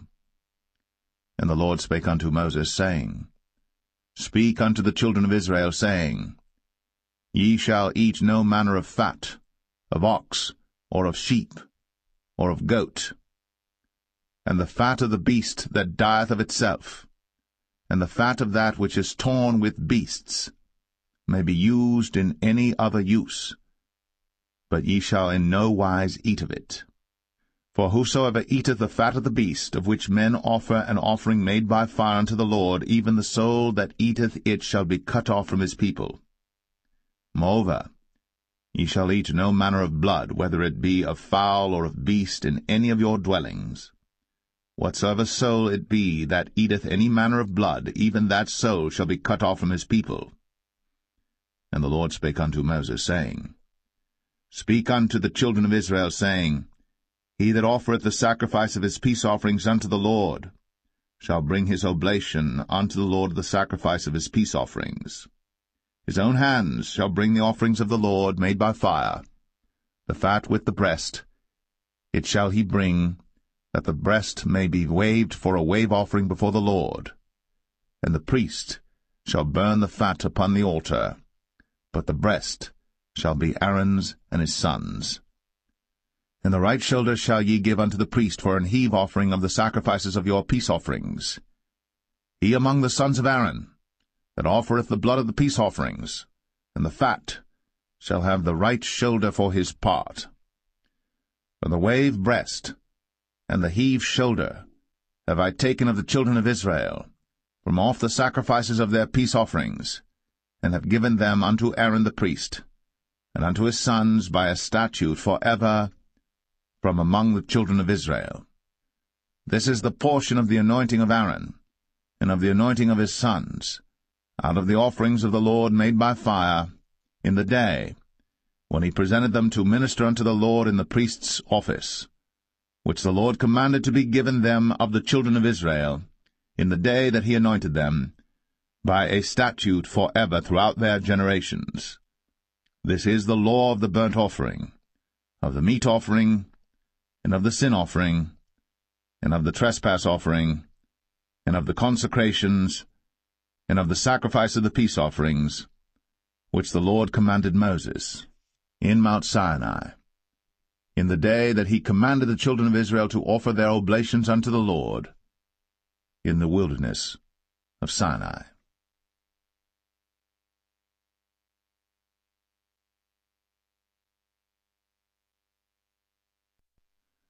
Leviticus 8. And the Lord spake unto Moses, saying, Take Aaron and his sons with him, and the garments and the anointing oil, and a bullock for the sin offering, and 2 rams, and a basket of unleavened bread. And gather thou all the congregation together unto the door of the tabernacle of the congregation. And Moses did as the Lord commanded him. And the assembly was gathered together unto the door of the tabernacle of the congregation. And Moses said unto the congregation, This is the thing which the Lord commanded to be done. And Moses brought Aaron and his sons, and washed them with water. And he put upon him the coat, and girded him with the girdle, and clothed him with the robe, and put the ephod upon him. And he girded him with the curious girdle of the ephod, and bound it unto him therewith. And he put the breastplate upon him.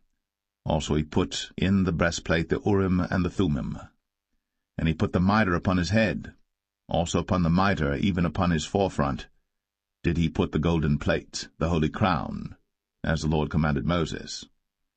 And Moses took the anointing oil, and anointed the tabernacle and all that was therein, and sanctified them. And he sprinkled thereof upon the altar 7 times, and anointed the altar and all his vessels, both the laver and his foot, to sanctify them. And he poured of the anointing oil upon Aaron's head, and anointed him, to sanctify him. And Moses brought Aaron's sons, and put coats upon them, and girded them with girdles, and put bonnets upon them, as the Lord commanded Moses. And he brought the bullock for the sin offering, and Aaron and his sons laid their hands upon the head of the bullock for the sin offering, and he slew it. And Moses took the blood, and put it upon the horns of the altar round about with his finger, and purified the altar, and poured the blood at the bottom of the altar, and sanctified it, to make reconciliation upon it. And he took all the fat that was upon the inwards, and the caul above the liver, and the 2 kidneys, and their fat, and Moses burned it upon the altar. But the bullock and his hide, his flesh and his dung, he burnt with fire without the camp, as the Lord commanded Moses. And he brought the ram for the burnt offering, and Aaron and his sons laid their hands upon the head of the ram, and he killed it. And Moses sprinkled the blood upon the altar round about. And he cut the ram into pieces. And Moses burnt the head, and the pieces, and the fat. And he washed the inwards and the legs in water. And Moses burnt the whole ram upon the altar. It was a burnt sacrifice for a sweet savour, and an offering made by fire unto the Lord, as the Lord commanded Moses. And he brought the other ram, the ram of consecration. And Aaron and his sons laid their hands upon the head of the ram, and he slew it. And Moses took of the blood of it, and put it upon the tip of Aaron's right ear, and upon the thumb of his right hand, and upon the great toe of his right foot. And he brought Aaron's sons, and Moses put of the blood upon the tip of their right ear, and upon the thumbs of their right hands, and upon the great toes of their right feet. And Moses sprinkled the blood upon the altar round about. And he took the fat, and the rump, and all the fat that was upon the inwards, and the caul above the liver, and the 2 kidneys in their fat, and the right shoulder, and out of the basket of unleavened bread that was before the Lord, he took 1 unleavened cake, and a cake of oiled bread, and 1 wafer, and put them on the fat, and upon the right shoulder. And he put all upon Aaron's hands, and upon his sons' hands, and waved them for a wave offering before the Lord. And Moses took them from off their hands, and burnt them on the altar upon the burnt offering. They were consecrations for a sweet savour. It is an offering made by fire unto the Lord. And Moses took the breast, and waved it for a wave offering before the Lord. For of the ram of consecration it was Moses' part, as the Lord commanded Moses. And Moses took of the anointing oil, and of the blood which was upon the altar, and sprinkled it upon Aaron, and upon his garments, and upon his sons, and upon his sons' garments with him, and sanctified Aaron, and his garments, and his sons' garments with him. And Moses said unto Aaron and to his sons, Boil the flesh at the door of the tabernacle of the congregation, and there eat it with the bread that is in the basket of consecrations, as I commanded, saying, Aaron and his sons shall eat it. And that which remaineth of the flesh and of the bread shall ye burn with fire. And ye shall not go out of the door of the tabernacle of the congregation in 7 days, until the days of your consecration be at an end. For 7 days shall he consecrate you. As he hath done this day, so the Lord hath commanded to do, to make an atonement for you. Therefore shall ye abide at the door of the tabernacle of the congregation day and night, 7 days, and keep the charge of the Lord, that ye die not. For so I am commanded. So Aaron and his sons did all things which the Lord commanded by the hand of Moses.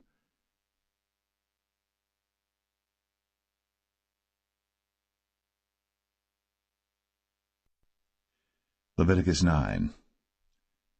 And it came to pass on the 8th day that Moses called Aaron and his sons and the elders of Israel. And he said unto Aaron, Take thee a young calf for a sin offering, and a ram for a burnt offering without blemish, and offer them before the Lord. And unto the children of Israel thou shalt speak, saying, Take ye a kid of the goats for a sin offering, and a calf and a lamb, both of the first year, without blemish, for a burnt offering. Also a bullock and a ram for peace offerings to sacrifice before the Lord, and a meat offering mingled with oil. For today the Lord will appear unto you. And they brought that which Moses commanded before the tabernacle of the congregation, and all the congregation drew near, and stood before the Lord.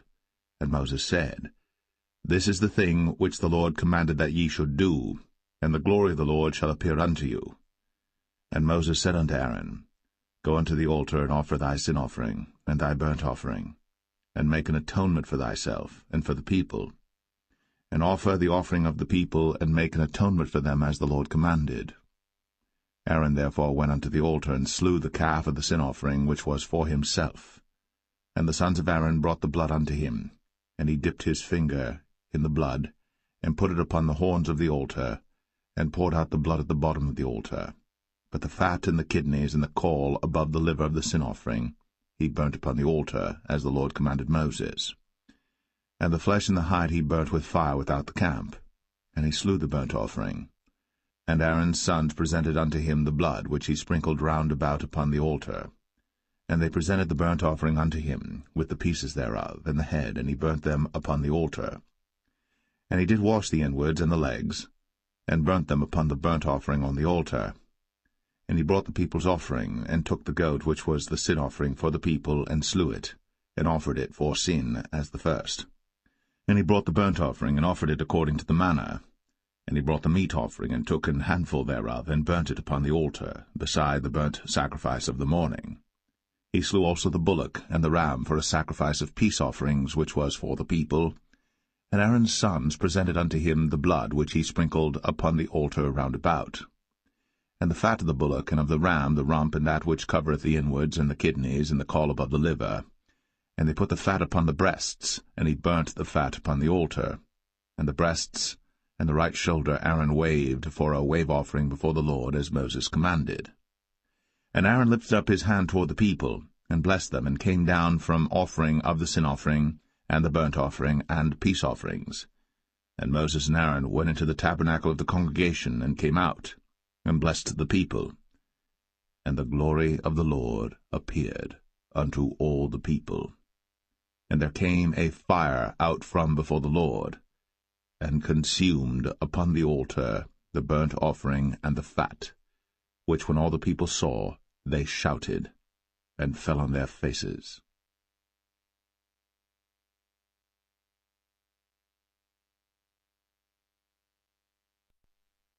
Leviticus 10.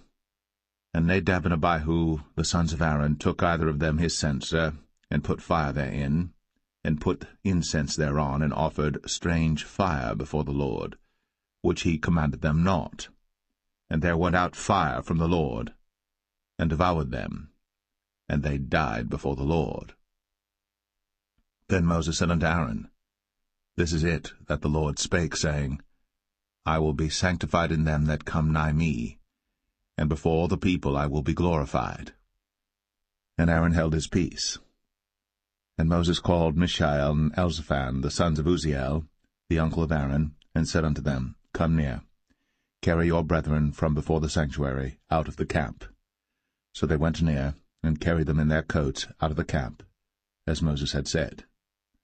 And Moses said unto Aaron, and unto Eleazar, and unto Ithamar his sons, Uncover not your heads, neither rend your clothes, lest ye die, and lest wrath come upon all the people. But let your brethren, the whole house of Israel, bewail the burning which the Lord hath kindled. And ye shall not go out from the door of the tabernacle of the congregation, lest ye die. For the anointing oil of the Lord is upon you. And they did according to the word of Moses. And the Lord spake unto Aaron, saying, Do not drink wine nor strong drink, thou nor thy sons with thee, when ye go into the tabernacle of the congregation, lest ye die. It shall be a statute for ever throughout your generations. And that ye may put difference between holy and unholy, and between unclean and clean, and that ye may teach the children of Israel all the statutes which the Lord hath spoken unto them by the hand of Moses. And Moses spake unto Aaron, and unto Eleazar, and unto Ithamar, his sons that were left, Take the meat offering that remaineth of the offerings of the Lord made by fire, and eat it without leaven beside the altar, for it is most holy. And ye shall eat it in the holy place, because it is thy due, and thy son's due, of the sacrifices of the Lord made by fire, for so I am commanded. And the wave breast and heave shoulder shall ye eat in a clean place, thou and thy sons, and thy daughters with thee, for they be thy due, and thy son's due, which are given out of the sacrifices of peace offerings of the children of Israel. The heave shoulder and the wave breast shall they bring with the offerings made by fire of the fat, to wave it for a wave offering before the Lord, and it shall be thine, and thy sons with thee, by a statute for ever, as the Lord hath commanded. And Moses diligently sought the goat of the sin offering, and behold, it was burnt. And he was angry with Eleazar and Ithamar, the sons of Aaron, which were left alive, saying, Wherefore have ye not eaten the sin offering in the holy place, seeing it is most holy? And God hath given it you to bear the iniquity of the congregation, to make atonement for them before the Lord. Behold, the blood of it was not brought in within the holy place.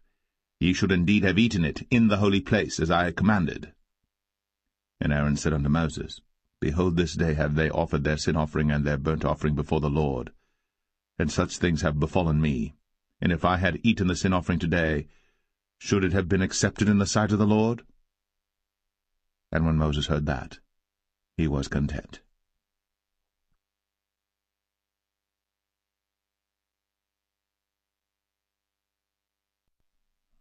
Leviticus 11. And the Lord spake unto Moses and to Aaron, saying unto them, Speak unto the children of Israel, saying, These are the beasts, which ye shall eat among all the beasts that are on the earth. Whatsoever parteth the hoof, and is cloven-footed, and cheweth the cud, among the beasts, that shall ye eat. Nevertheless these shall ye not eat of them that chew the cud, or of them that divide the hoof. As the camel, because he cheweth the cud, but divideth not the hoof, he is unclean unto you. And the coney, because he cheweth the cud, but divideth not the hoof, he is unclean unto you. And the hare, because he cheweth the cud, but divideth not the hoof, he is unclean unto you. And the swine, though he divide the hoof, and be cloven-footed, yet he cheweth not the cud, he is unclean to you. Of their flesh shall ye not eat, and their carcass shall ye not touch, they are unclean to you. These shall ye eat of all that are in the waters. Whatsoever hath fins and scales in the waters, in the seas, and in the rivers, them shall ye eat. And all that have not fins and scales in the seas, and in the rivers, of all that move in the waters, and of any living thing which is in the waters, they shall be an abomination unto you. They shall be even an abomination unto you. Ye shall not eat of their flesh, but ye shall have their carcasses in abomination. Whatsoever hath no fins nor scales in the waters, that shall be an abomination unto you. And these are they which ye shall have in abomination among the fowls. They shall not be eaten. They are an abomination, the eagle, and the ossifrage, and the osprey, and the vulture, and the kite after his kind, every raven after his kind, and the owl, and the nighthawk, and the cuckoo, and the hawk after his kind, and the little owl, and the cormorant, and the great owl, and the swan, and the pelican, and the gyre eagle, and the stork, the heron after her kind, and the lapwing, and the bat. All fowls that creep, going upon all four, shall be an abomination unto you. Yet these may ye eat of every flying creeping thing that goeth upon all four, which have legs above their feet, to leap withal upon the earth. Even these of them ye may eat, the locust after his kind, and the bald locust after his kind, and the beetle after his kind, and the grasshopper after his kind. But all other flying creeping things which have 4 feet shall be an abomination unto you. And for these ye shall be unclean. Whosoever toucheth the carcass of them shall be unclean until the even. And whosoever beareth aught of the carcass of them shall wash his clothes, and be unclean until the even. The carcasses of every beast which divideth the hoof, and is not cloven-footed, nor cheweth the cud, are unclean unto you. Every one that toucheth them shall be unclean. And whatsoever goeth upon his paws among all manner of beasts that go on all four, those are unclean unto you. Whoso toucheth their carcass shall be unclean until the even. And he that beareth the carcass of them shall wash his clothes, and be unclean until the even. They are unclean unto you. These also shall be unclean unto you among the creeping things that creep upon the earth, the weasel, and the mouse, and the tortoise after his kind, and the ferret, and the chameleon, and the lizard, and the snail, and the mole. These are unclean to you among all that creep. Whosoever doth touch them, when they be dead, shall be unclean until the even. And upon whatsoever any of them, when they are dead, doth fall, it shall be unclean, whether it be any vessel of wood, or raiment, or skin, or sack, whatsoever vessel it be, wherein any work is done, it must be put into water, and it shall be unclean until the even. So it shall be cleansed. And every earthen vessel, whereinto any of them falleth, whatsoever is in it shall be unclean, and ye shall break it. Of all meat which may be eaten, that on which such water cometh shall be unclean, and all drink that may be drunk in every such vessel shall be unclean. And everything whereupon any part of their carcass falleth shall be unclean, whether it be oven, or ranges, or pots, they shall be broken down, for they are unclean, and shall be unclean unto you. Nevertheless a fountain or pit wherein there is plenty of water shall be clean, but that which toucheth their carcass shall be unclean. And if any part of their carcass fall upon any sowing seed which is to be sown, it shall be clean. But if any water be put upon the seed, and any part of their carcass fall thereon, it shall be unclean unto you. And if any beast, of which ye may eat, die, he that toucheth the carcass thereof shall be unclean until the even. And he that eateth of the carcass of it shall wash his clothes, and be unclean until the even. He also that beareth the carcass of it shall wash his clothes, and be unclean until the even. And every creeping thing that creepeth upon the earth shall be an abomination, it shall not be eaten. Whatsoever goeth upon the belly, and whatsoever goeth upon all four, or whatsoever hath more feet among all creeping things that creep upon the earth, them ye shall not eat, for they are an abomination. Ye shall not make yourselves abominable with any creeping thing that creepeth, neither shall ye make yourselves unclean with them, that ye should be defiled thereby. For I am the Lord your God. Ye shall therefore sanctify yourselves, and ye shall be holy, for I am holy. Neither shall ye defile yourselves with any manner of creeping thing that creepeth upon the earth. For I am the Lord that bringeth you up out of the land of Egypt, to be your God. Ye shall therefore be holy, for I am holy. This is the law of the beasts, and of the fowl, and of every living creature that moveth in the waters, and of every creature that creepeth upon the earth, to make a difference between the unclean and the clean, and between the beast that may be eaten and the beast that may not be eaten.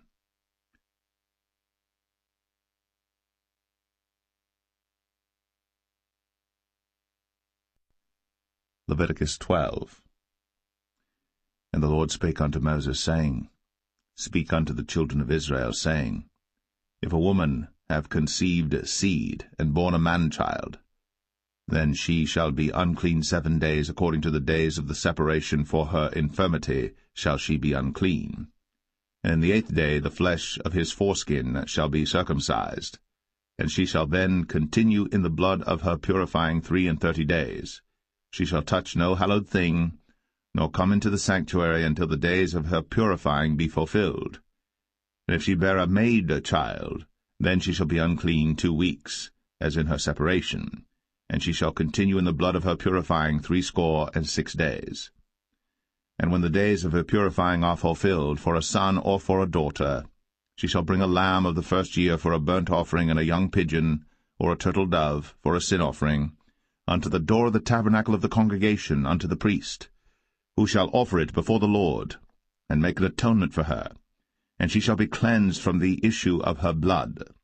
This is the law for her that hath borne a male or a female. And if she be not able to bring a lamb, then she shall bring 2 turtles or 2 young pigeons, the one for the burnt offering and the other for a sin offering, and the priest shall make an atonement for her, and she shall be clean.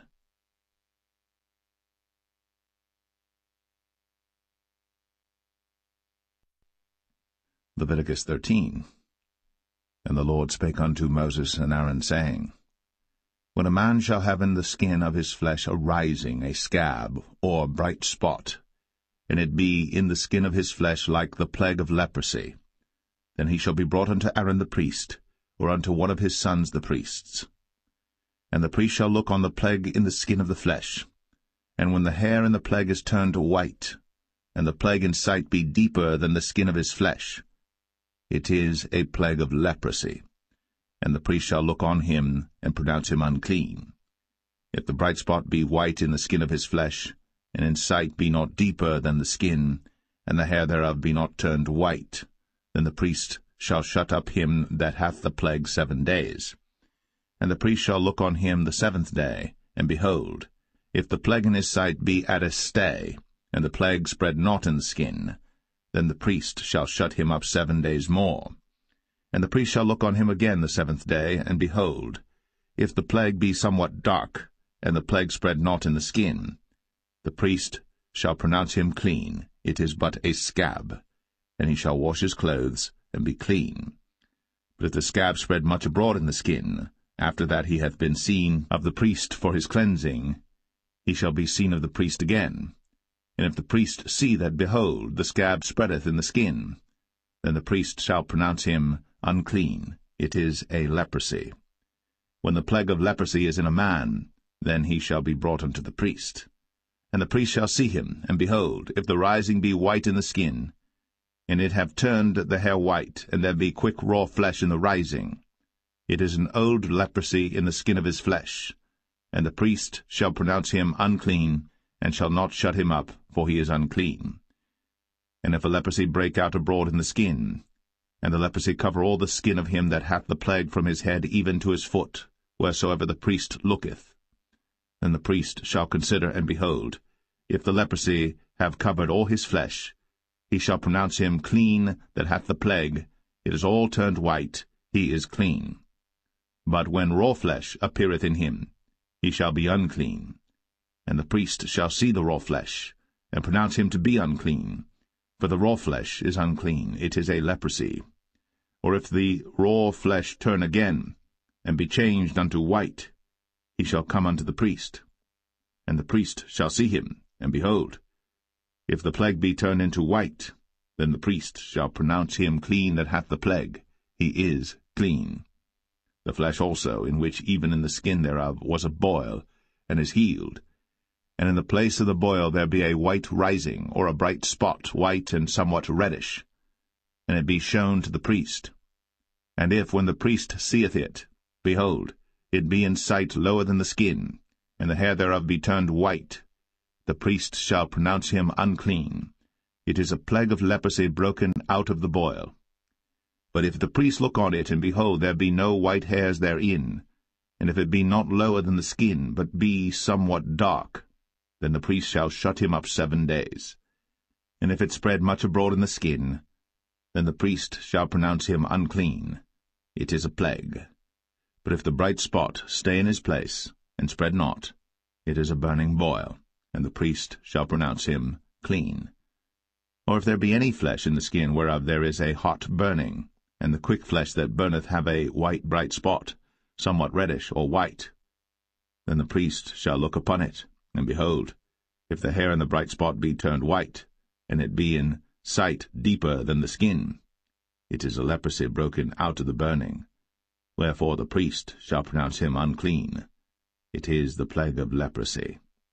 But if the priest look on it, and behold, there be no white hair in the bright spot, and it be no lower than the other skin, but be somewhat dark, then the priest shall shut him up 7 days. And the priest shall look upon him the 7th day, and if it be spread much abroad in the skin, then the priest shall pronounce him unclean. It is the plague of leprosy. And if the bright spot stay in his place, and spread not in the skin, but it be somewhat dark, it is a rising of the burning, and the priest shall pronounce him clean. For it is an inflammation of the burning. If a man or woman have a plague upon the head or the beard, then the priest shall see the plague, and behold, if it be in sight deeper than the skin, and there be in it a yellow thin hair, then the priest shall pronounce him unclean. It is a dry scall, even a leprosy upon the head or beard. And if the priest look on the plague of the scall, and behold, it be not in sight deeper than the skin, and that there is no black hair in it, then the priest shall shut up him that hath the plague of the scall 7 days.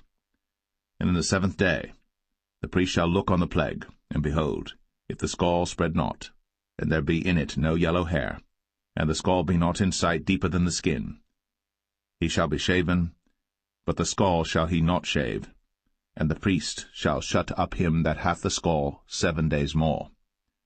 And in the 7th day the priest shall look on the scall, and behold, if the scall be not spread in the skin, nor be in sight deeper than the skin, then the priest shall pronounce him clean, and he shall wash his clothes, and be clean. But if the scall spread much in the skin after his cleansing, then the priest shall look on him, and behold, if the scall be spread in the skin, the priest shall not seek for yellow hair, he is unclean. But if the scall be in his sight at a stay, and that there is black hair grown up therein, the scall is healed, he is clean, and the priest shall pronounce him clean. If a man also or a woman have in the skin of their flesh bright spots, even white bright spots, then the priest shall look, and behold, if the bright spots in the skin of their flesh be darkish white, it is a freckled spot that groweth in the skin, he is clean. And the man whose hair is fallen off his head, he is bald, yet is he clean. And he that hath his hair fallen off from the part of his head toward his face, he is forehead bald, yet is he clean. And if there be in the bald head or bald forehead a white reddish sore, it is a leprosy sprung up in his bald head, or his bald forehead.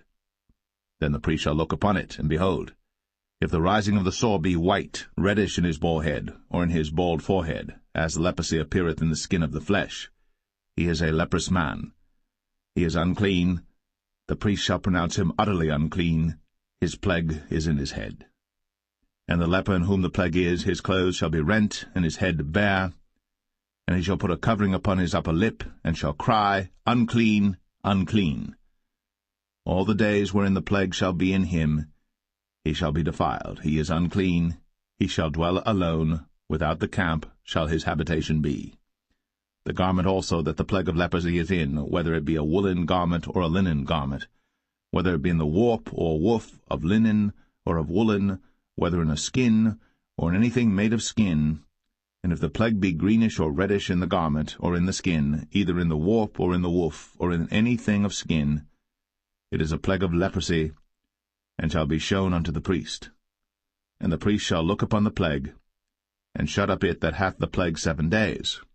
And he shall look on the plague on the 7th day, if the plague be spread in the garment, either in the warp, or in the woof, or in a skin, or in any work that is made of skin, the plague is a fretting leprosy, it is unclean. He shall therefore burn the garment, whether warp or woof, in woolen or in linen, or anything of skin, wherein the plague is, for it is a fretting leprosy, it shall be burnt in the fire. And if the priest shall look, and behold, the plague be not spread in the garment, either in the warp or in the woof, or in anything of skin, then the priest shall command that they wash the thing wherein the plague is, and he shall shut it up 7 days more. And the priest shall look on the plague, after that it is washed, and behold, if the plague have not changed his colour, and the plague be not spread, it is unclean. Thou shalt burn it in the fire. It is fret inward, whether it be bare within or without. And if the priest look, and behold, the plague be somewhat dark after the washing of it, then he shall rend it out of the garment, or out of the skin, or out of the warp, or out of the woof. And if it appear still in the garment, either in the warp or in the woof, or in anything of skin, it is a spreading plague. Thou shalt burn that wherein the plague is, with fire. And the garment, either warp or woof, or whatsoever thing of skin it be, which thou shalt wash, if the plague be departed from them, then it shall be washed the 2nd time, and shall be clean. This is the law of the plague of leprosy in a garment of woolen or linen, either in the warp or woof, or anything of skins, to pronounce it clean, or to pronounce it unclean.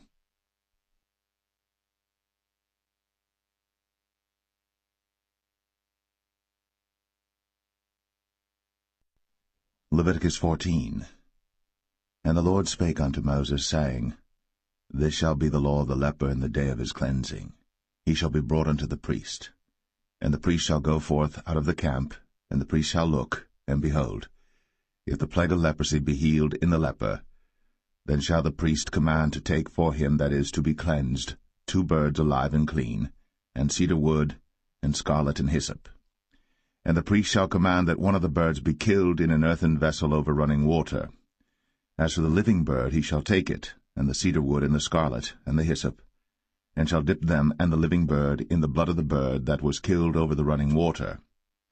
And he shall sprinkle upon him that is to be cleansed from the leprosy 7 times, and shall pronounce him clean, and shall let the living bird loose into the open field. And he that is to be cleansed shall wash his clothes, and shave off all his hair, and wash himself in water, that he may be clean. And after that he shall come into the camp, and shall tarry abroad out of his tent 7 days. But it shall be on the 7th day that he shall shave all his hair off his head, and his beard, and his eyebrows. Even all his hair he shall shave off. And he shall wash his clothes. Also he shall wash his flesh in water, and he shall be clean. And on the 8th day he shall take 2 he-lambs without blemish, and 1 ewe-lamb of the 1st year without blemish, and 3/10 deals of fine flour for a meat offering, mingled with oil, and 1 log of oil. And the priest that maketh him clean shall present the man that is to be made clean, and those things before the Lord, at the door of the tabernacle of the congregation. And the priest shall take 1 he-lamb, and offer him for a trespass offering, and the log of oil, and wave them for a wave offering before the Lord. And he shall slay the lamb in the place where he shall kill the sin offering and the burnt offering in the holy place. For as the sin offering is the priest's, so is the trespass offering. It is most holy. And the priest shall take some of the blood of the trespass offering, and the priest shall put it upon the tip of the right ear of him that is to be cleansed, and upon the thumb of his right hand, and upon the great toe of his right foot. And the priest shall take some of the log of oil, and pour it into the palm of his own left hand. And the priest shall dip his right finger in the oil that is in his left hand, and shall sprinkle of the oil with his finger 7 times before the Lord. And of the rest of the oil that is in his hand shall the priest put upon the tip of the right ear of him that is to be cleansed, and upon the thumb of his right hand, and upon the great toe of his right foot, upon the blood of the trespass offering. And the remnant of the oil that is in the priest's hand he shall pour upon the head of him that is to be cleansed, and the priest shall make an atonement for him before the Lord. And the priest shall offer the sin offering, and make an atonement for him that is to be cleansed from his uncleanness, and afterward he shall kill the burnt offering. And the priest shall offer the burnt offering and the meat offering upon the altar. And the priest shall make an atonement for him, and he shall be clean. And if he be poor, and cannot get so much, then he shall take 1 lamb for a trespass offering to be waved, to make an atonement for him, and 1/10 deal of fine flour mingled with oil for a meat offering, and a log of oil, and 2 turtle doves, or 2 young pigeons, such as he is able to get, and the one shall be a sin offering, and the other a burnt offering. And he shall bring them on the 8th day for his cleansing unto the priest, unto the door of the tabernacle of the congregation before the Lord. And the priest shall take the lamb of the trespass offering, and the log of oil, and the priest shall wave them for a wave offering before the Lord. And he shall kill the lamb of the trespass offering, and the priest shall take some of the blood of the trespass offering, and put it upon the tip of the right ear of him that is to be cleansed, and upon the thumb of his right hand, and upon the great toe of his right foot. And the priest shall pour of the oil into the palm of his own left hand. And the priest shall sprinkle with his right finger some of the oil that is in his left hand 7 times before the Lord. And the priest shall put of the oil that is in his hand upon the tip of the right ear of him that is to be cleansed, and upon the thumb of his right hand, and upon the great toe of his right foot, upon the place of the blood of the trespass offering. And the rest of the oil that is in the priest's hand he shall put upon the head of him that is to be cleansed, to make an atonement for him before the Lord. And he shall offer the one of the turtle doves, or of the young pigeons, such as he can get, even such as he is able to get, the one for a sin offering, and the other for a burnt offering, with the meat offering. And the priest shall make an atonement for him that is to be cleansed before the Lord.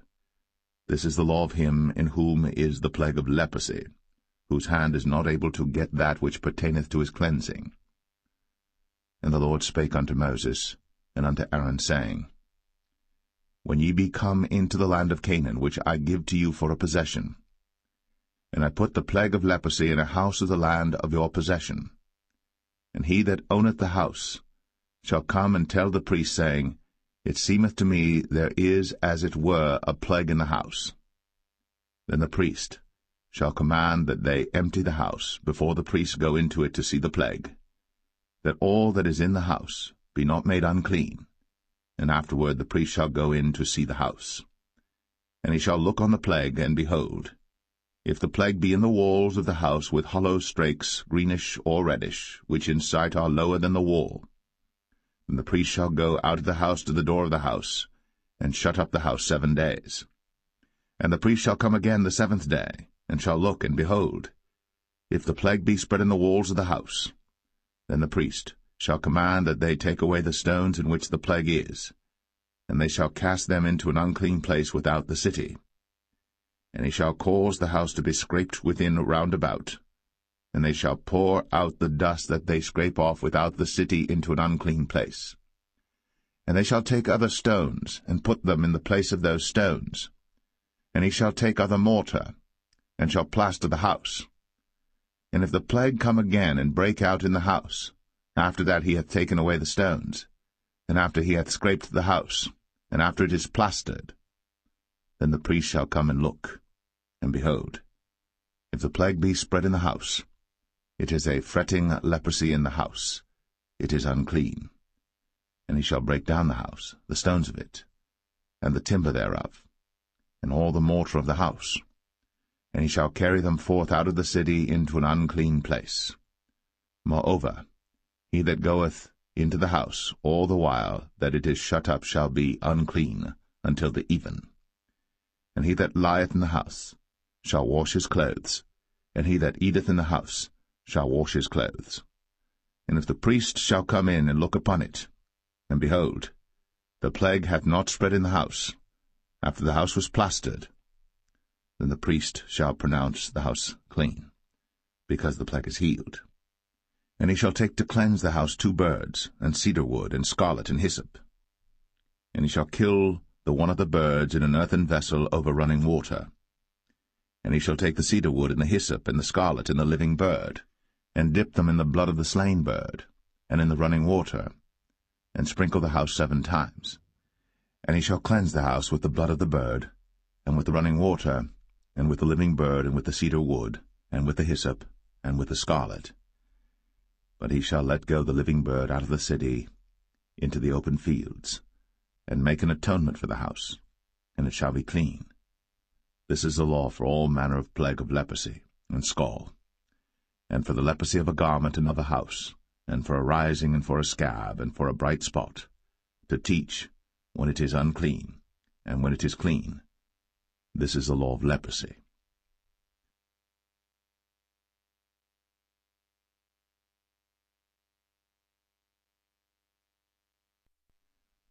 Leviticus 15. And the Lord spake unto Moses and to Aaron, saying, Speak unto the children of Israel, and say unto them, When any man hath a running issue out of his flesh, because of his issue he is unclean. And this shall be his uncleanness in his issue, whether his flesh run with his issue, or his flesh be stopped from his issue, it is his uncleanness. Every bed whereon he lieth that hath the issue is unclean, and everything whereon he sitteth shall be unclean. And whosoever toucheth his bed shall wash his clothes, and bathe himself in water, and be unclean until the even. And he that sitteth on any thing whereon he sat that hath the issue shall wash his clothes, and bathe himself in water, and be unclean until the even. And he that toucheth the flesh of him that hath the issue shall wash his clothes, and bathe himself in water, and be unclean until the even. And if he that hath the issue spit upon him that is clean, then he shall wash his clothes, and bathe himself in water, and be unclean until the even. And what saddle soever he rideth upon that hath the issue shall be unclean. And whosoever toucheth anything that was under him shall be unclean until the even. And he that beareth any of those things shall wash his clothes, and bathe himself in water, and be unclean until the even. And whomsoever he toucheth that hath the issue, and hath not rinsed his hands in water, he shall wash his clothes, and bathe himself in water, and be unclean until the even. And the vessel of earth that he toucheth, which hath the issue, shall be broken, and every vessel of wood shall be rinsed in water. And when he that hath an issue is cleansed of his issue, then he shall number to himself 7 days for his cleansing, and wash his clothes, and bathe his flesh in running water, and shall be clean. And on the 8th day he shall take to him 2 turtle doves, or 2 young pigeons, and come before the Lord unto the door of the tabernacle of the congregation, and give them unto the priest. And the priest shall offer them, the one for a sin offering, and the other for a burnt offering. And the priest shall make an atonement for him before the Lord for his issue. And if any man's seed of copulation go out from him, then he shall wash all his flesh in water, and be unclean until the even.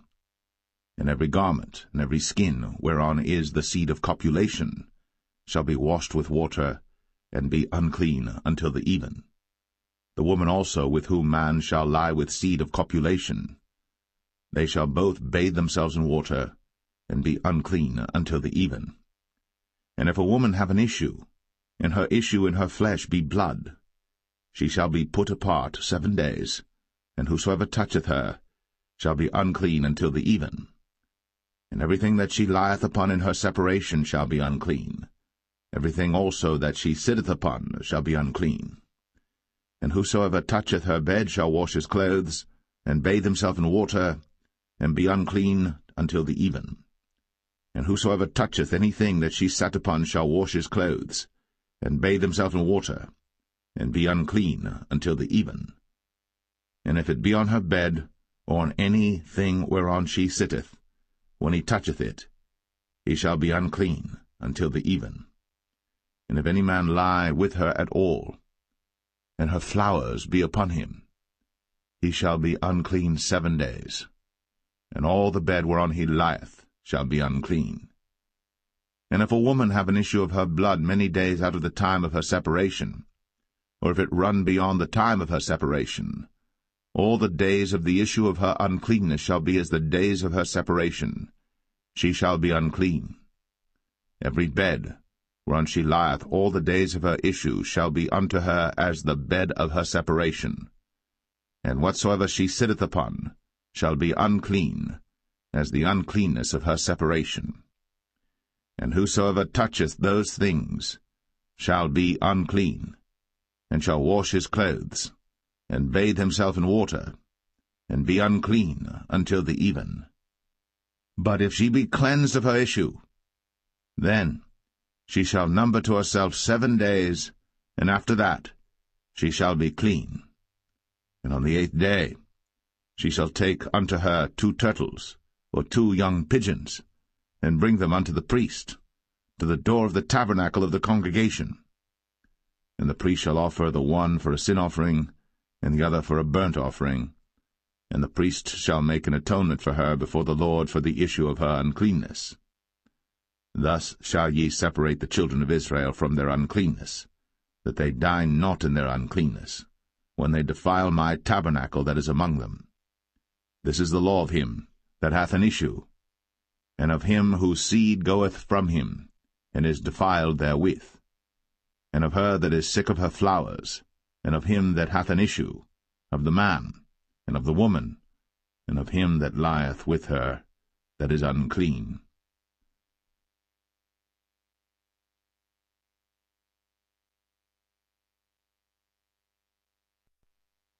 Leviticus 16.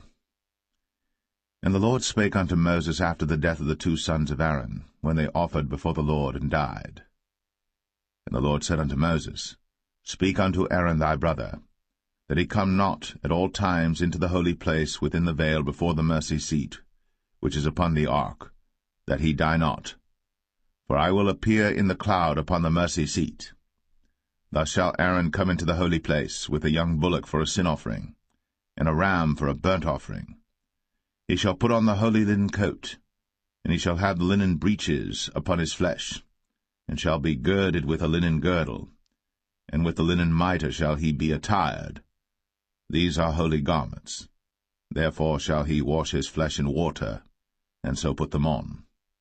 And he shall take of the congregation of the children of Israel 2 kids of the goats for a sin offering, and 1 ram for a burnt offering. And Aaron shall offer his bullock of the sin offering which is for himself, and make an atonement for himself, and for his house. And he shall take the 2 goats and present them before the Lord at the door of the tabernacle of the congregation. And Aaron shall cast lots upon the 2 goats, 1 lot for the Lord, and the other lot for the scapegoat. And Aaron shall bring the goat upon which the Lord's lot fell, and offer him for a sin offering. But the goat on which the lot fell to be the scapegoat shall be presented alive before the Lord, to make an atonement with him, and to let him go for a scapegoat into the wilderness. And Aaron shall bring the bullock of the sin offering which is for himself, and shall make an atonement for himself, and for his house, and shall kill the bullock of the sin offering which is for himself. And he shall take a censer full of burning coals of fire from off the altar before the Lord, and his hands full of sweet incense beaten small, and bring it within the veil. And he shall put the incense upon the fire before the Lord, that the cloud of the incense may cover the mercy seat that is upon the testimony, that he die not. And he shall take of the blood of the bullock, and sprinkle it with his finger upon the mercy seat eastward, and before the mercy seat shall he sprinkle of the blood with his finger 7 times. Then shall he kill the goat of the sin offering that is for the people, and bring his blood within the veil, and do with that blood as he did with the blood of the bullock, and sprinkle it upon the mercy seat, and before the mercy seat. And he shall make an atonement for the holy place, because of the uncleanness of the children of Israel, and because of their transgressions and all their sins. And so shall he do for the tabernacle of the congregation that remaineth among them in the midst of their uncleanness. And there shall be no man in the tabernacle of the congregation when he goeth in to make an atonement in the holy place, until he come out, and have made an atonement for himself, and for his household, and for all the congregation of Israel. And he shall go out unto the altar that is before the Lord, and make an atonement for it, and shall take of the blood of the bullock, and of the blood of the goat, and put it upon the horns of the altar round about. And he shall sprinkle of the blood upon it with his finger 7 times, and cleanse it, and hallow it from the uncleanness of the children of Israel. And when he hath made an end of reconciling the holy place, and the tabernacle of the congregation, and the altar, he shall bring the live goat. And Aaron shall lay both his hands upon the head of the live goat, and confess over him all the iniquities of the children of Israel, and all their transgressions and all their sins, putting them upon the head of the goat, and shall send him away by the hand of a fit man into the wilderness. And the goat shall bear upon him all their iniquities unto a land not inhabited. And he shall let go the goat in the wilderness.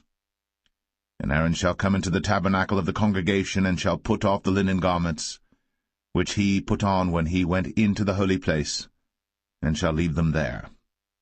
And he shall wash his flesh with water in the holy place, and put on his garments, and come forth, and offer his burnt offering, and the burnt offering of the people, and make an atonement for himself and for the people. And the fat of the sin offering shall he burn upon the altar. And he that let go the goat for the scapegoat shall wash his clothes, and bathe his flesh in water, and afterward come into the camp. And the bullock for the sin offering, and the goat for the sin offering, whose blood was brought in to make atonement in the holy place, shall one carry forth without the camp, and they shall burn in the fire their skins, and their flesh, and their dung. And he that burneth them shall wash his clothes, and bathe his flesh in water, and afterward he shall come into the camp.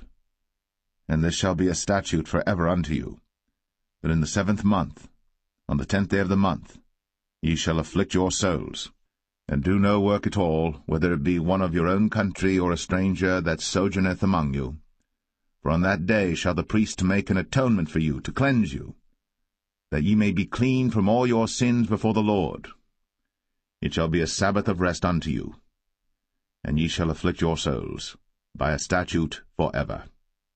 And the priest, whom he shall anoint, and whom he shall consecrate to minister in the priest's office in his father's stead, shall make the atonement, and shall put on the linen clothes, even the holy garments. And he shall make an atonement for the holy sanctuary, and he shall make an atonement for the tabernacle of the congregation, and for the altar, and he shall make an atonement for the priests, and for all the people of the congregation. And this shall be an everlasting statute unto you, to make an atonement for the children of Israel, for all their sins, once a year. And he did, as the Lord commanded Moses.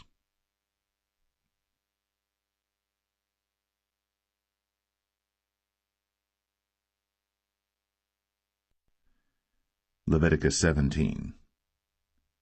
And the Lord spake unto Moses, saying, Speak unto Aaron, and unto his sons, and unto all the children of Israel, and say unto them, This is the thing which the Lord hath commanded, saying, What man soever there be of the house of Israel that killeth an ox, or lamb, or goat, in the camp, or that killeth it out of the camp, and bringeth it not unto the door of the tabernacle of the congregation to offer an offering unto the Lord before the tabernacle of the Lord, blood shall be imputed unto that man, he hath shed blood, and that man shall be cut off from among his people.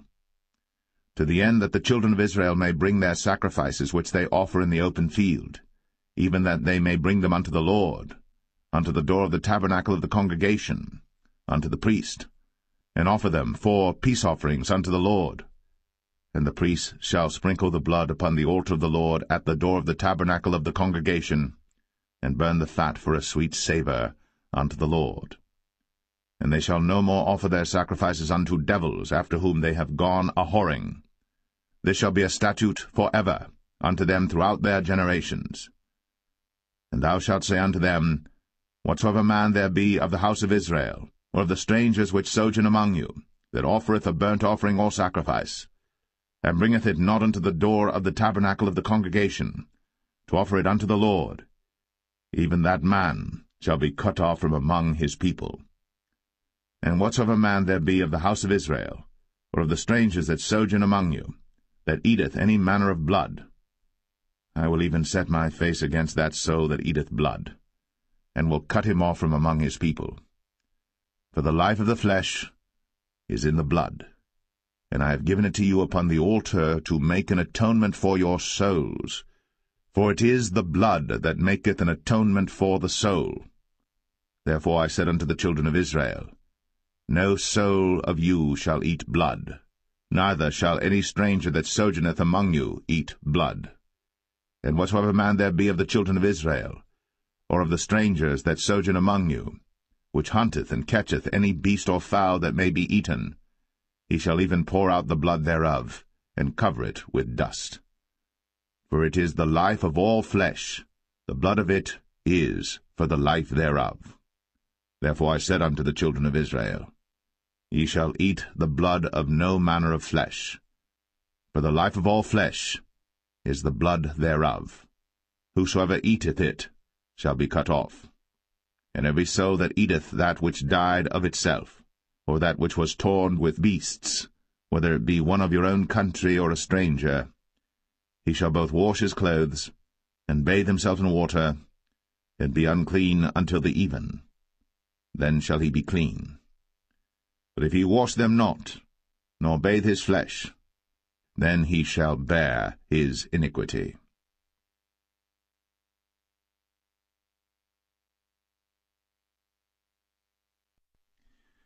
Leviticus 18. And the Lord spake unto Moses, saying, Speak unto the children of Israel, and say unto them, I am the Lord your God. After the doings of the land of Egypt, wherein ye dwelt, shall ye not do, and after the doings of the land of Canaan, whither I bring you, shall ye not do, neither shall ye walk in their ordinances. Ye shall do my judgments, and keep mine ordinances, to walk therein. I am the Lord your God. Ye shall therefore keep my statutes and my judgments, which if a man do, he shall live in them. I am the Lord. None of you shall approach to any that is near of kin to him, to uncover their nakedness. I am the Lord. The nakedness of thy father, or the nakedness of thy mother, shalt thou not uncover. She is thy mother, thou shalt not uncover her nakedness. The nakedness of thy father's wife shalt thou not uncover. It is thy father's nakedness. The nakedness of thy sister, the daughter of thy father, or daughter of thy mother, whether she be born at home, or born abroad, even their nakedness thou shalt not uncover. The nakedness of thy son's daughter, or of thy daughter's daughter, even their nakedness thou shalt not uncover. For theirs is thine own nakedness. The nakedness of thy father's wife's daughter, begotten of thy father, she is thy sister. Thou shalt not uncover her nakedness. Thou shalt not uncover the nakedness of thy father's sister. She is thy father's near kinswoman. Thou shalt not uncover the nakedness of thy mother's sister, for she is thy mother's near kinswoman. Thou shalt not uncover the nakedness of thy father's brother. Thou shalt not approach to his wife. She is thine aunt. Thou shalt not uncover the nakedness of thy daughter-in-law. She is thy son's wife. thou shalt not uncover her nakedness. Thou shalt not uncover the nakedness of thy brother's wife. It is thy brother's nakedness. Thou shalt not uncover the nakedness of a woman and her daughter, neither shalt thou take her son's daughter, or her daughter's daughter, to uncover her nakedness, for they are her near kinswoman. It is wickedness. Neither shalt thou take a wife to her sister, to vex her, to uncover her nakedness, beside the other in her lifetime. Also thou shalt not approach unto a woman to uncover her nakedness, as long as she is put apart for her uncleanness. Moreover, thou shalt not lie carnally with thy neighbour's wife, to defile thyself with her. And thou shalt not let any of thy seed pass through the fire to Moloch, neither shalt thou profane the name of thy God. I am the Lord. Thou shalt not lie with mankind, as with womankind. It is abomination. Neither shalt thou lie with any beast, to defile thyself therewith. Neither shall any woman stand before a beast to lie down thereto. It is confusion. Defile not ye yourselves in any of these things. For in all these the nations are defiled which I cast out before you, and the land is defiled. Therefore I do visit the iniquity thereof upon it, and the land itself vomiteth out her inhabitants. Ye shall therefore keep my statutes and my judgments, and shall not commit any of these abominations, neither any of your own nation, nor any stranger that sojourneth among you. For all these abominations have the men of the land done, which were before you, and the land is defiled, that the land spew not you out also, when ye defile it, as it spewed out the nations that were before you. For whosoever shall commit any of these abominations, even the souls that commit them, shall be cut off from among their people. Therefore shall ye keep mine ordinance, that ye commit not any one of these abominable customs, which were committed before you, and that ye defile not yourselves therein. I am the Lord your God.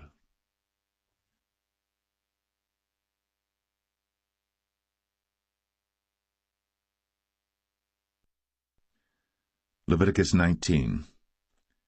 And the Lord spake unto Moses, saying, Speak unto all the congregation of the children of Israel, and say unto them, Ye shall be holy, for I, the Lord your God, am holy. Ye shall fear every man his mother, and his father, and keep my Sabbaths. I am the Lord your God. Turn ye not unto idols, nor make to yourselves molten gods. I am the Lord your God. And if ye offer a sacrifice of peace offerings unto the Lord, ye shall offer it at your own will.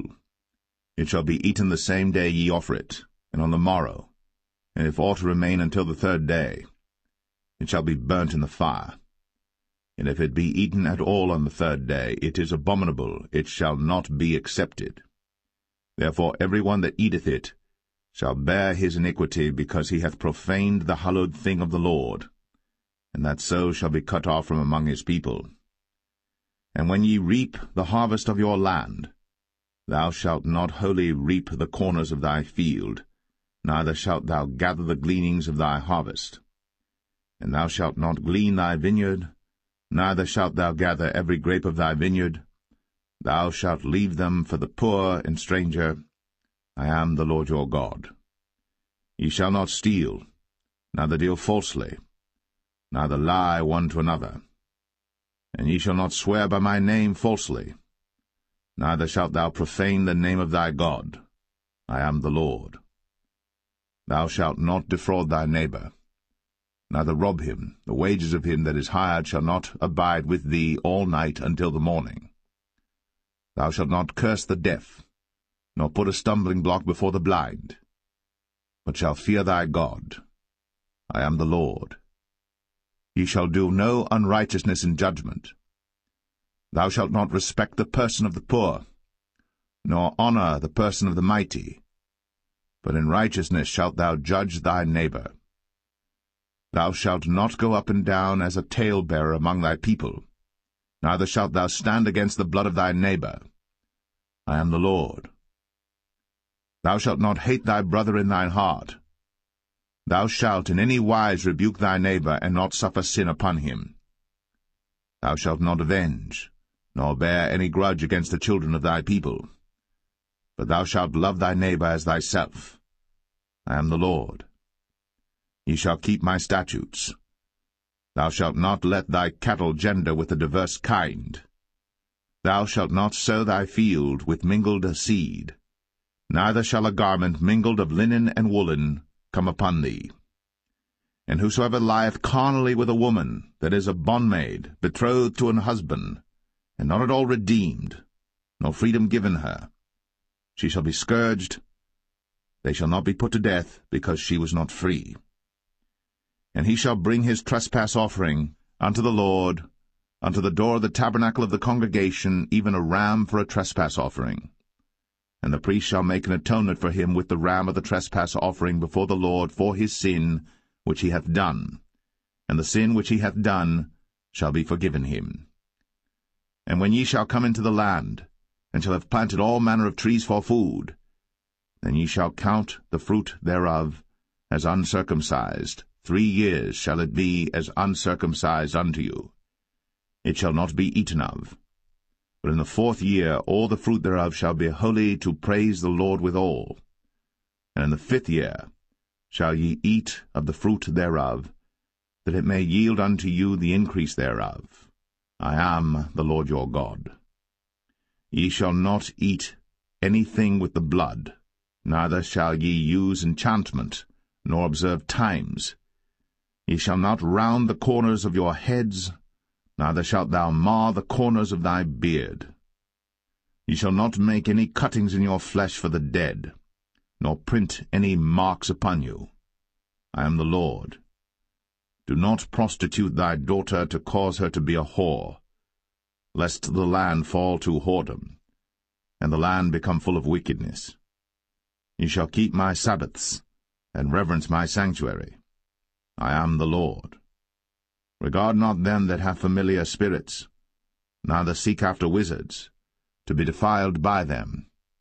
I am the Lord your God. Thou shalt rise up before the hoary head, and honour the face of the old man, and fear thy God. I am the Lord. And if a stranger sojourn with thee in your land, ye shall not vex him. But the stranger that dwelleth with you shall be unto you as one born among you, and thou shalt love him as thyself. For ye were strangers in the land of Egypt. I am the Lord your God. Ye shall do no unrighteousness in judgment, and meet yard in weight or in measure. Just balances, just weights, a just ephah, and a just hin shall ye have. I am the Lord your God, which brought you out of the land of Egypt. Therefore shall ye observe all my statutes, and all my judgments, and do them. I am the Lord.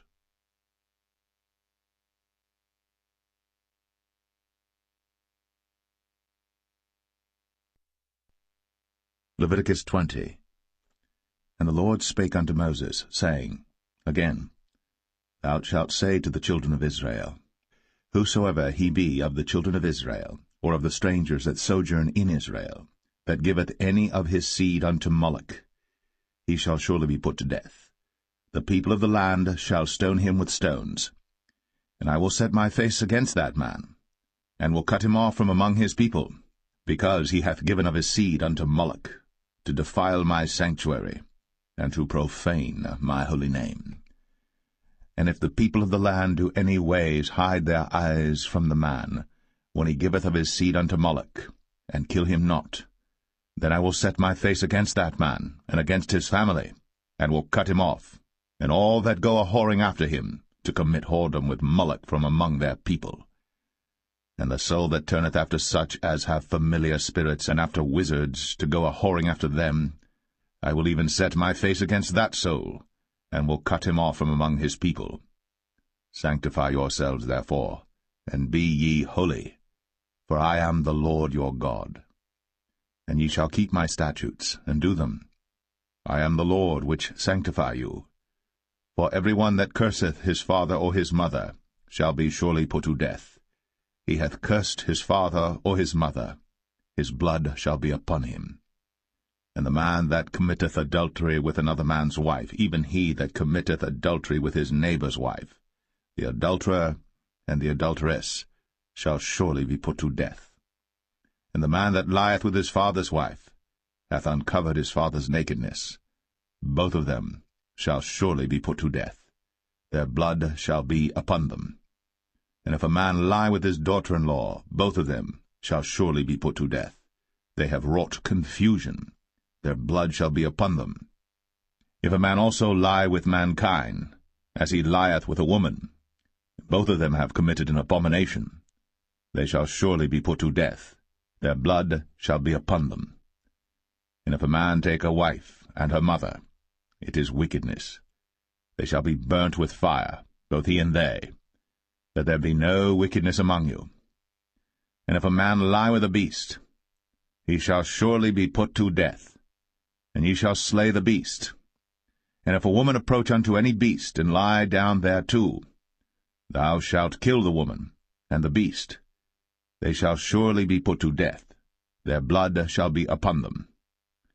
And if a man shall take his sister, his father's daughter, or his mother's daughter, and see her nakedness, and she see his nakedness, it is a wicked thing, when they shall be cut off in the sight of their people. He hath uncovered his sister's nakedness, he shall bear his iniquity. And if a man shall lie with a woman having her sickness, and shall uncover her nakedness,